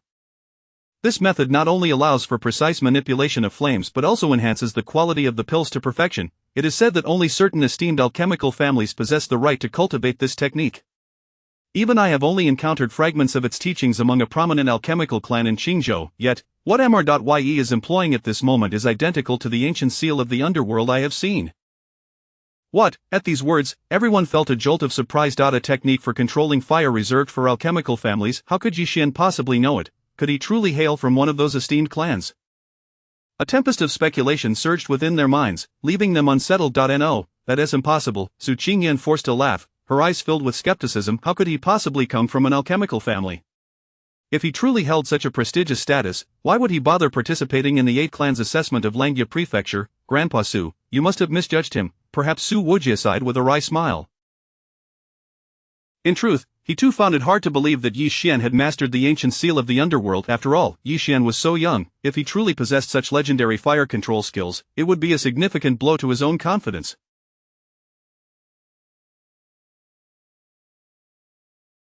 Just as doubts lingered in the air, a sudden clap echoed. Yi Xian swiftly patted his storage pouch, and in an instant, several precious spiritual herbs materialized before him. He reached out, tossing one of the herbs into the cauldron. Xian Yi herb, whoosh! As the herb entered, Yi Xian immediately rotated his hand seal, causing the flames beneath the cauldron to surge with newfound vigor, enveloping the Xian Yi herb in a torrid embrace.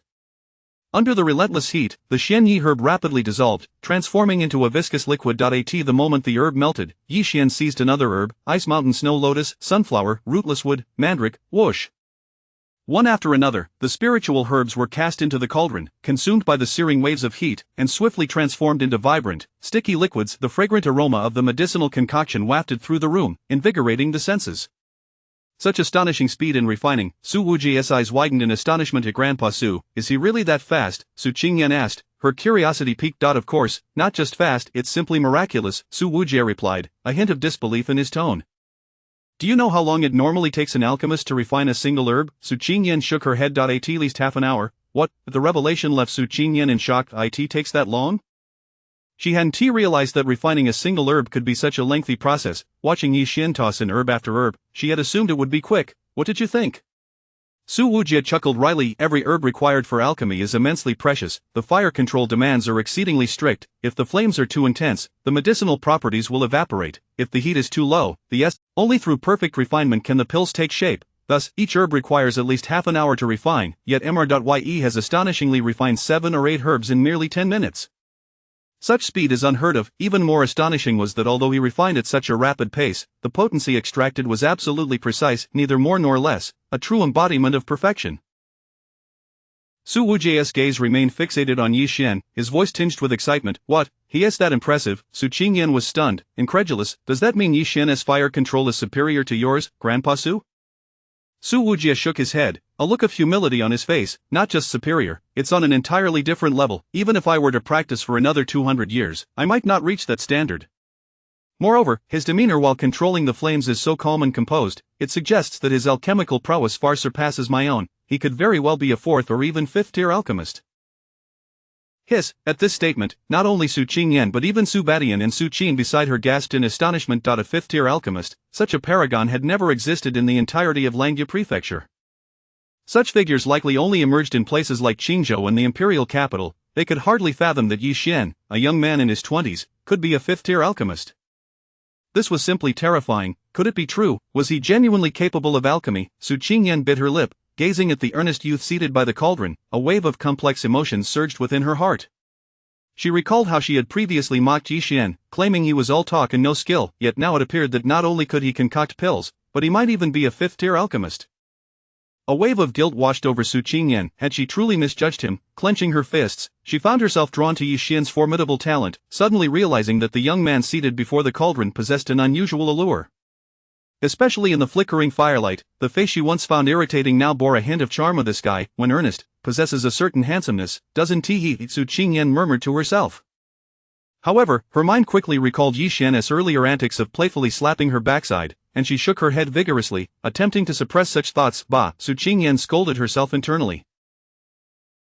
What nonsense am I thinking? This guy is merely a lecherous scoundrel who slaps people's backsides. What is so charming about that? Mastering fire control is nothing to boast about. Alchemy is not solely about fire control. If you can actually produce the pills, then I might concede. With her mind racing in this manner, a sudden crash echoed. Yi Xian abruptly raised his hand and struck the cauldron with force. In an instant, the lid flew off, and an overwhelming fragrance erupted from within, permeating the alchemical chamber and wafting clearly for hundreds of meters around. Whoosh! The next moment, radiant colors burst forth from the cauldron. Upon witnessing this spectacle, Su Wujie's eyes widened, excitement flashing across his gaze. The fire-quenched pill. It's complete. Chapter 52. A gift of elixir. Su Qingyan's joy. The Liuli fire-tempering pill is complete. The sound of excitement reverberated throughout the alchemy chamber. Rays of light radiated from the cauldron, shifting dramatically in the air, while an enticing fragrance wafted forth from the luminous display. In that moment, everyone could not help but close their eyes, lost in the intoxicating aroma. Such a rich scent of elixir. This fragrance surely surpasses the 4th rank, and it could very well be of the 5th rank. Su Wujie opened his eyes, his gaze fixated on the cauldron as the radiant beams continued to emerge, his body trembling with excitement. At the same time, Yi Xian raised his right hand and grasped at the air. With a whoosh, in the next instant, the beams of light seemed to come alive, converging towards Yi Xian's palm, coalescing into a smooth, round pill. The elixir gleamed a deep crimson, akin to a blood-red gem, exuding a tantalizing aroma as it hissed with warmth. Upon the surface of this pill, four undulating patterns were distinctly visible. It is done, a 4th-rank elixir. Witnessing this scene, Su Wujie was overwhelmed with excitement. Su Badian cautiously inquired, Mr. Yi, is this indeed the Liuli fire-tempering pill? Yi Xian remained silent, casually tossing the elixir to Su Wujie. Whether it was or not, Master Su would know upon inspection.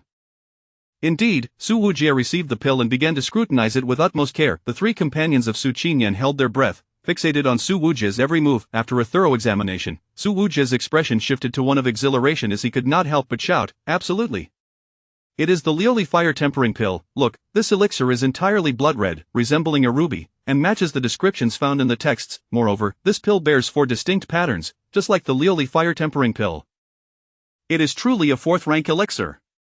Su Wujie, brimming with excitement, showcased the elixir to everyone, his tone as though he were presenting an unparalleled treasure.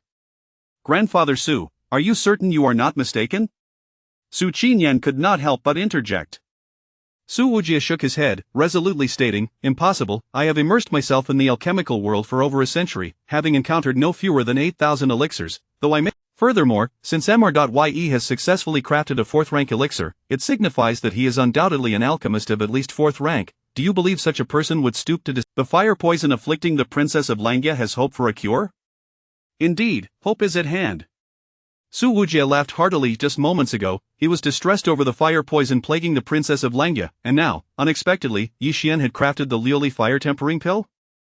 This time, the fire poison afflicting the princess could be thoroughly eradicated. Observing Su Wujie's exuberance, Su Qinyan felt a whirlwind of emotions within her. Earlier, she thought controlling fire was nothing. At that instant, Su Qinyan felt as if countless slaps were striking her face, leaving her flushed with embarrassment. Su Wujie clasped his fists and cautiously asked, Master Yi, may I acquire this Liuli fire tempering pill from? Name your price, we at Baichao Hall are willing to pay.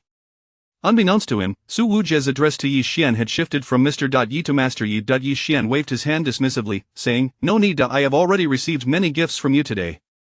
This Liuli fire tempering pill was my promise to you, and thus, I shall give it freely. What, free of charge? Upon hearing this, Su Wujie trembled, tears streaming down his aged face. Heavens, this is the legendary 4th-rank elixir, the Liuli fire tempering pill. Such a high-grade elixir could fetch the price of a mid-sized family on the market. How could Master Yi gift it to us at Baichao Hall? Thud, Su Wujie bent his knees, kneeling before Yi Xian, his voice choked with gratitude. Thank you, Master Yi. This kindness will be forever etched in the annals of Baichao Hall. Should you ever require assistance, we shall go through fire and water for you. Bowing deeply, Su Wujie expressed his profound gratitude. Witnessing this spectacle, Su Qinyan was utterly taken aback. The image of grandfather Su in her mind had always been one of authority and sternness. Now, for the sake of a single elixir, he had knelt before Yi Xian? Su girl, just as Su Qinyan was lost in thought, a voice suddenly broke through. Yi Xian turned with a smile directed at her. What do you want? Startled by Yi Xian's smile, Su Qinyan instinctively took a few steps back, clutching her rear. What is he planning? He wouldn't want me to be his personal maid, would he? Suddenly, she recalled her earlier remark about becoming his personal maid if he successfully crafted the Liuli fire tempering pill. Now that the elixir was complete, he couldn't possibly expect her to fulfill that promise, could he? Oh no! In that moment, Su Qinyan felt as though she had hit a wall, regretting her impulsive words. Yi Xian, what are you after? I warn you, do not get any ideas. Even if you have concocted the Liuli fire tempering pill, I will not submit to you. Su Qinyan gritted her teeth, her eyes wide with fear as she glared at Yi Xian, warning him repeatedly. However, Yi Xian paid her no heed, continuing to approach her with a beaming smile. As they stood less than half a meter apart, he suddenly extended his hand. Ah! This gesture startled Su Qinyan, causing her to dart behind Su Badian, tears welling in her eyes as she cried, Grandfather! Save me! Observing Su Qinyan's panicked reaction, Yi Xian was momentarily taken aback. Soon, he understood her thoughts, shaking his head and chuckling, Miss Su, why are you so anxious? I am not going to eat you. I merely wish to give you something. Look! Yi Xian opened his palm, revealing a smooth, round elixir resting within. Seeing the elixir, Su Badian's expression shifted, astonished. Master Yi, is this the elixir you gave me earlier? Indeed. Yi Xian confirmed with a nod. This elixir was the one he had intended for Su Badian. I have received many gifts from your Mingjian villa today, and although I initially planned to reciprocate, given your recent breakthrough, with this elixir, Miss Su should be able to break through to the 9th level of the Grand Master realm. Su Qinyan froze momentarily, pointing at the elixir in disbelief. Is this truly for me? Yi Xian nodded affirmatively. Su Qinyan still found it hard to believe. Are you really just giving me the elixir, and not seeking something else? Something else? Yi Xian raised an eyebrow, then chuckled. What could that be?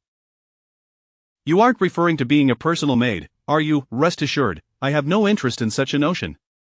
As Yi Xian uncovered her thoughts, Su Qinyan's face flushed crimson, hastily defending herself. What personal maid? I never said anything about that, do not slander me.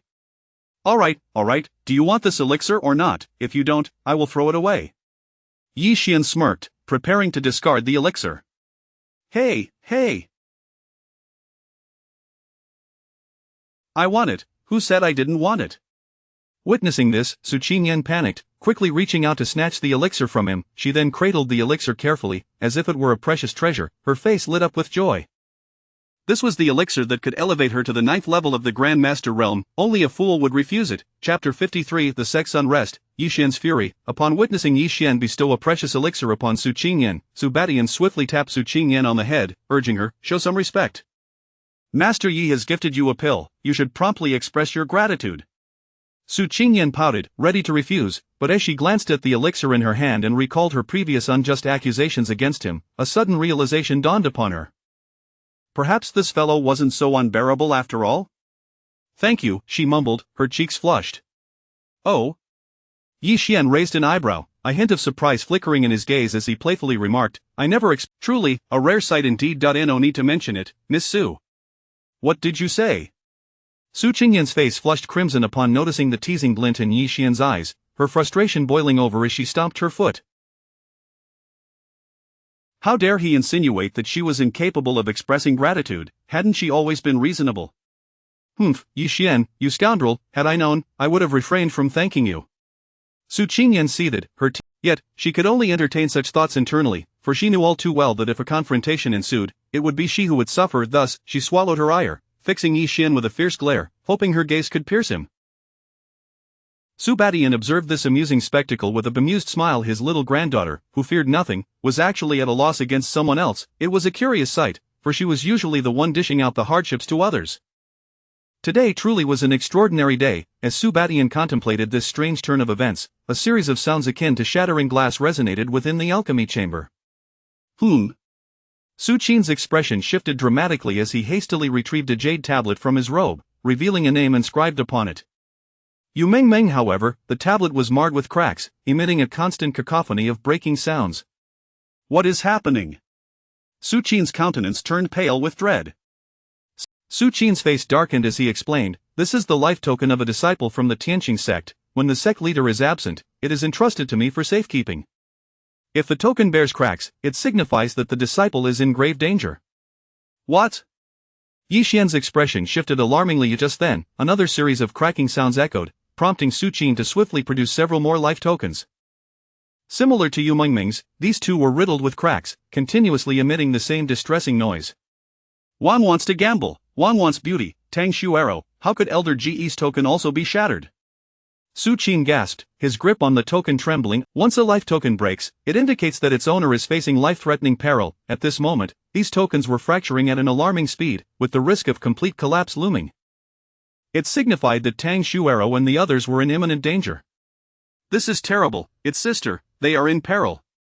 Upon witnessing this, Yi Xian's expression darkened instantly. Without a moment's hesitation, he dashed toward the exit of the alchemy chamber.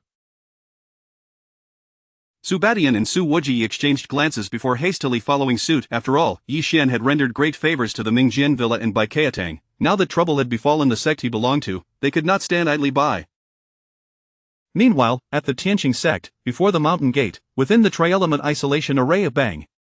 Ah! Accompanied by a piercing scream, Ge Changqing was sent flying like a kite severed from its string, tumbling several times before crashing heavily against the rocks. Coughing blood, Ge Changqing's visage turned ashen, cold sweat dripping from his forehead, his aura diminished to a near-nothingness. Elder! Tang Shuaro and the others exclaimed in shock, rushing to support Ge Changqing, their eyes filled with fury directed at Xikongcheng. Ha ha ha ha! Pathetic, like ants easily crushed, I advise you to surrender quickly, otherwise, I shall make you wish for death. Bah, in your dreams!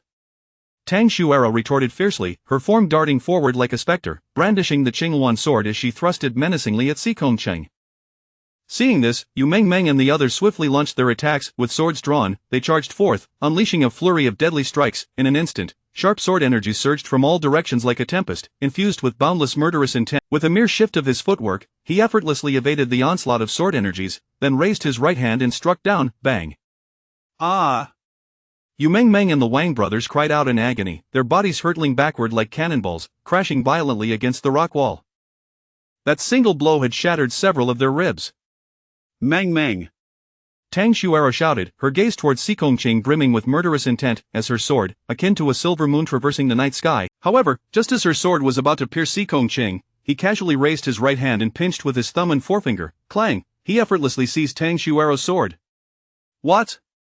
Tang Shuaro's expression changed drastically, her right hand straining with all her might, only to be met with the horrifying realization that no matter how hard she tried, she could not budge the sword an inch. Xikongcheng's fingers seemed to possess an unfathomable strength, completely immobilizing her assault. Ha ha ha ha! Xikongcheng laughed triumphantly, Miss, with your strength, you couldn't harm even a hair on my body. Bang! With a swift flourish, Xikongcheng sent Tang Shuaro flying. As she hit the ground, he lunged forward, his foot crashing down upon her injured ankle, eliciting a heart-wrenching. The agony forced cold sweat to pour from Tang Shuaro, gasping for breath. Hee, Miss Tang, why go through such lengths? Si Kongqing sneered, you are so stunningly beautiful, why sacrifice your life for a mere Yixian? Simply hand him over and agree to become my consort, and I might consider sparing you. Rest assured, I am a man who appreciates beauty, being with me will be quite pleasant for someone like you. Si Kongqing leered, his gaze filled with lust as he looked at Tang Xuero. Yet, in response to Si Kongqing's words, Tang Xuero's expression turned to one of utter revulsion, disdainfully retorting, but in your dreams, even if I die, I will never look upon a beast like you. What? Si Kongqing's expression darkened, his eyes glinting with murderous intent. You seek death. Since you are so intent on courting disaster, I shall grant your wish and send you on your way, but fear not, once I have dealt with you, I will personally hunt down Yixian and ensure he meets a fate worse than death. On the road to the Yellow Springs, you shan't be alone for long, ha ha. With that, Si Kongqing raised his right hand, pointing delicately at Tang Xuero. Buzz, a crimson light enveloped his fingertip. It's over. Tang Xuero despairingly shut her eyes, silently awaiting the arrival of death. Yet, just as Si Kongqing prepared to unleash his attack upon her, a thunderous explosion erupted from outside the isolation array. Yixian, sword in hand, stood at the edge of the tri-element isolation array, his blood-red gaze ablaze with murderous intent, as if he could devour a soul. Si Kongqing, if you dare lay a finger on my senior sister, Thunder strikes, slaying Yunshan. Si Kongqing, dare you lay a hand on my senior sister, I shall ensure that you meet a fate most gruesome. Yixian's furious voice echoed before the mountain gate, resonating like a thunderous bell. Junior brother. Upon the sudden appearance of Yixian, Tang Xuero's expression shifted dramatically, and she instinctively exclaimed, Junior brother, you must flee, this individual is formidable, you are no match for him. Oh, hearing Tang Xuero's words, Si Kongqing raised an eyebrow, a smile playing on his lips as he turned to Yixian. You must be Yixian? What a fine lad, I have been searching for you with great difficulty. Yixian paid no heed to Si Kongqing's mockery. Instead, he cast his gaze upon the fallen Tang Xuero and the surrounding elders of the Tianqing sect. Upon witnessing the bloodied and grievously injured disciples, a flicker of murderous intent surged in Yixian's eyes. Si Kongqing, how dare you harm the people of my Tianqing sect? You seek death. Yixian gritted his teeth, the Tianhua Qilin sword in his hand trembled in response to his fury, emitting a resonant hum. This is the Tianhua Qilin sword. Yunshan's expression changed drastically as he looked at Yixian in disbelief. A boy, this is the top-ranked Earth-tier divine sword from the Mingjian Villa, the Tianhua Qilin sword. Where did you acquire it? What, an Earth-tier divine sword? Upon hearing Yunshan's words, Si Kongqing's face revealed a hint of exhilaration. An Earth-tier divine sword, a legendary weapon indeed. I never anticipated this lad would possess such. If I could obtain it, my strength would ascend to a new level. Ha ha! Si Kongqing laughed maniacally, his face brimming with excitement. What a fine lad, I did not expect you to possess an Earth-tier divine sword. Here is the deal, hand over the divine sword, and I shall spare your life. Moreover, I can show mercy to the elders and disciples of your Tianqing sect as well. What do you say? While coldly sneering, Si Kongqing extended his hand, his tone condescending, as if he were not negotiating, but rather issuing a decree to Yixian. Did you hear that, little beast? Hurry up and hand over the Tianhua Qilin sword. Yunshan grinned maliciously, and as he finished speaking, he strode towards Yixian, preparing to seize the Tianhua Qilin sword by force. However, just as Yunshan reached out his hand, whoosh, a fiery red sword light suddenly soared forth, slicing towards Yunshan's arm. Accompanied by a spray of blood, Yunshan's entire arm was severed, blood gushing violently from the shoulder. Ah! Yunshan clutched his shoulder, emitting a heart-wrenching scream, his gaze towards Yixian filled with unbridled rage. Little beast, how dare you sever my arm? You possess immense audacity. Ah! Yunshan, seemingly driven mad, lunged towards Yixian. Yet, before he could close the distance, whoosh, the fiery red sword, akin to a blazing sun piercing through the sky, plunged coldly into Yunshan's throat. Yunshan clutched his neck, his eyes wide, attempting to utter a sound, but only managed to produce muffled whimpers, the vitality in his eyes rapidly fading. Bold fool, your words are too many. Thud! Yixian withdrew his long sword, and Yunshan's body crumpled to the ground like a rag doll, his aura extinguished, dead beyond recovery. Gasp! Witnessing this scene, everyone present inhaled sharply. It must be noted that Yunshan was a 5th-layer Master Realm powerhouse, yet Yixian, merely a 4th-layer Master Realm Junior, had slain Yunshan with a single strike?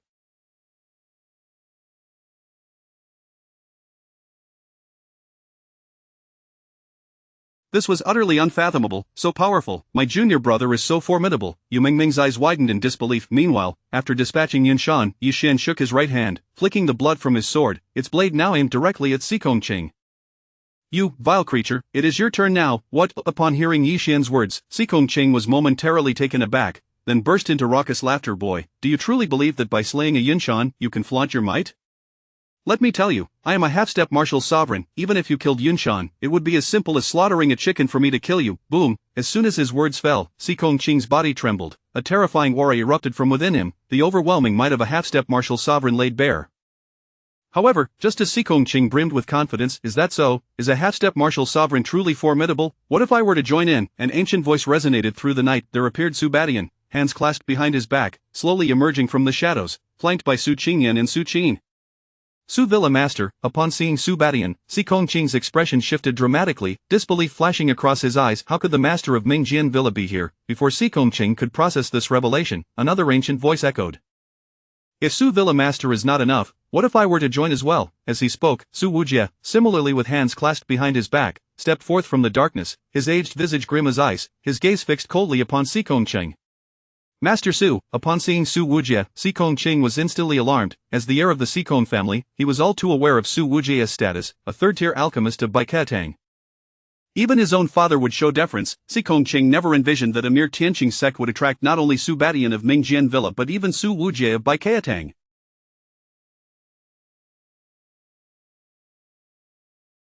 What on earth is happening? Shuero, elders. In the midst of Si Kongqing's days, Su Qin had already stepped forward, hastily assisting the injured Tang Shuero, Ge Changqing, and others to their feet, subsequently retrieving. How are you all faring? Are you alright? Su Qin inquired with concern. We are fine, thank you, senior brother. Tang Shuero shook her head, as the healing elixirs began to mend her wounds, the excruciating pain she had felt dissipating significantly.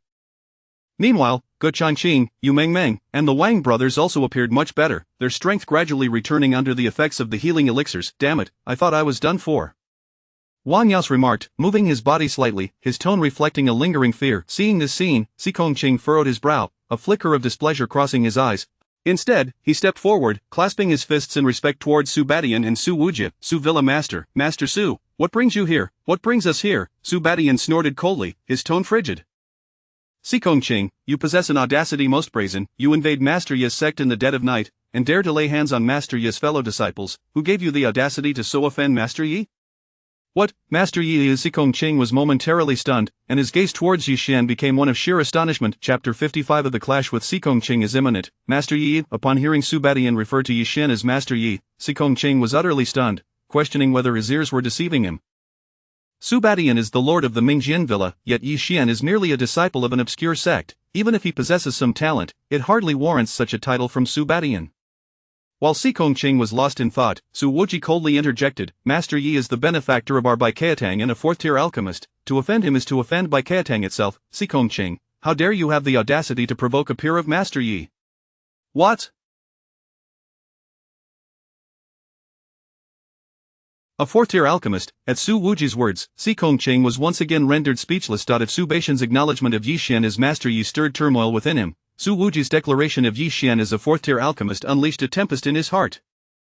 As the scion of the Si Kong family from Langya, Si Kongqing was acutely aware of the immense value that an alchemist holds. Even a mere first-tier alchemist commands an exalted status in Langya County. Not to mention a fourth-tier alchemist, such a figure is someone whom any faction would strive to befriend. How could this be? He is actually a fourth-tier alchemist. Si Kongqing's voice trembled, and he stuttered as he spoke, unable to comprehend the scene unfolding before him. However, regardless of Si Kongqing's beliefs, the simultaneous defense of Yi Xian by Su Badian and Su Wujie rendered Si Kongqing hesitant to confront Yi Xian any further. Taking a deep breath, he clasped his fists and said, My apologies, Lord Su, Master Su. I was unaware that Yi Xian was one of yours. Since both of you have spoken, I shall take my leave. With that, Si Kongqing cast a reluctant glance at Yi Xian. Although he felt a twinge of regret for not obtaining the Kunlun sword and the Tianhua Qilin sword, he had resolved that when Su Badian and Su Wujie were absent, he would personally eliminate Yi Xian. By then, even Su Badian and Su Wujie would find it difficult to intervene. With this thought in mind, Si Kongqing sneered coldly and turned to depart. Upon witnessing Si Kongqing's intention to leave, Tang Shuero and the others couldn't help but breathe a sigh of relief. Finally, that fellow was departing. Though the process had been fraught with challenges, managing to repel the Si Kong family of Langya was no small feat. However, just as Si Kongqing prepared to exit, Yi Xian suddenly stepped forward, blocking his path, and spoke in a deep voice, Wait. Si Kongqing, did I permit you to leave? Hut. Si Kongqing raised an eyebrow, his eyes barely containing his fury, and replied, Mr. Yi, do you have something to say? Yi Xian, his expression impassive, fixed his gaze on Si Kongqing and coldly stated, I said, today you shall die without a complete corpse. Who gave you permission to depart? Clang! With that, Yi Xian drew the Tianhua Qilin sword from his waist, the sharp blade pointed menacingly at Si Kongqing's head, a chilling aura of murderous intent in you. Si Kongqing's complexion changed, his eyes gathering fury as he spoke in a deep tone. Yi Xian, what do you mean? I have already stated that I bear no grudge against you.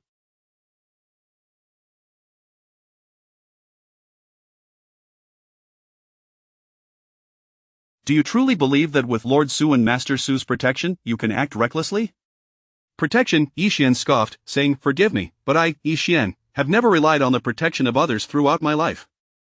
Since you insist that I am dependent on Su Badian and Su Wuji's shelter, are you brave enough to engage me in a life and death battle? Rest assured, if I perish, it will be due to my own inadequacy. Su Badian and Su Wuji will not come after you. Moreover, have you not always desired the Kunlun sword and the Tianhua Qilin sword? If you can defeat me, you may take both swords as well. What say you? What? Upon hearing this, Si Kongqing's expression shifted as a flicker of excitement appeared in his eyes. He had not anticipated that Yi Xian would be so reckless. Not only was he challenging him to a one-on-one duel, but if he succeeded in killing him, he could also claim the Kunlun sword and the Tianhua Qilin sword?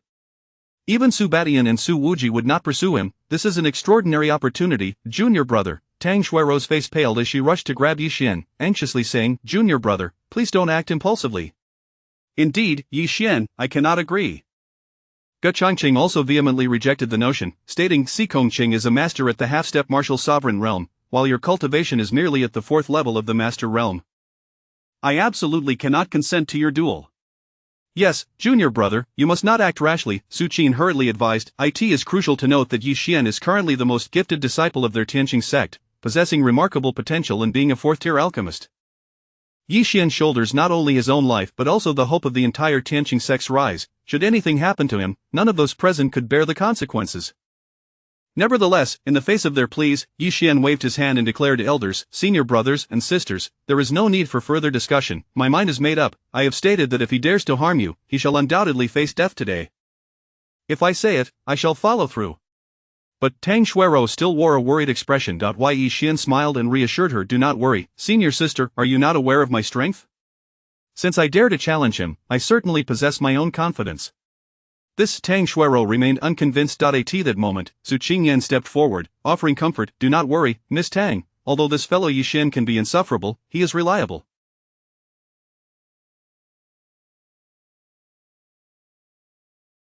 Since he dares to make such a statement, he surely has his own trump card, just trust him. Well, alright, hearing this, Tang Xuero sighed. The surrounding Ge Changqing and others shook their heads helplessly, ultimately choosing to place their faith in Yi Xian.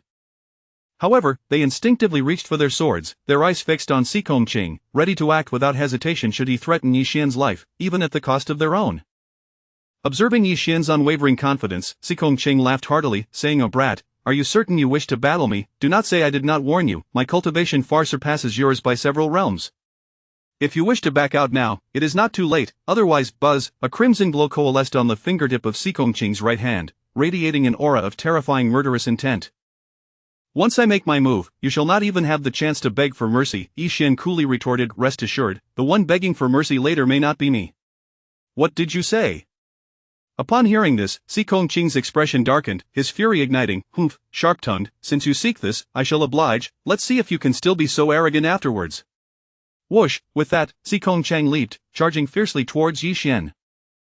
Chapter 56, The Demon Blade's Cry, Devouring Life. With a swift motion, Si Kongqing's figure darted towards Yi Xian like a wild wolf, exuding an astonishing speed. Simultaneously, a scarlet glow coalesced in his right hand, and he viciously pointed at Yi Xian. Spirit Link Finger. Whoosh! In an instant, the crimson point transformed into a straight red line, carrying an aura of boundless destruction, hurtling towards Yi Xian's chest with ferocious intent. This is bad. Ge Changqing's expression shifted drastically. The Spirit Link Finger was a secret technique of the Sikong clan, renowned for its formidable power. A single strike could penetrate even the hardest steel. He had suffered greatly from this very move during their previous confrontation. Yi Xian, evade quickly! Ge Changqing shouted, his tone laced with urgency. Yet, in the face of the approaching red beam, Yi Xian remained undaunted. His footwork was as elusive as a specter, and with a mere flicker of his form, he effortlessly dodged the incoming light. Oh! Upon witnessing Yi Xian's evasion, Si Kongqing raised an eyebrow, a flicker of surprise flashing in his eyes. However, it was soon replaced by a cold smile. Humph, you managed to evade my Spirit Link Finger, impressive, but let's see how you evade my next move. Swish, swish, swish. With that, Sikong Ching raised his right hand, unleashing a barrage of red beams like a tempest, one after another, aimed directly at Yi Xian. Whoosh, whoosh, whoosh. The air was filled with a dense array of red beams, numbering over 1,000, resembling a sudden downpour of crimson rain from the sky. The terrifying aura of death caused the surrounding space to tremble violently. Bang, bang, bang. Each beam that struck the ground left behind a massive crater, capable of piercing through even the hardest granite in an instant. One could scarcely imagine the carnage that would ensue if such beams were to hit a human target. Ha ha. Yi Xian, aren't you adept at dodging? Come, witness how you will evade this move of mine. Sikong Ching laughed maniacally, his eyes brimming with arrogant malice, as his movements quickened rather than slowed. Swish, swish, swish, the relentless beams surged forth like a torrential downpour, closing in on Yi Xian's vital points. However, just as Sikong Ching believed that Yi Xian was cornered and doomed, his footwork was ghostly, constantly shifting. Whenever a beam threatened to strike, Yi Xian would anticipate it a second in advance, smoothly evading each assault. Bang, bang, bang, the beams grazed past Yi Xian's body, crashing into the ground with a thunderous roar. Astonishingly, every single beam missed its target. How is this possible? Sikong Ching's eyes widened in disbelief. His beams were faster than sound itself. If Yi Xian's evasion of the first beam had been mere luck, the current spectacle left Sikong Ching utterly stunned. Yi Xian had completely evaded his onslaught. Impossible, this cannot be. With a furious roar, Sikong Ching lifted his right hand, preparing to launch another assault, yet, just as his hand was raised, swish! Yi Xian's figure suddenly appeared before him like a specter, and without warning, he threw a punch. What? Sikong Ching was dumbfounded. He had never anticipated that Yi Xian's speed would be so extraordinary, allowing him to close the distance before he could even react. He watched in horror as Yi Xian's fist drew ever closer. Bang! Ah! With a single punch, Sikong Ching let out a wretched scream, stumbling backward for several steps. Blood poured from his mouth and nose, his nasal bones shattered, and even a few teeth were knocked out. Sikong Ching raised his hand to touch his mouth, and upon seeing the blood staining his palm, his expression darkened, fury surging within him. You bastard, Yi Xian, how dare you make me bleed? I will slay you. Clang! As his words fell, Sikong Ching flipped his right hand, and a sharp long knife materialized in his palm, surrounded by swirling black light, emanating a terrifying aura. This is, Su Baishan's expression changed drastically. The demon blade. The cry of the demon. The demon blade? Su Qingyan asked, puzzled. Grandfather, what is the demon blade? Su Batian replied solemnly, the demon blade is an exceedingly wicked weapon, said to be forged from vengeful souls and malevolent spirits. It harbors immense curse power, capable of devouring a warrior's cultivation. What, it can devour cultivation? The attendees gasped in shock. It was the first time they had heard of a weapon capable of such a feat. Truly, the demon blade was indeed sinister. Sikong Ching grinned wickedly. Heh, but that's not all of the curse power within this demon blade can even consume a warrior's very life. Should you be touched by its edge, you will become a desiccated corpse within 3 minutes. But fear not, my swordsmanship is swift. Before you can experience such hellish torment, I shall have already taken your life. Sikong Ching's smile was cold as he spoke. With that, his figure surged forward, the demon blade radiating dark light, fiercely slashing towards Yi Xian. The bloodthirsty demon blade, swish, the razor-sharp blade gleamed with a profound thirst for blood, akin to the scythe of death, as if it were poised to reap Yi Xian's life in the next moment. However, just as the demon blade was about to descend upon Yi Xian, he did not flinch or evade. Instead, he raised his hand and reached for the incoming blade. Bang! In the next instant, the sharp demon blade was grasped firmly within Yi Xian's hand. What? Sikong Ching's expression changed dramatically. The onlookers were equally shocked. No one had anticipated that Yi Xian would not only refuse to evade the vicious strike but would dare to reach out and grab it. Was he courting death? Heh, kid, you must be insane. My demon blade will drain your life with the slightest touch, and yet you dare to grasp it, truly unaware of your own mortality. Sikong Ching sneered coldly. Since Yi Xian had chosen to seek death, he would not. The demon blade in his hand surged with dark light, pushed to its utmost limit. An overwhelming power of devouring emanated from the blade. However, just as Sikong Ching believed Yi Xian's life would be drained by the demon blade, he observed Yi Xian remain unfazed, devoid of fear, a strange, cold smile forming on his face. Devouring life? My apologies, young Master Sikong, but I happen to possess a bit of expertise in the art of devouring as well. What? Sikong Ching was taken aback. Before he could react. Activate! Boom, as Yi Xian's voice fell, an equally terrifying power of devouring erupted from within him, sweeping forth like a tidal wave. In the next moment, this force surged forth to counter the devouring power of the demon blade, and it was being devoured in return. Chapter 57 The Curse Rebounds, slaying Sikong Cheng. How is this possible? Witnessing the relentless devouring of the cursed power, Sikong Cheng's eyes widened in disbelief, his face reflecting sheer incredulity. Perhaps overwhelmed by terror, his voice quivered slightly. His demonic blade, Ghost Cry, was renowned for its invincibility. Even a master at the half-step martial sovereign realm would be instantaneously drained of life upon contact. How could it be that today, he was being rebounded against by Yi Xian? No, impossible. My demonic blade can't be resisted even by powerful half-step martial sovereigns. How could a mere fourth-tier master like you withstand it? I refuse to believe it, Sikong Cheng roared to crackle, accompanied by a sound reminiscent of frying beans. His right hand, gripping the demonic blade, swelled noticeably, and the black radiance emanating from the blade surged intensely, releasing waves of sinister energy that spread outward. Where this malevolent aura passed, the surrounding flora and trees rapidly withered, emitting wisps of black smoke. This is bad. Gu Changqing's expression changed slightly as he urgently shouted to the crowd. This blade's aura can devour life. Everyone, retreat quickly, be cautious of the blade's burning power. Upon hearing this, Tang Shuio and the others dared not linger, hastily channeling their spiritual energy and retreating frantically. However, the speed at which the blade's aura expanded was exceedingly ferocious. Waves of black mist surged forth like a tsunami, threatening to engulf the weakest among them. Yu Mengmeng. Ah! Yu Mengmeng's face turned pale with fear. Mengmeng. Tang Shuio's expression shifted, preparing to rush to Yu Mengmeng's aid. Yet, at this critical moment, Su Baishan's figure descended like a deity from the heavens, pointing a single hand at the encroaching black mist. Boom! In an instant, a terrifying surge of spiritual energy erupted from Su Baishan's body, rapidly forming a barrier in mid-air, akin to an inverted giant bowl, enveloping everyone present within its protective embrace. Under the shield's protection, the blade's aura was immediately cut off from the outside. Gu Changqing sighed in relief, his face a mixture of awe and astonishment as he surveyed the surrounding blade aura. He could hardly fathom that had he been a moment slower, he would have been instantaneously consumed by the blade's power, reduced to nothingness. Meanwhile, as the demonic blade's aura intensified, Sikong Cheng's demeanor became increasingly arrogant, unable to contain his sinister laughter.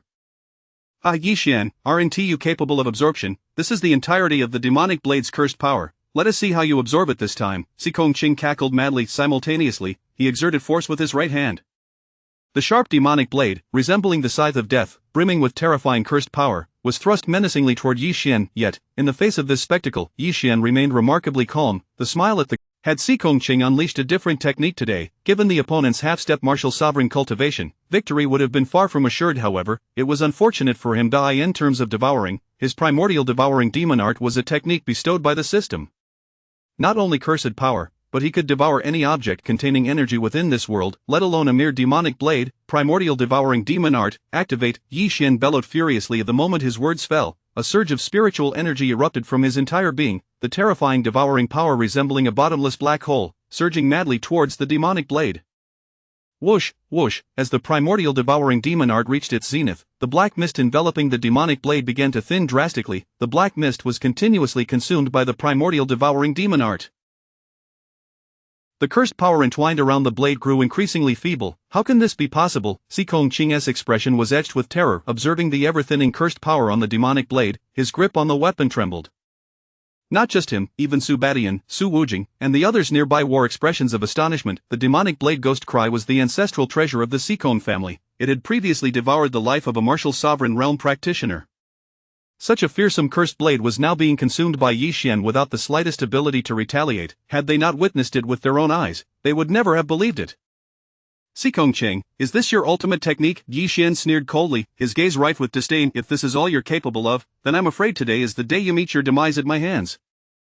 Devour the heavens, consume. Boom! With Yi Xian's furious shout, the power of the devouring demon art surged once more. In the next moment, the black mist emanating from the blade dissipated with increasing rapidity, and within mere seconds, the clang, Sikong Cheng's grip slackened, the demonic blade clattering to the ground with a crisp sound. Once filled with malevolence, the blade now lay devoid of black mist, its cursed power completely extinguished, transformed into an utterly ordinary long knife.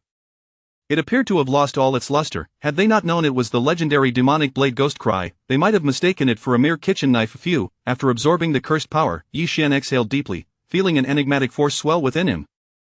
Indeed, this was the cursed power of the demonic blade. Under the influence of the primordial devouring demon art, the cursed power residing within the demonic blade was now entirely his. Another wave of his hand summoned another billow of black mist, causing a nearby rock to rapidly erode under its influence, emitting hissing sounds as it disintegrated. Within mere seconds, the rock melted into a puddle of slurry. Hiss! Upon witnessing this scene, everyone present gasped in astonishment. How can this be? Master Yi has actually refined the power of the demonic blade. Su Baishan's eyes widened, incredulity etched on his face. This was the first time he had seen someone capable of devouring cursed power. Even someone as well-versed as he was had never heard of such a thing, let alone Sikong Qing on the opposite side.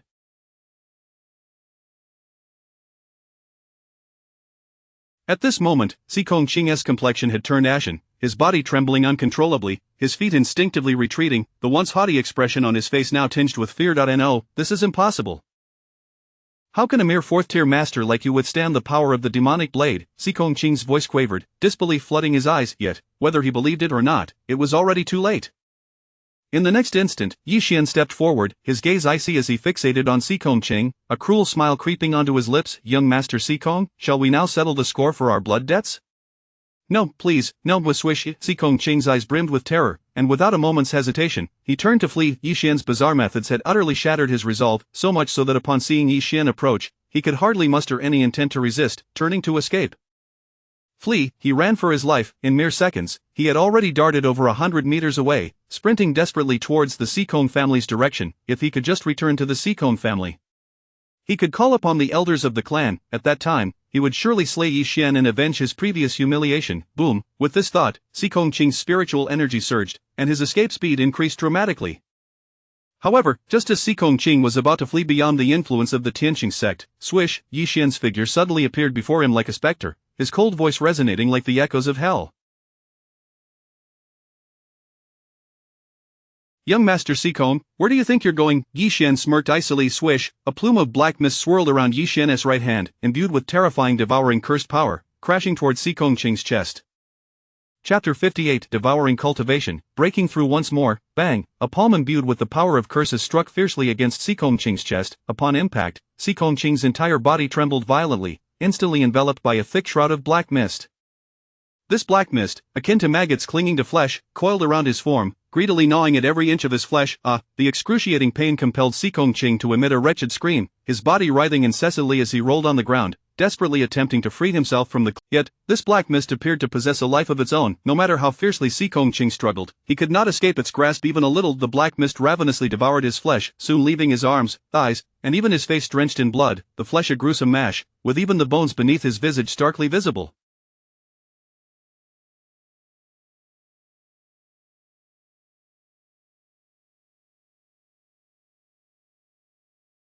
The agonizing torment, accompanied by heart-rending cries, resonated through the night. This scene, even for seasoned individuals like Su Badian and Su Wuji, incited a shiver of dread within their hearts. However, Yi Xian had no intention of sparing Sikong Qing. He looked down from his elevated position at the writhing Sikong Qing, a sinister smile gracing his face. He then raised his right hand. Buzz, a torrent of curse power enveloped Yi Xian's right palm in an instant, this time the curse power surpassing the previous one by more than tenfold. No, Yi Xian, I was wrong. Please, spare me, spare me. Sikong Qing lay on the ground, continuously howling in despair, his gaze filled with terror as he looked upon Yi Xian, as if beholding a demon from the depths of hell. Yet, Yi Xian paid him no heed. In the face of Sikong Qing's horrified stare, his right hand shot forth like lightning, seizing Sikong Qing by the throat. Swish, swish, swish, the black mist, resembling sentient tendrils, surged into Sikong Qing's eyes, nose, mouth, and ears, frantically invading his body. Under the corrosive influence of this black mist, Sikong Qing's body convulsed violently. In mere seconds, his flesh was entirely consumed, reduced to a pool of putrid blood, splattering across the ground.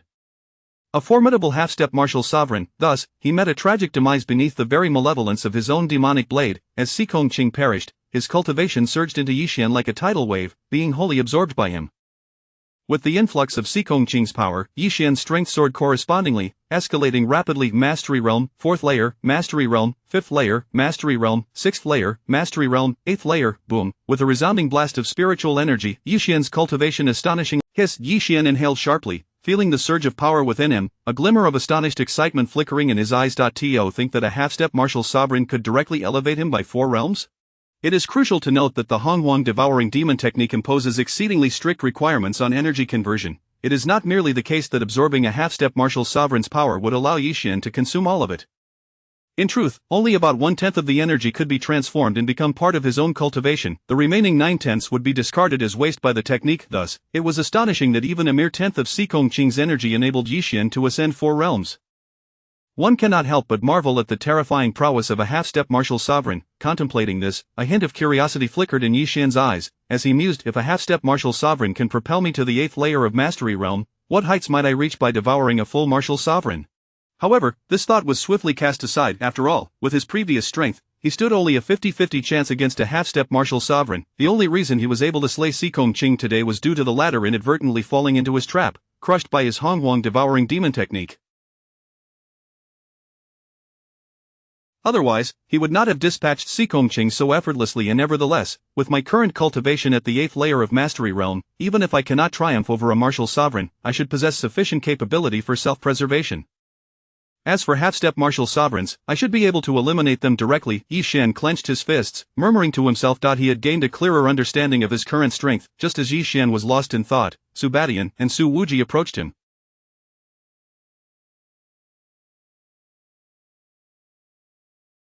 Su Badian clasped his fists towards Yi Xian, a respectful smile gracing his features as he exclaimed, "Congratulations, Master Yi, celebrations for Master Yi. Indeed, at such a young age, you have slain a half-step martial sovereign and now have broken through to the 8th layer of mastery realm, further elevating your prowess."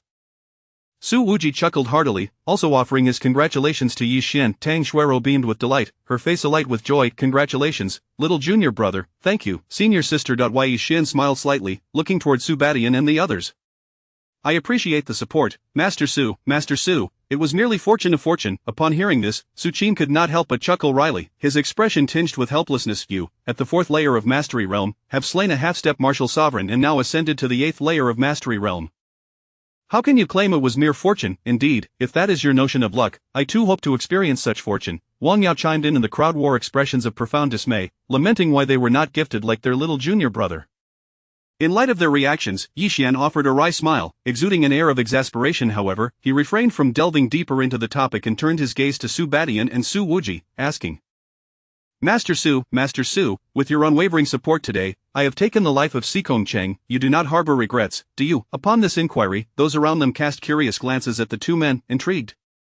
After all, Sikong Qing was a member of the Sikong family of Langia, a clan of significant standing within Langia Prefecture. Now, with Su Badian and Su Wuji standing alongside Yi Xian, should the Sikong family learn of this, it would be impossible to avoid misunderstandings. It was likely that the Sikong family would conclude that Su Badian and Su Wuji had aided Yi Xian in slaying Sikong Qing. At that point, the Mingjian Villa and Baichao Hall would undoubtedly face the wrath of the Sikong family. However, in response to Yi Xian's question, Su Badian merely smiled slightly, saying, "Master Yi, you jest. Though I am not a paragon of virtue, I am aware of the importance of gratitude. Since I dared to stand with Master Yi today, I certainly do not fear retaliation from the Sikong family. Regret is out of the question." Yi Xian raised an eyebrow, glancing at Su Wuji. "Master Su, what of you?" Su Wuji smiled faintly. "I have already stated, from this day forth, Baichao Hall shall follow Master Yi's lead." Though Su Wuji did not directly address regrets, his words clearly indicated his stance. "Whoever dares to harm Yi Xian shall find themselves at odds with Baichao Hall. Let them come." Chapter 59. A single strike to deter 100. Seeing Su Badian and Su Wuji both adopt a stance as if to support him, Yi Xian subtly nodded in approval. However, despite having slain Sikong Qing, merely enduring the blows without retaliating was not in Yi Xian's nature. Glancing at Tang Xuero and the others, whose faces remained pale, Yi Xian furrowed his brow, a flicker of compassion flashing in his eyes, as he exclaimed, "Yet, the Chaos Sect has truly gone too far, repeatedly seeking trouble with me. This time, they even dared to breach the Tianqing sect and injure my senior sisters. If I do not teach these rascals a lesson, they might genuinely think I am as pliable as dough." Upon hearing this, Gu Changqing's expression shifted, and he promptly advised, "Yi Xian, our Tianqing sect has suffered no significant losses, and you have already eliminated Sikong Qing. Do not provoke the people of the Chaos sect further." Yi Xian shook his head in response, stating, "Elder, your words are misguided. It is not I who seeks to provoke them, rather, they are the ones who refuse to let go. A single strike to deter 100, if I allow them to bully us without resistance, not only I, but our entire Tianqing sect shall never know peace." Yi Xian's intent was not to recklessly attempt the annihilation of the Chaos sect. Even with the formidable Honghuang swallowing heaven demon art, there was no chance of victory against the entirety of the Chaos sect. Hence, Yi Xian's purpose was to challenge the younger generation of the Chaos sect. By fortunate coincidence, Yi Xian was aware of a platform within the Chaos Sect known as the 100 Battles Arena. Any martial artist whose cultivation did not exceed the Master Realm had the right to challenge the disciples of the Chaos Sect on that stage. Furthermore, if an external sect disciple succeeded in overcoming the 100 Battles Arena, the Chaos Sect would bestow rewards. Yi Xian's intention was to challenge this 100 Battles Arena. He then turned to Su Badian and Su Wuji, saying, "I wish to venture into the Chaos Sect. However, to prevent them from resorting to underhanded tactics, I seek both your support. Would you be willing to accompany me to the Chaos Sect? Additionally, I would like to request your assistance as witnesses, to attest that it was Xikong Cheng." Previously, he had pondered how to establish a connection with Yi Xian, the renowned alchemist. Was this not the perfect opportunity? Without a moment's hesitation, Su Wuji patted his chest and declared, "You need not worry, Master Yi. I shall affirm your innocence. Here in Langia Prefecture, while others may fear the Chaos Sect, my Baichao Hall does not. Rest assured, with me by your side, the Chaos Sect shall not act recklessly." On the other side, Su Badian cast an unsatisfied glance at Su Wuji, who had stolen his opportunity to shine before Yi Xian, and defiantly asserted, "With me here, the Chaos Sect shall not dare to engage in such bullying tactics. If Master wishes to challenge the Chaos Sect, I shall accompany you." Yi Xian nodded, saying, "Very well, then, without further ado, let us set forth." The entrance to the Chaos Sect was widely known. The group hurried along, and within a few hours, they arrived near the mountain gate of the Chaos Sect. The 100 Battles Arena was situated right beside it. Before the arena stood 3 enormous bronze drums, each of a different color. Black, white, and gold. Should an external martial artist wish to challenge a disciple of the Chaos Sect, they must strike one of these drums. Striking the black drum signified a challenge to disciples ranked 50 to 100 on the Longwu list, while the white drum represented a challenge to those ranked 10 to 50. Striking the most resplendent golden drum indicated a challenge to the top 10. In comparison to the Tianqing sect, the entrance to the Chaos Sect was far more grandiose. As soon as Yi Xian and his companions approached the mountain gate, they were spotted by disciples of the Chaos Sect. Upon noticing Ge Changqing and the others advancing towards the gate, several disciples of the Chaos Sect could no longer remain seated. Immediately, a few stepped forward to block Yi Xian and his companions. The leader, a dark-skinned disciple with a hooked nose and a shadowy countenance, glanced at Ge Changqing's elder robes and scoffed, "Elder of the Tianqing sect, what business do you have in my Chaos Sect?" Being the grand elder of the Tianqing sect, Ge Changqing felt a surge of anger at being treated with such disdain by this young disciple. He retorted, "I am indeed the grand elder of the Tianqing sect, why do you obstruct my path?" Before the hook-nosed disciple could respond, a group of Chaos Sect disciples behind him erupted into laughter. "Huh, a grand elder of the Tianqing sect? What grandiosity!" However, our Chaos Sect is not a place where just anyone can come and go. Even your sect leader would need to seek our permission to enter. Whoever you are, be gone quickly.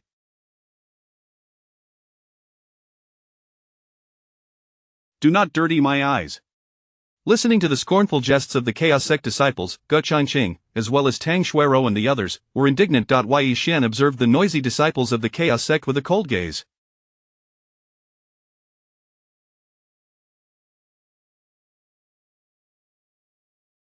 With just one glance, he discerned that their cultivation was too weak, their strength far inferior, and he had no inclination to engage with them. With a swift motion, Yi Xian vanished from sight. The hook-nosed disciple was momentarily taken aback, but in the next instant, Yi Xian reappeared before the white drum. This commotion startled the nearby disciples of the Chaos Sect, who had been watching the commotion involving the Tianqing sect. Instantly, a disciple pointed at Yi Xian and shouted, "What do you intend to do?" Yi Xian smirked coldly, replying, "What do I intend to do? I wish to challenge your Chaos Sect." With that, Yi Xian lightly tapped the surface of the white drum with his fingers. In an instant, a radiant white light erupted from the drum, accompanied by an undulating sound wave that spread through the air, creating layer upon layer of ripples. A resounding beat akin to thunder reverberated at the entrance of the Chaos Sect. At that moment, the entire Chaos Sect was akin to a disturbed beehive, as countless disciples rushed out from within. Who dares to challenge a disciple ranked within the top 50 of the Longwu list in our Chaos Sect? Who has the audacity to strike the war drum of our 100 Battles Arena? Such gall, do they not value their lives? As the clamorous sounds echoed, Yi Xian's gaze swiftly fell upon the throng of martial artists clad in the attire of the Chaos Sect. Upon recognizing Yi Xian's Tianqing sect robes, a chorus of derisive laughter erupted from the crowd. "Aha, am I seeing things? This fellow is actually from the Tianqing sect. After all these years, it is the first time a disciple from the Tianqing sect has dared to challenge the 100 Battles Arena. Is there any senior brother present who can take action and swiftly send this ignorant fool off the stage?" Chapter 60. Who's next? The disciples of the Chaos Sect were in an uproar. Soon, a tall figure with a square face, exuding an air of aloofness that warned others to keep their distance, leaped before Wei Ping and declared, "Ha, I never imagined there would be such a bold individual among the disciples of the Tianqing sect."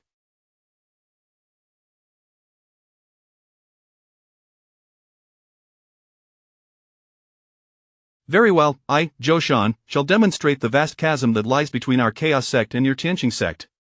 Yi Xian cast a glance at the Chaos disciple named Zhou Shan and retorted, "Spare me your prattle. If we are to fight, then let us do so without all this unnecessary chatter." At these words, Zhou Shan was instantly enraged. With a resounding clash, he drew his long blade and roared as he charged forward. "Fine. Since you wish for death so desperately, I shall grant you a swift end." Zhou Shan was at the 7th level of the Master Realm, and as he unsheathed his blade, a formidable blade aura surged forth, accompanied by a chilling blade chant that soared into the heavens. "Receive my strike. Songlong Moon Slash." As Zhou Shan's roar echoed, the blade aura ascended like a full moon suspended in the sky, slicing down towards Wei Ping with lethal precision. The surrounding disciples of the Chaos sect erupted in applause, reveling in the spectacle. Yet Yi Xian did not even bother to draw his Tianhua Qilin sword. He simply lowered his voice and declared, "Ancestral Dragon Boundless Fist." As he unleashed his punch, an imposing silhouette of a scaled dragon materialized at the tip of Yi Xian's fist. In the face of this formidable blow, Zhou Shan's blade aura shattered like a mere sheet of paper, obliterated with ease. Zhou Shan's eyes widened in horror as he beheld the ever-growing fist barreling towards him. With no time to react, Wei Ping's punch shattered Zhou Shan's blade aura and struck his chest. In the next instant, a series of sickening cracks echoed from Zhou Shan's torso. He spewed a mouthful of blood, not even uttering a sound before being sent tumbling off the platform, unconscious. For a moment, the surrounding disciples of the Chaos sect, who had anticipated a thrilling spectacle, were left in stunned silence. Had the esteemed Zhou Shan, one of the top disciples of the younger generation in the Chaos sect, been defeated by a disciple from the Tianqing sect, considered the weakest among the 8 major sects? Were it not for the lingering scent of blood in the air, the disciples of the Chaos sect would scarcely have believed the scene unfolding before them. At that moment, Yi Xian regarded the onlooking Chaos disciples, whose expressions were a mix of disbelief, shared outrage, indignation, and a hint of fear, and offered them a gentle smile. Brushing off the slight wrinkles in his attire, Yi Xian tossed the lifeless body of Sikong Qing from his storage bag and proclaimed, "My time is precious. Those ranked below 15th on the Dragon Tiger list are unworthy of accepting my challenge." With a resounding thud, the grim visage of Sikong Qing's corpse was flung before the disciples of the Chaos sect, akin to a discarded hound. Immediately, the disciples, still reeling from Zhou Shan's defeat, erupted into a cacophony of outrage. "What, is that the body of Sikong Qing? How audacious, to slay a prodigious disciple of the Chaos sect and dare to provoke us! Does this fellow truly believe the Chaos sect is easy prey? How dare he offend us? Brothers, let us converge and ensure this murderer does not go unpunished."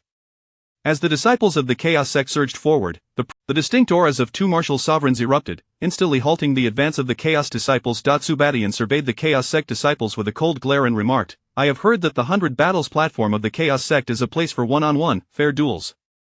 What, are you unable to bear the defeat and resort to numbers to bully the few?"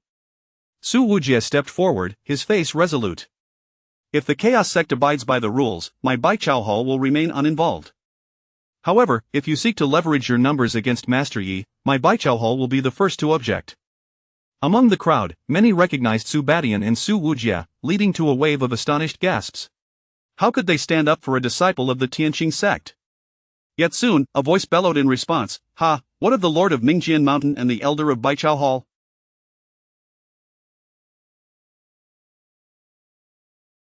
Do you think we Chaos sect lack elders? This rogue killed one of our disciples, it is only right he pays with his life." Before the words had even settled, some began to contact their mentors. Moments later, within the Chaos sect, a surge of formidable auras erupted. In the blink of an eye, 3 middle-aged men clad in the elder robes of the Chaos sect soared into the air and swiftly arrived at the 100 battles platform. Upon their arrival, the 3 elders were immediately drawn to the corpse of Sikong Qing on the ground. Coupled with the embellished accounts from the surrounding disciples, their expressions grew increasingly grim. The foremost elder cast a cold glance at Su Badian and huffed, "What, does the Lord of Mingjian Mountain wish to wage war against the Chaos sect?" Su Badian, clearly acquainted with the 3 elders, returned the cold huff and responded with a tone laced with sarcasm, "Ha! As a mere small establishment, Mingjian Mountain dares not offend the Chaos sect. However, in my lifetime, I have always abhorred injustice. I cannot tolerate those who bully the weak." Su Wujie stepped forward, his demeanor righteous. Elders Wang Jian, Lu Yan, and Mu Feng, look at your esteemed disciple. He boldly challenged the 100 Battles platform and emerged victorious, yet was beset upon. Is this truly the way of the Chaos Sect? Under the pressure exerted by Su Badian and Su Wujie, the elder named Wang Jian's expression darkened, as though it could drip with venom. Pointing at the corpse of Xikongqing, he declared ominously, I care not for your sweet words. If the Chaos Sect does not receive an explanation today, neither the Lord of Mingjian Mountain nor the elder of Baichaohal shall escape my wrath. Yi Xian chuckled coldly, an explanation? Xikongqing ambushed my Tianqing sect and injured several of our disciples and elders. Is it not justifiable that we retaliated? If you seek an explanation, then we of the Tianqing sect demand one as well. At Yi Xian's words, the coldness radiating from Wang Jian intensified. He regarded Yi Xian with a frosty glare and asked, such a silver-tongued individual you are, however, do you possess any evidence that Xikongqing ambushed your Tianqing sect? Su Badian and Su Wujie immediately stepped forward. If you do not believe us, a mere glance will suffice. With both witnesses and evidence present, even if Wang Jian wished to eliminate the audacious figure before him, he found it impossible to act. After casting a baleful glance at Yi Xian, Wang Jian waved his sleeve and commanded, the Chaos Sect shall ascertain the truth of this matter. With that, the three elders vanished in an instant.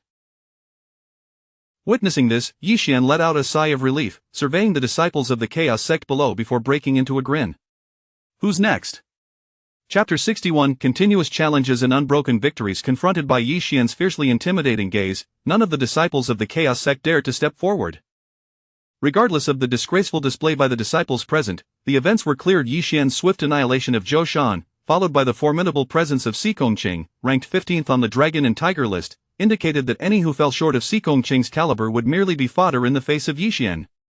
In that moment, although the Chaos Sect disciples harbored deep resentment towards Yi Xian, no one dared to ascend the stage. The atmosphere became steeped in an eerie silence. After a prolonged pause, as no one dared to accept his challenge, a hint of disdain crept onto Yi Xian's face. So, it appears that within the Chaos Sect, there isn't a single soul brave enough to face me. Is this the arrogance of being the foremost among the 8 great sects? Upon hearing these words, the crowd was incensed. At that moment, a man clad in half armor, wielding a bronze spear adorned with a tiger's head and instantly, an unparalleled aura surged forth, as if attempting to pierce the heavens. The disciples of the Chaos Sect, who had previously seemed like lost dogs, suddenly felt a surge of hope. It's Wang Jun, the master of the Desolation Spear, they exclaimed. Ha! Brother Wang is ranked 13th on the Dragon and Tiger list, and his spear, the Wild Tiger Spear, is a profound great weapon. His strength far surpasses that of Xikongqing, this brat from Tian. With Brother Wang here, we are certain to avenge our previous disgrace. Listening to the praises from the disciples below, Yi Xian narrowed his eyes, gazing at the approaching figure. In his previous life, however, at that time, Wang Jun's reputation was largely built upon the prowess of his elder brother, who ranked 8th on the Dragon and Tiger list. Nevertheless, judging by his aura, Wang Jun was evidently no ordinary opponent. As Wang Jun landed with a thunderous crash upon the 100 Battles platform, he cast a glance at Yi Xian and scoffed, I was curious who would dare to speak so boldly in our Chaos Sect, but it turns out to be you, a mere 8th-level master. How did Xikongqing allow himself to be defeated by someone like you? Truly shameful. With that, Wang Jun did not even draw his spear, addressing Yi Xian directly, come on then, my time is precious, and I have no desire to waste it on idle chatter. Yi Xian, a sharp and formidable aura, nearly as lethal as a typical weapon, enveloped Wang Jun's arms. Observing this, Yi Xian chuckled lightly before bellowing, Celestial Star Galaxy. In an instant, a flurry of over 100 sword energies cascaded down like shooting stars, overwhelming Wang Jun with their brilliance and unparalleled sharpness. The air vibrated with the sound of the hundreds of sword energies colliding. Wang Jun's pupils constricted, his mind momentarily blank, as he instinctively raised his Wild Tiger Spear before him. However, in that moment of panic, he was utterly unable to fend off the onslaught of Yi Xian's sword energies. With a resounding crash, the 100 Battles platform felt as though it had been struck by a meteor, sending debris soaring into the air amidst a chorus of anguished cries. The onlookers, all warriors, were not so easily obscured by mere dust. In that moment, after receiving the blow from the Celestial Star Galaxy, Wang Jun's half-armor lay in tatters, revealing countless wounds across his skin. Suddenly, a sharp crack echoed through the air. The crowd turned to see Wang Jun's Wild Tiger Spear snap cleanly in two. Bloodied and battered, Wang Jun glared at Yi Xian, uttering a single word of despicable, before collapsing to the ground. In response, Yi Xian merely shrugged. It was hardly his fault that Wang Jun had chosen not to wield a weapon. The only regret was that, under the watchful eyes of so many, it seemed improbable to execute Wang Jun in that moment. Despite the earlier disappearance of elders like Wang Jian from the Chaos Sect, it was clear as day that should Yi Xian attempt to strike Wang Jun down now, he would undoubtedly face intervention. As Wang Jun lay gravely injured and unconscious, the disciples of the Chaos Sect could no longer contain themselves, rushing forward to drag him off the stage. Following this defeat, the gazes of the Chaos Sect disciples towards Yi Xian underwent a subtle transformation, fear gradually seeping into their hearts. Yet, Yi Xian was not one to let them off easily. Stretching his limbs, he raised his sword towards the remaining disciples of the Chaos Sect, declaring, "Who else dares to challenge me?" Among those pointed at, some unconsciously swallowed hard, the sound resonating starkly in the otherwise silent atmosphere. Yet, no one dared to mock this disciple, for fear had gripped many hearts. After a lengthy pause, someone finally spoke up, "Do not be arrogant. Once Brother Li Guan arrives, he will take your life." Upon hearing this, Yi Xian was unfazed. He merely raised an eyebrow and replied, "If that is the case, why not summon this Li Guan immediately?" The disciple, forcing bravado, retorted, "Oh fine, just wait, Brother Li Guan does not reside within the sect. I shall fetch him now." Yi Xian, growing impatient, cleared his ears and said, "Hurry up, I cannot wait long." The disciple called out, "2/4 of an hour, those unafraid of death can wait for 2/4 of an hour." Yi Xian waved his hand dismissively, urging him to hurry. In the next moment, the disciple darted away like a startled rabbit. Seizing the opportunity, Yi Xian took a moment to recuperate. Time flew by, and soon, a brilliant beam akin to a sort of rainbow shot across the sky, racing towards Yi Xian with blinding speed. Yi Xian focused his gaze and saw a figure clad in black, exuding an air of indifference, with a long sword slung across his back, approaching rapidly. Before he even arrived, the thunderous sound of sword energy rolled towards Yi Xian's ears like distant thunder. At this sight, Go Changqing's expression shifted dramatically. The disciple named Li Guan from the Chaos Sect had an aura that was alarmingly close to that of a martial sovereign. Instantly, Go Changqing could not help but feel anxious for Yi Xian. Meanwhile, the disciples of the Chaos Sect, invigorated as if energized, instantly stood tall. Chapter 62 of the third form of the ancestral dragon's infinite fist. Even from such a distance, Yi Xian could still perceive the unmatched sword intent emanating from Li Guan. In his previous life, Li Guan was equally renowned. Unlike Wang Jun, whose reputation was a mere shadow of his own making, Li Guan's fame was forged through the prowess of his formidable sword, the Thousand Jun sword. In the future, Li Guan would even break through to become one of the most powerful elders in the chaotic sect. In that moment, Yi Xian's heart stirred, and a sense of vigilance enveloped him.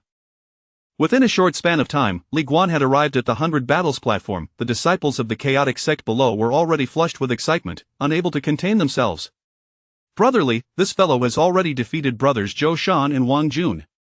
You must not underestimate him. Brotherly, this scoundrel is audacious, he must not be allowed to leave the chaotic sect alive." Hearing the incessant shouts from the disciples below, Li Guan heightened his wariness towards Yi Xian. However, before the battle commenced, Li Guan surprisingly cupped his hands in salute to Yi Xian. "Since you dare to challenge our chaotic sect's 100 Battles platform, do not blame me for using my strength against you." Seeing Li Guan display a semblance of grace, Yi Xian returned the gesture.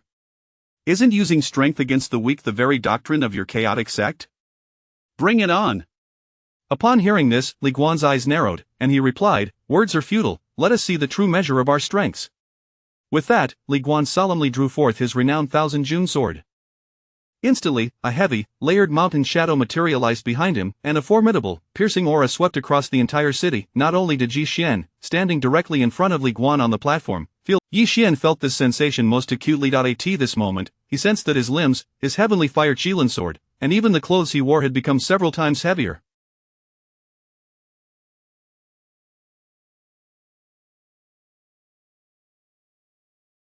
Moreover, from his knowledge of his previous life, he understood that the longer one fought against Li Guan, the more oppressive this sensation would become. In his previous life, there were even those who succumbed to this overwhelming pressure before Li Guan ever drew his sword, perishing under its weight. A cacophony of cheers erupted from the disciples of the chaotic sect below. "Haha, this is Brother Li's heavy mountain martial intent. This fellow from the Tianqing sect is finished. Brother Li's heavy mountain martial intent is utterly tyrannical. He is bound to lose." Even Tang Xuerou and Go Changqing's expressions changed drastically upon sensing Li Guan's heavy mountain martial intent and hearing the cheers from the chaotic sect's disciples. Tang Xuerou, despite her injuries, had already dragged herself before Su Batian and Su Wuji, pleading with them to ensure that Yi Xian would not come to harm. Both Su Batian and Su Wuji wore grave expressions. As martial sovereigns, they could clearly see that Li Guan had already reached a level akin to a martial sovereign. The disparity in strength between a martial artist and a martial sovereign was akin to that between heaven and earth. A single thought arose in their minds: Yi Xian was in danger. Nevertheless, both resolved that, come what may, they would never allow Yi Xian to perish on the 100 battles platform. Yet, no one could have anticipated that while this overwhelming pressure was effective against others, it would prove insufficient against Yi Xian. In an instant, Yi Xian's heart stirred, and he covertly activated the primordial devouring demonic art. Instantly, that seemingly substantial, invisible pressure was transformed into a surge of spiritual energy, absorbed into his being. Yi Xian felt his body lighten, a wave of relaxation washing over him. However, on the surface, he still maintained an appearance of considerable effort. Li Guan wielded the Thousand Jun sword, a heavy blade as wide as a common person's palm, with a spine 3 fingers thick. He held the sword upside down and, with unhurried grace, struck forth. In an instant, the air beneath the sword's edge seemed to compress, producing a muffled, thunderous sound of wind being severed. The next moment, an exceptionally heavy, earth-colored sword energy sliced toward Yi Xian. Yet, despite its ferocity, the speed of the sword was rather slowed. Yi Xian appeared as if he were affected by the heavy mountain martial intent. Then, Yi Xian pivoted his heavenly fire Qilin sword, gritting his teeth as he declared, Tianqing 12 swords, 9th style, a sword across the river. In an instant, the heavenly fire Qilin sword slashed horizontally, Seeing the dazzling sword light, a smile crept onto Li Guan's lips. As expected, in the next moment, the two sword energies collided. Yi Xian's sword across the river merely managed to stall Li Guan. Fortunately, this delay allowed Yi Xian to dodge the incoming sword energy. Observing this, Li Guan remained composed, unleashing a flurry of sword lights with his Thousand Jun sword, relentlessly striking at Yi Xian. Each time, he would counter with his own sword, momentarily obstructing before evading. For a time, it seemed as though Li Guan was being led by the nose by Yi Xian. Even the disciples of the chaotic sect below began to sense something amiss, their cheers gradually diminishing. Recognizing that this could not continue, Li Guan understood that while the heavy mountain martial intent was formidable, it was also draining.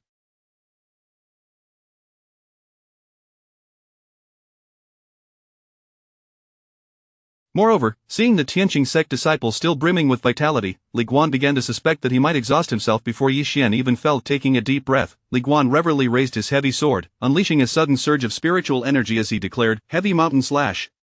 In an instant, an exceptionally heavy, earth-colored sword energy surged forth from his Thousand Jun sword.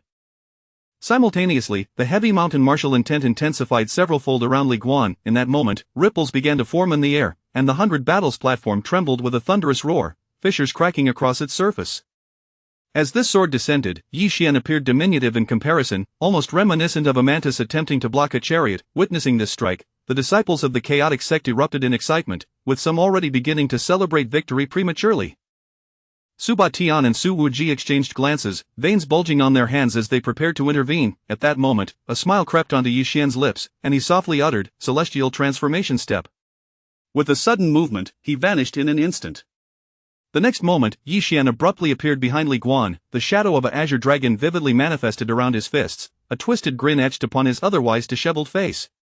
You seem to enjoy that slash. Upon hearing Yi Xian's voice, without time to turn, he caught a glimpse of Yi Xian's fists in his peripheral vision. Ancestral Dragon's Infinite Fist, third form. Li Guan's technique was already exhausted, and he could only watch as the dragon heads atop Yi Xian's fists loomed larger in his sight, powerless to react. Chapter 63 A Breakthrough. Once more, the blood demon Wancheng. In that fleeting moment, a resounding dragon's roar echoed in Li Guan's ears. With a resounding crash, Yi Xian's fist struck heavily against Li Guan's back. At that instant, Li Guan felt as though he had been struck by thunder. His entire body went numb, followed by an overwhelming wave of pain. With a spurt, a mouthful of blood, tinted with a hue of earthy yellow, erupted from Li Guan's lips. Fortunately, the earth attribute cultivation technique that Li Guan practiced provided him with an unparalleled advantage in body refinement. Although Yi Xian's punch severely injured Li Guan, it did not pose a... Gritting his teeth, Li Guan cast a cold smile at Yi Xian, who was now within arm's reach. Ha, you are merely walking into your own trap. As he spoke, the weighty martial intent of the Simultaneously, Li Guan flipped his wrist, and the immensely heavy Qin Jun sword swiftly turned, aimed at Wei Ping. Prepare to meet your end. In the blink of an eye, this unexpected turn of events caught everyone in the audience off guard. Even Su Batian found himself momentarily stunned. Tang Xuero's mind went blank, and she involuntarily held her breath. Just then, Yi Xian suddenly smiled, and an array of seemingly tangible black mist erupted violently from his fists. In an instant, a chilling and eerily strange aura surged forth from Yi Xian's dual fists. Suddenly, a sound reminiscent of something corroding echoed from Li Guan's back. Upon closer inspection, a substantial portion of the flesh on Li Guan's back had been rapidly eroded by the black mist. Li Guan's eyes widened in shock, his body froze, and the Qianjun sword in his hand could no longer thrust forward. Immediately, the black mist on Yi Xian's fists expanded, wrapping around Li Guan as if it were a living entity. In that moment, the sound of sizzling accompanied Li Guan's heart-wrenching screams, resonating throughout the 100 Battles arena. This sudden change left the disciples of the Chaos Sect with ashen faces, instinctively retreating a few steps. Some cried out, "A demon, this fellow from the Tianqing sect is a monster." Others instinctively countered, "No, if he were a demon, would he dare appear at our Chaos Sect's gates?" Some even they were all familiar with the name of the Demon Blade, Ghost Cry. Moreover, given the current situation, the black mist indeed bore an uncanny resemblance to the curse associated with the Demon Blade, Ghost Cry. Meanwhile, within the black mist, Li Guan was drenched in blood, his bones visible, with nary a patch of unscathed flesh remaining. In mere moments, Li Guan's life force dissipated entirely, succumbing to Yi Xian's fists.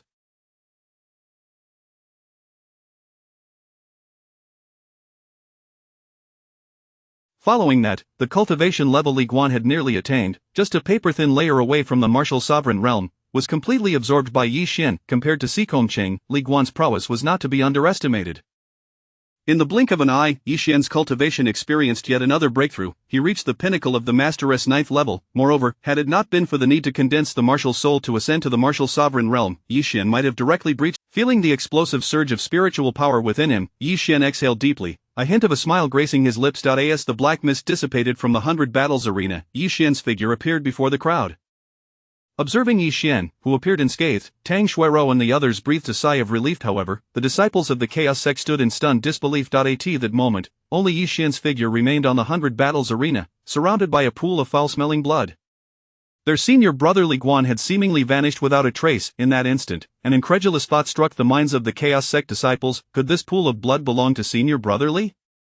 Gazing at Yi Xian, bloodied yet brimming with vitality, they finally felt a sense of fear. Noticing the fearful expressions among the Chaos Sect disciples, Yi Xian's lips curled into a smile as he declared, "Next. Who dares to step forward?" The arena fell into a profound silence. Some even contemplated sending a message to summon the sect leader, Fang Qingping. Just then, a burly man clad in golden robes, emanating a dense aura of malevolence, suddenly spoke, "What is the point of battling with those insignificant ants? If you have the courage, come and face me." Although this man was also a disciple of the Chaos Sect, he disregarded his fellow sect members, striding directly towards Yi Xian on the 100 Battles arena. Upon seeing this golden-clad figure, the other Chaos Sect disciples instinctively revealed expressions of terror, hastily parting to create a clear path for him. The scene felt akin to encountering a fearsome beast. Yi Xian raised an eyebrow, sensing a formidable presence emanating from this golden-robed man, one that even Li Guan lacked. Clearly, this individual was a powerful expert at the martial sovereign level. Yi Xian snorted coldly, saying, "Who are you? Are you a disciple of the Chaos Sect? If not, then I must decline your invitation. Today, I only challenge the disciples of the Chaos Sect." The man seemed taken aback that someone did not recognize. Meanwhile, Tang Xuerou and the others felt their earlier relief swiftly replaced by anxiety. On the other hand, Yi Xian recalled the demonic figure from his past life, one who had descended into the path of darkness and wreaked havoc within the Chaos Sect, none other than the notorious blood demon, Wansheng. This Wansheng was born cold-blooded, a true fiend. Should any fellow disciple provoke him, they would face grievous injuries at best, or death at worst. After his defection, the Chaos Sect discovered numerous corpses within his lair, including many children. Although Yi Xian practiced the Honghuang swallowing heaven demon technique, he had not succumbed to the path of darkness, as he only absorbed spiritual power from his enemies, fostering a profound loathing for true demons like Wansheng who would harm children. At that moment, Yi Xian let out a cold laugh and retorted, "What, are you, Wansheng, some grand figure or merely a brothel courtesan? Why should I bother to know you, a character like you seeking death? Why should I be afraid?" Hearing this, Wansheng's fury intensified, his eyes turning a vivid crimson, and a faint red aura enveloped him. "Hey, you are the first to dare speak to me in such a manner. I've decided I shall crush your bones inch by inch and engrave my name, Wansheng, upon your heart." As he spoke, Wansheng's figure flickered and appeared directly before Yi Xian. Chapter 64 Demonic Cultivator.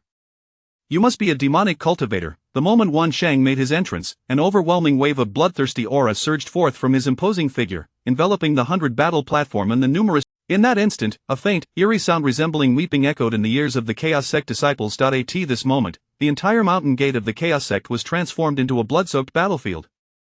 This formidable power, capable of altering the very heavens and earth, was the manifestation of a warrior's soul, a force of martial intent achieved after breaking through to the martial sovereign realm. Even though all present were warriors themselves, possessing the strength to shatter mountains and split stones, they were nonetheless rendered petrified by this uncanny atmosphere, their hair standing on end. Paradoxically, this same force managed to embolden some of the Chaos Sect disciples who had been previously terrified by Yi Xian. One individual, suppressing his inner dread, spoke with a quivering voice, "Is this the legendary blood slaughter martial intent of Senior Brother Wan? Under such martial intent, that brat from the Heavenly Star Sect will undoubtedly be unable to contend." Others nearby nodded in agreement as Senior Brother Wan was ranked 8th on the Dragon Tiger list. Dealing with someone who had yet to reach the martial sovereign realm would surely be a piece of cake. Another voice erupted in laughter. Senior Brother Wan's blood slaughter martial intent can also erode the spiritual power of his enemies, and it is several times more potent than that cursed demon blade. That brat's tricks are useless now. Upon hearing these words, the faces of the nearby disciples of the Chaos Sect, which had still borne traces of fear, began to show signs of amusement. Meanwhile, Su Batian and Su Wujian were enveloped by shimmering sword lights and the fragrant scent of vegetation, completely isolating Wan Shang's blood slaughter martial. Tang Xuerua and the others hid behind Su Batian and Su Wujian, their expressions filled with concern as they gazed at Yi Xian on the 100 battle platform. Without turning around, Su Batian seemed to sense the anxiety of Tang Xuerua and the others, and resolutely declared, "Do not worry, with me here, Master Yi will undoubtedly be safe." On the other side, as Wan Shang appeared before Yi Xian, he wasted no time, a bloodthirsty grin spreading across his face as he bellowed, "Blood transformation palm." In an instant, Wan Shang's palms turned a vivid crimson, a pungent scent of blood permeating the air. With the ferocity of a mountain splitter, he brought his palms crashing down towards Wei Ping's temple. Before his hands could land, a cacophonous wail erupted, reverberating like the cries of tormented spirits. The nearby disciples of the Chaos Sect, caught off guard by the shockwave, were sent flying, spitting blood. Even those at a distance felt as if they were being assaulted by a demonic sound, their heads spinning, nearly losing consciousness. Yi Xian, ensnared within this maelstrom, found himself enveloped by layers of faint crimson air ripples. The intensity of this display far surpassed that of Li Guan's earlier. Su Batian, witnessing this, felt a jolt in his heart and roared, "It despicable." With a flash of his form, he aimed to snatch Yi Xian from Wan Shang's grasp. However, just at that moment, a dragon's roar suddenly resonated through the skies, suppressing the wailing of the demonic sound. Following this, a thunderous voice bellowed, "Ancestral Dragon Infinite Fist, 3rd style." In an instant, 2 solid shadows of azure dragons broke through the tidal waves of crimson ripples, crashing heavily against Wan Shang's palms. The demonic sound shattered, and the violent spiritual power within Wan Shang's body was momentarily rebuffed, causing a trickle of blood to escape from his nostrils. Yet, this minor injury only served to incite Wan Shang's ferocity further. With another roar, Wan Shang increased the force in his palms by 30%, the crimson hue in his palms appearing as if it might drip blood. In the next moment, their fists and palms collided with a thunderous boom, echoing like a muffled thunderclap. To everyone's astonishment, under Wan Shang's might, Yi Xian managed to withstand the blow. His face flushed. Yi Xian braced Wan Shang's palms with his own fists, grinning as he said, "I thought you were formidable, but it seems you are nothing to write home about." However, just then, Wan Shang's lips curled into a sinister smile. "So what if you've blocked it?" Before the words had fully escaped his lips, Wan Shang's fingers curled like claws, seizing Yi Xian's fists with an iron grip. Simultaneously, the blood-red hue on his palms surged forth as if imbued with life, advancing towards Yi Xian's fists. In the midst of Yi Xian's astonishment, that layer of bloodlight seamlessly carved a breach in his ancestral Dragon Infinite Fist's energy. Wan Shang smirked, a glint of bloodthirst flashing in his eyes. "Today, I shall teach you a lesson. My blood transformation palm is an earth-tier martial technique, adept at transforming blood and devouring essence. Once my blood transformation palm's power invades your body, in mere moments, your tendons, flesh, and meridians will all be turned into a heap of blood mud. Not even that cursed demon blade can compare." Initially, Yi Xian felt a twinge of panic. However, upon hearing Wan Shang's words, he let out a sigh of relief. "Blood transformation and essence devouring, how fortuitous, for I too excel in this realm." With that, Yi Xian's fists once again emanated a pitch-black mist, surging towards Wan Shang's blood transformation palm power. Wan Shang scoffed, "Even if that cursed demon blade were in your hands, I wouldn't fear it, let alone your half-baked curse power." As he spoke, Wan Shang's blood transformation palm power surged violently, as if intent on swallowing the black mist whole.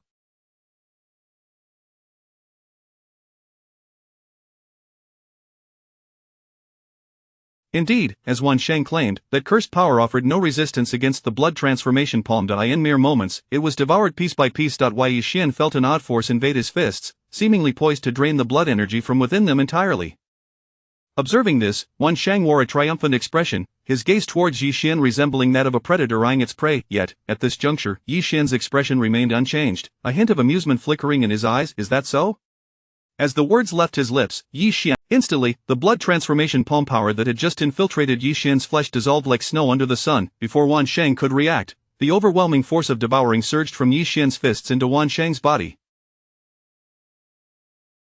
In just a few moments, Wan Shang's wrists transformed into withered wood. His expression shifted dramatically, and he hurriedly attempted to withdraw his palms. However, upon exerting force to pull away, Wan Shang discovered that his palms seemed to be glued to Yi Xian's fists, unable to detach. In a state of panic, Wan Shang let out a shriek, decisively channeling his strength to directly shatter his wrists, retreating in haste. At that moment, Wan Shang finally exhaled in relief.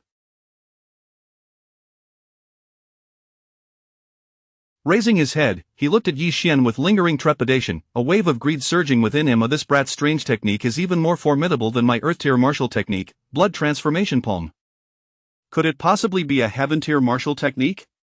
With this thought, Wan Shang's eyes gleamed as he glared at Yi Xian. Demonic cultivator, you are employing demonic techniques. In a frantic state, a cornered dog will jump over the wall. The voices of Wan Shang and Yi Xian echoed in succession, leaving the audience below in a state of utter confusion. However, it wasn't long before a disciple of the Chaos Sect suddenly realized, no wonder senior brother Li Guan was defeated by this individual. It turns out he is a demon cultivator. This revelation instantly jolted the other disciples of the Chaos Sect back to awareness. The disciples, already fuming from Yi Xian's successive victories over their talented members, were taken aback by the apparent weakness of the Tianqing Sect disciple who had dared to challenge the 100 Battles platform.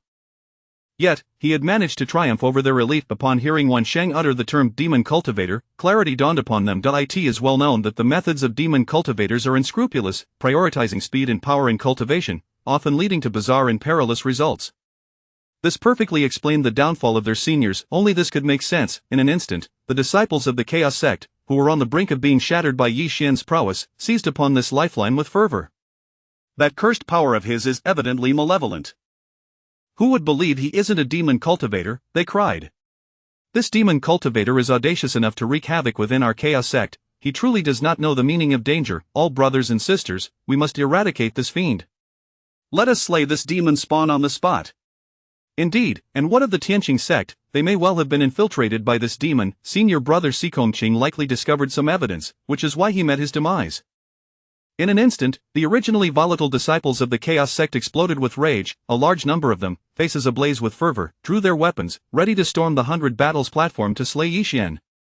On the other side, Su Badian, witnessing the situation spiraling out of control, soared into the air, eyes wide with fury as he pointed at Wan Shang, bellowing, "Shameless, Wan Shang, how dare you, as a disciple of the Chaos Sect, speak such blatant lies?"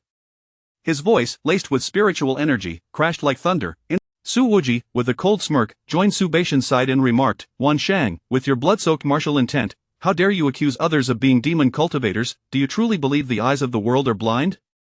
As he surveyed the agitated disciples of the Chaos Sect, he shook his head and continued, "I am Su Wuji of the 100 Herb Hall, and I trust you have heard of my modest reputation. Now, I stake my honor to assure you that Yi Xian, Master Yi, cannot possibly be a demon cultivator." Yet, despite the presence of two formidable martial sovereign experts, the disciples of the Chaos Sect, having finally found an outlet for their pent-up frustration, paid no heed. Though they were restrained by the overwhelming aura of Su Badian and Su Wuji, they did not cease their vitriolic tirades. This only served to further anger the members of the Tianqing Sect. Wang Yaodu, with a sudden leap, positioned himself protectively between Su Badian and Su Wuji, pointing at the multitude of Chaos Sect disciples, and unleashed a torrent of invective. "I wager that you self-proclaimed elites cannot even discern whether you are male or female, yet you dare to boast here. My junior brother is a demon cultivator. You must be blind. Open your eyes and see. My junior brother's spiritual energy is pure and harmonious, embodying the truest righteous path, and look at your Wan Shang, steeped in the stench of blood. Only you blind fools would overlook the obvious. In any other place, such behavior would have led to your arrest." Wang Yaodu's scathing remarks incited the Chaos Sect disciples to the point of fury, causing them to shout in outrage, their faces flushed with anger. However, any thoughts of retaliating against the diminutive figure before them were quelled by the imposing presence of Su Badian and Su Wuji. Amidst the chaos, Yi Xian seemed oblivious to the uproar. Cautiously stowing Wan Shang's hands into his storage pouch, he flashed a grin at Wan Shang. "Ha, you demon, deceiving others is easy, but you shall not fool me." At these words, Wan Shang's heart raced. Initially, he had dismissed Yi Xian's words, confident in his own cunning. After all, even their sect leader had not perceived any clues, so how could this master-level individual expose him? Yet, upon witnessing Yi Xian secure his hands, an ominous premonition surged within him. "No, I cannot allow this brat to take my hands." In the next moment, Wan Shang bellowed, "Demon, return my hands." Simultaneously, two streams, with a clang, a crescent-shaped blade, serrated and gleaming with a menacing sharpness, appeared in Wan Shang's grasp. Yi Xian let out a cold snort, producing his Tianhua Qilin sword in response. "What, are you afraid I might expose your true demonic nature, and now you're cornered?" Seeing this, Wan Shang became increasingly convinced that this Yi Xian had indeed discovered something about his hands. With a swift movement, he transformed into a blood shadow, charging toward Yi Xian. Simultaneously, the blood-soaked martial intent unfurled once more. In the blink of an eye, multiple blood shadows, identical to Wan Shang, materialized from thin air, converging upon Yi Xian from all directions. The moment these shadows appeared, a wailing that resembled a tangible ghostly howl erupted, accompanied by spine-chilling cries that echoed throughout. Within the blood-soaked martial intent, an inexplicable pulling force began to intensify. The nearby disciples of the Chaos sect felt an uncontrollable urge to have their blood burst forth from their bodies. Alarmed, they ceased their verbal sparring with Wang Yaodu and swiftly retreated. Those farther away were equally affected, and one could only imagine the plight of Wei Ping Dai in that moment. The members of the Tianqing sect cast worried glances toward Yi Xian. Yi Xian too sensed the peculiar disturbance within his body. However, such foreign power could be effortlessly absorbed by activating the Honghuang Tunchen Demon ART.To Wan Shang's astonishment, Yi Xian made no attempt to evade his attack, seemingly resigned to his fate. Observing this, Wan Shang's anxiety dissipated, replaced by a thrilling bloodlust. "Ha, dare to deceive me and make me worry for a moment. For such mockery, I shall see you dismembered 1,000 times." With this thought ignited, in an instant, a crimson whirlwind surged forth. Meanwhile, Yi Xian, as if oblivious to the imminent danger, retrieved a small red flag from his storage pouch. Chapter 66, The First Good Man. This small flag is none other than the 10,000 Souls banner. The moment the 10,000 Souls banner was unveiled, the bloodthirsty intent of Wan Shang trembled violently. In the next instant, the blood shadows that had tightly encircled Yi Xian, leaving him no chance of escape, suddenly faltered, revealing 9 blood shadows with. Wan Shang's pupils constricted in shock as he exclaimed, "My blood god child, Yi Xian, what have you done?" These blood shadows were formidable weapons crafted by Wan Shang through an ancient, incomplete secret technique, formed from the slaughter of tens of thousands, and were known as blood god children. In battle, a single leap onto an enemy would enable them to devour a third of the enemy's essence and spiritual power. Enemies of a lower realm than Wan Shang would immediately suffer from excessive blood loss, rendering them powerless and at the mercy of their adversaries. Even foes of comparable strength found themselves utterly helpless against the 9 blood god children in Wan Shang's grasp. Furthermore, although these blood god children were forged through the methods of the demonic sect, they possessed an extraordinary purity, with the essence they consumed capable of becoming Wan Shang's cultivation. It was precisely due to the existence of these 9 blood god children that Wan Shang had achieved the martial sovereign realm at such a young age. At this moment, Wan Shang was stunned to discover that the blood god children, which he had once controlled with ease, now emanated a palpable aura of fear. Yi Xian chuckled softly, his spiritual power surging wildly into the 10,000 Souls banner. In the blink of an eye, the palm-sized 10,000 Souls banner expanded dramatically, transforming into a colossal entity over 10 feet long. Waves of bloodlight, accompanied by a terrifying aura, erupted from the 10,000 Souls banner, overwhelming the surroundings. Wan Shang, filled with dread, realized that the blood god children, illuminated by this bloodlight, had completely escaped his control. Following this, 9 blood-red hands emerged from the 10,000 Souls banner, reaching for the powerless blood god children. Wan Shang's mind shattered, and he bellowed, "Don't touch my blood god children! Get away!" In that moment of rage, Wan Shang soared into the sky, disregarding Yi Xian entirely, and swung his curved blade directly at the blood-red hands. Instantly, countless piercing dark red blade energies erupted like a whirlwind. Unfortunately, as the blade energies passed, the blood-red hands remained utterly unaffected. Ignoring the blood god children's desperate struggles and wails, the hands devoured them all into the 10,000s. Subsequently, an exceptionally pure stream of spiritual power flowed from the banner's pole into Yi Xian's body. Yi Xian trembled, his aura surging explosively within mere moments. His strength surged to new heights, breaking through the pinnacle of the masteress. At this juncture, he was merely a step away from the martial soul, poised to break through. Simultaneously, as the blood god children connected to his mind were refined and absorbed, Wan Shang could not react in time before being countered by the secret technique, causing countless blood to erupt from every pore of his body. In that instant, many disciples of the Chaos sect looked upon the tragic figure of Wan Shang and the seemingly unscathed Yi Xian beside him, feeling an overwhelming sense of confusion. Their esteemed Chaos sect, ranked first among the 8 major sects, was utterly incapable of standing against a disciple from a lesser sect. Was the Chaos sect truly faltering? Regardless of the thoughts of the Chaos sect disciples, Yi Xian remained unfazed. He gazed at the waning Wan Shang, harboring no intention of mercy. Such a fiend deserved to be eradicated. Yi Xian drew the heavenly fire Qilin sword and slowly advanced towards Wan Shang.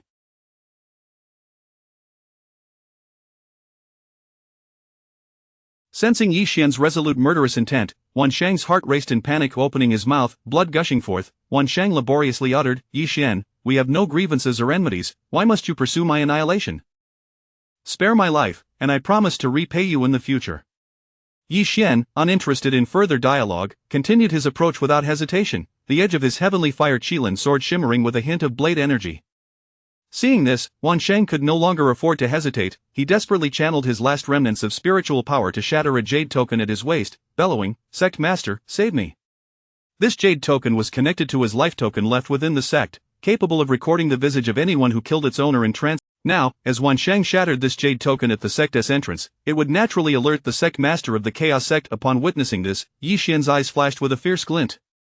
He propelled himself forward, appearing above Wan Shang's head in an instant, and without a second thought, plunged his sword down. Concurrently, atop the highest peak of the Chaos sect, a cold snort resounded. "Who dares to kill a disciple of my Chaos sect?" Accompanying this disdainful sound, an overwhelming aura erupted, pressing down on Yi Xian, causing him to feel a sudden constriction in his chest, his form trembling. Yi Xian let out a cold laugh, his spiritual power surging instantaneously, bracing against the oppressive force, and declared, "Evil and heretical beings deserve to be exterminated." Splurt, a fountain of blood erupted, leaving all onlookers in stunned silence to eye. In the next moment, an overwhelming pressure descended from the heavens, and a voice laced with fury echoed above them, "Die." Before the words could fade, a celestial sword energy descended, aiming directly at Wei Ping. Upon closer inspection, the figure in the sky was none other than the sect master of the Chaos sect, Fang Qingping. Just then, Su Badian and Su Wuji flashed into view, positioning themselves above Yi Xian. Su Badian conjured a remarkably long broadsword from thin air, bellowing, "Reverse waterfall slash."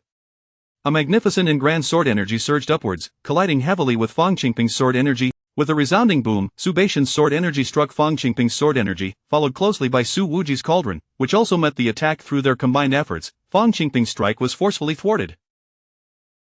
Su Badian stood resolutely above Yi Xian, questioning, "What does Sect Master Fang mean by this?" However, Fang Qingping offered no response to Su Baishan's inquiry. "We are merely concerned that you might mistakenly kill an innocent." Fang Qingping sneered, "Innocent? You dare call that ant who killed my Chaos sect disciple an innocent?" Just then, a voice devoid of discernible emotion rang out from below, "Indeed, that would be me." What Sect Master Fang fails to realize is that your Wan Shang is a demonic cultivator. I am merely clearing out the vermin from your sect. As he spoke, Yi Xian pointed at Wan Shang's corpse, a trace of Chapter 67 of the Armory of the Mortal Realm, the Celestial Star Galaxy. The aura surrounding Fang Qingping grew increasingly frigid. "Is the matter of my sect something that a mere disciple of the Celestial Star sect can prattle about?" After a cold snort, a long sword interwoven with black and white hues materialized in Fang Qingping's hand, and his momentum surged dramatically.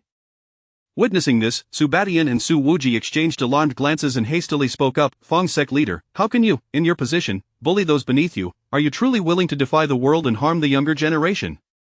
At that moment, Su Baishan's eyes widened. Upon closer inspection, it became evident that these sword shadows were the manifestations of the world's renowned swords. This was indeed Su Baishan's martial soul, the sword intent of the 100 generations. With sword energy erupting around him, a sound akin to roaring waves reverberated throughout the heavens and earth. Not to be outdone, Su Wuji summoned forth an ethereal mist of medicinal energy, filling the air with the fragrance of herbs as a crimson streak of light burst forth from this mist, merging with Su Baishan's essence.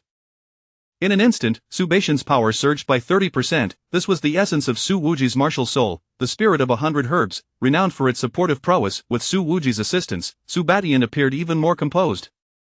Upon hearing this, Fang Qingping's gaze deepened, and after a moment of silence, a hint of a smile appeared on his lips.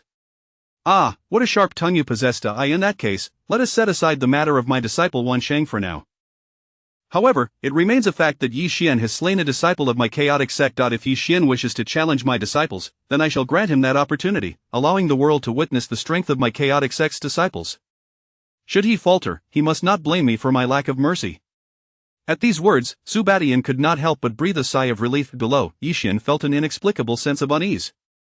However, meeting Fang Qingping's profound gaze, he understood that he had no choice but to accept this condition. With a carefree smile, he nodded and declared, "What is there to fear? I welcome the guidance of my brothers and sisters from the chaotic sect." Moreover, Yi Xian was confident that as long as the elders and leaders of the chaotic sect did not intervene, with his current strength among the younger generation, he would certainly be able to preserve his life. Fang Qingping's smile deepened further, and with a flick of his fingers, the sound of a serene sword chime resonated. In the next moment, a figure exuding a formidable presence surged forth from within the chaotic sect. Sensing the unmistakable aura of a third-tier martial sovereign, Su Badian's expression stiffened, and he could not help but curse, "Old Ghost Fang, do you have no shame? This aura has already reached the third tier of martial sovereign?" It was a young man clad in a dark martial robe, wielding a black iron great bow on his back, with a sword and dagger at his waist. Though his complexion appeared somewhat pallid, his posture was as fierce as that of a tiger. Upon recognizing this individual, several disciples of the chaotic sect were left bewildered. However, a few high-ranking disciples suddenly erupted with excitement, shouting, Brother Wei has arrived, Brother Wei, you must avenge Brother Li Guan and the others." Seeing this figure, Yi Xian's expression grew unusually grave. He had heard of this man's illustrious name countless times in his past life. This was Wei Hao, a prodigy of unknown origin, whose martial techniques and skills were entirely distinct from those of the chaotic sect. 3 years later, Wei Hao made his first appearance before the masses, directly challenging countless experts on the Dragon Tiger rankings with his third-tier martial sovereign prowess in various martial skills, achieving consecutive victories and ascending to the third position on the rankings within just a month.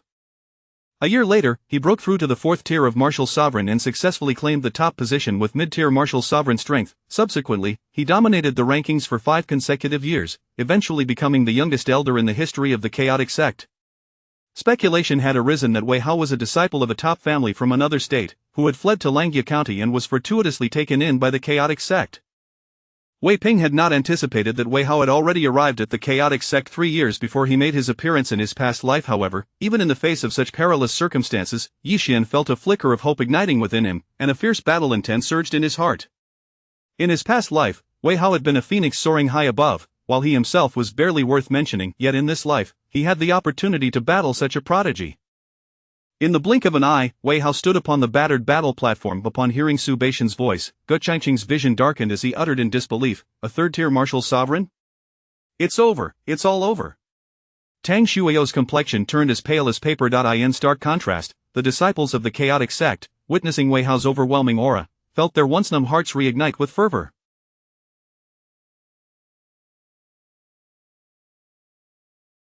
Wei Hao glanced at Yi Xian, then tilted his head towards Fang Qingping in the sky, saying, "Old man, you summoned me from seclusion just to defeat this fellow?"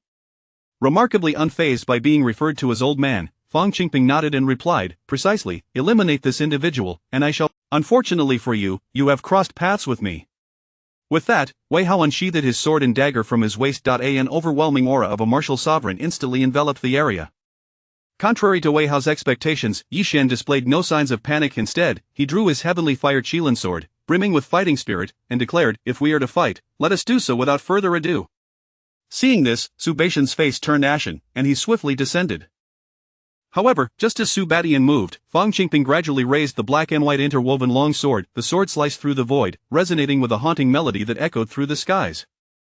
Merely listening to this sword chime instilled an unprecedented sense of crisis within Su Badian. Fang Qingping's voice was low and carried an inexplicable mirth. "What, does the master of the renowned sword manner wish to bully the weak? Do you think I, Fang Qingping, am a mere ghost?" In the next moment, Fang Qingping bellowed, "Heaven-slaying sword technique, third form, sword opens the heavenly rift." Instantaneously, a sword energy, condensed to its At that moment, a blinding light erupted from the horizon. Simultaneously, a thunderous voice resonated in the ears of all present. Celestial Star Galaxy. Chapter 68. Challenging Wei Hao. The March Agreement. Countless sword auras, akin to shooting stars, surged forth in an instant, the unparalleled sharpness of their presence making everyone present feel as though they were witnessing true meteors plummeting from the heavens. The scope of this phenomenon was nothing less than the entire gate of the Chaos Sect. If Fang Qingping were to remain indifferent, solely intent on slaying Su Badian along with Yi Xian, then the several hundred disciples of the Chaos Sect present would undoubtedly meet with demise. This sword strike was a desperate counterattack. A vein throbbed on Fang Qingping's forehead, his countenance dark as water. With a flick of his wrist, the torrent of sword auras abruptly shifted, confronting the multitude of. In an instant, the onlookers felt as though a sun had risen within their line of sight. An unparalleled cacophony erupted, sweeping across the entire chaos sect in mere moments. Waves of shock, akin to rippling waters, triggered the protect. Had it not been for Fang Qingping's timely intervention to intercept this strike, the consequences would have been utterly catastrophic. Upon witnessing this scene, the members of the Tianqing sect present quickly realized that their sect leader, Su Ding, had arrived to provide assistance. In that fleeting moment, Go Changqing and the others felt their hearts drop back into their chests. Soon after, a remarkably clear eagle's cry resonated through the skies. Upon closer inspection, it was Su Ding's azure cloud eagle. At that moment, Su Ding appeared as if he were an ethereal celestial being, soaring rapidly atop the back of the azure cloud eagle. Seeing this, Yixian let out a subtle sigh of relief. He understood that with the arrival of the sect leader, he had gained a formidable ally, thus freeing him from the compulsion to engage in battle with Wei Hao. Indeed, just as Yixian had anticipated, upon his appearance, Su Ding assertively positioned himself in front of Yixian, a sardonic smile gracing his lips as he addressed Fang Qingping. "Old fool, what were you attempting to do just now?" Fang Qingping snorted coldly, a palpable sense of trepidation evident as he stood guard before the gate of the Chaos Sect. "Su Ding, your disciple has slain several of my Chaos Sect's disciples. Tell me, how do you intend to address this matter?" Su Ding turned his gaze, seemingly astonished, to Yixian, as if he could not fathom that Yixian would dare to act so brazenly at the gate of the Chaos Sect. Upon his recent emergence from seclusion, he had learned the full account of the events surrounding Sikong Qing from his disciples. To prevent any unforeseen incidents involving Yixian and his companions, he had hastened to the Chaos Sect. However, now hearing Fang Qingping's words, it appeared that Yixian had killed more than one disciple of the Chaos Sect. In response, Yixian quickly stepped closer to Su Ding, whispering, "Sect leader, allow me to explain." After listening to Yixian's account, if one must assign blame, it should lie with the lax teachings of your Chaos Sect elders, and the ineptitude of your disciples in martial arts. How can you lay the blame at my disciples' feet? With that, Su Ding narrowed his. Was he intending to represent your Chaos Sect in declaring war against my Tianqing sect? Fang Qingping's gaze turned increasingly frigid, and ultimately, he pointed his sword at Su Ding, asserting, "Your audacity knows no bounds. It is no wonder that the Tianqing sect has fallen to such depths with a sect leader like you. Regardless, this Yixian has killed several of my disciples. Su Ding, I advise you to hand this scoundrel over to me. Otherwise, I will ensure that you do not leave the gates of the Chaos Sect today." Su Ding displayed a somewhat reckless demeanor as he retorted, "Ha, I knew you would resort to this. But let me tell you, I fear nothing. If it comes to it, death is merely a step away, and I would gladly meet my end alongside your millennia-old Chaos Sect." He continued, "If any harm befalls even one of my Tianqing sect, I will ensure that your Chaos Sect pays 100-fold. After all, there are so few of us in the Tianqing sect, it would be worth it to exchange our few disciples for hundreds of yours." Go Changqing and the other disciples of the Tianqing sect had never witnessed their leader in such a reckless state, causing their eyes to widen in disbelief. Strangely enough, this particular demeanor of Su Ding exuded an unexpected allure. Fang Qingping was nearly driven to the brink of fury. With a swing of his long sword, he cleaved down a nearby mountain peak and bellowed through gritted teeth, "Shameless! Enough, today, even if it means severely injuring the vitality of the Chaos Sect, I will eradicate this menace." As he spoke, Fang Qingping produced the Chaos Sect sect leader token, preparing to summon the elders and activate the protective array.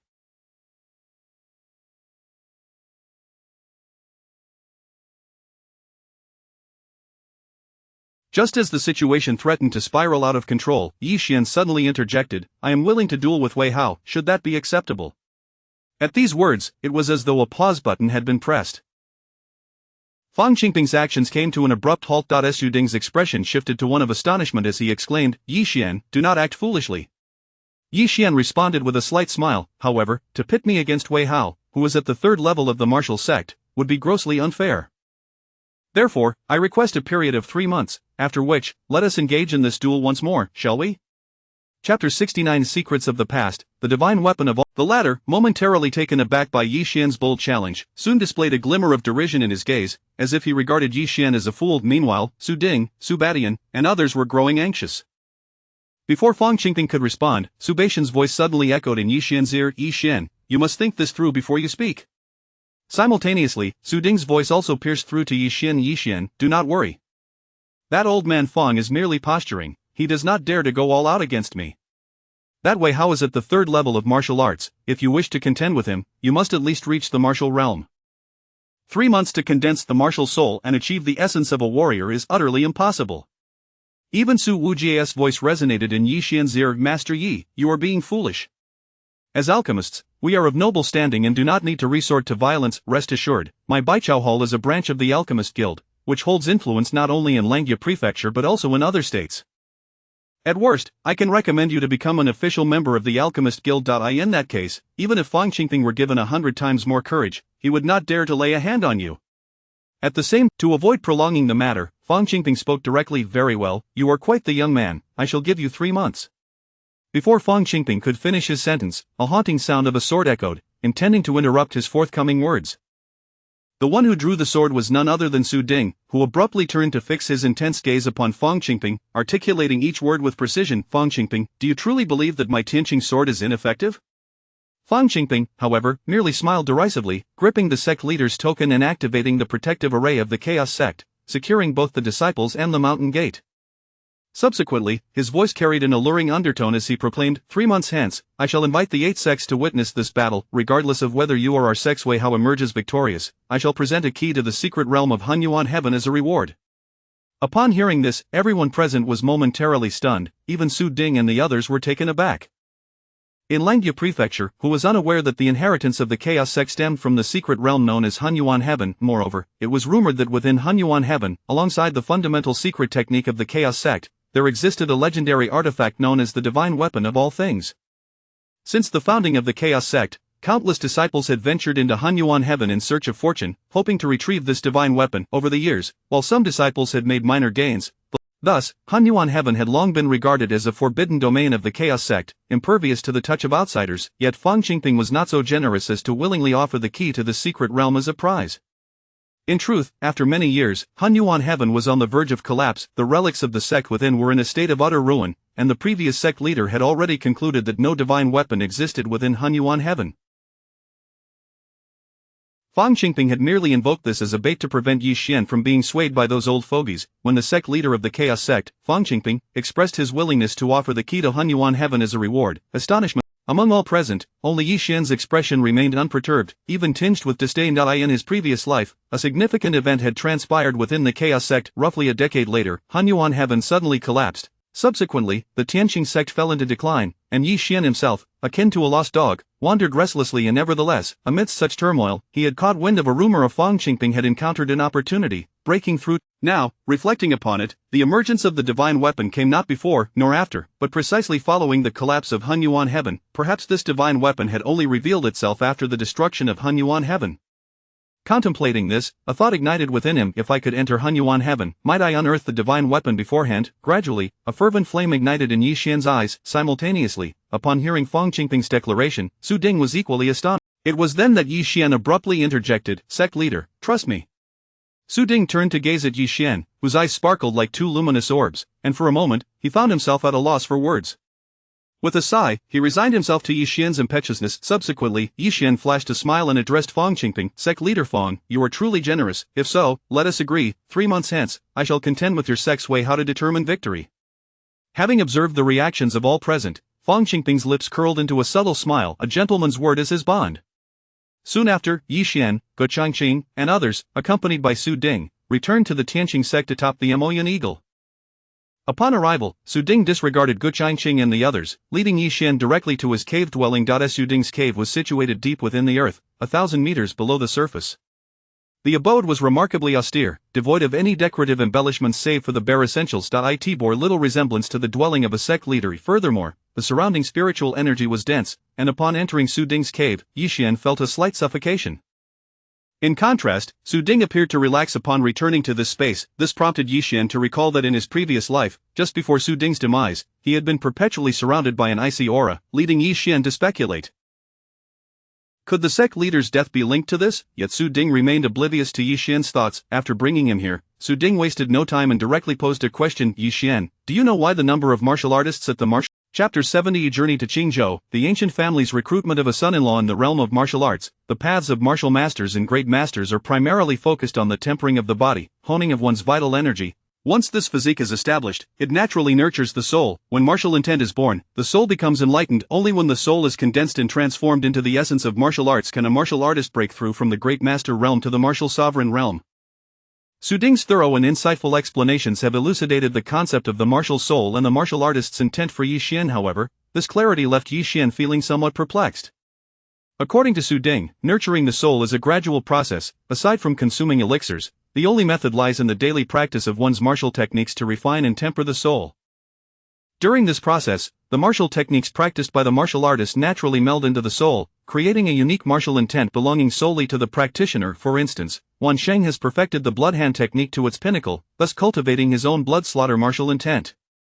Moreover, the more profound the martial techniques one practices, the more arduous it becomes to integrate that martial intent into the soul. As for Su Ding himself, he has been devoted to mastering the 12 swords of the Celestial Star Sect, with the resulting martial intent. This endeavor took him a full decade. Meanwhile, Wei Ping has cultivated the primordial devouring demon technique, which thus far remains the most intricate technique Yi Xian has encountered. In fact, Yi Xian even harbors doubts that the legendary heavenly level techniques could rival his primordial devouring demon technique.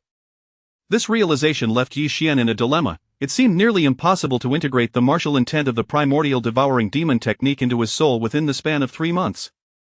Fortunately, as Su Ding mentioned, the speed at which martial intent integrates into the soul is also contingent upon the strength of the soul. A millennium ago, a fortunate individual inadvertently stumbled upon a secret realm and acquired a heavenly level technique, the Great Sun Swallowing Origin Method, along with a heavenly great treasure, the primordial spirit herb.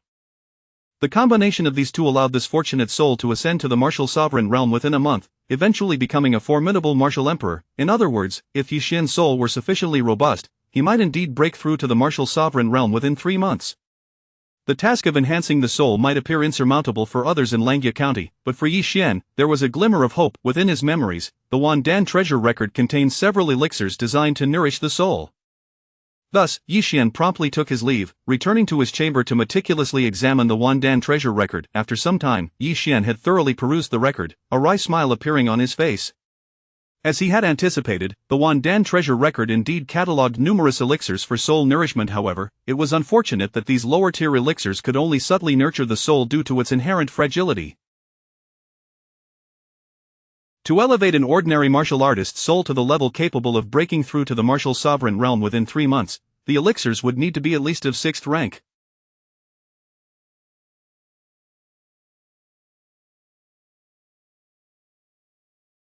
Moreover, this was merely for ordinary martial artists. Yi Xian needed to refine his martial intent using the primordial devouring demon technique, and such elixirs would be of no use to him.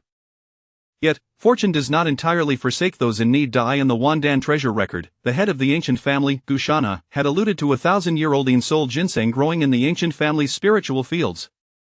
This herb might very well nourish Yi Xian's soul to the extent required for him to refine his martial intent and solidify his martial soul. After contemplating this, Yi Xian resolved to leave a note the following day, departing from the Celestial Star Sect towards Qingzhou. Qingzhou is one of the 3 core regions of the Dechen Empire, conveniently located adjacent to Langia County. It did not take long for Yi Xian to arrive within the borders of Qingzhou.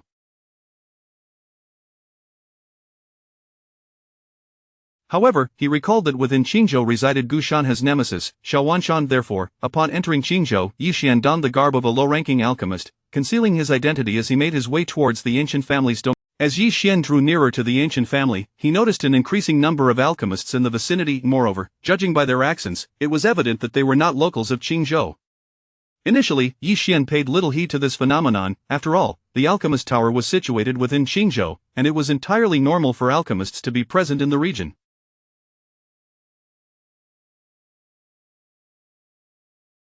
However, it soon became apparent that the closer he approached the ancient family, the more alchemists he encountered. On this particular day, he even saw 5 foreign alchemists in succession. Finally, Yi Xian could no longer contain his curiosity. He intercepted a slightly plump alchemist who had just appeared and, with a respectful gesture, inquired, "Fellow practitioner, I am called Xiao Yan, a 2nd-rank alchemist. May I ask what brings you here?" The slightly plump alchemist, after all, he was merely a 1st-rank alchemist. How could he not show respect in the presence of a 2nd-rank alchemist like Yi Xian? The plump alchemist returned the gesture respectfully, saying, "Ah, so it is Alchemist Xiao. I am Lu Qian, a 1st-rank alchemist. May I inquire what brings Alchemist Xiao to seek me?" Yi Xian got straight to the point, his curiosity evident as he asked, "To speak candidly, I have come in search of the ancient family. However, I have noticed an increasing number of alchemists along my journey, all heading in the same direction as myself. Has something significant occurred at the ancient family?" Upon hearing this, surprise flickered in Lu Qian's eyes. Alchemist Xiao is not aware.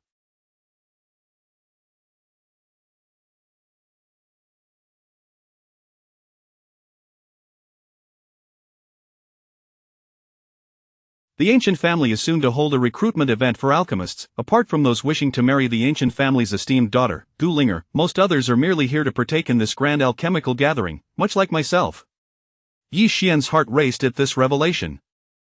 The ancient family, recruiting for Gu Linger, what could be the reason? After all, the ancient family is a renowned lineage of alchemists, and the daughter of a prominent alchemist would not seek a husband in such a manner. There must be some hidden circumstances. Meanwhile, the figure of Xiao Wanshan also appeared outside the ancient family residence, accompanied by a young man whose complexion was somewhat pale and bore a hint of make. This young man, possessing a somewhat delicate appearance, cautiously glanced at Xiao Wanshan and asked, "Father, do you think Gu Linger will comply?" Xiao Wanshan's face, appearing calm, revealed a satisfied smile as he replied, "Hee, I am Gu Linger's uncle. Given the relationship between myself and Gu's elder brother, Linger will surely give me some face." Chapter 71 Undercurrents and Deception. Soon, a woman clad in a flowing lavender alchemist's robe. Despite the oversized nature of her lavender garb, as she glided towards them with elegant steps, gentle ripples were evident across her bosom. She offered a slight bow to the father and son, saying, "Linger pays her respects to uncle." This enchanting alchemist was none other than Gu Linger, daughter of Gu Shanhe. Xiao Wanshan laughed heartily. "Ah, it has been over a decade since we last met. Linger, when did you become so formal with your uncle?" A smile graced Linger's lips as she replied, "Uncle Xiao is jesting.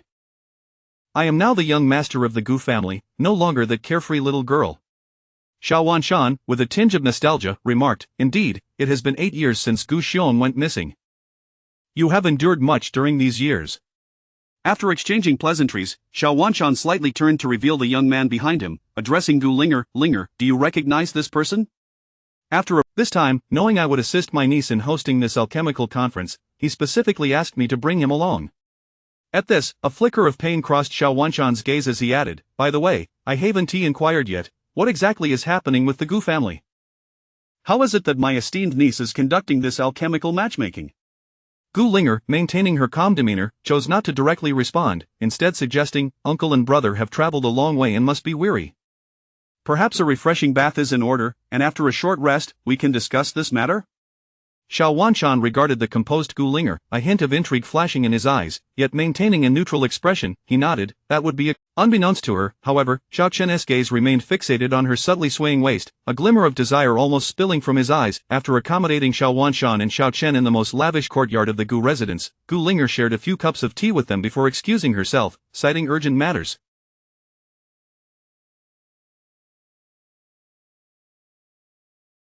Once she departed, Xiao Wanshan's expression turned grave. Xiao Chen, eyeing the chair still warm from Gu Linger's presence, felt a surge of desire, unable to resist licking his lips. Who would have imagined that the once snot-nosed little girl would blossom into such exquisite beauty after all these years? Impatiently, Xiao Chen turned to his father. "Father, did we not agree beforehand that we would have Gu Linger forego this alchemical matchmaking and simply marry me? Why did you not speak up just now?" Observing his son, whose eyes were filled with nothing but lust, Xiao Wanshan could not suppress his irritation. Women, how could I have birthed a son whose only focus is on women? When I instructed you to marry Gu Linger, it was not merely for your pleasure." Despite his father's displeasure, Xiao Chen remained unfazed, nodding in a somewhat brazen manner. I know. My ears have grown calloused from hearing it is not just about marrying Gu Linger, it's about swallowing the entire Gu family whole. Xiao Wanshan snorted coldly, "As long as you understand. If you ruin this matter, no amount of protection from your mother will save you from my wrath." Xiao Chen, not in the least bit concerned, confidently replied, "Rest assured." All five were adorned in alchemist robes, each bearing a unique embroidered design of a pagoda on their left chest. Two of them displayed a bronze hue 3-tiered pagoda, while another pair wore a pale silver 4-tiered one.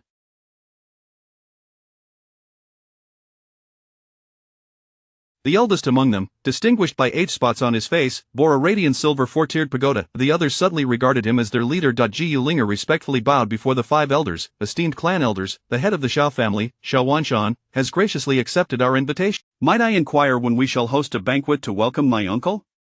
In response, the elder at the forefront opened his somewhat clouded eyes, gazing meaningfully at Gu Linger, his voice gravelly. "I have heard that Xiao Wanshan has attained the realm of martial sovereign and is a senior 4th-grade alchemist. I shall state plainly, regardless of your willingness, you must marry, and the family token along with the 10,000 Dan codex must be relinquished." Gu Linger, casting a calm glance at the elderly matriarch, replied evenly, "Elderine, I have reiterated countless times that my father took both the family token and the 10,000 Dan codex with him before his disappearance. Moreover, do not think that marrying out means I cease to be the young master of the Gu family this time. I am conducting a matchmaking event, not an external marriage. The burly elder beside Eldarine frowned deeply at Gu Linger's words. Gu Linger, the 10,000 Dan Codex is not solely yours. It is the culmination of the Gu family's efforts over millennia, finally compiled by your father. Previously, when the second elder of the Dan Tower's grandson sought you as his legitimate wife and you declined, we remained silent.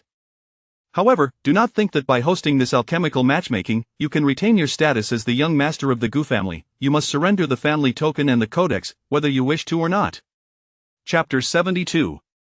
Surrounded by wolves and tigers, the imposing elder, with his formidable demeanor, exuded an air of intimidation. However, the other ancient clan elders remained utterly unresponsive. Remarkably, even the eldest elder, who observing this, the robust elder exchanged a knowing smile with the frail, white-haired matron, a glimmer of amusement dancing in their eyes. Gu Linger appeared momentarily stunned by the elder's incisive words, her head bowing slightly, as if surrendering to their weight. Noticing her wavering conviction, the two ancient elders' eyes sparkled with a hint of delight. At that very moment, the sound of laughter from Xiao Wanshan drew nearer, echoing through the hall. Linger, your uncle has... Peering through the doors of the meeting hall, they beheld a maidservant leading Xiao Wanshan and his son, Xiao Chen. As they approached, the elderly matron recognized the maidservant as Gu Linger's childhood companion and personal attendant.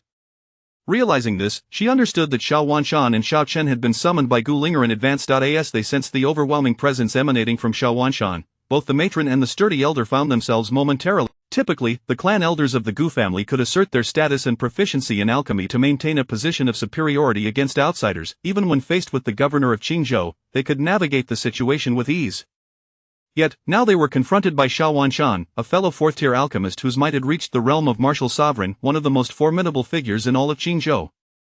Coupled with the well-known rapport between Xiao Wanshan and Gu Shanhe, the elders found themselves powerless to counter his involvement in Gu Linger's affairs. As Xiao Wanshan drew closer, the expressions of the ancient elders grew increasingly grim. Eventually, the eldest elder let out a soft sigh and stated, Linger, this matter pertains to our Gu family. It is rather inappropriate for you to invite an outsider to intervene. That being said, you are now of age and possess your own considerations. Henceforth, please refrain from seeking my counsel regarding family matters. In response, Gu Linger seemed to have anticipated this outcome. Nevertheless, tears welled in her eyes as she nodded and knelt before the elder, offering her thanks. Linger understands, and I am grateful for Elder Yang's past protection. Subsequently, Elder Yang waved his hand, instructing Gu Linger, go, and properly entertain your uncle. Do not neglect the rites of hospitality. Gu Linger nodded once more, bowing again to Elder Yang before rising and exiting the Gu family meeting hall. As she stepped through the doors, her eyes, reminiscent of autumn waters, regained their tranquility. That night, the Gu family hosted an exceptionally grand welcoming feast for Xiao Wanshan and his son, Xiao Chen. The banquet was not solely attended by Gu Linger, the current young master of the Gu family. Even elders from the Dan Pavilion, the governor of Qingzhou, and several elders from the esteemed Qingming sect, one of the three major sects in Qingzhou, graced the occasion with their presence. After all, Xiao Wanshan was no ordinary individual. His status as a martial sovereign was not to be overlooked, and these local magnates of Qingzhou would not miss the opportunity to forge connections with him. As the festivities progressed, buoyed by the lively atmosphere, Xiao Wanshan raised his cup and, seemingly casually, addressed Gu Linger. Linger, your uncle cannot fathom why, given your beauty and talents, suitors must abound like fish in a river. I have even heard that the second elder of the Dan Tower's grandson, Banli, sought your hand in marriage. He is a young prodigy, already a third-tier alchemist. Why, dear Linger, do you not wed him instead of pursuing this alchemical recruitment? In response, Gu Linger replied with calm resolve, it is simple. I merely wish for the first person my father sees upon his return home to be me. Upon hearing this, a peculiar light flickered in Xiao Wanshan's eyes. He chuckled softly, shaking his head. You foolish child, how dutiful you are. In that case, what do you think of your brother Xiao Chen?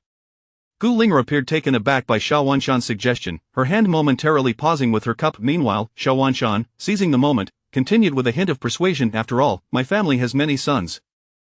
I truly worry that these fellows will bicker endlessly over my meager possessions. I would have no objection to Chen entering your Gu family. At this point, Xiao Wanshan suddenly paused, then continued, if I hadn't witnessed this myself today, I would scarcely believe that the esteemed elders of the Gu. I have always admired you. Rest assured, should you marry me, I shall treat you well. Xiao Wanshan patted Xiao Chen on the shoulder, displaying a hint of dissatisfaction. You rascal, if you mistreat Linger in the future, I shall be the first to object. His words implied a tacit acceptance that Gu Linger had already consented to Xiao Chen's entry into the family. As Gu Linger observed the performance of Xiao Wanshan and his son, her gaze deepened with contemplation.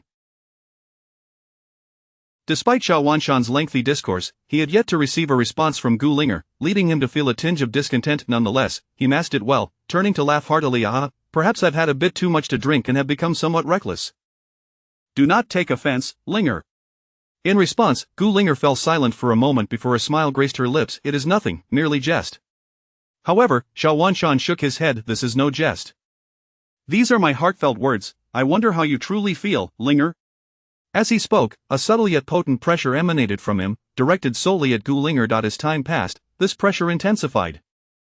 Feeling its weight, Gu Linger fell into silence. Meanwhile, the others gradually sensed the shift in atmosphere. After a prolonged pause, Gu Linger finally spoke. Thank you for your kind intentions, uncle, but the alchemy competition is approaching. If I were to cancel now, the alchemists who have traveled here would surely be displeased. Perhaps it would be best if Brother Xiaochen participated in the competition as well? That way, it remains justifiable. Before the gathered crowd, Xiao Wanshan could not press the matter further. He laughed heartily, brushing aside the topic with a jovial remark. Chapter 73. Gu Linger in excitement, the shadow of her father uncertain how much time had passed, as the performance concluded and the guests gradually dispersed, leaving behind a scene of disarray in the grand hall. Gu Linger remained, solitary and contemplative, cradling a cup of leftover wine, her gaze deep and unfathomable. After a prolonged silence, a weary sigh escaped her lips. Meanwhile, Yi Xian had finally arrived at the capital of Qingzhou. This place, known as Qingzhou City, was the most bustling hub in the entire region.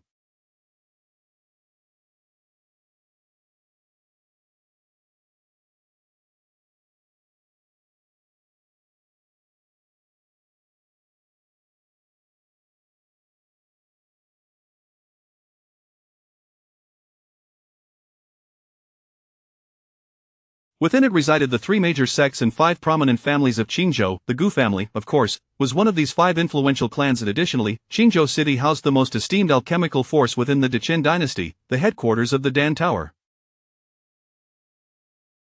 Upon entering Qingzhou, Yi Xian encountered several alchemists among the bustling crowd. Beside him, Lu Qian, the portly fellow, appeared utterly captivated, much like a rustic villager entering a grand garden for the first time, finding everything novel and intriguing.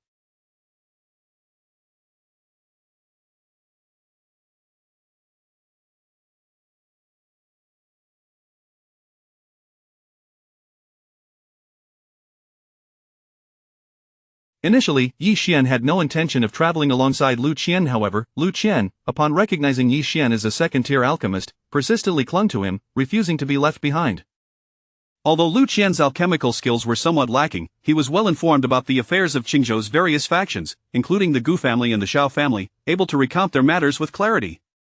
Thus, Yi Xian permitted Lu Qian to accompany him. Along the way, Yi Xian occasionally imparted some alchemical tips to Lu Qian, who, in his delight, expressed boundless gratitude and enthusiasm. However, upon reaching their destination, it was time for them to part ways. Lu Qian clasped his hands in a gesture of respect towards Yi Xian, saying, "Thank you, Master Xiao, for your guidance. Your kindness shall not go unrewarded, and I shall repay you in the future." Yi Xian waved his hand dismissively, replying, "It was merely a trivial matter, do not dwell on it." With that, the two went their separate ways. After parting from Lu Qian, Yi Xian did not linger in thought but began inquiring about the Gu family. He had little interest in the details of the upcoming alchemical conference. His goal was simply to deliver the Wan Dan Bao Lu and the Gu family patriarch's token to Gu Linger and, in return, obtain the Yin Hunshan to assist his breakthrough to the martial sovereign realm, an objective that required no unnecessary complications. The Gu family was a household name within Qingzhou City, and it did not take long for Yi Xian to arrive at a sprawling estate covering 100 acres. However, as the date of the alchemical conference approached, the Gu family became increasingly bustling with activity. At such a critical juncture, seeking an audience with Gu Linger would undoubtedly be akin to scaling a mountain. Contemplating this, Yi Xian decided to present a visiting card under the guise of a disciple of the Tianqing sect. Of course, given that the Tianqing sect was merely one of the 8 major sects within the Langjie prefecture and relatively unknown in Qingzhou City, the card would likely bear little weight. Nevertheless, at the end of the card, Yi Xian meticulously sketched the intricate patterns from the Gu family patriarch's token. Once the visiting card was prepared, Yi Xian donned the attire of a Tianqing sect disciple and, with an air of pretense, approached the grand entrance of the Gu family. Upon reaching the door, he adopted an arrogant demeanor, tossing the visiting card casually into the hands of a waiting guard, proclaiming, "I am Xiao Yan, an inner disciple of the Tianqing sect, fortunate to be here, seeking an audience with the esteemed Gu Linger." Indeed, Yi Xian's display was a perfect mimicry of his younger brother, exuding an air of nobility. Observing Yi Xian's demeanor, the guard could not help but ponder, Tianqing sect, what kind of sect is that? However, seeing Yi Xian's confident posture, it was evident that the Tianqing sect was a prestigious establishment, prompting the guard to I shall deliver your visiting card to the young lady. With that, he turned and departed with Yi Xian's card. At that moment, Gu Linger was preoccupied with the persistent advances of Xiao Chen. Seated behind an expansive desk, she diligently handled various affairs of the Gu family, while Xiao Chen sat beside her, sipping tea occasionally and leaning in to engage her in conversation.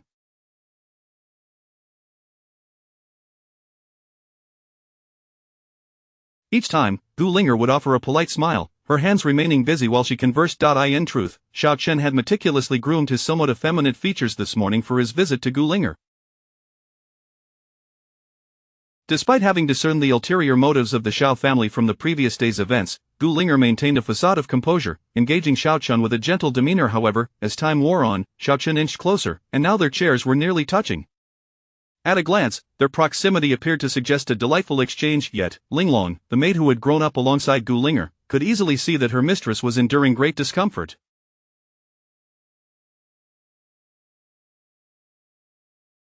At that moment, the guard returned, announcing, reporting to the young lady, there is a gentleman named Xiao Yan from the Tianqing sect outside, who has come to pay his respects. Gu Linger was taken aback, pondering for a moment, realizing she. However, this did not deter her from lifting her head, exhaling softly, and calmly instructing, Linglong, why are you standing there in a daze? Quickly fetch young Master Zhao's visiting card. Linglong hastily complied, taking the card and presenting it. Gu Linger had resolved that regardless of who this Xiao Yan was or what the Tianqing sect represented, she would personally receive him. Upon receiving the card from Linglong, Gu Linger opened it and scanned its contents. Just as she was about to rise to greet him, her gaze fell upon the familiar patterns at the bottom of the card. In an instant, Gu Linger's pupils constricted, and she sprang to her feet with a start. She would never mistake it, those patterns were identical to those on her father's patriarchal token. Aside from a few clan elders, she was the only one who had ever seen it. This implied that this Xiao Yan had met her father, or perhaps this so-called Xiao Yan was a guise of her father. In that moment, a flurry of thoughts raced through Gu Linger's mind, and her heart swelled with boundless joy. Linglong and Xiao Chen were both taken aback by Gu Linger's reaction. Linglong thought to herself, Miss, your reaction is rather excessive. She quickly added, Miss, should I invite this young Master Xiao in? Meanwhile, seeing Gu Linger so agitated, Xiao Chen, who had been attempting to charm her all morning, felt an unsettling sensation rise within him. Who was this Xiao Yan, and what had stirred such excitement in Gu Linger? Chapter 74. At long last, I meet Gu Linger. No need, I shall go to fetch him myself. With that, witnessing this, Xiao Chen's discontent grew increasingly palpable, prompting him to rise and follow Gu Linger outside. Along the way, Xiao Chen could not restrain himself from exclaiming, Sister. After a prolonged silence, Xiao Chen found himself bereft of any response from Gu Linger, his expression darkening as he watched her retreating figure hasten away. Inwardly, he cursed, I shall see what sort of person this Xiao Yan. Suddenly, a strikingly fair-skinned woman with bright, expressive eyes and a faint blush upon her cheeks, exuding a delicate fragrance reminiscent of nature, flung the door open. She scanned her surroundings as if searching for someone. However, after a considerable time, it appeared she could not locate the person she sought, and the exhilaration in her eyes dimmed in an instant. In that fleeting moment, even Yi Xian, having traversed 2 lifetimes and witnessed the vicissitudes of existence, felt a pang of sympathy upon observing the woman's dulled gaze. Within mere moments, the glimmer of disappointment faded from her eyes, and her demeanor regained a semblance of tranquility. After posing a brief inquiry to a nearby guard, Gu Linger turned her attention to Yi Xian. Then, gracefully approaching him, she offered a slight bow and inquired, Might you be the esteemed Xiao Yan of the Tianqing sect? Yi Xian nodded, returning the gesture with a courteous bow. Indeed, that is I. I apologize for the oversight of my servant who has kept you waiting, esteemed Xiao. At this, an expression of bemusement flickered in Yi Xian's eyes. How could he have been Meanwhile, observing Gu Linger's deference towards this unfamiliar man, Xiao Chen's heart brimmed with suspicion. Could it be that the Tianqing sect is indeed a formidable power? Yet, despite this revelation, seeing Gu Linger treat this Xiao Yan with such regard while neglecting him, who had long considered her his own possession, left Xiao Chen feeling exceptionally vexed. With a light chuckle, he took a few steps forward to stand beside Gu Linger, addressing Yi Xian with a slight salute. I am Xiao Chen, a scion of the Xiao family from Qingzhou.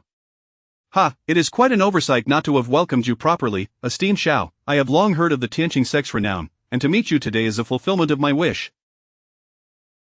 Linger, why not invite esteemed Xiao into the guest quarters and offer him the hospitality he deserves? Xiao Chen's intentions were twofold: to assert that Gu Linger belonged to him, a notion he hoped would dissuade any misguided aspirations from this newcomer, while also attempting to feign a broad knowledge to avoid embarrassment. However, upon hearing Xiao Chen's words, both Gu Linger and Yi Xian could not help but twitch at the corners of their mouths. Yi Xian found himself somewhat bewildered. Was there truly a renowned Tianqing sect beyond the confines of Langya County within the Great Qin dynasty? How had he, having lived through 2 lifetimes, remained oblivious to this? Meanwhile, Gu Linger offered a faint smile at Xiao Chen's comments, though neither party ventured to speak further. Yi Xian inclined his head in acknowledgement. Regardless of my sect's stature, I am but a humble disciple within. Gu Linger, her impatience evident, turned to Yi Xian and said, "What my brother Xiao said is indeed true. I neglected to consider this. Esteemed Xiao, please follow me." That day, Gu Linger arranged a modest yet splendid banquet to honor Yi Xian. Although Yi Xian remained uncertain of Gu Linger's and Xiao Chen's true intentions, he adapted to the circumstances, engaging in lively conversation throughout the feast. As night deepened, Yi Xian was escorted to a particularly elegant courtyard. Once the hour grew late and silence enveloped the surroundings, he quietly rose, a look of realization dawning upon him. Previously, he had found Gu Linger's reaction puzzling upon their initial meeting. However, upon learning at the banquet that Xiao Chun was the son of the infamous Xiao Wanshan, who had slain Gu Shanhe, the truth became clear to him. Gu Linger was undoubtedly in a precarious position. Whether it was Xiao Wanshan or others, they must perceive Gu Linger as a tempting prize to be seized. In such a tumultuous environment, and with the family master's insignia bestowed upon him by her father, Gu Linger likely regarded him as a potential savior. The thought troubled Yi Xian, and he furrowed his brow, realizing the complexity of the situation. At that moment, he suddenly sensed an unusual presence approaching him swiftly. His eyes narrowed, and his hand instinctively moved. Soon, the presence halted just outside his door, followed by a series of light knocks. "Young Master Xiao, may I enter?" The voice unmistakably belonged to Gu Linger. Relieved, bathed in moonlight, her hair cascaded like silk down to her waist, and her porcelain-like skin glimmered faintly in the lunar glow. In that moment, Gu Linger bore the ethereal grace of a celestial being. Upon entering, without uttering a word, Gu Linger offered a deep bow to Yi Xian, and only then did her voice break the stillness. "Thank you, esteemed Xiao, for your cooperation today." Yi Xian waved his hand dismissively, indicating that it was no trouble at all. He gestured toward the tea table, saying, "Young master, you have come at such a late hour, surely you have matters to discuss. May we sit down and converse?" Gu Linger nodded and took a seat at the tea table alongside Yi Xian.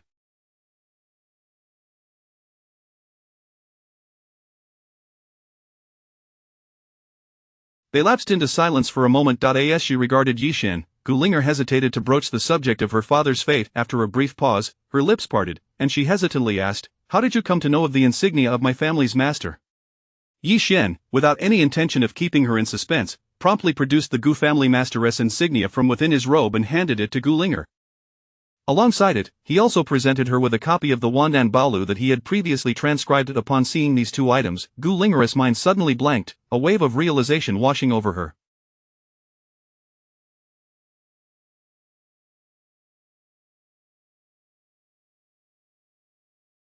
After a protracted moment, she finally regained her composure and, gazing at the insignia and the Wandan Baolu she had received, she stammered, "Where did these 2 items come from, esteemed Xiao?"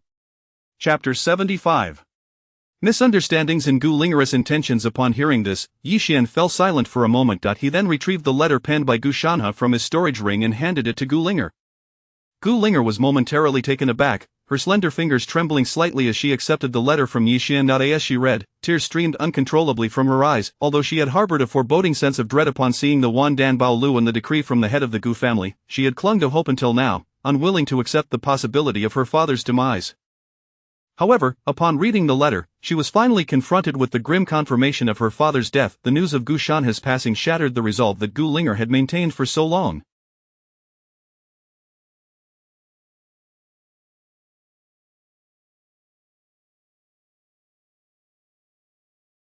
Witnessing Gu Linger, who had always appeared composed and unflappable in the light of day, now weep like a wilting pear blossom, Yi Xian couldn't help but sigh, "My dear Linger, please accept my condolences."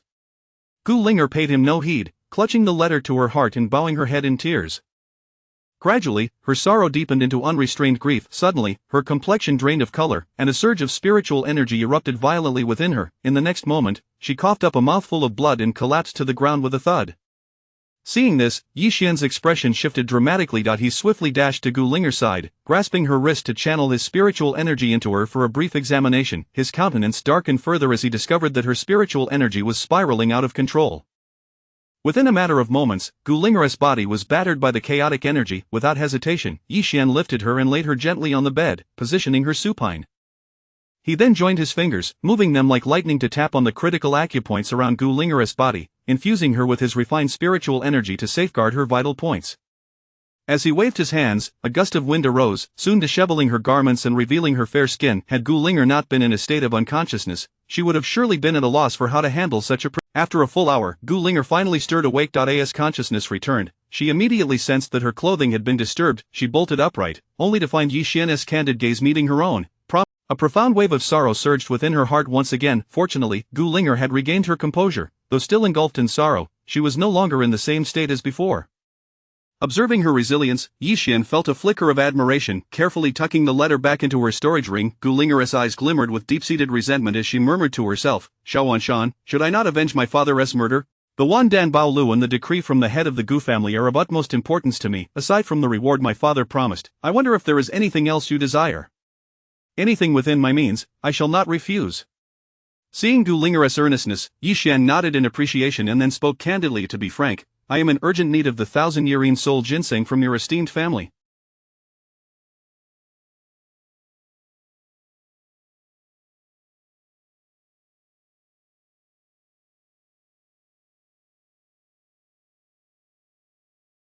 However, I do not wish to take advantage of the Gu family. Please name your price, and as long as it is reasonable, I shall pay.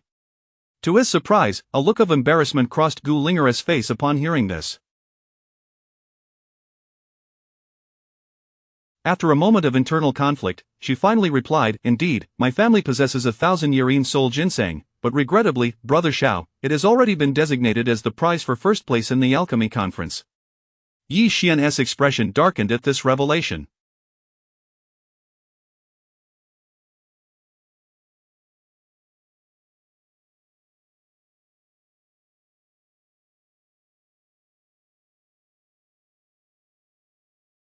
After a brief pause, he tentatively inquired, "Is there any possibility of exchanging this prize for something else?"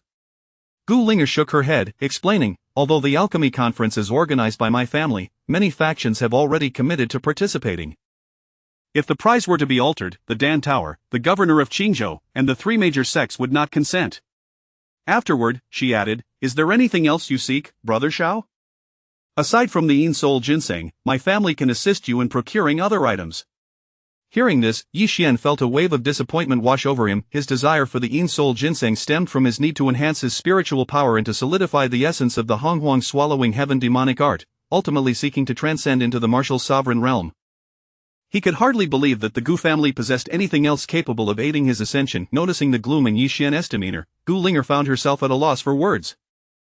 Suddenly, an idea sparked in Yi Xian's mind. The Yin Soul Ginseng was the coveted reward for the first place in the alchemy conference. If he could seize that title, would it not mean he could claim the ginseng?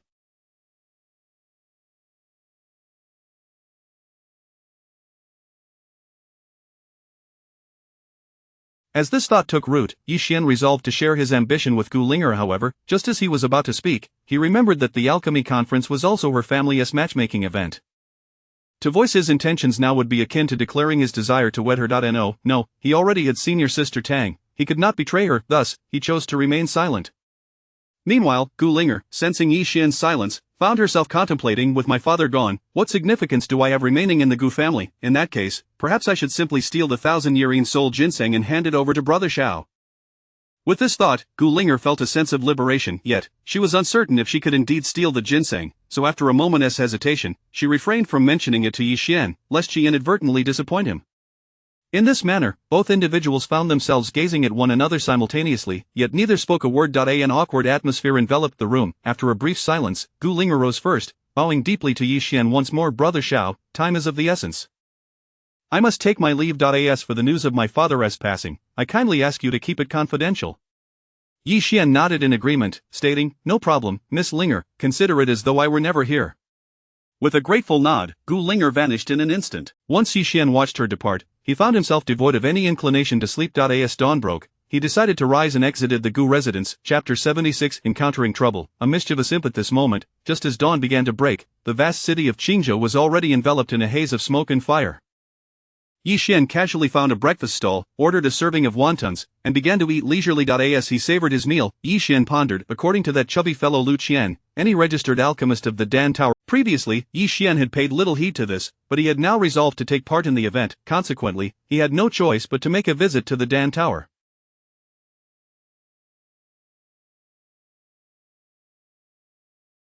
After finishing his wontons, Yi Xian inquired about the location of the Dan Tower from the stall owner and then set off directly towards the headquarters of the Dan Tower. Before long, a towering structure, 9 stories high and entirely pristine white, loomed before him, reaching a height of 100 meters. At first glance, this tower bore a striking resemblance to the intricate designs worn on the chests of the alchemists affiliated with the Dan Tower. Furthermore, observing the throng of individuals clad in alchemist robes coming and going within the tower, Yi Xian was assured that he had arrived at the correct destination. However, just as Yi Xian approached the entrance of the Dan Tower, he was halted by 2 young men dressed in alchemist attire. Halt! This is a restricted area of the Dan Tower, only alchemists are permitted entry. Upon closer inspection, Yi Xian noted that both young men bore a bronze-hued insignia of a second-tier alchemist on their chests. Clearly, these two were second-tier alchemists. For a moment, even Yi Xian, having lived 2 lifetimes, could not help but be taken aback. It was astonishing that the Dan Tower would assign such individuals to guard the entrance.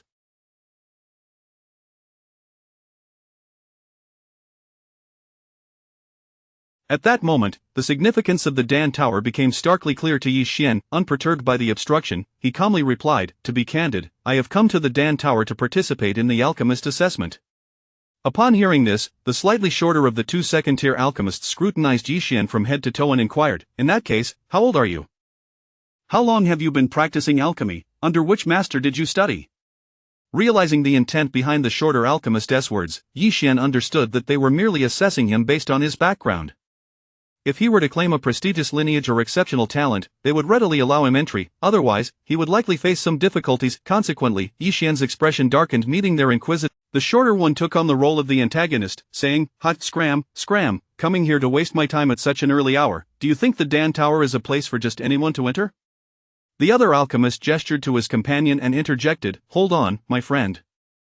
This young man has self-studied, which is no easy feat. We should give him a chance. Who knows, with the Dan Tower's support, he might one day become a renowned alchemist." The shorter alchemist scoffed at this, yet he remained silent. However, he continued to block Yi Xian's entry into the Dan Tower. Subsequently, the other alchemist, feigning helplessness, approached Yi Xian with a smile and said, "Do not take offense, young brother. My companion has a rather brash demeanor. Nonetheless, he is not entirely mistaken. As a newcomer without a master, you must be quite perplexed regarding the Dan Tower's assessment. Here, I have a compilation of notes from past alchemists. If you read it, it will surely help you pass the Dan Tower's alchemist assessment. However, this compilation is not easily acquired, and we cannot simply gift it to you. Thus, if you could part." Furthermore, the dismissive yet fearful expressions of the other alchemists passing by suggested that these two might have some powerful backing. For an alchemist who was alone and had only self-studied, entering the Dan Tower would indeed require enduring their extortion. However, for Yi Xian, such measures were unnecessary. With a smile that was more of an ironic grin, Yi Xian casually produced 2 second-tier alchemical formulas from his storage ring and presented them before the 2 men. "Formulas? I happen to have a few." In the blink of an eye, both alchemists caught sight of the quality of the formulas. They exchanged excited glances, their eyes igniting with fervor. "A big cat. Very well, I will sell you the compilation." However, just as the shorter alchemist's stubby fingers were about to grasp the formulas, Yi Xian swiftly retracted them back into his storage ring with a flick of his wrist. Facing the 2 men, whose expressions had abruptly frozen, Yi Xian declared resolutely, "But why would I hand over my formulas to you 2 scoundrels?" At these words, the shorter alchemist's aura surged violently as he bellowed, "Dare to act recklessly before the Dan Tower. Where is the enforcement team? Seize this scoundrel at once." With that thunderous command, among them, the leader had reached the pinnacle of master-level cultivation. The leader approached the shorter alchemist and, with a sycophantic demeanor, inquired, "Young Master Wang, who is it that has disturbed your peace? I ask that you apprehend him." Upon hearing this, the burly leader, radiating the aura of a master, let out a cruel laugh. "Ha, how bold to steal something from young Master Wang within the Dan Tower. Truly, they do not know their own mortality." Drawing his long sword, he advanced step by step toward Yi Xian. I advise you to surrender young Master Wang's alchemical lineage promptly, otherwise, it may. The poison alchemist, Zhou Changyuan, a half-step martial sovereign, the leader of the law enforcement team, sensing the palpable pressure emanating from Yi Xian, could not help but exclaim in astonishment. In an instant, those members of the Dan Pavilion's law enforcement team, who had originally surrounded Yi Xian in a semicircle, scattered in disarray.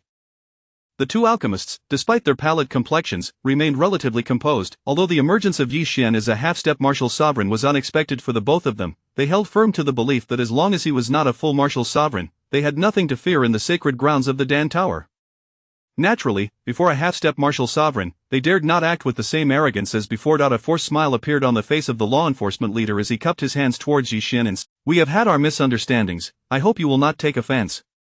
The alchemist referred to as Wang Xiao, upon witnessing the law enforcement leader's obsequious demeanor, displayed a look of displeasure, casting a scrutinizing glance at Yi Xian before snorting disdainfully, opting not to voice any further remarks. However, while the others sought to downplay the situation, Yi Xian had no intention of doing so. Having resolved to participate in the upcoming alchemy conference, he deemed it imperative to showcase the full extent of his alchemical prowess. With his near fourth-grade alchemist capabilities, it would be rather peculiar to show excessive forbearance in front of these minor characters. Yi Xian twirled the two alchemical formulas in his hand, a mocking smile gracing his visage. Misunderstanding? I hardly consider this a misunderstanding. The Dan Tower is a sacred institution that cannot be sullied by your kind. Today, I shall expose your vile actions to the elders of the Dan Tower. Yet, the alchemist known as Wang Xiao could no longer contain himself and erupted in a fit of rage. "You country bumpkin, do you really think being a half-step martial sovereign makes you impressive? Let me tell you, this is the Dan Tower. Here, if you're a dragon, you must coil, and if you're a tiger, you must lie low." Subsequently, Wang Xiao produced a conch-like object from his storage pouch, bringing it to his lips and, "You must hurry." It appeared that this conch was a communication treasure. Hearing Wang Xiao's words, the law enforcement leader suddenly seemed to recall something frightening, and his countenance darkened. No sooner had Wang Xiao finished speaking, soon after, a martial sovereign, accompanied by a gaunt and haggard-looking man clad in alchemist robes, emerged. The insignia on the man's attire depicted a small tower, gleaming with a bronze hue, indicating he was indeed a third-grade alchemist. Before the man could draw closer, Yi Xian caught a whiff of a noxious aura emanating from him. Instantly, Yi Xian furrowed his brow, realizing that this individual was likely an alchemist specializing in poison. This also explained the law enforcement leader's anxious demeanor upon learning of his approach. However, while others might fear this poison alchemist, Yi Xian remained unperturbed. The Wan Dan Balu encompasses all manner of knowledge. Yi Xian possessed countermeasures for any poison. Furthermore, even without the Wan Dan Balu, with the Honghuang Tunchen demon art, Yi Xian was immune to all toxins. As the man approached, the slightly taller alchemist and the law enforcement leader immediately bowed in reverence. "We pay our respects." Elder Zhou then turned his attention to the martial sovereign behind him, saying, "To dare cause a ruckus in the Dan Tower, you have quite the audacity. Zhu Gongfeng, kindly apprehend this brat." "Just in time, I require a test subject for my new elixir, and this half-step martial sovereign is quite suitable." Upon hearing this, the martial sovereign named Zhu immediately sprang into action, intent on seizing Yi Xian. Yet, Yi Xian faced this martial sovereign with unwavering composure. Though Zhu was a martial sovereign, his aura was chaotic, and it was unclear what martial arts he had employed to condense his martial soul, appearing weaker than even Li Guan of the Chaos Sect. With a swift motion, Yi Xian executed the Dozhuan Xingyi step, effortlessly evading Zhu's attack. Taken aback, Zhu's face flushed with anger. He swiftly unleashed a surge of tiger-like energy from his feet, exclaiming, "Wind Tiger Step." In an instant, a whirlwind erupted beneath him, accompanied by a roar reminiscent of a tiger's cry. Zhu, leaving behind countless afterimages, darted toward Yi Xian like a bolt of lightning. However, no matter how fast Zhu was, he was no match for Yi Xian's Dozhuan Xingyi step. Each time Zhu lunged at Yi Xian, he would vanish without a trace, as if taking a leisurely stroll while evading Zhu's every attempt to land a blow. This commotion drew the attention of many onlookers. When they finally realized what was transpiring, astonishment rippled through the crowd. A martial sovereign was being toyed with by a non-martial sovereign, truly a rare spectacle. As the surrounding murmurs grew louder, Elder Zhou's expression darkened, a glint of madness flashing in his eyes. Eventually, he could no longer restrain himself, flicking his wrist to reveal a pitch-black pill adorned with 3 intricate alchemical patterns. He barked, "Enough, Zhu Qian, return at once and cease this farce." Upon witnessing Elder Zhou's movement, Zhu Qian instinctively shuddered, abandoning all pretense as he retreated hastily. Simultaneously, everyone who witnessed Elder Zhou's action recoiled in terror, as if confronted by a ferocious beast, fleeing in a frenzy. Realizing this, Yi Xian understood that Elder Zhou intended to unleash a poison pill. In the next moment, a pill exuding a foul stench hurtled toward Wei Ping's feet. Concurrently, a furious shout echoed from within the Dan Tower. Zhou Changyuan, what are you doing? In the following instant, a thunderous boom resounded, followed by a cloud of pitch-black smoke erupting from the tiny pill. Chapter 78. The poison pill is quite remarkable. Let us try a few more. Upon witnessing that dark glimmer, Yi Xian was momentarily taken aback. It was not that he feared this poison pill, but rather, as recorded in the compendium of 10,000 pills, this poison was indiscriminate in its effects. Judging by the actions of the steward Zhou, it was evident that this particular pill was one capable of spreading its effects widely. Using such a poison pill in front of the pill tower, Zhou did not seem concerned about injuring his own comrades. However, it is said that poison alchemists often fall victim to the toxic properties of poisonous herbs and insects while conducting their research. Eventually, some of these alchemists even succumb to the toxicity, leading to drastic changes in their mental state, nearly driving them to madness. Observing Zhou's current demeanor, it was clear that he had been afflicted by this very poison. As Yi Xian pondered these thoughts, the inky black poison smoke rapidly expanded to envelop an area of 20 meters around him, completely shrouding his figure. Strangely enough, although this poison smoke appeared misty, once dispersed, it seemed to take on a solid form, showing no signs of dissipating even in the gentle breeze. In an instant, Yi Xian's figure vanished from the view of the onlookers. The moment he was enveloped by the poisonous smoke, Yi Xian quietly activated the primordial devouring demon technique. In the next moment, the strangely fragrant poison smoke, which bore an unusual scent, was drawn into his body through the myriad of pores, as if by an extraordinary suction force. This bone-corroding smoke, upon being absorbed by the primordial devouring demon technique, transformed into a pure essence of spiritual energy. Yi Xian nodded in satisfaction as he gradually absorbed it. At the same time, several low-rank alchemists nearby, who were not covered by the black smoke, suddenly found their vision darkening, leaving them no room for struggle as they collapsed to the ground. Zhou Changyuan, upon witnessing the fallen low-rank alchemists, seemed oblivious, his eyes growing increasingly frenzied. With a sinister grin, he produced 2 more poison pills and raised his hand to throw them. Seeing this, Zhou Xiao's expression drastically changed as he murmured, "Oh no, my brother-in-law has succumbed to the poison." With that, Zhou Xiao turned and dashed frantically towards the pill tower, his demeanor suggesting he wished he had been endowed. At that moment, a 4th-rank alchemist, adorned with a faint silver emblem resembling a 4-layered tower on his chest, swiftly stepped forward, blocking Zhou Changyuan with an outstretched hand. Enough, Zhou Changyuan, cease this madness. Upon the appearance of this 4th-rank alchemist, Zhou Changyuan's previously deranged expression softened slightly, and he hastily retrieved a jade-white pill from his storage pouch and swallowed it. Simultaneously, the 4th-rank alchemist waved his hand, pulling the unconscious low-rank alchemists to safety, glancing at them briefly before releasing a sigh of relief upon confirming their well-being. Next, the 4th-rank alchemist intended to rescue Yi Xian, who was still trapped within the poisonous mist. Just then, Zhou Changyuan's hoarse voice broke the silence. "Master Chen Ping, there is no need to exert yourself. I used the bone-corroding serpent spirit pill, and that brat is likely already dead from the poison." At these words, Chen Ping, the 4th-rank alchemist, taking a deep breath to quell his rising fury, Chen Ping pointed an accusatory finger at Zhou Changyuan and shouted, "Zhou Changyuan, in broad daylight, what are you trying to accomplish?" However, before Chen Ping could finish his sentence, the dense poison smoke began to dissipate at a visible rate. Observing this phenomenon, Chen Ping's voice faltered, replaced by an expression of astonishment. Zhou Changyuan, on the other hand, was ecstatic, exclaiming, "What is happening? The poison mist from the bone-corroding serpent, how could it lose potency in less than a tea's worth of time?" In the blink of an eye, the originally pitch-black smoke transformed, revealing a shadowy figure that still stood resolute. Seeing this, Zhou Changyuan's gaze froze, madness rekindling in his eyes as he muttered in disbelief, "He is not dead. How is this possible? No, my bone-corroding serpent spirit pill should be lethal to anyone below the martial sovereign realm. Something must have gone awry." As he spoke, a glimmer of hope ignited in Zhou Changyuan's eyes, and he murmured excitedly, "Could it be that this brat possesses the legendary body immune to all poisons? It must be so. Only in this way could he withstand the toxicity of the bone-corroding serpent spirit pill. If I could capture this lad to serve as my test subject, perhaps one day I could concoct a poison pill capable of killing even those with the body immune to all poisons." Meanwhile, Chen Ping, relieved to see that Yi Xian seemed unaffected by the poison, also exhaled a sigh of relief. After a moment of contemplation, he arrived at a conclusion similar to Zhou Changyuan's. Casting a glance at the silent Zhou Changyuan, Chen Ping inwardly lamented, "Thank heavens this lad is unharmed. Otherwise, the pill tower's reputation would surely be tarnished by the madness of Zhou Changyuan." A moment later, as the last remnants of the poisonous mist vanished, Yi Xian appeared unscathed, taking a refreshing deep breath. He then raised his gaze towards the still silent Zhou Changyuan and cheerfully remarked, "Do you have any more of those pills? I would like to try a couple more."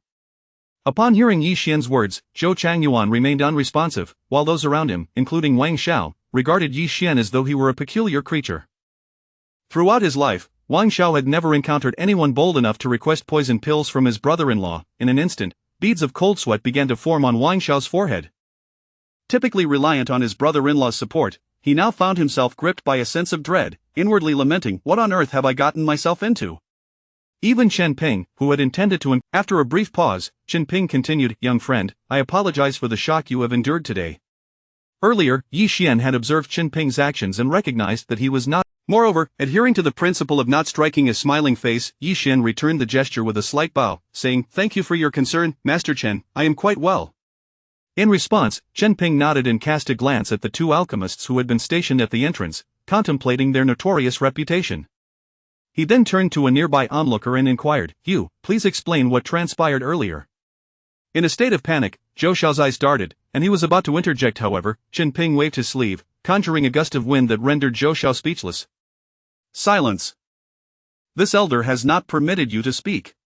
The alchemist pointed out by Chen Ping proceeded to recount the events in detail. After a considerable time, having grasped the full context, Chen Ping finally nodded and turned to Yi Xian, saying, "Come with me. I shall take you to participate in the alchemist examination." Chapter 79 The Three Elixirs. Upon hearing these words, Yi Xian had yet to respond when Zhou Qingyuan could no longer contain himself. This lad was one he had high hopes for as a trial pharmacist. If he were merely a martial artist of the pure martial sovereign realm, Zhou Qingyuan was confident he had ample means to deal with him.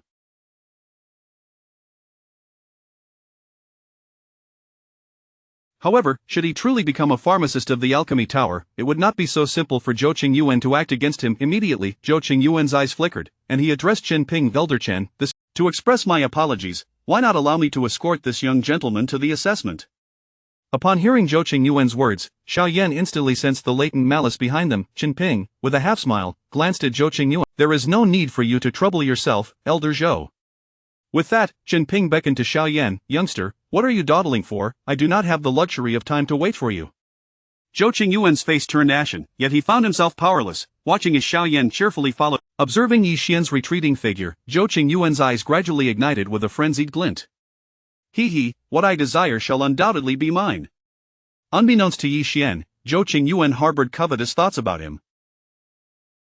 Nonetheless, even if Zhou Qingyuan possessed no ulterior motives, Yi Xian would still ensure that Zhou Qingyuan would not have it easy afterward. Shortly, Chen Ping led Yi Xian through the grand. Upon entering, the afternoon light revealed a throng of distinguished alchemists gathered outside. Most of these alchemists were first-tier practitioners, their chests adorned with the emblem of the Alchemy Tower. Upon seeing Chen Ping, a fourth-tier alchemist, the gathered crowd bowed deeply, exclaiming, "We pay our respects to Master Chen Ping." Chen Ping casually waved his hand and summoned a first-tier alchemist, instructing, "Arrange an assessment for this young fellow to become a first-tier alchemist. Remember, it must be fair and just, with no interference allowed." With that, Chen Ping turned to ascend the tower. However, at that moment, Yi Xian's voice unexpectedly rang out. Before Chen Ping could speak, the first-tier alchemist whom Chen Ping had just summoned pointed an accusatory finger at Yi Xian, questioning, "Master Chen Ping personally arranged an assessment for you, and you dare to refuse? Are you afraid that we might conspire against you, a mere apprentice alchemist?" Yi Xian, however, did not even glance at the first-tier alchemist. He turned to the visibly impatient Chen Ping and stated, "What I mean to say is, I am here to participate in the third-tier alchemist assessment." As soon as Yi Xian's words fell, Chen Ping was momentarily bewildered. What did I just hear? This young lad claims he wishes to participate in the third-tier alchemist assessment. Am I mad, or is he mad? You what? Faced with Chen Ping's incredulous gaze, Yi Xian nodded affirmatively, reiterating, "I said, I wish to participate in the third-tier alchemist assessment. Even within my alchemy tower, third-tier alchemists are a rare breed. Even I, a venerable elder of the alchemy tower, am merely a fourth-tier alchemist. You, a mere child, dare to claim you wish to participate in the third-tier alchemist assessment. Aren't you afraid of losing your teeth in such folly?" Yi Xian remained unfazed by the reprimand, instead smiling at Chen Ping and replying, "What if I truly can pass the third-tier alchemist assessment?" Observing Yi, could he possibly be a disciple of some renowned alchemist? With this thought, Chen Ping's eyes narrowed, and he retorted, "Pass or fail, do you wish for me to wager something?" At this, Yi Xian's smile faltered. How was this elder's reaction so different from what he had read in novels? In those tales, such elders would often wager their treasures. Why was this alchemy tower elder responding in such a manner? Chen Ping's lips curled into a smirk. "Very well, should you indeed pass the third-tier alchemist assessment, I shall take you on as my disciple." Ultimately, Chen Ping risked nothing in this arrangement. Yi Xian could not help but smile at this proposition. While taking on a master was a tempting notion, he already had a mentor and had no intention of seeking another. Hearing this, Chen Ping's eyes narrowed slightly. You possess quite the confidence. Very well, I shall grant you a special exception to participate in the third-tier alchemist assessment. However, I must make it clear. Although you may participate, the rules of the Alchemy Tower cannot be disregarded. To qualify for the third-tier alchemist assessment, you must first pass the assessments for the first and second tiers. Furthermore, all expenses incurred during the assessment will be your responsibility. Yi Xian's expression remained unchanged as he promptly replied, "Thank you, Elder Chen Ping, for your generosity." Thereafter, Yi Xian was escorted by the first-tier alchemist to a spacious area. Here, a first-tier alchemist assessment was about to commence. The plaza boasted 5 alchemical furnaces, each fueled by ground fire. 4 of these were already occupied, leaving the last one reserved for Yi Xian. Meanwhile, news of a remarkable occurrence: a single alchemist intending to undertake the assessments for first, second, and even third-tier alchemist spread throughout the Alchemy Tower. In no time, many alchemists, unoccupied with their own affairs, flocked to witness the unfolding spectacle of the first-tier alchemist assessment. As the crowd grew, the 4 apprentices participating alongside Yi Xian began to feel the weight of anxiety. They were oblivious to the events that transpired outside the tower moments ago. For a moment, they even speculated that some significant figure had arrived. Yet, this line of thought was not entirely unfounded, as indeed, a respected elder of the Alchemy Tower was present. With the command of a second-tier alchemist, the first-tier alchemist assessment officially commenced. Yi Xian approached the vacant alchemical furnace and found 3 sets of the most common first-tier medicinal herbs laid out before him. The assessment was straightforward. As long as he could successfully concoct any one of the 3 elixirs, Vitality Elixir, Rejuvenation Elixir, or Tranquil Heart Elixir, the assessment would be deemed passed. Chapter 80. Is Xiaoyan perhaps a disciple of the Dan King? Upon gazing at the 3 sets of materials before him, Yi Xian could not help but smile faintly. The medicinal concoctions known as the Recovery Pill, Rejuvenation Pill, and Tranquility Pill were all meticulously documented in the esteemed Huandan Baolu. Moreover, this compendium detailed multiple methods for refining these 3 types of pills. It could be confidently asserted that even with his eyes closed, Yi Xian could effortlessly concoct all 3. However, Yi Xian had no intention of adhering to conventional methods in producing these pills. Having resolved to become a third-tier alchemist, he was determined to showcase his prowess. Fortuitously, within the Huandan Baolu, there existed a unique alchemical technique known as the Thousand Threads method. Among the onlookers, Chen Ping had disregarded everyone else, fixating his gaze intently on Yi Xian. Was this lad, as he had surmised, a bearer of the Dan King's legacy? The forthcoming examination would provide clarity. As the examiner issued his command, the other 4 alchemical apprentices, excluding Yi Xian, promptly gathered the ingredients for the rejuvenation pill, preparing to commence their refinement. This was hardly unexpected for the assembled alchemists, as the rejuvenation pill was widely regarded as the simplest of the 3 to concoct. Nevertheless, no one paid much heed to these 4 apprentices. All attention was riveted upon Yi Xian. True to expectation, Yi Xian made a sweeping motion and, astonishingly, seized all 3 sets of materials, bypassing any preliminary processing, and cast them directly into the alchemical furnace. This audacious maneuver elicited a collective gasp from the audience. While many present had dabbled in simultaneously refining multiple types of elixirs, they had only ever done so with the same variety. Yi Xian's audacity to combine 3 distinct materials in a single furnace was unprecedented. They had neither witnessed nor even heard of such an approach. Even the second-tier examiner, upon witnessing this spectacle, turned pale with disbelief. He promptly declared Yi Xian's endeavor a failure and prepared to expel him from the examination. However, just as the examiner raised his hand to voice his reprimand, Chen Ping's urgent voice pierced through the air, commanding, "Do not interrupt." The tone was sharp and swift, infused with an intensity that silenced the examiner.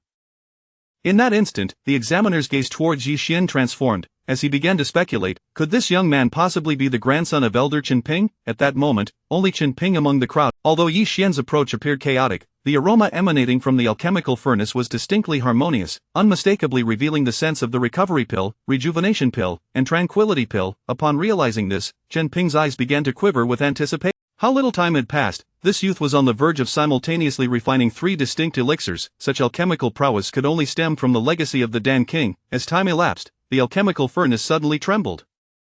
Undeterred by the furnace's incandescent heat, Yi Xian boldly struck the lid with a single hand, sending it flying to eye. In the next moment, 3 vividly colored elixirs soared forth. Yi Xian caught them deftly and tossed them towards the examiner.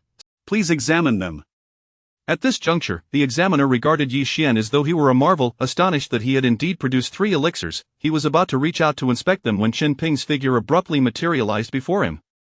With a forced smile, he nodded and vacated his position. Chen Ping took the still warm elixirs and scrutinized them with an unprecedented level of seriousness. After a prolonged examination, he finally averted his gaze from the trio of first-tier elixirs and exclaimed, "Ha, splendid! I never anticipated that I would witness the fabled thousand threads method in my lifetime." With a sense of triumph, Chen Ping secured the 3 elixirs, then turned to Yi Xian with a beaming smile, inquiring, "Young friend, might I ask who your esteemed master is?" In response to the elder's question, Yi Xian offered a faint smile and shook his head, replying, "Elder Chen Ping, I must apologize. Prior to my departure from the mountain, my master explicitly instructed me not to divulge his identity to prevent any undue advantage." Upon hearing this, Chen Ping sighed with a tinge of regret. "Very well, I shall not press you further." Subsequently, Yi Xian inquired with a grin, "Naturally, you have passed. If this does not constitute a passing grade, I cannot fathom who else in this world could achieve it." With a grand gesture, Chen Ping declared, "Come, young friend, I shall escort you to the second-tier alchemist examination." With that, Chen Ping disregarded the 4 apprentices still engaged in refining their elixirs and led Yi Xian toward the second level. The second-tier examination differed fundamentally from the first, as each assessment was conducted individually. In less than half an hour, Chen Ping had arranged everything for Yi Xian, personally guiding him to a designated alchemical chamber. Furthermore, the second-tier examination was tailored specifically for Yi Xian, chosen by Chen Ping himself. As Yi Xian beheld the myriad of materials laid before him alongside a recipe, a look of incredulity crossed his face. Chen Ping had audaciously selected one of the most challenging elixirs among second-tier concoctions, the 1,000 yuan blood recovery pill. While this elixir was classified within the second tier for its efficacy, both its refining complexity and required duration, Chen Ping was undoubtedly eager to witness the full extent of Yi Xian's alchemical abilities. In the face of this formidable elixir, other second-tier alchemists might have succumbed to despair. However, Yi Xian was decidedly unfazed. With a wry smile, he wasted no time and began the refinement process without further ado. Simultaneously, news of Yi Xian's remarkable feat of producing 3 distinct elixirs in one furnace spread throughout the alchemical tower.